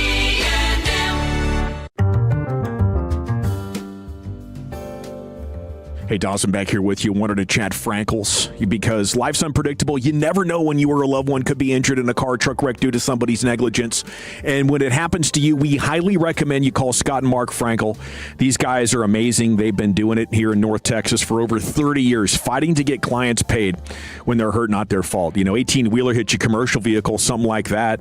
There's no place for that kind of negligence on the road, operating tons and tons of vehicular power. The thing's a weapon. Throw you into the wall, turn you upside down, literally and figuratively, and the rest of your life could be filled with pain and suffering, and not the same as it was. So how do you put a number on that? The Frankels know, and they know that these settlements hit 6 and 7 figures quite regularly. So when you're hurt and it's not your fault, you're going to want to call them. Scott and Mark, two of the best here in North Texas. Their names command respect in North Texas courtrooms. And if you think about it, it's easy to do the math, especially after the inflation and what it's done to prices. You know, you're looking at an ambulance ride and a hospital stay, and then lost wages and vehicle replacement, vehicle repair, and on, the medicines, the crutches.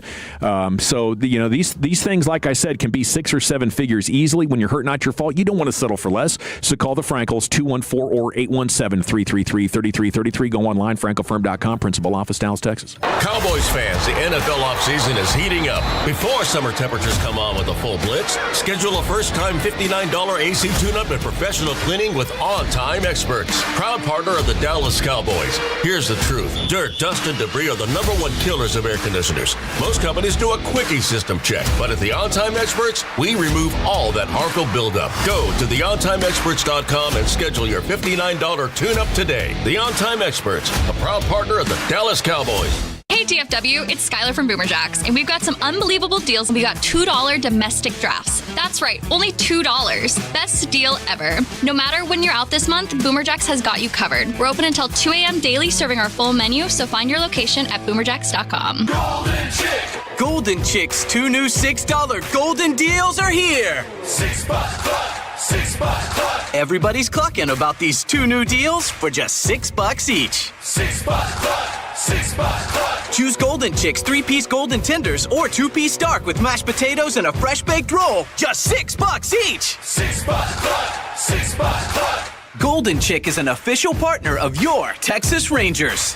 Golden Chick. Texas Rangers Hall of Famer Elvis Andrus. Baseball has given me amazing moments, but what matters most happens off the field. Family, memories, and the future we're building together.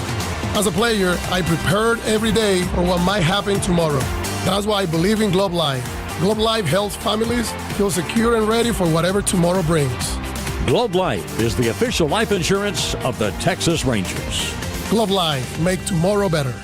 If you're spending $400 to $1,000 a month on weight loss injections without getting the body you want, then you need to go see the team at Souza Clinic. Their transformation program combines natural weight loss, advanced treatments that target deep, stubborn belly fat, and skin tightening so you don't just lose weight, you reshape your body. You can get all of those treatments at Souza Clinic for about $350 a month. Visit weightlossfortexas.com. That's weight loss, the number 4, texas.com. Souza Weight Loss. Real results, no shortcuts. Are you an adult with uncontrolled moderate to severe Crohn's disease symptoms and still packing a backup bag of clothes? Just in case, Skyrizi Risankizumab Riza can help you take control of your Crohn's. Feel significant symptom relief, including less abdominal pain and fewer bowel movements at 4 weeks. Plus, Skyrizi is proven to help people achieve remission and visibly improve damage of the intestinal lining. Individual results may vary. Skyrizi is a prescription injection medicine. Don't use if allergic to Skyrizi. Serious allergic reactions, increased infections, or lower ability to fight them may occur. Before treatment, get checked for infections and tuberculosis. Tell your doctor about any flu-like symptoms or vaccines. Liver problems leading to hospitalization may occur when treated for Crohn's. Ready to take control of your Crohn's? Ask your doctor about Skyrizi, the #1 prescribed biologic in Crohn's disease. Control is everything to me. Learn more at skyrizi.com or call 1-866-SKYRIZI. We all hear the radio ads about the IRS. They tell you to be afraid, to be scared, and they try to frighten you into calling. I'm not here to do that. Tax Relief Advocates is different. TRA is here to tell you that if you owe money to the IRS, whether it's $5,000, $50,000, or $500,000, we have a solution. It doesn't matter if you're sitting in your car, at work, or with your kids. No matter where you are, call now. 800-507-9701. Don't lose hope. TRA can eliminate or reduce what you owe to the IRS. Generous programs are now available that can give you a fresh start. Our passion is taxes and helping individuals fix their IRS problems. We have over 1,000 5-star reviews on Google and an A+ with the Better Business Bureau. You don't need to be afraid of the IRS any longer. End your tax nightmare today by visiting us online at TRA.com or call 800-507-9701. That's 800-507-9701. Tax Relief Advocates. Real solutions for real people. January, February, March, and now April. Thanks, Tolos. You've made us the #1 sports station in DFW. They said it couldn't be done, but together we proved them wrong. Thanks for choosing 105.3 The Fan. If you're in the market to upgrade your vehicle, get to Classic Chevrolet in Grapevine. Back-to-back #1 Chevy dealership 3 years straight, and they've got more new Chevys than anyone in their all-prices sale. Silverados, Tahoes, Blazers, Malibus, Equinox, and more. Visit ClassicChevrolet.com. This is Texas. This is Classic Chevrolet. Together, let's drive, relax, and enjoy the difference. Based on new Chevrolet registrations 2023 through 2025. Well, thank you very much, Lucius. It's time now for Krusty's Corner, brought to you by Greystone Roofing. Go to greystone-roofing.com. Here's the king. Hey, kids! Your old pal Krusty's gonna teach you 5 new words. You're not wrong about that. From Dallas, Texas, number 55, Brian Waters. Thank you very much, Lucius. I appreciate you playing that, and thank you to Greystone for being a part of this one as well. How about a poor tease on my part? We did the defense last time then, right? We did, man. You started with the defensive side of the ball. Defense wins championships. I thought I was thinking I started with the offense because of the defense was, but we determined that the defense was third or fourth in a lot of the different areas. You were excited about it. I was. I'm excited about this offense, though. I'm kind of interested to go through this with you guys and see what you think when you look within the division, how the Cowboys starters on offense stack up. I think you're going to find yourself pretty pleased with how this thing works out. Real quick, too, if I could, just got a note from my son Bennett. You know, he's playing golf in Scotland. It's a graduation trip. What an incredible trip. Seriously, dude. He's with 8 of his other buddies from the University of Texas, and he shot 77 at the old course at St. Andrews. That's crazy. He said he's never played with a caddy before. And he says it's like he says it's the greatest thing in the world to play with a caddy because he goes, the guy was reading every putt and he was telling him where to miss. Like, hey, if you're going to miss over here, Did he hit him with the aim small, miss small? No, I don't know. But Bennett was so excited. I mean, I talked to him during the break, and that's awesome. He was just so excited. He's playing Carnoustie here coming up, and that's the one, if you remember, Gene Vandevelde. Dear God. Of course, yeah, that's that. He's going on a history of golf tour. He's played. What a life. He's played 5 courses in this tour, and he played yesterday at the place where they hold the Scottish Open. Gosh. And so, old Sco-o. Yeah, It's fun to listen to him, but the whole thing with the caddy, I couldn't imagine. You're over there and you're playing with. You have a caddy that's Scottish. Yeah. And the whole stories and the history. That'd be so much fun. But he was so excited. He was on a birdie run on the backside. He said it was just wow. Backside birdie. But they're getting really lucky. The weather's like 66 degrees and like no wind. No rain? No rain. Yeah, no nothing. So it's just ideal condition. For birdies. Yeah, good day for birdies. So anyway, but that's fun. Fun to hear about him, his stories. All right, on paper, Cowboys in the NFC East, on paper. Nobody disagrees that the Cowboys have the best quarterback, right? When you start to talk about Prescott, Jackson Dart, Jalen Hurts, Jane Daniels? Yeah. Or you want to argue? You're going to argue one way or another on this one? I think Dak's got that right now. He does. I think Daniels is the most likely. I just don't like the weaponry around him with Washington. Yeah, you're going to find that out as we get through this. Yeah, we'll spell that out a little bit. Stephon Diggs to that lot here soon. Okay, they should, man. They should, I know. It's been a rumor out there that I think makes a lot of sense for them. Big bag of nothing it's over the there. One, I mean, we all talk about Dak, but if you had to say the other 3 quarterbacks, Jalen Hurts on his way down. Yeah, like Daniels would easily. Daniels on his way up, but can you do that with the injury? And you really, Jackson Dart, he's got some potential there, right? Sure. I mean, everybody says sure. I'm not a believer in Jackson Dart personally, but people do seem to think that he does have upside. I'm not really one of them, but I'm happy to be wrong. Well, actually, I'm not happy. You won't be happy. I'd be pissed. Dawson, you think Prescott? You got it, Prescott, Hurts, Daniels, Dart? Yeah, it's crazy to me. Some people still putting Hurts up there as better than Dak. I think Daniels could become better, but we got to see him stay healthy. And I think Chief had a pretty good point. It's tough to evaluate him considering how bad parts of that team are. But yeah, I'm very comfortable with Dak Prescott as the idea of best quarterback in the NFC East, and one of the best quarterbacks in the NFL. I think is what we're looking at. Wide receiver, Lamb and Pickens, and then you got Darnell Mooney, Malik Neighbors, and then you go with Mekhi Lemon and Smith. I know Devonta Smith plays a lot of slot, right? But I'm trying to put the two that I think are going to be. Because A.J. Brown probably traded. Right. And then you got Terry McLaurin and Van Jefferson. Yeah, the Cowboys usually won. Yeah. Easily won, right? Easily, yeah. Yeah, by a landslide. 100%, man. I mean, you would have to take multiple teams and combine their assets to make it a conversation. You'd have to give me Neighbors and Smith. Yeah. Or Neighbors and McLaurin. Yeah. Yeah, I'm with you. So and I'd still take Pickens and Lamb. Right now, you have the best quarterback and the best set of wide receivers in the league. Right now, you do. In the division? In the division. Running back, Javonte Williams in Dallas. I went with Cam Skattebo with the Giants. Okay. Saquon Barkley with the Eagles.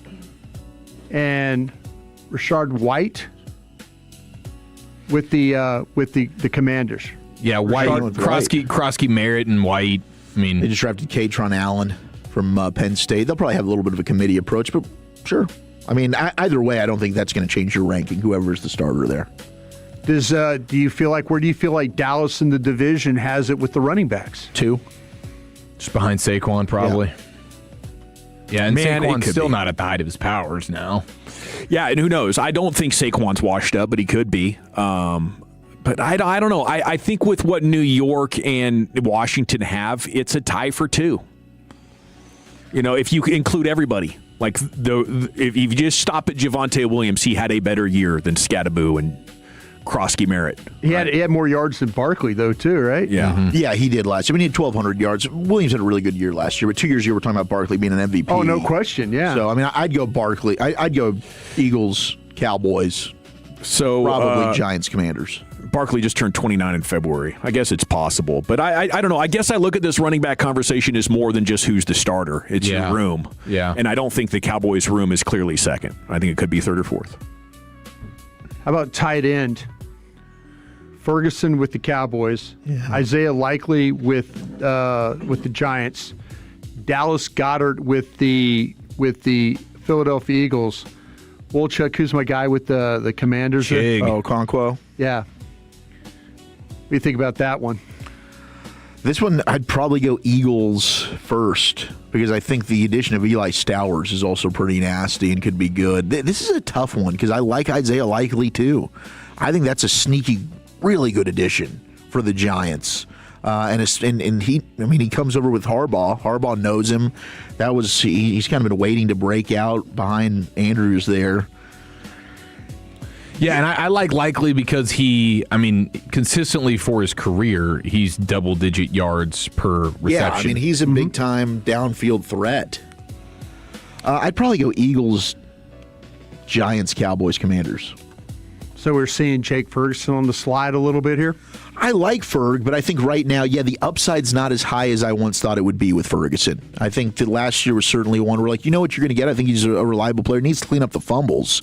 But I thought that Ferguson had the ability to really kind of win downfield, break some tackles, give you some yak. He did not do any of that last year. There was magic that happened when he was a crash dummy because he would go up and catch that ball, and then the resulting collision with the safety often resulted in a big play. Like boing, bouncing off like pinball. Couldn't make guys miss. You can't use him short and have him overpower or out-athlete people. I think he's got to go back to being the aggressive version of himself that's risking concussions. If you want chunk plays from Jake Ferguson. So, I'll put him third. Okay. Offensive tackle, you got Terrence Steele and Tyler Guyton.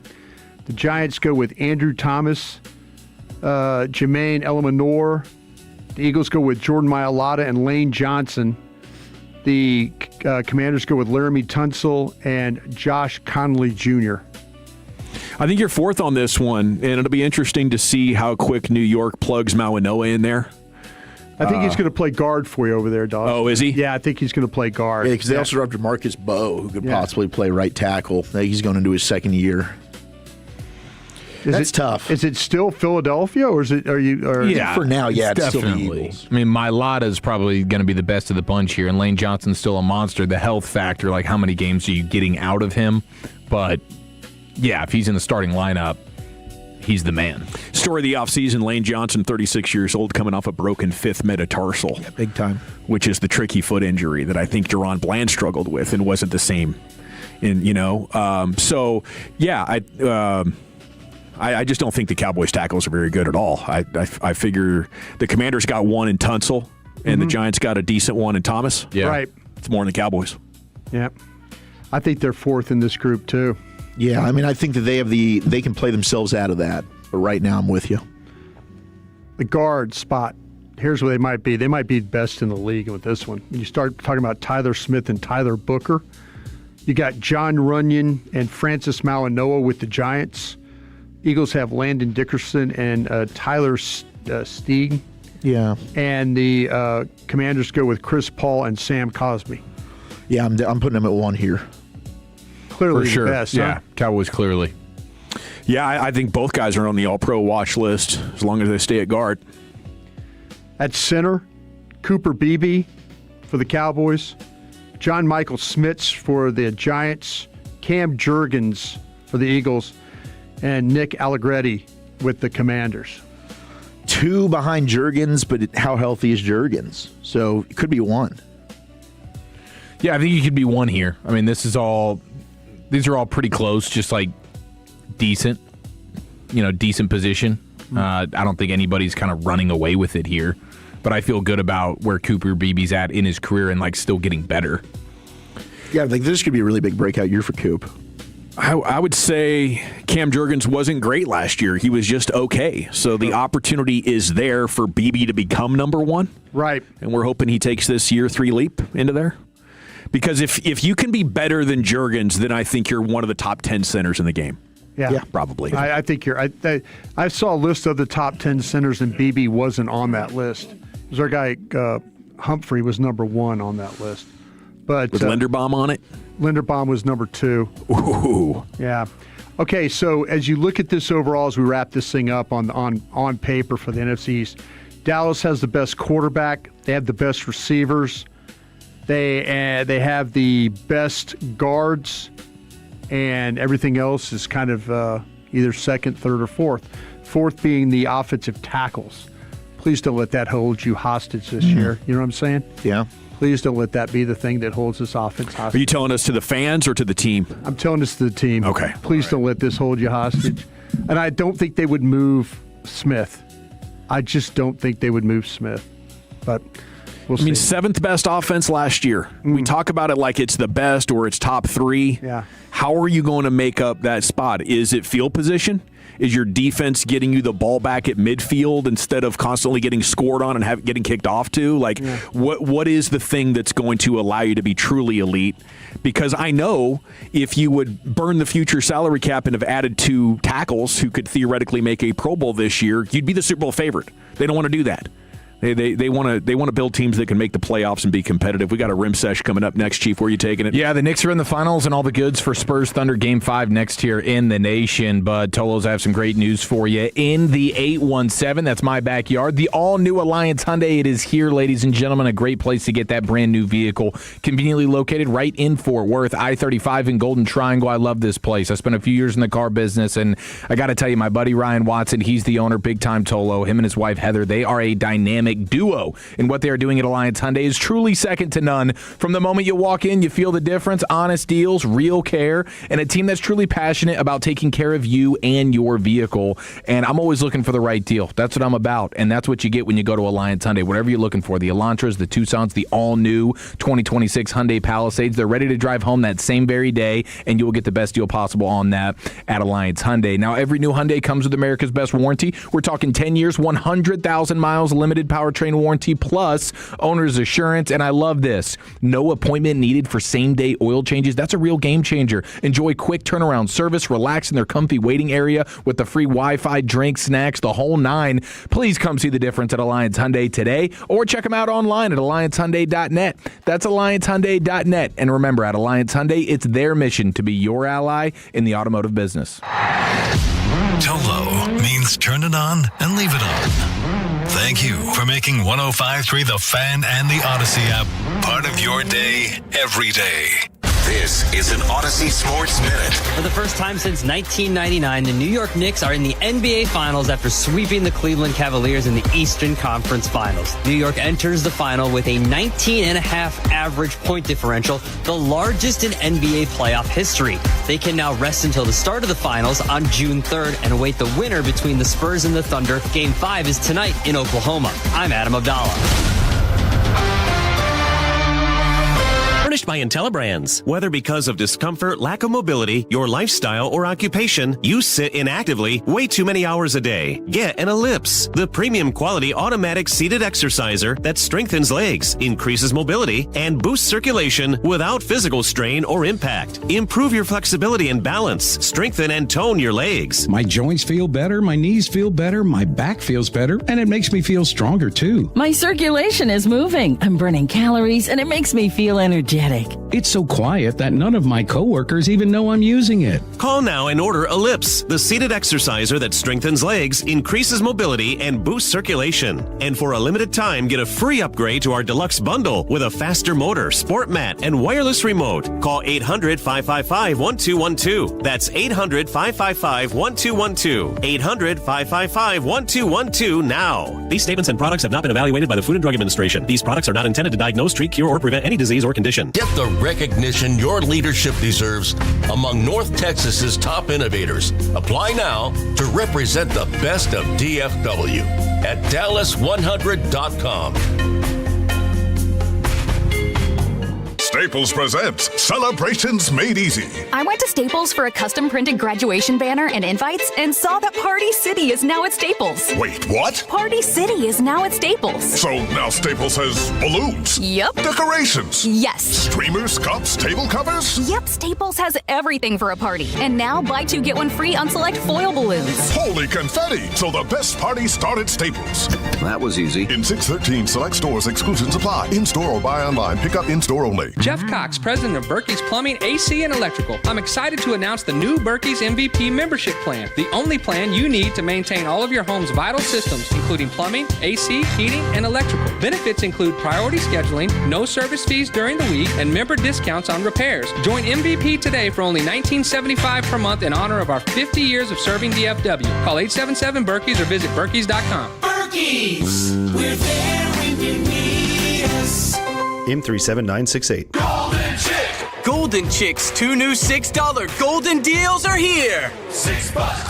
$6 Club! Everybody's clucking about these two new deals for just $6 each. $6 Club! $6 Club! Choose Golden Chick's 3-piece golden tenders or 2-piece dark with mashed potatoes and a fresh baked roll. Just $6 each! $6 Club! $6 Club! Golden Chick is an official partner of your Texas Rangers. Golden Chick. Texas Rangers Hall of Famer Elvis Andrus. Baseball has given me amazing moments, but what matters most happens off the field. Family, memories, and the future we're building together. As a player, I prepared every day for what might happen tomorrow. That's why I believe in Globe Life. Globe Life helps families feel secure and ready for whatever tomorrow brings. Globe Life is the official life insurance of the Texas Rangers. Globe Life, make tomorrow better. Ready to tee off for a cause? Join us for the Life Changer Golf Classic, Monday, June 1st at Brookhaven Country Club. Support Single Parent Advocate and the Scott Murray Foundation as we lift spirits and build dreams for local families. Register your foursome today at singleparentadvocate.org. Golf for good. I'm Mark Solinger, producer and one of the hosts of the Moth podcast. For nearly 2 decades, the Moth has brought live storytelling to stages around the world and to millions of listeners. These are real people telling true stories from their lives. Stories about a lost family recipe, about working to free a wrongfully convicted man, about realizing you need to leave your May-December romance. Stories that will move you, surprise you, make you laugh. Stories you can't forget. Join us. Follow and listen to The Moth wherever you get your podcasts.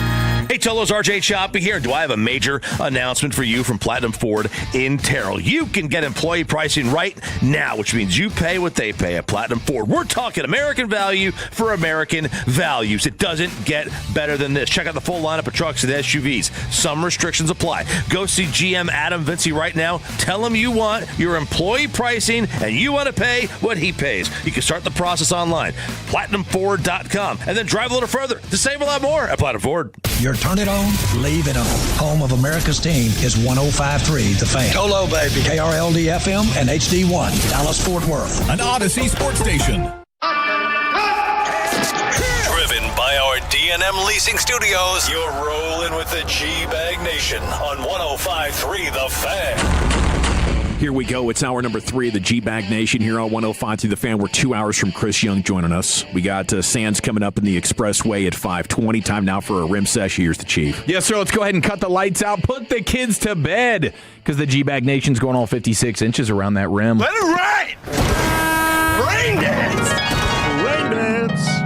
I gotta join here, man. I've been saving for a special occasion. Always a special occasion, certainly for the association, having the Knicks in the NBA Finals. Wasn't sure I was ever going to see that. First time since 99, and the Knicks have been on quite the tear. I don't think they've lost a game in the postseason since Game 3 of the Hawks series in Round 1. Yeah. Something happened. I would love to know what took place after that game. What did they do? What was the speech? Okay, because they have flipped a switch, and they are dominating. They have outscored their opponents by 262 points across the last 11 games. Oof. That is the best point differential across 11 games in NBA history, regardless of whether it is regular or postseason play. And that's from Tim Bontemps. It's a almost plus 20 point differential this postseason on average, which is the largest by a team entering the NBA Finals in NBA playoff history. They passed the 2017 Warriors, who were 16 points better on an average basis compared to their opponents. So really are mopping the floor with teams right now, and they were able to do it yesterday in closeout fashion. It was just, at no point in that game did you feel like Cleveland had a chance at all. No. If momentum counts, and the great Reggie Atatula was famous for arguing that it didn't in his years on the KNC Masterpiece. But if momentum matters, like this surge could carry them into making the finals somewhat interesting. And by that, I mean getting to 6 games. Yeah, they do have the advantage now of getting to sit back and hang out and get nice and rested up. Well, these teams just beat the crap out of each other in OKC and San Antonio. Yeah, this is a physical series that's clearly going probably the distance. And so you're going to have 2 teams that whichever one comes out of the Thunder and Spurs, that's going to be a bit of a worn-out team that was just in a championship-like series, and now, boom, you got to muster it up again.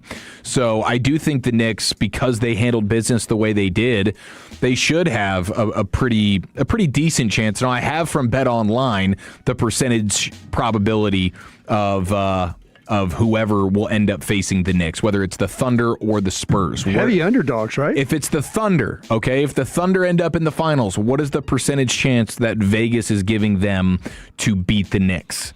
Thunder over 18? Knicks. 18%?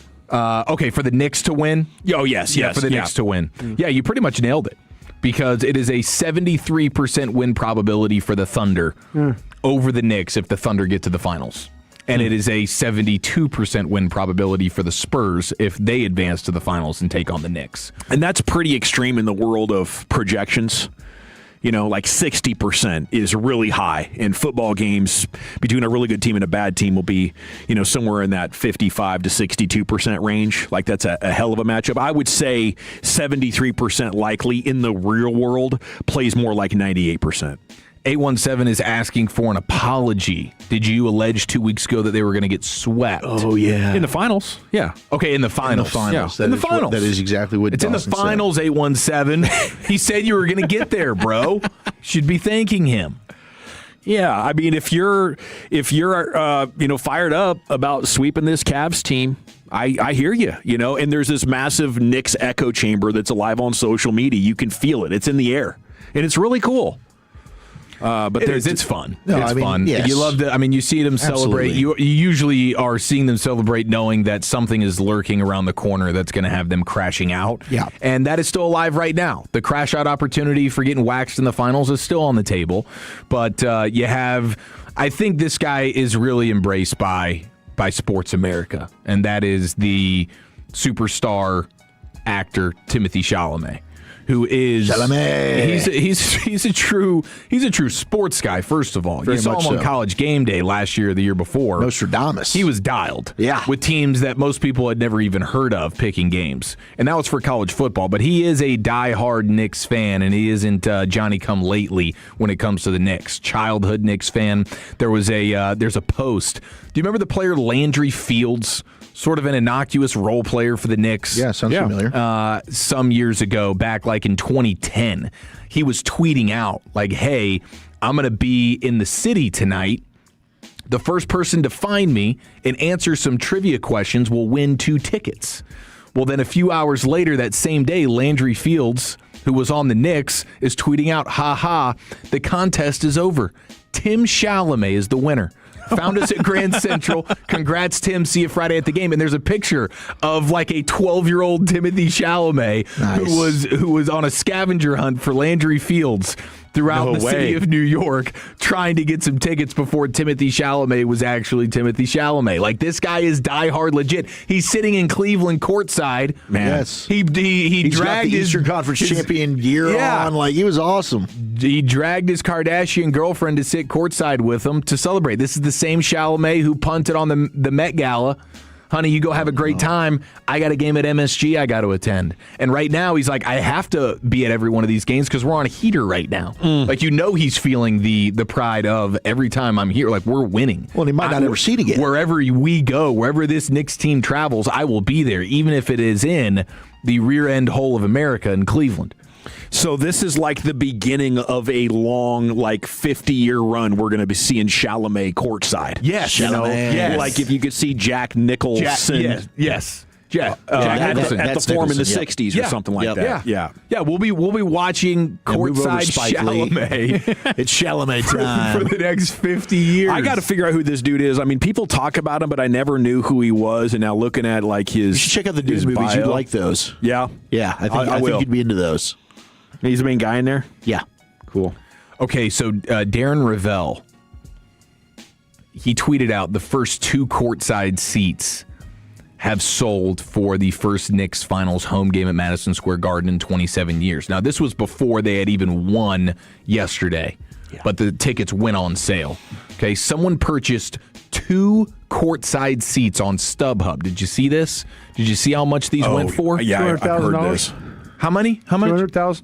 Yeah, $279,000 for the pair. For the pair of courtside seats for the first Knicks home game in the finals. I would love to know who it is that bought that ticket. Might have been Chalamet. I don't know. I mean, because if you're a super beast like that, is he getting comped? Like, is he getting comped those tickets? I think there's... Or is James Dolan such a bleep hole that he's like, I don't care that you're a real fan. I need your cash. There's a process that you have to be on the A-list. You have to be an A-list celebrity, evidently. There's a process that the Knicks go through to put those celebrities on the front row. And you have to fall into a certain category. But they're free? Like, you think Chalamet's probably going to be free at those games? I believe you have the option. I don't know that part. I just know that there is a process that the Knicks go through. I don't think they're free because if these were free for Chalamet, you get to buy them. Yeah, I believe you probably hey, listen, we'll provide them, but you have to pay. Spike Lee, he spends over $300,000 a year for his tickets. Okay, well, Spike Lee's paying for them. Yeah. Chalamet's paying for them. Yeah. So I would assume you're not getting them off secondary, or is StubHub the official ticket supplier? It might be. Because I think if he was getting a deal with the Knicks, I would imagine that they would just be emailed to him. Or, Yeah, he's not going on. He would buy it through more official channels. Right. Yeah. So, I don't know. I think at some point, like, these tickets cost too much for us to lose out on it to get the benefit of a celebrity endorsement.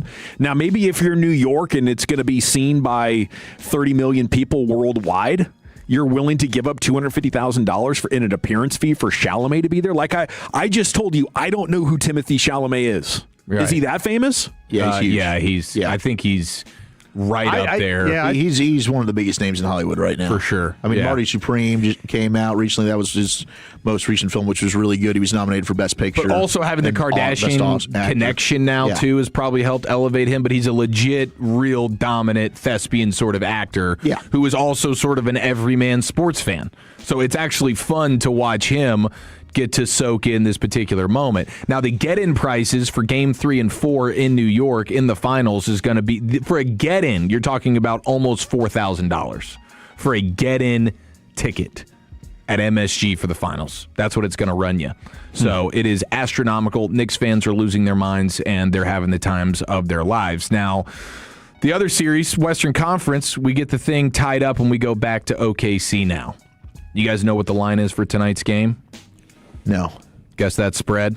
Spurs in OKC with the series tied 2-2.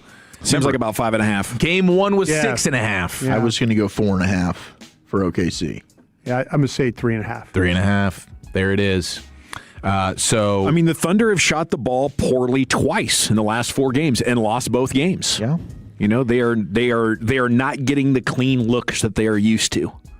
Maybe this continues. That's why I think it's so important that Harper's healthy and not. I mean, De'Aaron Fox is a nice scorer, but he doesn't give you the size to challenge shots on the perimeter. You can do that against OKC. Wemby can protect the rim. It's going 7, like you said. I don't know if it's Spurs going to win this thing like Lucius predicted, but I could see it now. Yeah, for sure. I mean, especially with the Jalen Williams and the Jay Mitchell injuries.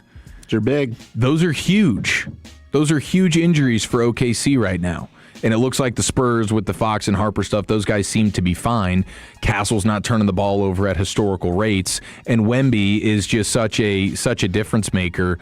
It's so funny to watch him because, I mean, this dude thinks, and he's not necessarily wrong, but like Wemby thinks he can block every single shot. You will see him go for the block attempt when he's like 15 feet away from somebody. And he does alter tons of shots, but there are some that are funny where he's reaching out and like there's not a person in the world that could actually contest that shot, but he feels like he can, and he does alter shots at a ridiculous rate. I wonder if the Spurs have data on that. Like even when you're 15 feet away, you get in his line of sight, and you're creating a 2 or 3% net deficiency for them. I wonder, because you know how they track. What's your question? If the Spurs are tracking when Wemby's 15 feet away, because he's reaching to block shots that it's like he's in the paint and they're behind the arc. You know what I mean? Like there's times where it's like it makes me laugh watching him try and contest a shot that even he as an extraterrestrial wouldn't be able to really affect. Yeah, he's like contesting it for show, or maybe there's an analytical advantage in there. Yeah, but the other thing, too, the only annoyance that I find with him is just how he takes all 10 seconds and it feels like 10 minutes at the free throw line. He does take his time. Now, he knocks him down, so respect to him. People getting on Giannis for that. Yeah, Giannis. Back. Yeah, they started trolling him and counting how long he was taking. I think if you're playing high minutes, you're looking for that 10 seconds to get your cardio back in order. That's a fair point. I get it. Especially with some of the injuries that they had this series. He was having to log even more. And I think he channels the monks. Yeah. When he's at the free throw line, he's breathing, he's closing his eyes, he's doing some things. I saw they made him dribble a ball up a mountain. Oh, did they really? Yeah. He's just unreal. It's a really cool story on ESPN. I'll have to check that out. I mean, there's a lot of good stuff. De'Aaron Fox was talking about how he's just so maniacal with the way that he doesn't look at blue light and things like that. Like after a certain time, he'll be wearing these like blue light glasses in the locker room, even after a game if it's late, like after 9 o'clock, he doesn't see blue light. So he's taking every measure to try and be the best version of himself. But I like the Nike campaign where it's Wemby surrounded by a bunch of nuns. and it just says, "Stop him, just pray," with the Nike logo. And there's nuns at the Spurs games. You've been seeing those nuns getting blessed. Yes. So there's quite a bit of fanfare going on with the Spurs fan base right now, as a matter of fact. And the alien guy. Love it. Rim session in the books. I do want to just a couple of texts. 817. I know the name, but had to look up what he does, says the 817. 214, stupid take, Dawson. Okay, so on Timothée Chalamet, apparently he is the number 1 box office draw for actors under 30. Yeah. I didn't know this. No, the Dune series is a moneymaker. Willy Is this Wonka was a because moneymaker. y'all's wives are younger, you think? Is he a big deal with the ladies? He's also just one of the... Because he's not like rom-com McConaughey, the Okay. ladies flock to go watch him. It's not Is like he badass? in Dune he is. Really? Yeah. And Dune he's a badass. So I think, based on becoming informed about that over the last 5 minutes, that's got to be worth $200,000.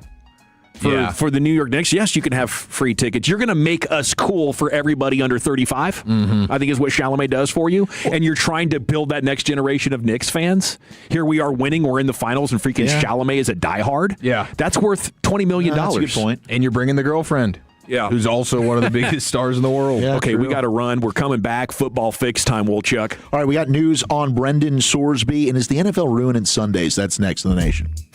The more time you give, the more our crush grows. Together, we continue to build something special. Keep turning it on and leaving it on 105.3 The Fan and the Odyssey, iHeartRadio, and TuneIn apps. So many of you still have that 3% rate from the COVID years, and you want to keep it, but you want to get cash out of your home.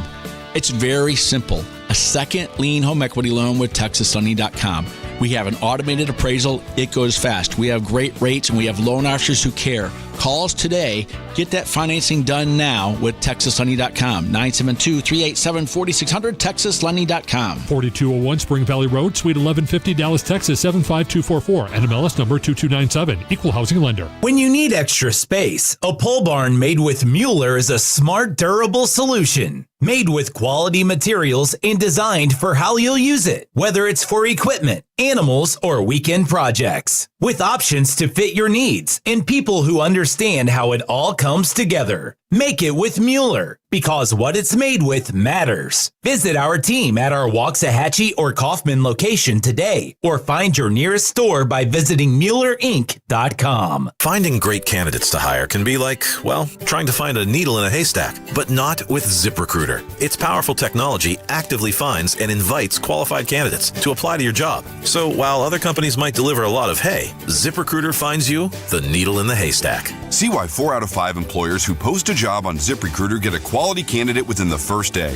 Try ZipRecruiter for free at ZipRecruiter.com/team. That's ZipRecruiter.com/team. ZipRecruiter. My dad passed away unexpectedly. Of course, it was awful in every way, but we are very grateful that he had life insurance. So even after he was gone, he was still able to provide for us. And that's why I have life insurance for my family. Ethos.com. They make it fast and easy to get covered. It's 100% online. You get a quote in seconds, and you can apply in minutes. You get covered the same day. Get your free quote at ethos.com/protect. That's ethos.com/protect. Paid spokesperson. Time spent on application may vary. Online health questions required. Rates. Spring cleaning isn't just for your house, it's for your life. If your job is getting old, it's time to clear the clutter and spring into IT. Go to My Computer Career. My Computer Career helped me get the skills and certifications I needed to start a new life as an IT professional in months, not years. Earn the certifications that top employers are looking for right now. Visit mycomputercareer.edu and take the free career evaluation to see if it's time to spring into IT. Financial aid is available to those who qualify, including VA benefits. Every day is a great day to rep America's team. That's why the On Time Experts are proud to be the official AC heating and plumbing partner of the Dallas Cowboys. Fast, reliable, and always on time. The On Time Experts, official partner of the Dallas Cowboys, only on 105.3 The Fan. Finding great candidates to hire can be like, well, trying to find a needle in a haystack, but not with ZipRecruiter. Its powerful technology actively finds and invites qualified candidates to apply to your job. So while other companies might deliver a lot of hay, ZipRecruiter finds you the needle in the haystack. See why 4 out of 5 employers who post a job on ZipRecruiter get a quality candidate within the first day. Try ZipRecruiter for free at ZipRecruiter.com/team. That's ZipRecruiter.com/team. ZipRecruiter. In a world In need of a hero, one man rises to the challenge in style. He is...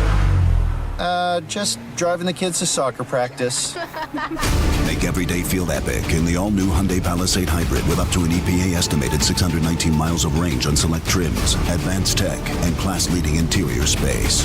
Visit HyundaiUSA.com or call 562-314-4603 for more details. And hey, come on, no cleats on the seats. Whether you're commuting to work or heading out for a fast coffee break, getting an auto insurance quote is just a tap away. With AAA, you're always connected, so you can focus on the road ahead. Rest easy knowing AAA's got you covered, no matter where life takes you. AAA, we're always with you. To start your quote, visit AAA.com/insurance. Insurance provided to qualified AAA members by Auto Club County Mutual Insurance Company. Membership requires a separate payment. Wait! Before you change the station, listen to this. 1-877 Cars for Kids. KARS Cars for Kids. 1-877 Cars for Kids. Donate your car today. Donate your car at carsforkids.org. That's cars with a K. Pickup is quick and easy. You'll also get a vacation voucher and a tax deduction. 1-877 Cars for Kids. Donate your car today. Okay, I have to tell you, I was just looking on eBay where I go for all kinds of things I love, and there it was. That hologram trading card. One of the rarest, the last one I needed for my set. Shiny like the... designer handbag of my dreams. One of a kind. eBay had it, and now everyone's asking, ooh, where'd you get your... windshield wipers. eBay has all the parts that fit my car. No more annoying... just beautiful.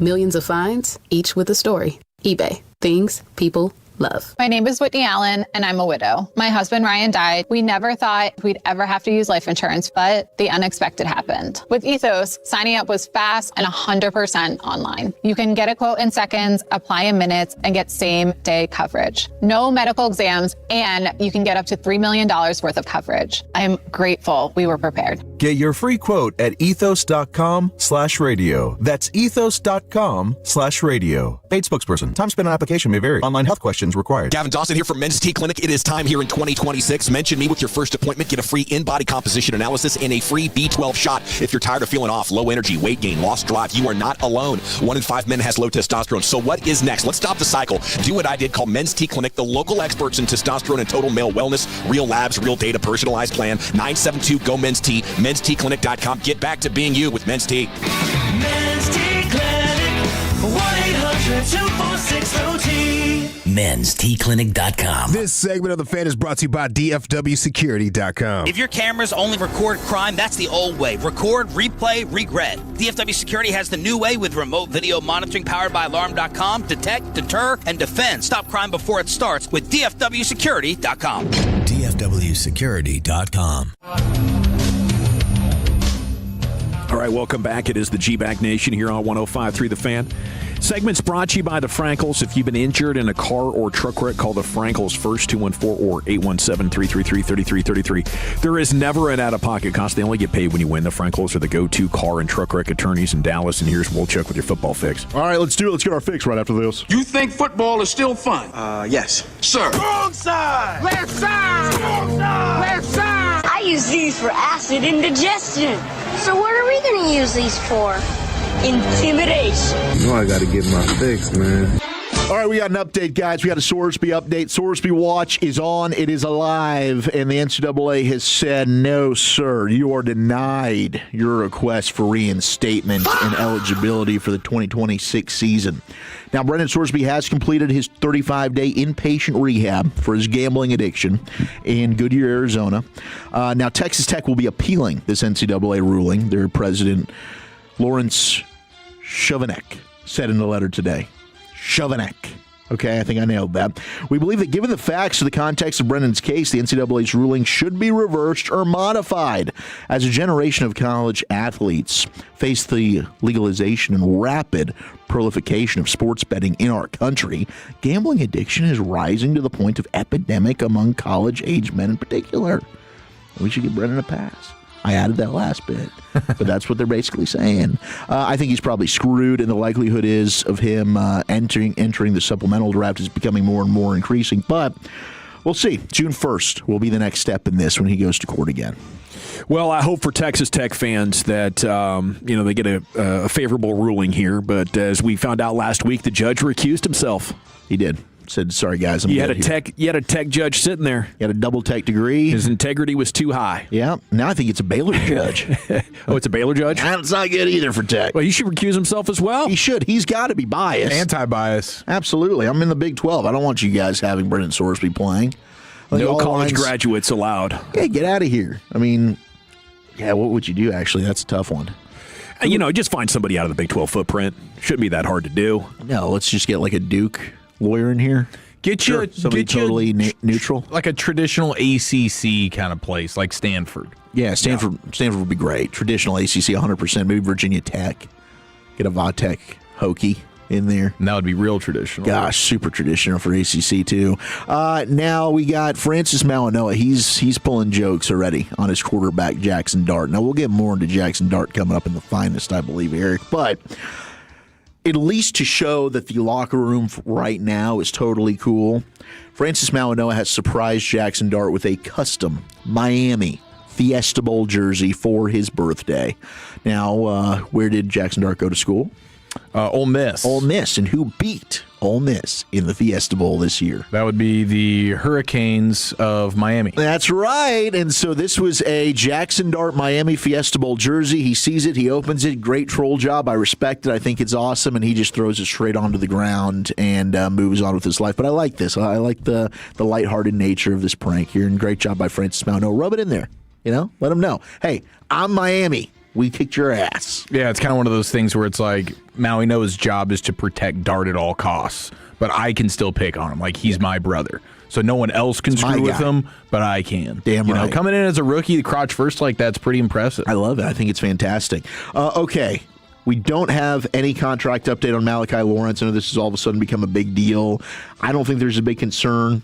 Picks 22 through 32 have not signed their draft contracts either, and I know these are kind of slotted, so I think it's a little weird, like why this takes so long to get this done, but he can still come to the OTAs and the mini camps. It just has to be done by training camp, which I do not believe will be a problem. I think that he absolutely will have his contract done by then, but that's just something that kind of started to take up some steam over social media. Did they get one of these players that wants to fight over the details and the agent who's like, no, if you cut us early, we want a double dip? I think it's probably just as soon as pick 22 gets his contract done, everybody else falls in line here. Oh, it's just like the player ahead of him gets done, and then now pick 23 gets done. And so 22 through 32 all looking for their deals still. I think this story is just a perfect reminder of how it's hard to get deals done with these agents. Yeah. Who are looking to take their client away from your team's preparations for the upcoming season over really unmeaningful amounts of money or clauses in contracts.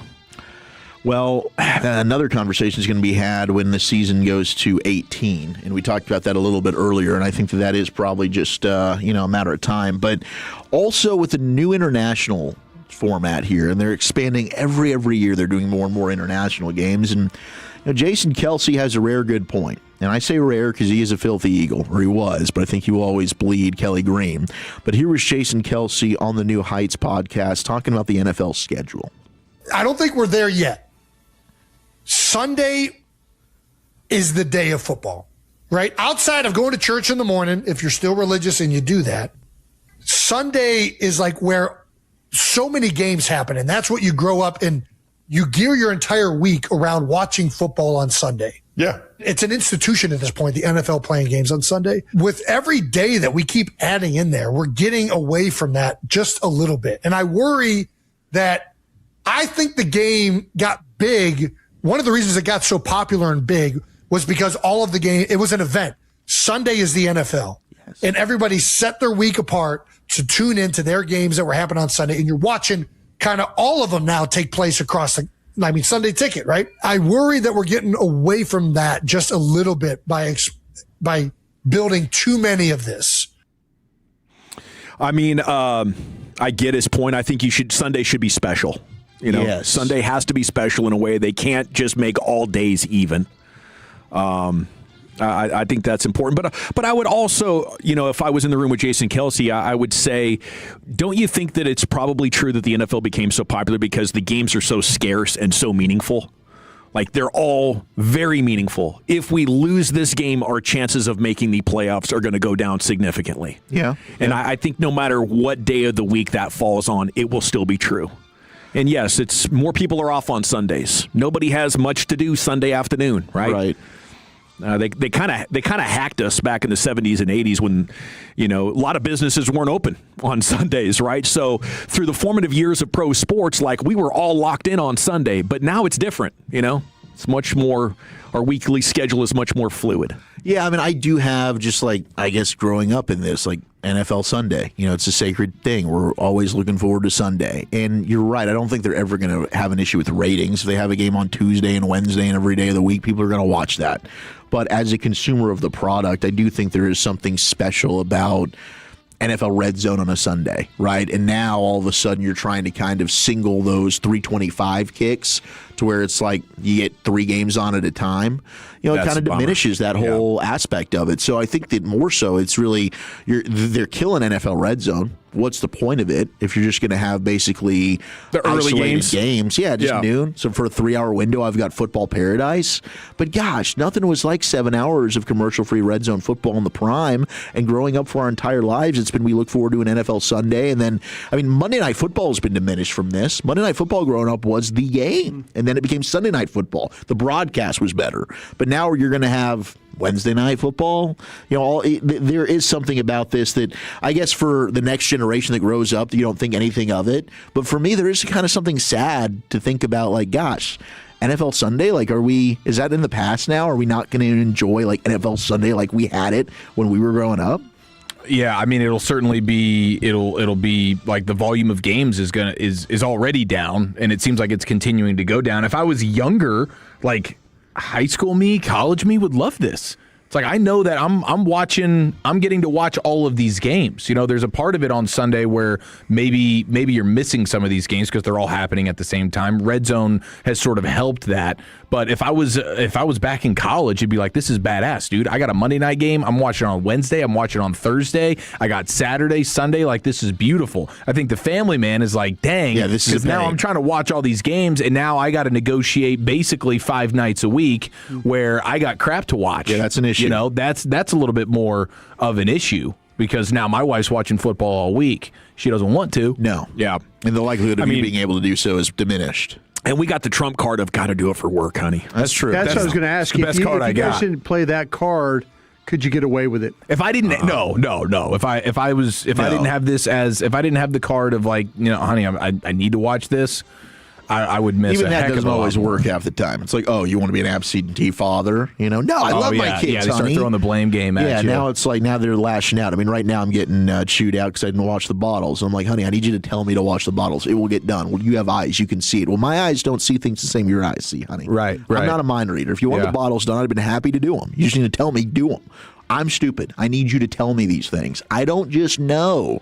Ladies, if you're listening, if you're a princess passenger right now, passenger princess, just tell us. Just tell us, please. Makes it so much easier. I've had this same copy and paste conversation with my wife probably thousands of times. I feel like everybody can relate to this if you're married and you have kids. If you're not, then just wait for it. It'll happen. Last thing here as we close down the fix. Let's go to... Yes. Saw a thing on social earlier, made a lot of sense. It's the gambling operations pushing 7 nights a week of football because they want the revenue every night. Yeah. That actually makes sense. Yeah, it's all about big money somewhere behind pushing that agenda, huh? And if true, you're right. If true, it would make sense. It does make a ton of sense. When things stop making sense, you're wait a minute, who's making money on this? And it would be the gambling. Falls into place. 100% it does. All right, here's O.C. Manura. He was on with our buddy R.J. Ochoa, blogging with the boys. And who's the best quarterback that O.C. Manura has ever played against? Like this. It's got to be Tom. Tony Romo had an elusiveness to him, and I'm curious where he ranks for you in terms of quarterbacks that you had to get after. Obviously, you played against very elusive ones back in the day, but I have to imagine Romo is a particular headache from time to time. This is going to come as a surprise to you and as a surprise to many people. Tony Romo was the most difficult quarterback we ever faced. He was number one. I rate Romo as the best quarterback we ever played against, and we played against some incredible ones. We played against the GOAT, Tom Brady, the greatest of all time. Played against Peyton Manning. But for me personally, my level of respect for Tony Romo, having faced him year in and year out, such an underrated football player. People don't understand the type of headache he was as a player. And they don't give him enough credit, man. If he would have won the Super Bowl, which he should have, I think things would have been different. But without a shadow of a doubt, one of the all-time great NFL quarterbacks, man, and they need to put a lot more respect on that man's name. Man, and we're watching a replay when Megatron went ahead and broke the receiving yards record in a single game. I mean, Dez was also money in this, but I mean, Romo was a joy to watch. I mean, he had those Cowboy teams for 3 years at 8-8, but like those teams, he was dragging along to even be that good. I think the leadership stuff, since post-retirement, that's come out to where maybe he wasn't, have the leader aspect as a quarterback, yeah. But as a player, gosh dang it, that dude had some raw talent that few have. Yeah, the thing with it was, if you remember when Tony got hurt and then Dak Prescott took over the team and then Tony kind of tried to rally everybody mid-season, come on over to the house and all that, there were people in the locker room going, where was this guy before? Yeah. He saw what Dak was able to do. And, all you really need to know is that Jason Witten and Dez Bryant, they hitched their wagon to Dak Prescott. I mean, and they're best friends with Tony Romo, but they knew their best shot of potentially getting a Super Bowl was going to be with Dak in 2016, and not anything that Tony was doing. I mean, there was a lot of whispering going on there at the Star when that was going on. Man, he made that last drive look so easy against the Eagles. Oh, he did. He did. Yeah, that was a hell of a team. Hell of a team. What could have been? I'd love to go back and run it back with Tony from that point on. You're like, okay, we're going to go with you. This is your last shot. Well, but he was also getting hurt all the time. There was thought that maybe if he'd have played in the Packer game, they would have won that game. I believe it. I doubt they would have started as poorly. Credit Dak, he brought him back, put him in a position to win, but. Gosh, yeah, Romo did have some amazing moments.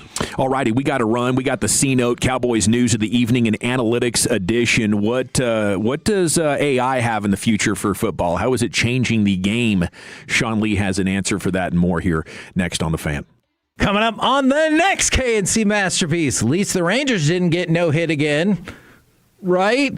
Plus, at 12:20, we will talk with Texas Rangers manager Skip Schumacher. Join the show, 10 a.m. to 2 p.m. right here on The Fan. It's been life-changing. It really has. Went up to CQC Kinetics. I could feel the difference the way I got out of bed. I could feel the difference throughout the day. I could feel the difference while I was playing golf. That's local host of 365 Sports, David Smokey, a very active TV and radio sports personality who had to stop running and golfing because of joint pain. I started to notice some aches and pains, an aching, throbbing pain in my right hip. I didn't want to get cut on. I've had MRIs. It showed no structural damage. I've tried the steroid injections, and that just seemed like it kicked the can down the road. It's that endless cycle that leaves you continually fighting joint pain in your hips, knees, shoulders, and back. But this is where it ends with QC Kinetics regenerative treatments. I believe in it because it's worked. It's a free consultation. It doesn't cost you a dime to go visit with the staffs both in Dallas and Houston at QC Kinetics. Just like Smokey, your relief starts with QC Kinetics. Call QC Kinetics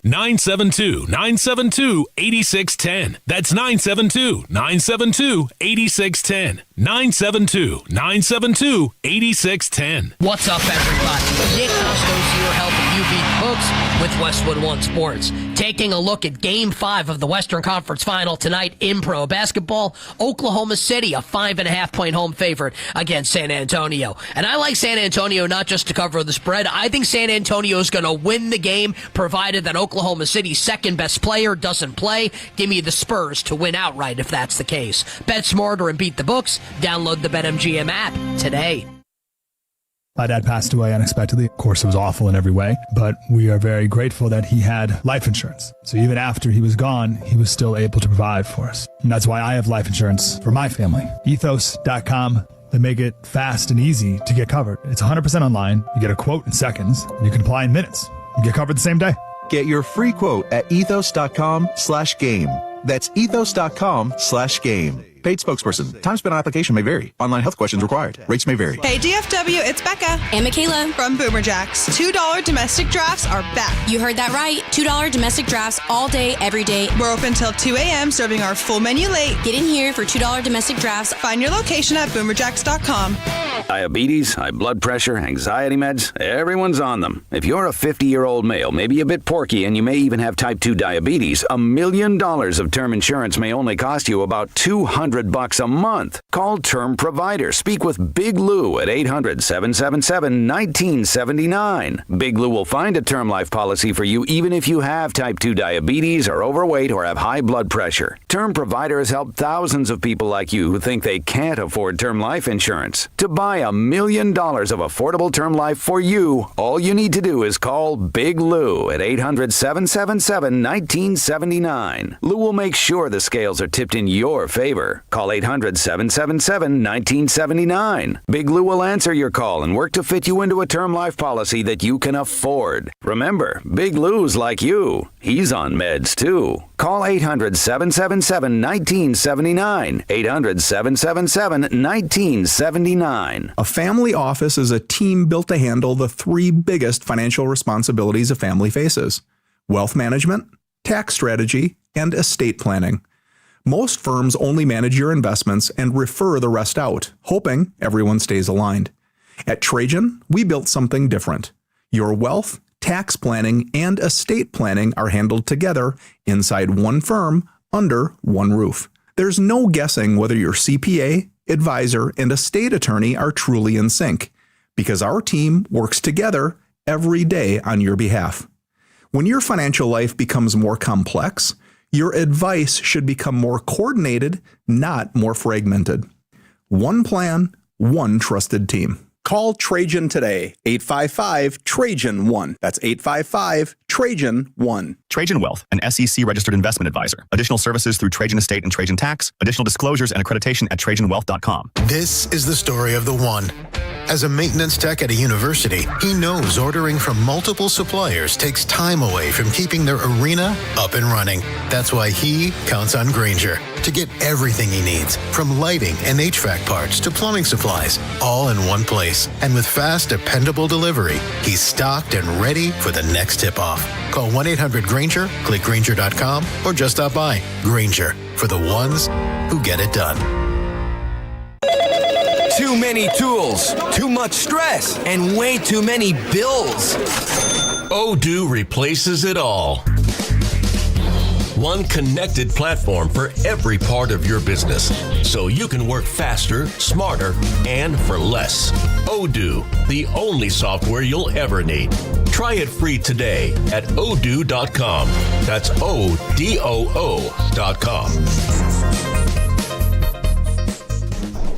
Okay, class, let's begin.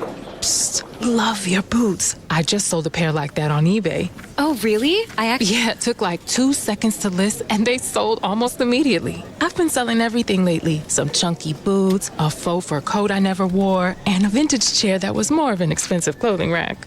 You know, I actually bought these on eBay. Wait, are you Kitty Sell Stuff from Brooklyn? Okay, quiet, please. Find what you love, sell what you don't. eBay. Things people love. Wendy's new Biggie Deals lets you choose whatever you're in the mood for. It's like a music mixing board of deals, and you're the producer. Go with some chill folk music with a JBC in the $4 Biggie Bite snack. Try the drum and bass of deals with a double stack in the $6 Biggie bag. Or go full-on sandwich symphony with an $8 Biggie bundle, the grand finale of snacking. And the best part? They all come with napkins. $4, $6, and $8 Biggie Deals how you want them at Wendy's. Price and participation may vary. Single items at regular price. Prices may be higher in Alaska, California, and Hawaii. This segment of The Fan is brought to you by Berkey's AC Plumbing and Electrical. Need a new water heater? Call Berkey's and get a 40 or 50-gallon gas or electric water heater installed for $19.75 with an 8-year parts and 1-year labor warranty. Over-the-phone pricing and scheduling. Call 877-Berkey's or visit Berkeys.com.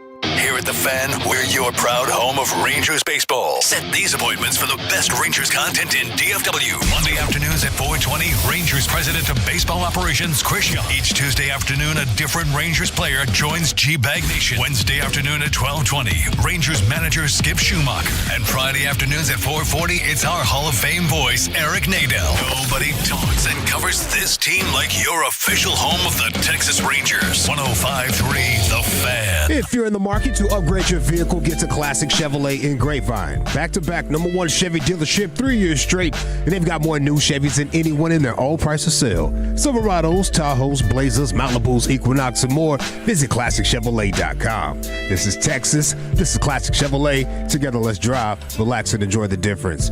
Based on new Chevrolet registrations 2023 through 2025. Sean Lee's one of my favorite Cowboys of all time. I have his jersey hanging in my closet. When he retired, I thought, well, he's going to jump right into coaching. I hope he doesn't go coach in his home state of Pennsylvania. Hope he stays here with the Cowboys so we can talk more football with Sean Lee. But he didn't. He didn't jump into coaching. I think he moved out to Santa Barbara, didn't he? And he enjoyed bike riding and wine tasting, or maybe a wine enthusiast, if you will. Fish tacos. Yeah. Okay, so he's doing the Central California coast thing, right? Having a good time. I hadn't heard from him. So I was excited over the weekend when Bobby Belt fired off a text in the group chat saying, hey, here's what Sean Lee is up to, right? So he has a new venture. It's an AI program that monitors the game and gives you predictions on what's going to happen next. And this first cut, he gets into the how analytics will shape the future of football here with his AI model, and how this will all play out on our TV screens. That's where I see AI going a lot intra-week. Like as a player, when I first went, we were just watching film constantly. There's not a lot of data. The coaches would talk to you, but if you had AI to help direct you what film I should be watching, what plays are coming my way, I don't need to work on this play, but I need to work on this play. To me, like we said, there's only so many hours in the week. If you can start to build some of that efficiency into intra-week, understanding how a team's going to attack you, practice one play 50 times that you know is coming, don't practice the plays that you know aren't, that's going to make you a better football player over time. That's really where I see it intra-week being used for football teams. Sean, it seems like your data already can do predictive play calling, essentially. Is that something that you would draw a line against? You don't want to see coaches using AI live in games to make decisions? Yeah, no, I would agree with that. But even so we make a prediction, 80% run, 20% pass. Well, guess what? That 20% happens. And as a linebacker, sometimes that 20% is your responsibility. So you still have to dive into the X's and O's. You still have to prepare and understand. You got to prepare for the 80%. You got to prepare for the 20%. So to me, using it in the game, I don't think it's actually going to help you that much. So there's like this war of information going on, right? And it's just an extension of everything that teams have been working on, including the Cowboys, for 65 years now. It's just who can come up with the best information the quickest. So hopefully, because Sean Lee is close to the Cowboys, they have some sort of integration going on with this. We know obviously they had a number of... What happened, Wilchuck? I'm sorry. I'm having a... Oh, you're watching Lions Cowboys over here? It's just such a Jason Garrett way to kill a game here. I was standing on the sidelines, and I couldn't believe it. No, it's unbelievable. Ice his own kicker? They get like 5 turnovers in this game, and they get the ball back at the Lion 30-yard line with about a minute and a half left, and they're just running the ball for lost yards. Now they're about to get themselves out of field goal range. They had a chance to just go ice the game. You need 1 first down. Be careful, guys. We don't want to lose. Or go don't for risk the jugular. football. Get a touchdown. It's over. And while Sean Lee's talking, they showed Sean Lee on the sideline. Christian Parker would have loved this guy. Oh, yeah. You can hear the brain working there. I mean, this is incredible stuff that he's doing. And it's interesting when you talk about predictive in-game use of an AI model. Could you get like an Ernie Adams type of advantage, which was the guy on Bill Belichick's staff who was a Rain Man? Yeah. He could take in data and then just spit out what he thought the other team was going to do based on, I guess, stealing their practice film too. But there was a lot that went into it. It's true. Showing their signs. Yeah. If I'm the league, I'm thinking, why not? Why not let teams have access to this level of computer? But sure. At some point, what's going to happen is it will smooth out, right? And I think the impact on the game that we see on TV is going to, pretty much be unaffected because people are going to be dealing with the same level of information. But this is the opportunity, right? It's like the West Coast offense showed up in 1983 or whatever. Bill Walsh had it. And for about a 5-year period, it was a massive advantage. And they won 3 Super Bowls or whatever they won. And, when Sean McVay shows up in 2016 with that Rams offense and the things Shanahan has done, eventually Fangio, now half the league runs Fangio's defense. There's a brief period of time where you can get a very significant advantage. And I just hope that, the Cowboys are diving into this as much as Sean Lee is. I don't think this is something Shoddy would shy away from. Here's Sean on, he was asked the play caller that most confuses his AI predictive model. Sean McVay is, really tough to track because this year he used a lot more 13 personnel, but generally he used a lot of just 11 personnel, similar formations. And so what we're doing is we're tracking the formation, the splits, where every player is specifically aligned. And with Coach McVay, a lot of his stuff looked a lot of the same. The percentages seemed the same. Now this year they came out in 13 personnel, but then they would make it look like it was a spread 11 personnel type of formation. 13 with 3 tight ends. So sorry. I should with 3 tight ends. Yeah. But because he's so versatile as a coach, he can build he can run his whole playbook when he has 3 tight ends on the field or only has 1 tight end in the field. So that's a guy I've admired. When he was in Washington, I played against him a lot. It was always tough. And with our models, he is one of the better guys at being able to not be able to predict what's coming.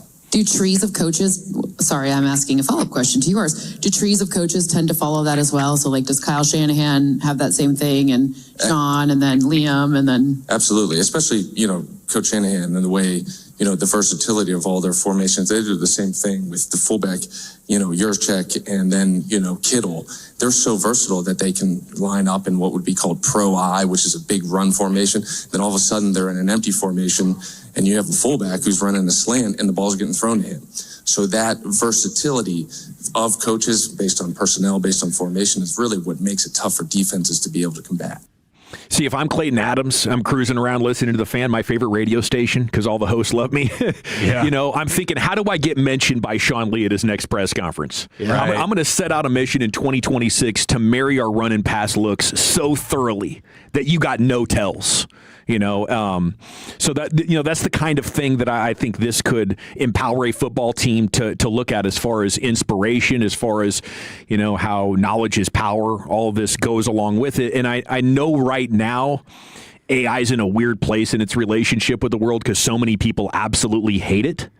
But I think if you're not integrating it in some way into your industry, hell, just open up the chat window and start asking it questions about your business. And it's amazing, the level of detail and organized thought that these things can spit out. And they're still like in a hallucination phase. They're still in a impossible to fact check them phase. There's things about AI that drive me absolutely nuts, but it's undeniable. And I think this is going to be an off season that is remembered for a long time around football of Sean Lee bringing AI and analytics to the mainstream in a big way. Sumer Sports has introduced the term of an apex defender, a defender that doesn't have to come off the field if it's a run or pass situation, specifically looking at the nickel. And Caleb Downs, Reed Hansen wrote about that on the Cowboys Wire. Do you guys like that term? Apex defender? Hell yeah. I do. I think that looks badass. Like that sounds sweet, yeah. LP Cruz, blogging the boys, has 3 Cowboys in make or break years. Savone Revel, Tyler Guyton, and then Maris Leofau. Mm-hmm. I think that already happened for Leofau, didn't it? Yeah, Guyton for sure. Maris has to. This special teams might save Maris. I think he's a good special teams player. Yeah, he'll be a lifelong all 3 phases kind of guy, but just the 3rd phase. All right, we got to run. We got 3 down, 90 minutes to go. Chris Young's coming up at 6 o'clock. Jared Sandler's coming up here at 5:20. Chief, what do you have next? Football's finest, more national hype for the Cowboys, this time by a noted hater, next in the nation. Take us with you wherever you go. Now heard on the iHeartRadio app, YouTube, Twitch, the TuneIn app, our Odyssey app, and of course with the biggest mother of a radio signal in DFW. Thanks for making your favorite travel buddy 105.3 The Fan.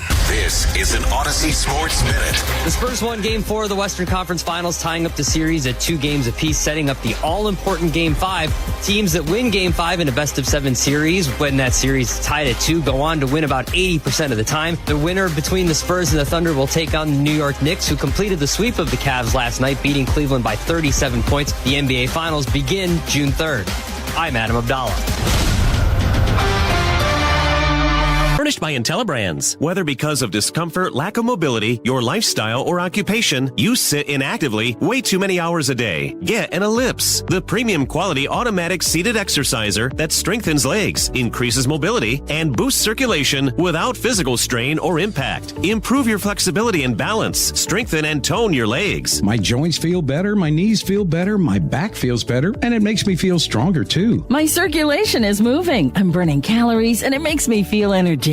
It's so quiet that none of my coworkers even know I'm using it. Call now and order Ellipse, the seated exerciser that strengthens legs, increases mobility, and boosts circulation. And for a limited time, get a free upgrade to our deluxe bundle with a faster motor, sport mat, and wireless remote. Call 800-555-1212. That's 800-555-1212. 800-555-1212 now. These statements and products have not been evaluated by the Food and Drug Administration. These products are not intended to diagnose, treat, cure, or prevent any disease or condition. If someone broke in tonight, would your camera stop it, or would you just watch it tomorrow? That's the old way. Record, replay, regret. Remote video monitoring powered by Alarm.com from DFW Security is different. Live agents intervene and, if necessary, issue a visually verified police dispatch, not after the loss, before it. The new way with DFW Security is powered by Alarm.com. Detect, deter, defend. DFW Security. Stop crime before it starts. DFWsecurity.com. A weekend of baseball at the ballpark. Now, that's how you start your summer. Get to Globe Life Field May 29th through the 31st when Josh Young and the Rangers host Bobby Witt Jr. and the Kansas City Royals. These 3 games will bring big moments and great giveaways, including the must-have Nolan Ryan Bloody Lip jersey, presented by Globe Life. Grab your tickets at Rangers.com. All for Texas. I'm Piera Palazzolo, VP of Digital Marketing for the American Management Association, a company focused on the management training skills needed to enhance the careers of business professionals. We did our research when it came to the best companies for website development and chose AmericanEagle.com. And we couldn't be happier. AmericanEagle.com worked closely with us to understand the front and back end requirements needed to launch an e-commerce website that could handle the complexities of running thousands of seminars nationwide. Our robust new website and improved SEO saw immediate increases in site traffic and web revenue. If you're in need of managerial effectiveness and success, visit our website at amanet.org. If you're in need of a website that provides an unparalleled consumer experience, I highly recommend AmericanEagle.com. Transform your business today. Dial 877-WebNow1 for a free digital consultation with AmericanEagle.com. Summer is coming. Are you ready to look and feel your best? If you're dealing with low energy, weight gain, muscle loss, or low sex drive, your hormones may be holding you back. BioT certified providers help treat men and women for low testosterone, low energy, muscle loss, and low sex drive. Visit myhormonelevels.com to see if you qualify for a reduced cost program, or call 817-518-4580. That's myhormonelevels.com or call 817-518-4580. Hey, Tolos, RJ Choppy here. Do I have a major announcement for you from Platinum Ford in Terrell? You can get employee pricing right now, which means you pay what they pay at Platinum Ford. We're talking American value for American values. It doesn't get better than this. Check out the full lineup of trucks and SUVs. Some restrictions apply. Go see GM Adam Vinci right now. Tell him you want your employee pricing and you want to pay what he pays. You can start the process online, PlatinumFord.com, and then drive a little further to save a lot more at Platinum Ford. This is the exclusive home of Dallas Cowboys football. KRLD-FM and HD1, Dallas-Fort Worth. Let's go, Cowboys. An Odyssey sports station. Driven by our D&M Leasing Studios. You're rolling with the G-Bag Nation on 105.3 The Fan. Welcome to the Nation. It's hour 4 of the Nation. We got Jared Sandler coming up here at 5:20. We have CY in an hour.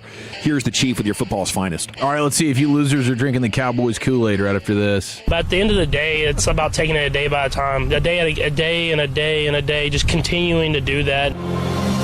You cannot lose games in the NFL and still win. To win games, you have to win the game, not lose the game. It doesn't matter.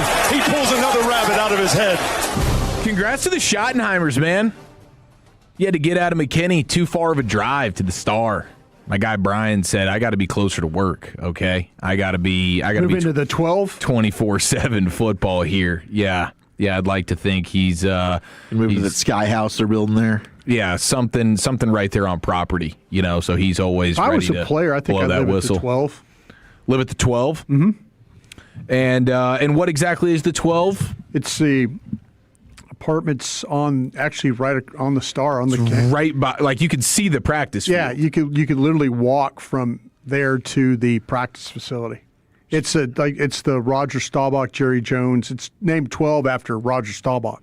It's where Bill Belichick would send his spies. They'd get a room there. It's a really nice place. Yeah, I'm in. The Eagles have a scout there. Yeah. That's like the Dallas Mavericks in Victory Park. They stay right there in those hotels. Yeah, and the W and all that. Yep.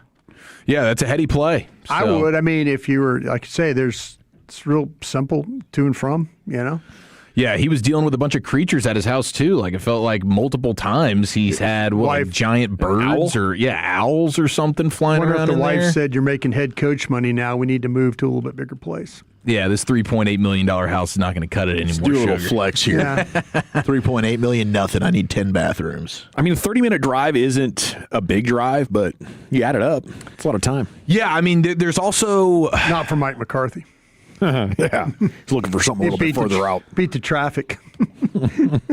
There's the decompression aspect, right? There is, yeah. Like that gray area between work, you get that like 30 minutes of exhale before you walk into the house and get handed the to-do list. Yeah, and I think, aren't Shoddy's kids pretty old? I think that decompressed time is more important the younger your kids are. Yeah, that's a good point. You just don't want to go home. I relish that 50-minute ride home every night. I'm already home, huh? Here we go. But congratulations to Shoddy, man. He wants to live in the building. Nice. He wants to live in the building, and now I wonder how he ended up to. How do you move here to be a coach and decide on McKinney?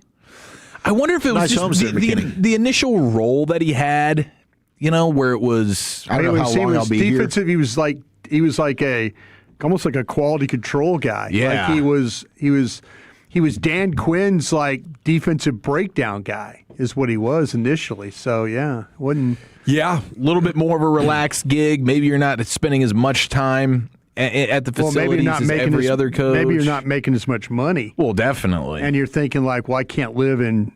Yeah, I should only get the $3 or $4 million house. McKinney and Frisco, we're talking 20 minutes. It's not that bad. I think it was a 30-minute drive. Yeah, for him? Yeah. It just depends on where you are. Shooting down 121, yeah, right? It's not exactly a bad one. The other news is the playmaker Michael Irvin hanging out with Jesse Holley with DLLS and confirming that there's going to be another season, I guess, at some point. No details, but there's going to be another season of the Fourth and Long Show. I'm here for it. Where That's Jesse awesome. Holley was able to earn the tryout with the Cowboys. He made beat the out team. Hawkins, right? Andrew Hawkins made it in the league, played with the Browns and the Bengals. Yeah, he had a really nice career after that. Hawkins and Holley, those were the two studs of that show. Man, Holley's got to co-host that thing now. You know what I'm saying? Yeah, that's like true. Bring it full circle. Yeah, I need to be one of the guys here, getting some screen time and coaching the guys up, encouraging them. And I got some broadcasting chops as well. Absolutely, Jesse Holley needs to get in the mix there. So that'll be fun. Whenever I don't even know. I was probably in like 8th grade or something when that was going on, it was a blast. They were all like living in the Cotton Bowl. I love it, dude. Coming and like knocking on the door, like, "Hey, you're cut." Yeah, I want to see. Wild. Yeah, and it was for the tryout with the Cowboys. I wonder if it would be the same thing now, where Jerry Jones was green lighting. Yeah, whoever wins this gets the tryout specifically with the Cowboys. I would think Jerry would want to sign up for that again. Like, why not? Wonder if you could do like this is for an NIL deal with the Miami Hurricanes. Oh, make it a college. Make it a college thing. I don't know. Just get creative. They'd probably with it. make more money doing that, those guys. So that's pretty exciting. Now, we have, this has been the off season of national Cowboys Kool-Aid just being shotgun. Oh, my goodness. Kidding. Everybody's in on it, man. Schrager. They're doing keg stands at this Adam thing. Shine. Yeah, Shine they got like sure. 3-minute rants talking about this is not clickbait. The Cowboys are real contenders. Yeah, everyone's buying in now, man. Around? Even the haters are buying in. Even the haters, including our one of our favorite haters. It's Mark Schler at The Stink, who joins us weekly during the football season, and he is a Super Bowl champion himself. He's a former offensive lineman. He is a gritty, just as masculine really as it gets. And he likes to dunk on the Cowboys. I think one of his favorite sayings is they est in their helmets. Yes. And he says it like 10 times a year. There were fans, Tolos, texting like, why do you have him on? They were getting ticked off. Like, we can talk bleep about the Cowboys. Stink, you can't, okay? Well, he's no longer talking bleep. He was on with the Colin Cowherd show, and he is buying the Cowboys. He's taking the over. I would hammer the over. I listen, the Dallas Cowboys, to me, you're playing in a division with Philadelphia that we've all said, hey, man, Philadelphia is one of the most talented rosters in football. But their offensive line coach, Jeff Stoutland, said, hey, see you later, guys. I don't want to be here anymore. One thing I will say about the Dallas Cowboys is you can win a lot of games in this league. You know, we all make it about receivers, which is the most overrated position in football. Wide receiver is just ridiculous, ridiculously overrated. Where they have invested is a young offensive line that can hammer people, that can beat up on people. And now they've invested defensively in their front seven. They got D. Winters from San Francisco. They went out and got Quinnen Williams, who is an absolute beast from the Jets. Rashawn Gary is part of that. I think he was part of that trade with Micah Parsons. So, like, I don't know that they have a legit big-time edge guy that's a, kind of a war daddy off there on the edge. But, man, they have invested in that front seven. You control both lines of scrimmage in the National Football League, you're going to win a lot of football games. And when I look at the Dallas Cowboys, that's what jumps out, just jumps off the screen to me more than George Pickens and more than, hey, how are we going to, CeeDee Lamb, George Pickens, our talent out there. They've got plenty of talent, man. I just look at them and say, I think this is a football team that can dominate both lines of scrimmage. And that to me says, hey, man, Dallas Cowboys are front runners in my mind to win their division. Well, actually, Rashawn Gary was not part of the Micah Parsons trade, Stink, okay? It was a separate trade. He was on a roll, man. That's Jared Wolchuk live in studio. He crushed it. I think that he's right about the line of scrimmage. Now, there is some projection when it comes to the offensive line. Like, we're hoping. I do think the middle is going to be the real deal. But the tackles, like, Guyton's got to prove he can stay healthy. But they've added bigger bodies along the defensive front. I think Otito Ogbonnia is an underrated ad. And then guy like Bullard, who can come in here and do kind of what Christian Parker wants to do. He might be onto something there. Well, leave it to Stink to overweight guard and fade wide receiver in the same clue and the same answer, but it's a guy who knows ball, man. It's a ball knower. He's a ball maxer. I think I'm ready to join. I think I'm ready to join these national guys. Yes. Really? Picking the Cowboys. Okay, let's go. Let's do this exercise first. Let's do this exercise first. And when you say buying the Cowboys, you're buying them winning 10 games and to win the NFC. You're taking the over. Okay, that's what we're buying. We're not buying to win the NFC East. Just to simply be the division champ. Yeah, I'm buying. I'm buying. I guess I'm buying that they're going to be pretty dang good, and I don't know if they're going to win the division, but I think they'll be contenders. Maybe the Eagles and Cowboys will both be contenders. I don't know how much the Eagles' offense is going to continue to deteriorate. Come on, you want to fade the Eagles? I heard you earlier. You're like, man, Lane Johnson, he Super Bowl's sucks. possible. Cam Jurgens, he's hurt. He stinks. Super Bowl's possible. Did you just say that? Possible. What? It was really because of how bad their defense was. But if you go in depth on it, really what it was is the secondary. I can't believe this guy brought it. He's talking Super Bowl. The secondary couldn't cover for 2 seconds. But now they can. So they were worst in the NFL in third down, and they were worst in the NFL in explosives. Talk to me. But they were fourth in pressure rate. They've added to their edges. Ezra Raku's older. Ezra Raku's better than Brian thinks. Full season of Quinnen Williams. He's older and off of surgery. Should be fine. They're not going to be getting roasted in the first 2 seconds of plays anymore. The busted coverages, the creating of explosives, and the horrible third down percentage. What'd they give up? Like 50% of third downs. Horrible. The absolute worst. The worst. Dead balls. So just cover for 2.5 seconds. You're going to get home a lot more. You take off and now the you're field. a Super Bowl champion. He's cooking, baby. just take Kyer Elam and Donovan Wilson off the field. That's a start, isn't it? Hell, and then Kenneth Murray, Triquez Bridges, and Reddy Stewart. Like these, Kalen Carson. Like this is a combined 2,000 coverage snaps. When you add up the secondary players last year who aren't going to be in the first 2 players in their depth chart this year. Damn right. It's not just that you turned over 8 starters. It's that you recognized how bad those players on the back end were and replaced them with, pretty dang good ones, or maybe a rookie All-Pro. At least NFL Downs. caliber players. He unretired from the booze, boys. We just found out Memorial Day weekend. I hate it. Okay. Super Bowl. I allowed myself to get talked into it. Bowl. Most of it's the pressure rate. And I might end up having to eat crow on that because the quick pressures they weren't as good at. All right. Okay. You could say the pressure rate, it doesn't tell the whole story, but I think it tells enough of it. This is a crazy moment. This is amazing. I love this world that we're living in, that you believe the Cowboys are Super Bowl contenders. They're contenders. Yeah. I think they're winning the division this year. I'm not even going that far. But division champs. Deron Bland, listen, this injury is very common in basketball, right? And after 2 years of it, it sucks when you're going through it. But after 2 years of it, Deron Bland is going to be back to being an average corner who can take the ball away. Just getting Savone Revel benched is huge. One of the 5 worst corners in the NFL last year by PFF scores. So you get him off the field, or his knee brace comes off and he comes back and actually covers next year. Now and we're talking. Is the player Brian talked about. But you don't need him. You need him. You don't need him. And now we're going a little crazy. Okay, so I like Daniel Jeremiah. He's not a starter. Daniel Jeremiah has an exercise. Yep. And he says he does this for every NFL team. He says to build a championship foundation, you need to fill these 12 total spots. Okay. Wow. Where are the Cowboys here? Okay. Now, it's really just a handful of spots, but you need multiple of them. Like for a quarterback, you just need the one. Right? For offensive playmakers, you need 3. Do the Cowboys have 3 offensive playmakers? The quarterback included? I think the quarterback is its own category. Quarterback is 1. Offensive playmakers, you need 3. I think that's a different thing than quarterback. I think you have 2. 2. I don't think they have. You're not going to say Javonte Williams is an offensive playmaker? I'm not going to say he's an offensive playmaker. I'm going to say Dak's not a playmaker? He's a solid back. I think quarterback is a different. It's in a different category. You just qualified that. So yes. Quarterback is 1. You need one of those. We have that. Broadus. Sorry. Offensive playmakers, he says you need 3. I think you have 2. Fair. Quality offensive lineman, he says you need to have 3. I think you have that.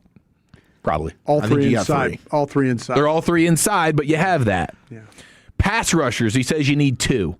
Now, I don't know. If Quinnen Williams can count, maybe you have 1. He can count. I think you have 1. We're going to go for it. I don't think you have 2 pass rushers. Now, maybe we find out that you do. Malachi Lawrence, Donovan Ezeraku. I don't think you're going to find that in Rashawn Gary. Think he can be a solid run defender for you. I don't think you're going to find him as being, I think check you're the box. sleeping on him a we little got a bit. real I pass think you are, rusher. too. Okay, I hope I am. I hope I am. I think you're sleeping on him. It'll have to be pass rush by committee with a bunch of dudes having Which 4 to is 7. what this defense is all about, baby. And then defensive playmakers. Well, you definitely got 2.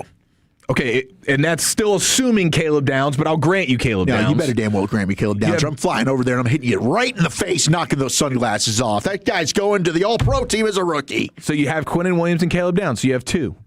And certainly one could emerge. Maybe Overshown? Could Overshown emerge? Yes. Could he? Could Jalen Thompson potentially with Christian Parker? I don't know. Maybe he could. How about a Kobe Durant? But I don't think Kobe Durant's going to be a defensive playmaker for D. you. Winters? I don't imagine. No, you need to have some more optimism. I'm getting sick and tired of you just brushing these off. Defensive playmaker. What are you, a pitcher just shaking me off right now? Come on. I'm trying to just be honest with this. Well, you're not being honest. You're lying to yourself because D. Winters can be one of the top 10 linebackers in football. I think you're missing one offensive playmaker. I think you're missing at least one pass rusher and one defensive playmaker if you're going by the Daniel Jeremiah Championship Foundation. Wow. I can't imagine this. They're missing an offensive playmaker. They got Pickens and Lamb. That's not enough for you. You got to have 3. Maybe the math adds up where they're both 1.5. Who were the 3 offensive playmakers for Seattle? Smith and Shaheed and Walker? Yeah. Shaheed was timely monster plays. And then Shaheed. Yeah. Okay. I don't even know that I would say I don't think that if you're not saying Javonte Williams, who's 9th in the league in rushing ran for 1,200 yards out there, had a nice amount of touchdowns. Better Ryan Flournoy be that guy? Better's a red zone player, right? I know you're not going to go with Ferguson. I can't get Michael Trigg. Michael Trigg. I mean, run play success rate. Wouldn't Javonte Williams be amazing at that? He was damn good. Yes. Yeah. I mean, top 3, top 5, somewhere in there. I think there is a case if Javonte Williams could sustain it for a full season. I think first half of the season, Javonte Williams, you would say playmaker. You would check that box, but that didn't continue. And so hopefully that can, or just with the addition of one of these younger backs that can help, take a little bit of the load off of him, and then he can extend that throughout the whole season. So maybe you could consider Javonte Williams there, but I think Daniel Jeremiah needs to rethink this caliber that he's looking for. I think if you go down the history of these Super Bowl teams, I don't know if they cover these.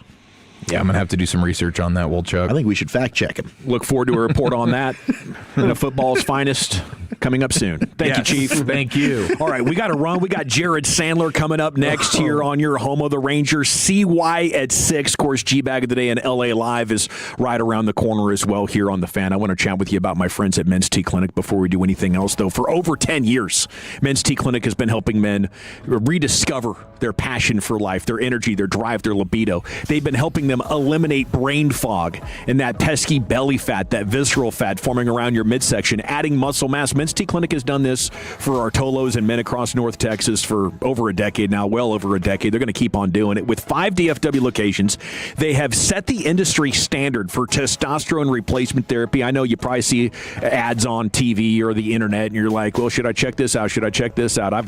I've seen them all. Tried some of them. I can tell you without a doubt, Men's T Clinic is the absolute best. Qualified medical professionals at each Men's T Clinic location to make sure your hormones are optimized and you're doing everything safely and perfectly to get the absolute most out of it. So you'll be amazed at how quickly you start to notice the results. It's not about quick fixes, but it does feel great quickly. Precise biomarker analysis. They get to the root causes. They create personalized plans that focus on hormone optimization, preventative care, weight management, muscle gain, and bedroom wellness. They have some very advanced therapies for all that. 5 DFW locations, lunchtime hours, Saturday hours, insurance accepted. Get dialed in right now at menstclinic.com. Hey Tolos, Corey Majors here with Dax Kirks from Best Buy Windows and Siding. This time of year, everything's about baseball, sunshine, and fixing stuff around the house. Windows are usually at the top of that I'll get to it later list. Until that electric bill hits. Exactly. Old windows can cost you money every single month. Best Buy Windows and Siding is the home of 10 windows for just $59.50 with 0 down and 0% financing with approved credit and lifetime warranty. Upgrade now and start saving on energy bills. Call 469-WINDOWS or visit bestbuywindowsandsiding.com. Best Buy Windows and Siding. At Alliance Hyundai, you can shop the all-new 2026 Hyundai Palisade today. Every new Hyundai comes with America's best warranty. 10-year, 100,000-mile limited powertrain warranty and owner's assurance. Get our lowest price guaranteed. Come and see us today in person or visit us online at alliancehyundai.net. Did you hear? Allstate car insurance now costs even less. So when you bundle with home, you can save even more. Check Allstate first to bundle and save with a new lower auto rate. You're in good hands with Allstate. Not available in every state. Only applicable for new auto insurance business. Rates will vary by several factors, including how you purchase the policy. Potential savings may vary. Allstate North American Insurance Company and Affiliates, Northbrook, Illinois. Finding great candidates to hire can be like, well, trying to find a needle in a haystack, but not with ZipRecruiter. Its powerful technology actively finds and invites qualified candidates to apply to your job. So while other companies might deliver a lot of hay, ZipRecruiter finds you the needle in the haystack. See why 4 out of 5 employers who post a job on ZipRecruiter get a quality candidate within the first day. Try ZipRecruiter for free at ZipRecruiter.com/team. That's ZipRecruiter.com/team. ZipRecruiter. Pool days call for cookouts and lots of laundry. This Memorial Day at Lowe's, save $80 on a Charbroil Performance Series 4-burner gas grill. Now just $199. Plus, get up to 45% off select major appliances to keep dishes, clothes, and food fresh. Having fun in the sun is easy with us in your corner. Our best lineup is here at Lowe's. Valid through 5/27. While supplies last. Selection varies by location. See associate or Lowe's.com for details. In a world in need of a hero, one man rises to the challenge in style. He is Just driving the kids to soccer practice. Make every day feel epic in the all-new Hyundai Palisade Hybrid with up to an EPA-estimated 619 miles of range on select trims, advanced tech, and class-leading interior space. Visit HyundaiUSA.com or call 562-314-4603 for more details. And hey, come on, no cleats on the seats. Hey, Mom, now that I have an after-school job, I think I want to buy a drum kit. Okay, Rockstar. Let's look at your account. When kids start making money, Chase has easy-to-use tools and expert bankers to help them learn how to manage it. And next month, I'll buy the bass drum and the cymbals. Oh, and maybe some noise-canceling headphones for you. Aw, you've thought of everything. Help kids save, budget, and build financial independence, all with Chase. That's good for kids and good for parents. Visit your local Chase branch and get started. Account subject to approval. J.P. Morgan Chase Bank, N.A. member FDIC. Get everything you need for the entire job delivered. From lumber to drywall, flooring, and fixtures, get it all delivered from the Home Depot. With same day, next day, or any day delivery, staying on track and on time is crucial to your job. That's why it's our job to get you what you need when you need it. We deliver the supplies. You deliver the results. Brought to you by the Home Depot. At Choctaw Casino and Resort Durant, May is the month that pays. Every Saturday this May, you could win up to $100,000 in cold hard cash during our Bloom into Cash giveaway. Play with your Choctaw Rewards Club card from April 26th to May 31st to earn entries. Then warm up to the idea of walking away with $100,000 in cash. It's the Bloom into Cash giveaway, and it's only at Choctaw Casino and Resort Durant. If you're looking to buy a brand new car, the place to go is Platinum Chevrolet. My family has bought 4 cars from Platinum in the last 6.5 years. It's because of the great people. Welcome back. It is the G-Back Nation here on 105.3 The Fan. It's time to catch up now with Jared Sandler. Pregame coming up at 6:30. First pitch 7:05 with Jack Leiter on the hill as the Rangers host the Astros at the Expressway. Brought to you by the On-Time Experts. And Chris Young is coming up in 37 minutes from now. He's at Jared Sandler on Twitter. Good afternoon. How the heck are you, buddy? I'm good. How was Cal Quantrill? Amazing. He was really good. Good. Yeah. I would say you could definitely tell he's smart enough to go to Stanford, right? Yeah. I mean, he's really bright. No, way smarter than I've enjoyed USC. Oh, for sure. Laura Stickles reminds me of that every single day. So, Jared, where is this team right now? Are we seeing them deteriorate, or is this just like a low point for, the first half of the season? Yeah, it's definitely a low point. I mean, it's I don't want to sound hyperbolic, but this is maybe the lowest point in a while when you consider some of the non-objective things, right? I mean, they've been further removed from a playoff spot the last few years. Obviously, they got mathematically eliminated at some point in time each of the last 2 seasons, but you just got swept on the road by the worst team in Major League Baseball record-wise. You just got no hit by a starting pitcher who has not really had consistent success at all in his brief time in the major leagues, and by a team that record-wise isn't great, and it happens to be your rival, and it was at home. So vibes are certainly not high. Now, is this a deterioration or just a low point? I mean, that time will tell. There was in 2024, the Rangers had a road trip Oakland back when it was, they were still Oakland and then Colorado, and it was what was perceived to be a great opportunity for them to get back on track, and they just didn't. They got swept by the Rockies, a bad Rockies team. Series started with a blown lead late when Leody Taveras was unable to catch a routine fly ball to center in the 8th inning, I think, or maybe 9th inning, and it just was a bad series. And they just didn't really recover. Now, I don't know that they didn't recover because of that series, but that was kind of the turning point. We didn't know that at the time. We knew that team had issues that needed to be solved, and we know that this team has issues that need to be solved. But I'm not ready to put the nail in the coffin or anything by any means. But this has definitely been a really, I think, rough week and a half stretch, and I know it's frustrating for the guys in that clubhouse and the coaches in the coach's room as well. It's been a pretty frustrating stretch here.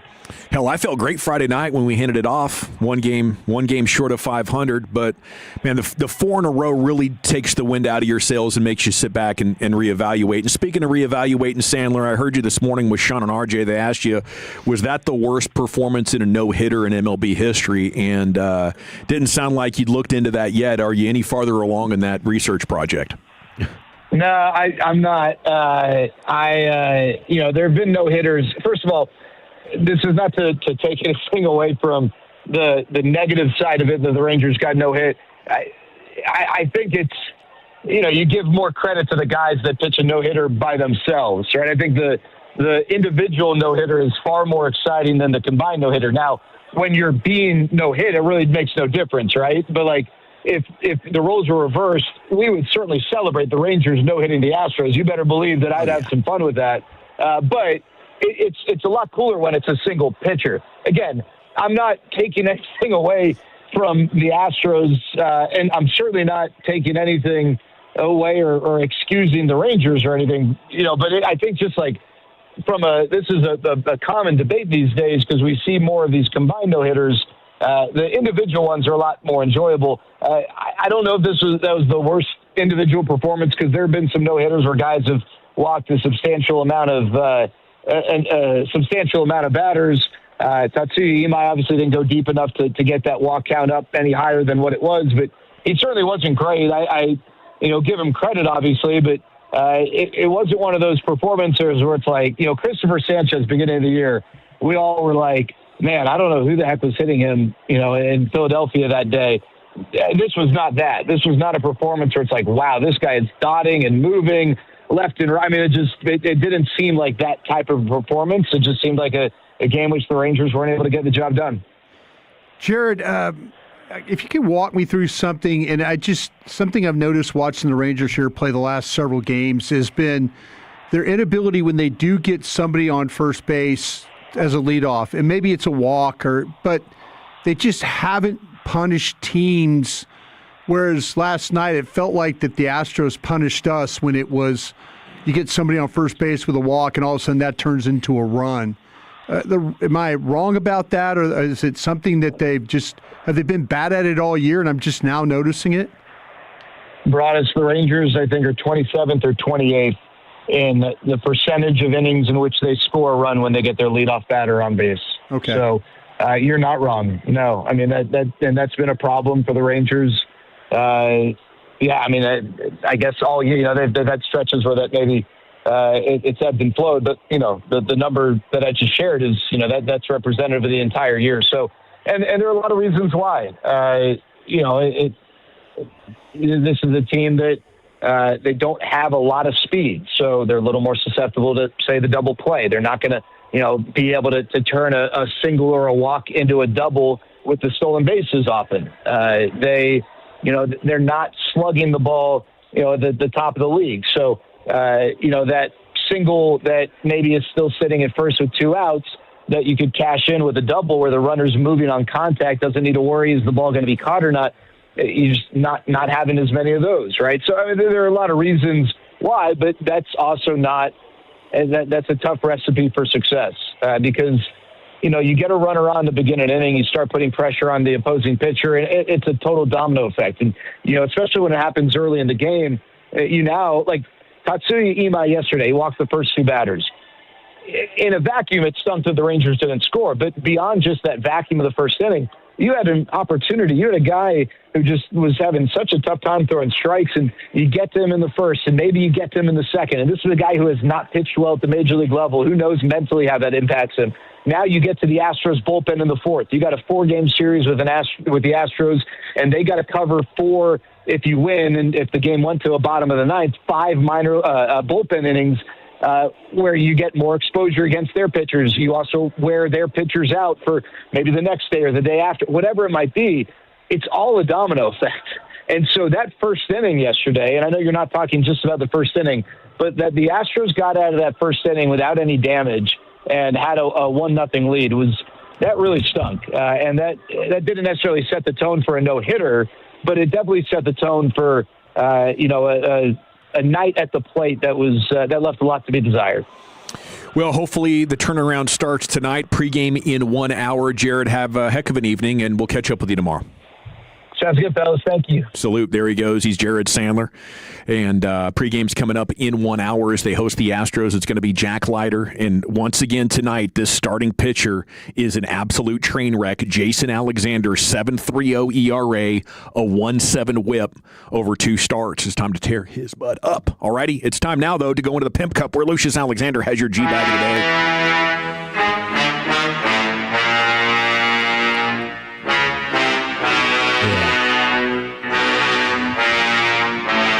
Yeah. Jason Alexander, that's the dude from Seinfeld, right? Yeah. Yeah. Okay. I thought he was a Yankee. Yeah. Hey, G, back in the day, we do it every weekday on the Fan 530. My name is L.A. Lucius Alexander. How you doing on this Toxic Tuesday? Hope you're doing fine. Hope you had a good weekend. Hey, going for 3 right here. Going for 3. It's girl Riz. We have a young lady walking down the street. She sees an older gentleman with a pretty nice suit on.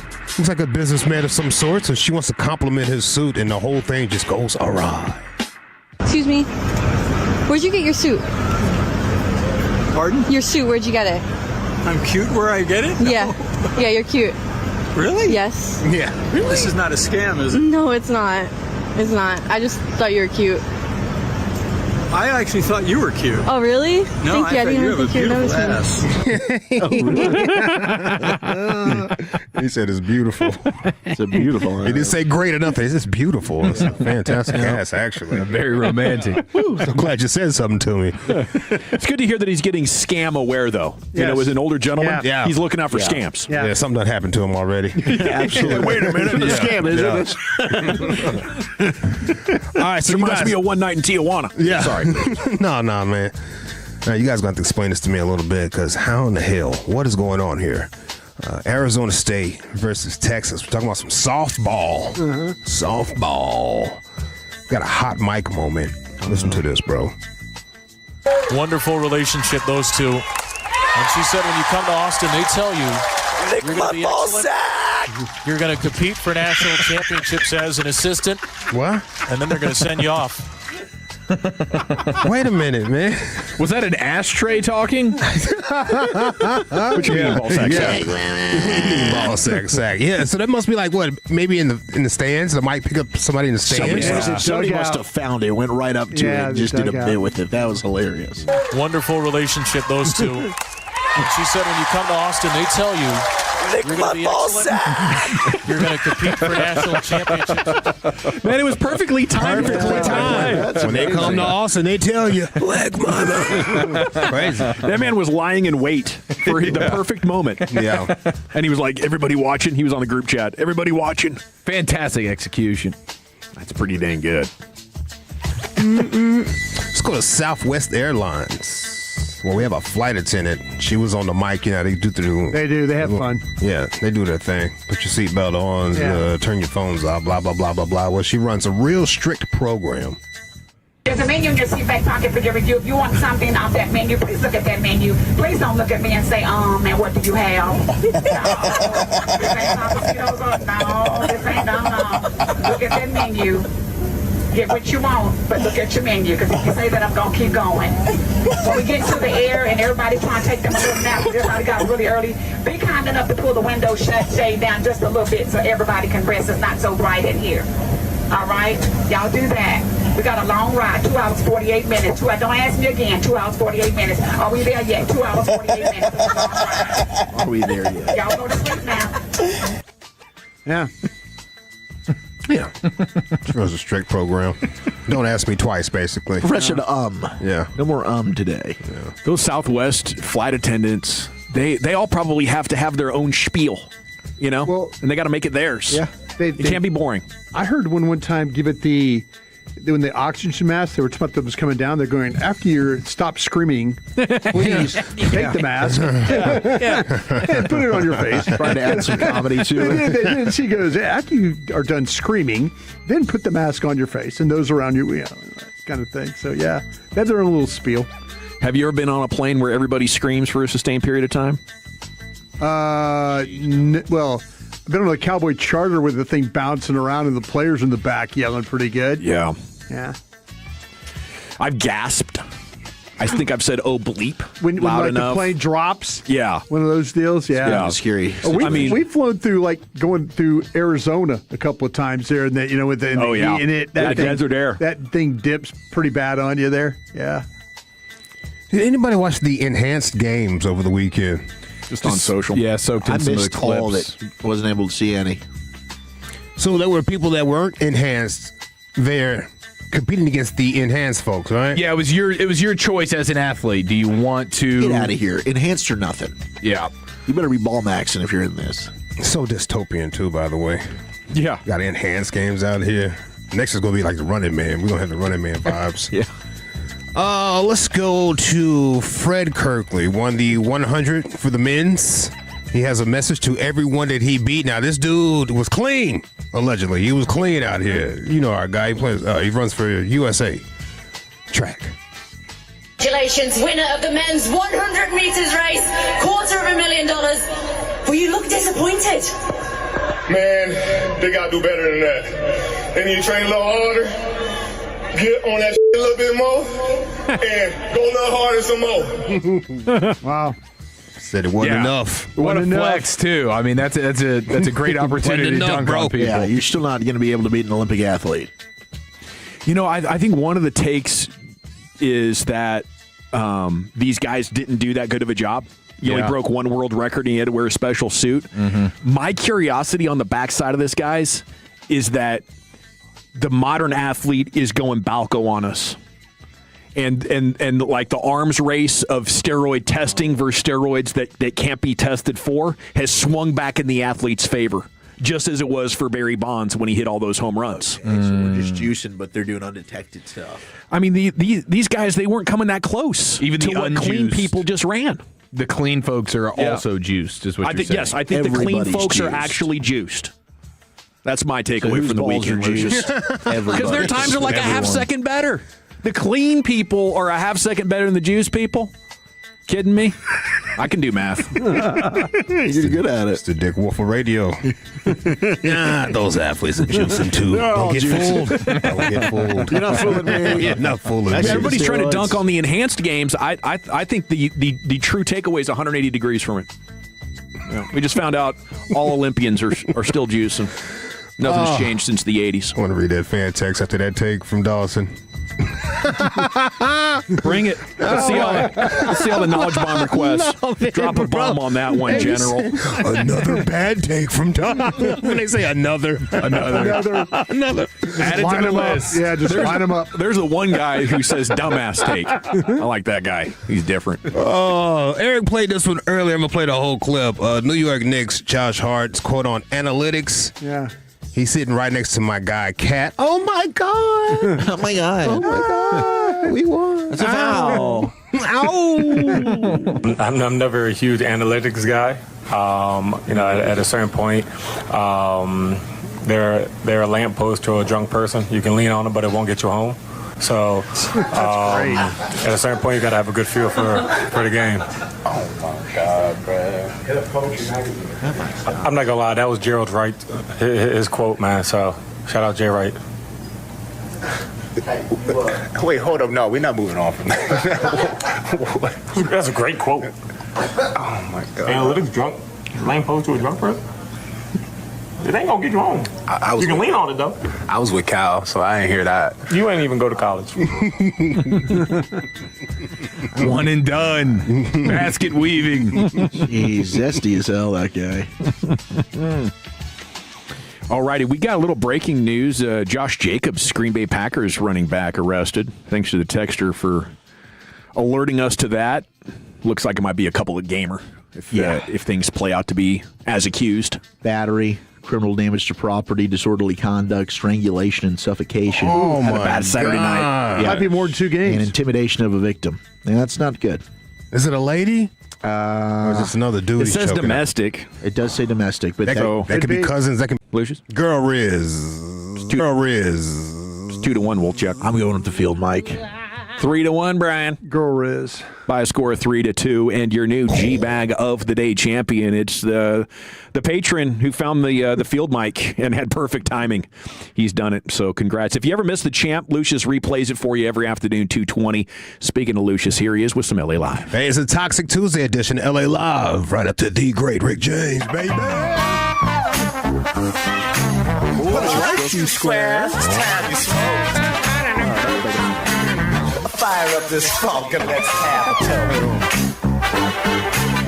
It'll make you dance to some of everything. Everybody get high. New York is a wild city, man. It's crazy that people like for real live here. I was just on the train and some dude, he was just yelling out. He was like, "Yo, the new pope." Black people. Oh wow. The Jews. Jeez. Everybody. And nobody did anything on the train. Everyone was just on their phones, like, all right, whatever. And then he said, and the Knicks. And they beat the out of him. Oh, now you don't trust the line. The whole train ride. I was like, damn, that's all it took? Yeah. Wild city, boy. Yeah, it's a wild city. Congratulations, though, Knicks. I'll see you with them brooms out there.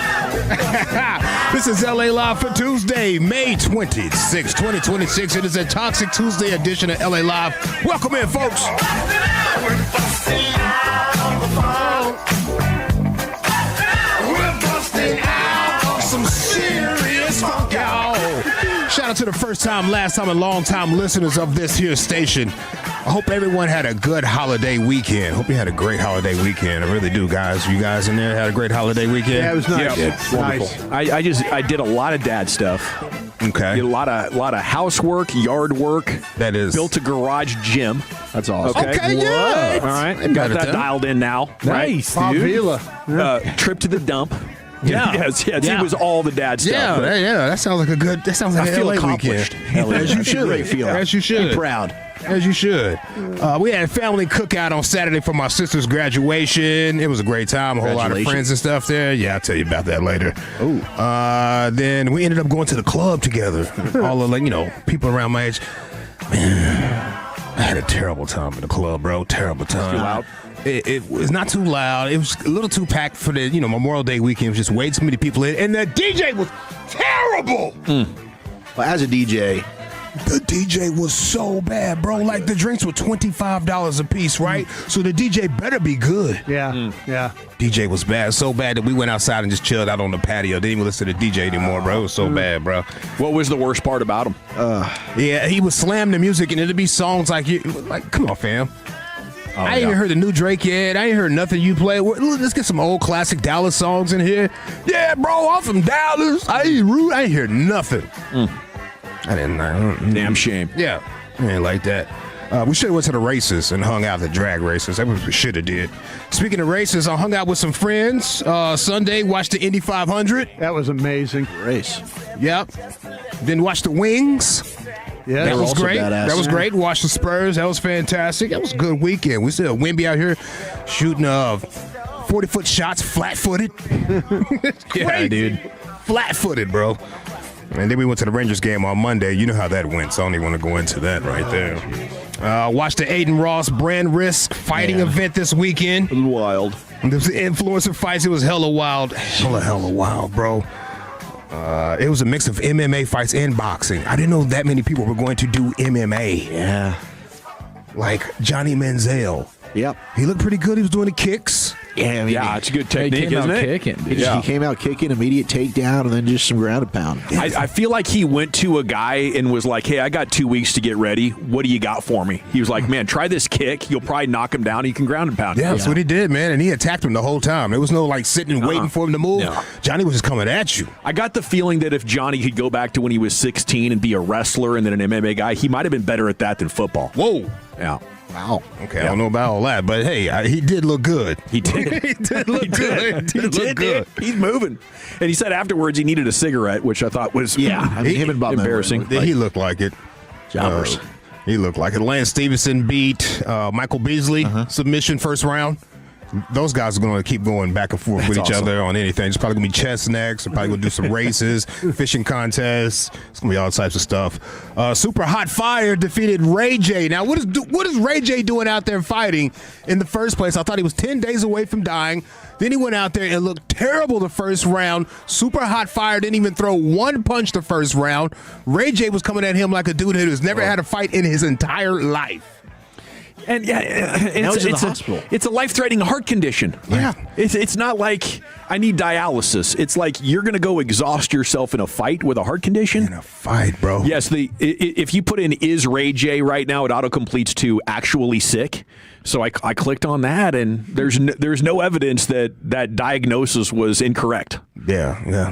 He's now at the hospital. Back in the hospital. The look on his face when he got doinked. He was so shocked by this. It was amazing. That was not in the cards, bro. Why'd you hit me? Like, he was stunned. He did not want to be knocked out. He was like, wait a minute, fam. He was even alluding to it at the end of the fight. Yo, I thought we had a plan. I don't want to say too much because I don't want to get nobody in trouble, but damn, my we took a L tonight. No, we didn't take money we lost. We didn't think you was going to win. So how y'all lost money? Wow. Wow. Oh, they were gaming the gambling? Well, there's an investigation on that. Oh, but you can't investigate that knockout. That was real as hell. I seen that dude's eyes get stunned, and you can see him just say, "No, please don't. I don't want to be knocked out." He just froze, man. Froze up, fam. It was hilarious. Your boy No Neck Jay, he won his fight. Man, he really doesn't have a neck. He doesn't have a neck that at all. That name fits. It's pretty awesome, though, actually. He was down to fight, too. Pretty cool, though.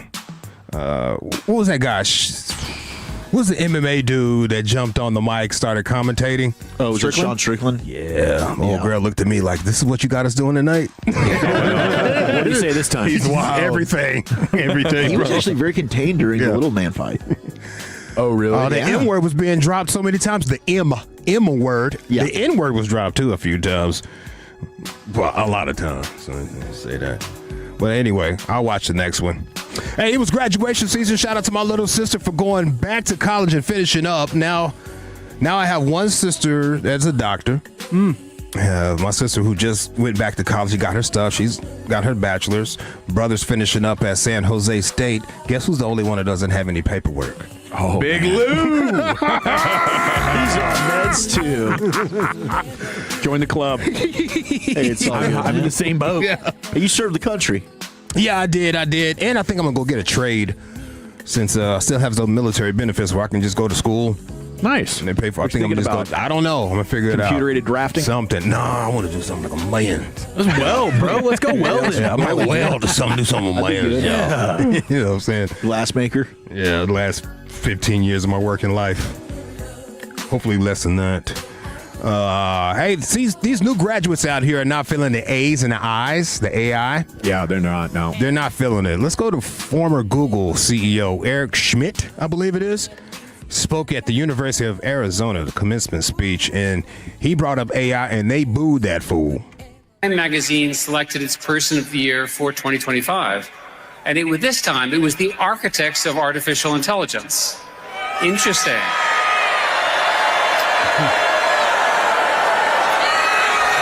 There is a fear.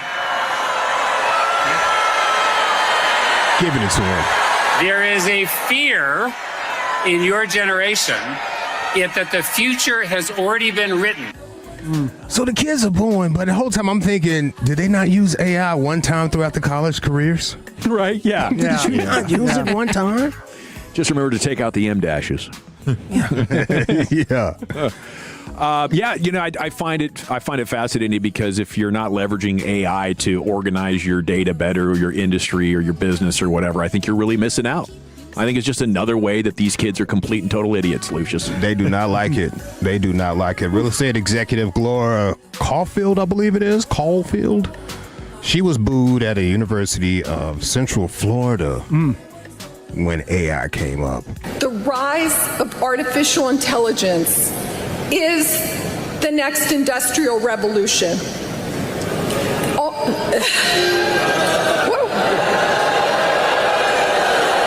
Not feeling it. What happened? What happened? I feel Are they it. worried that there's not going to be jobs waiting for them? That's 100% what it is. Wow. Okay. Yeah. I was wondering if they were on some like Terminator stuff where they're predicting the future. Keep them away. Just they don't want.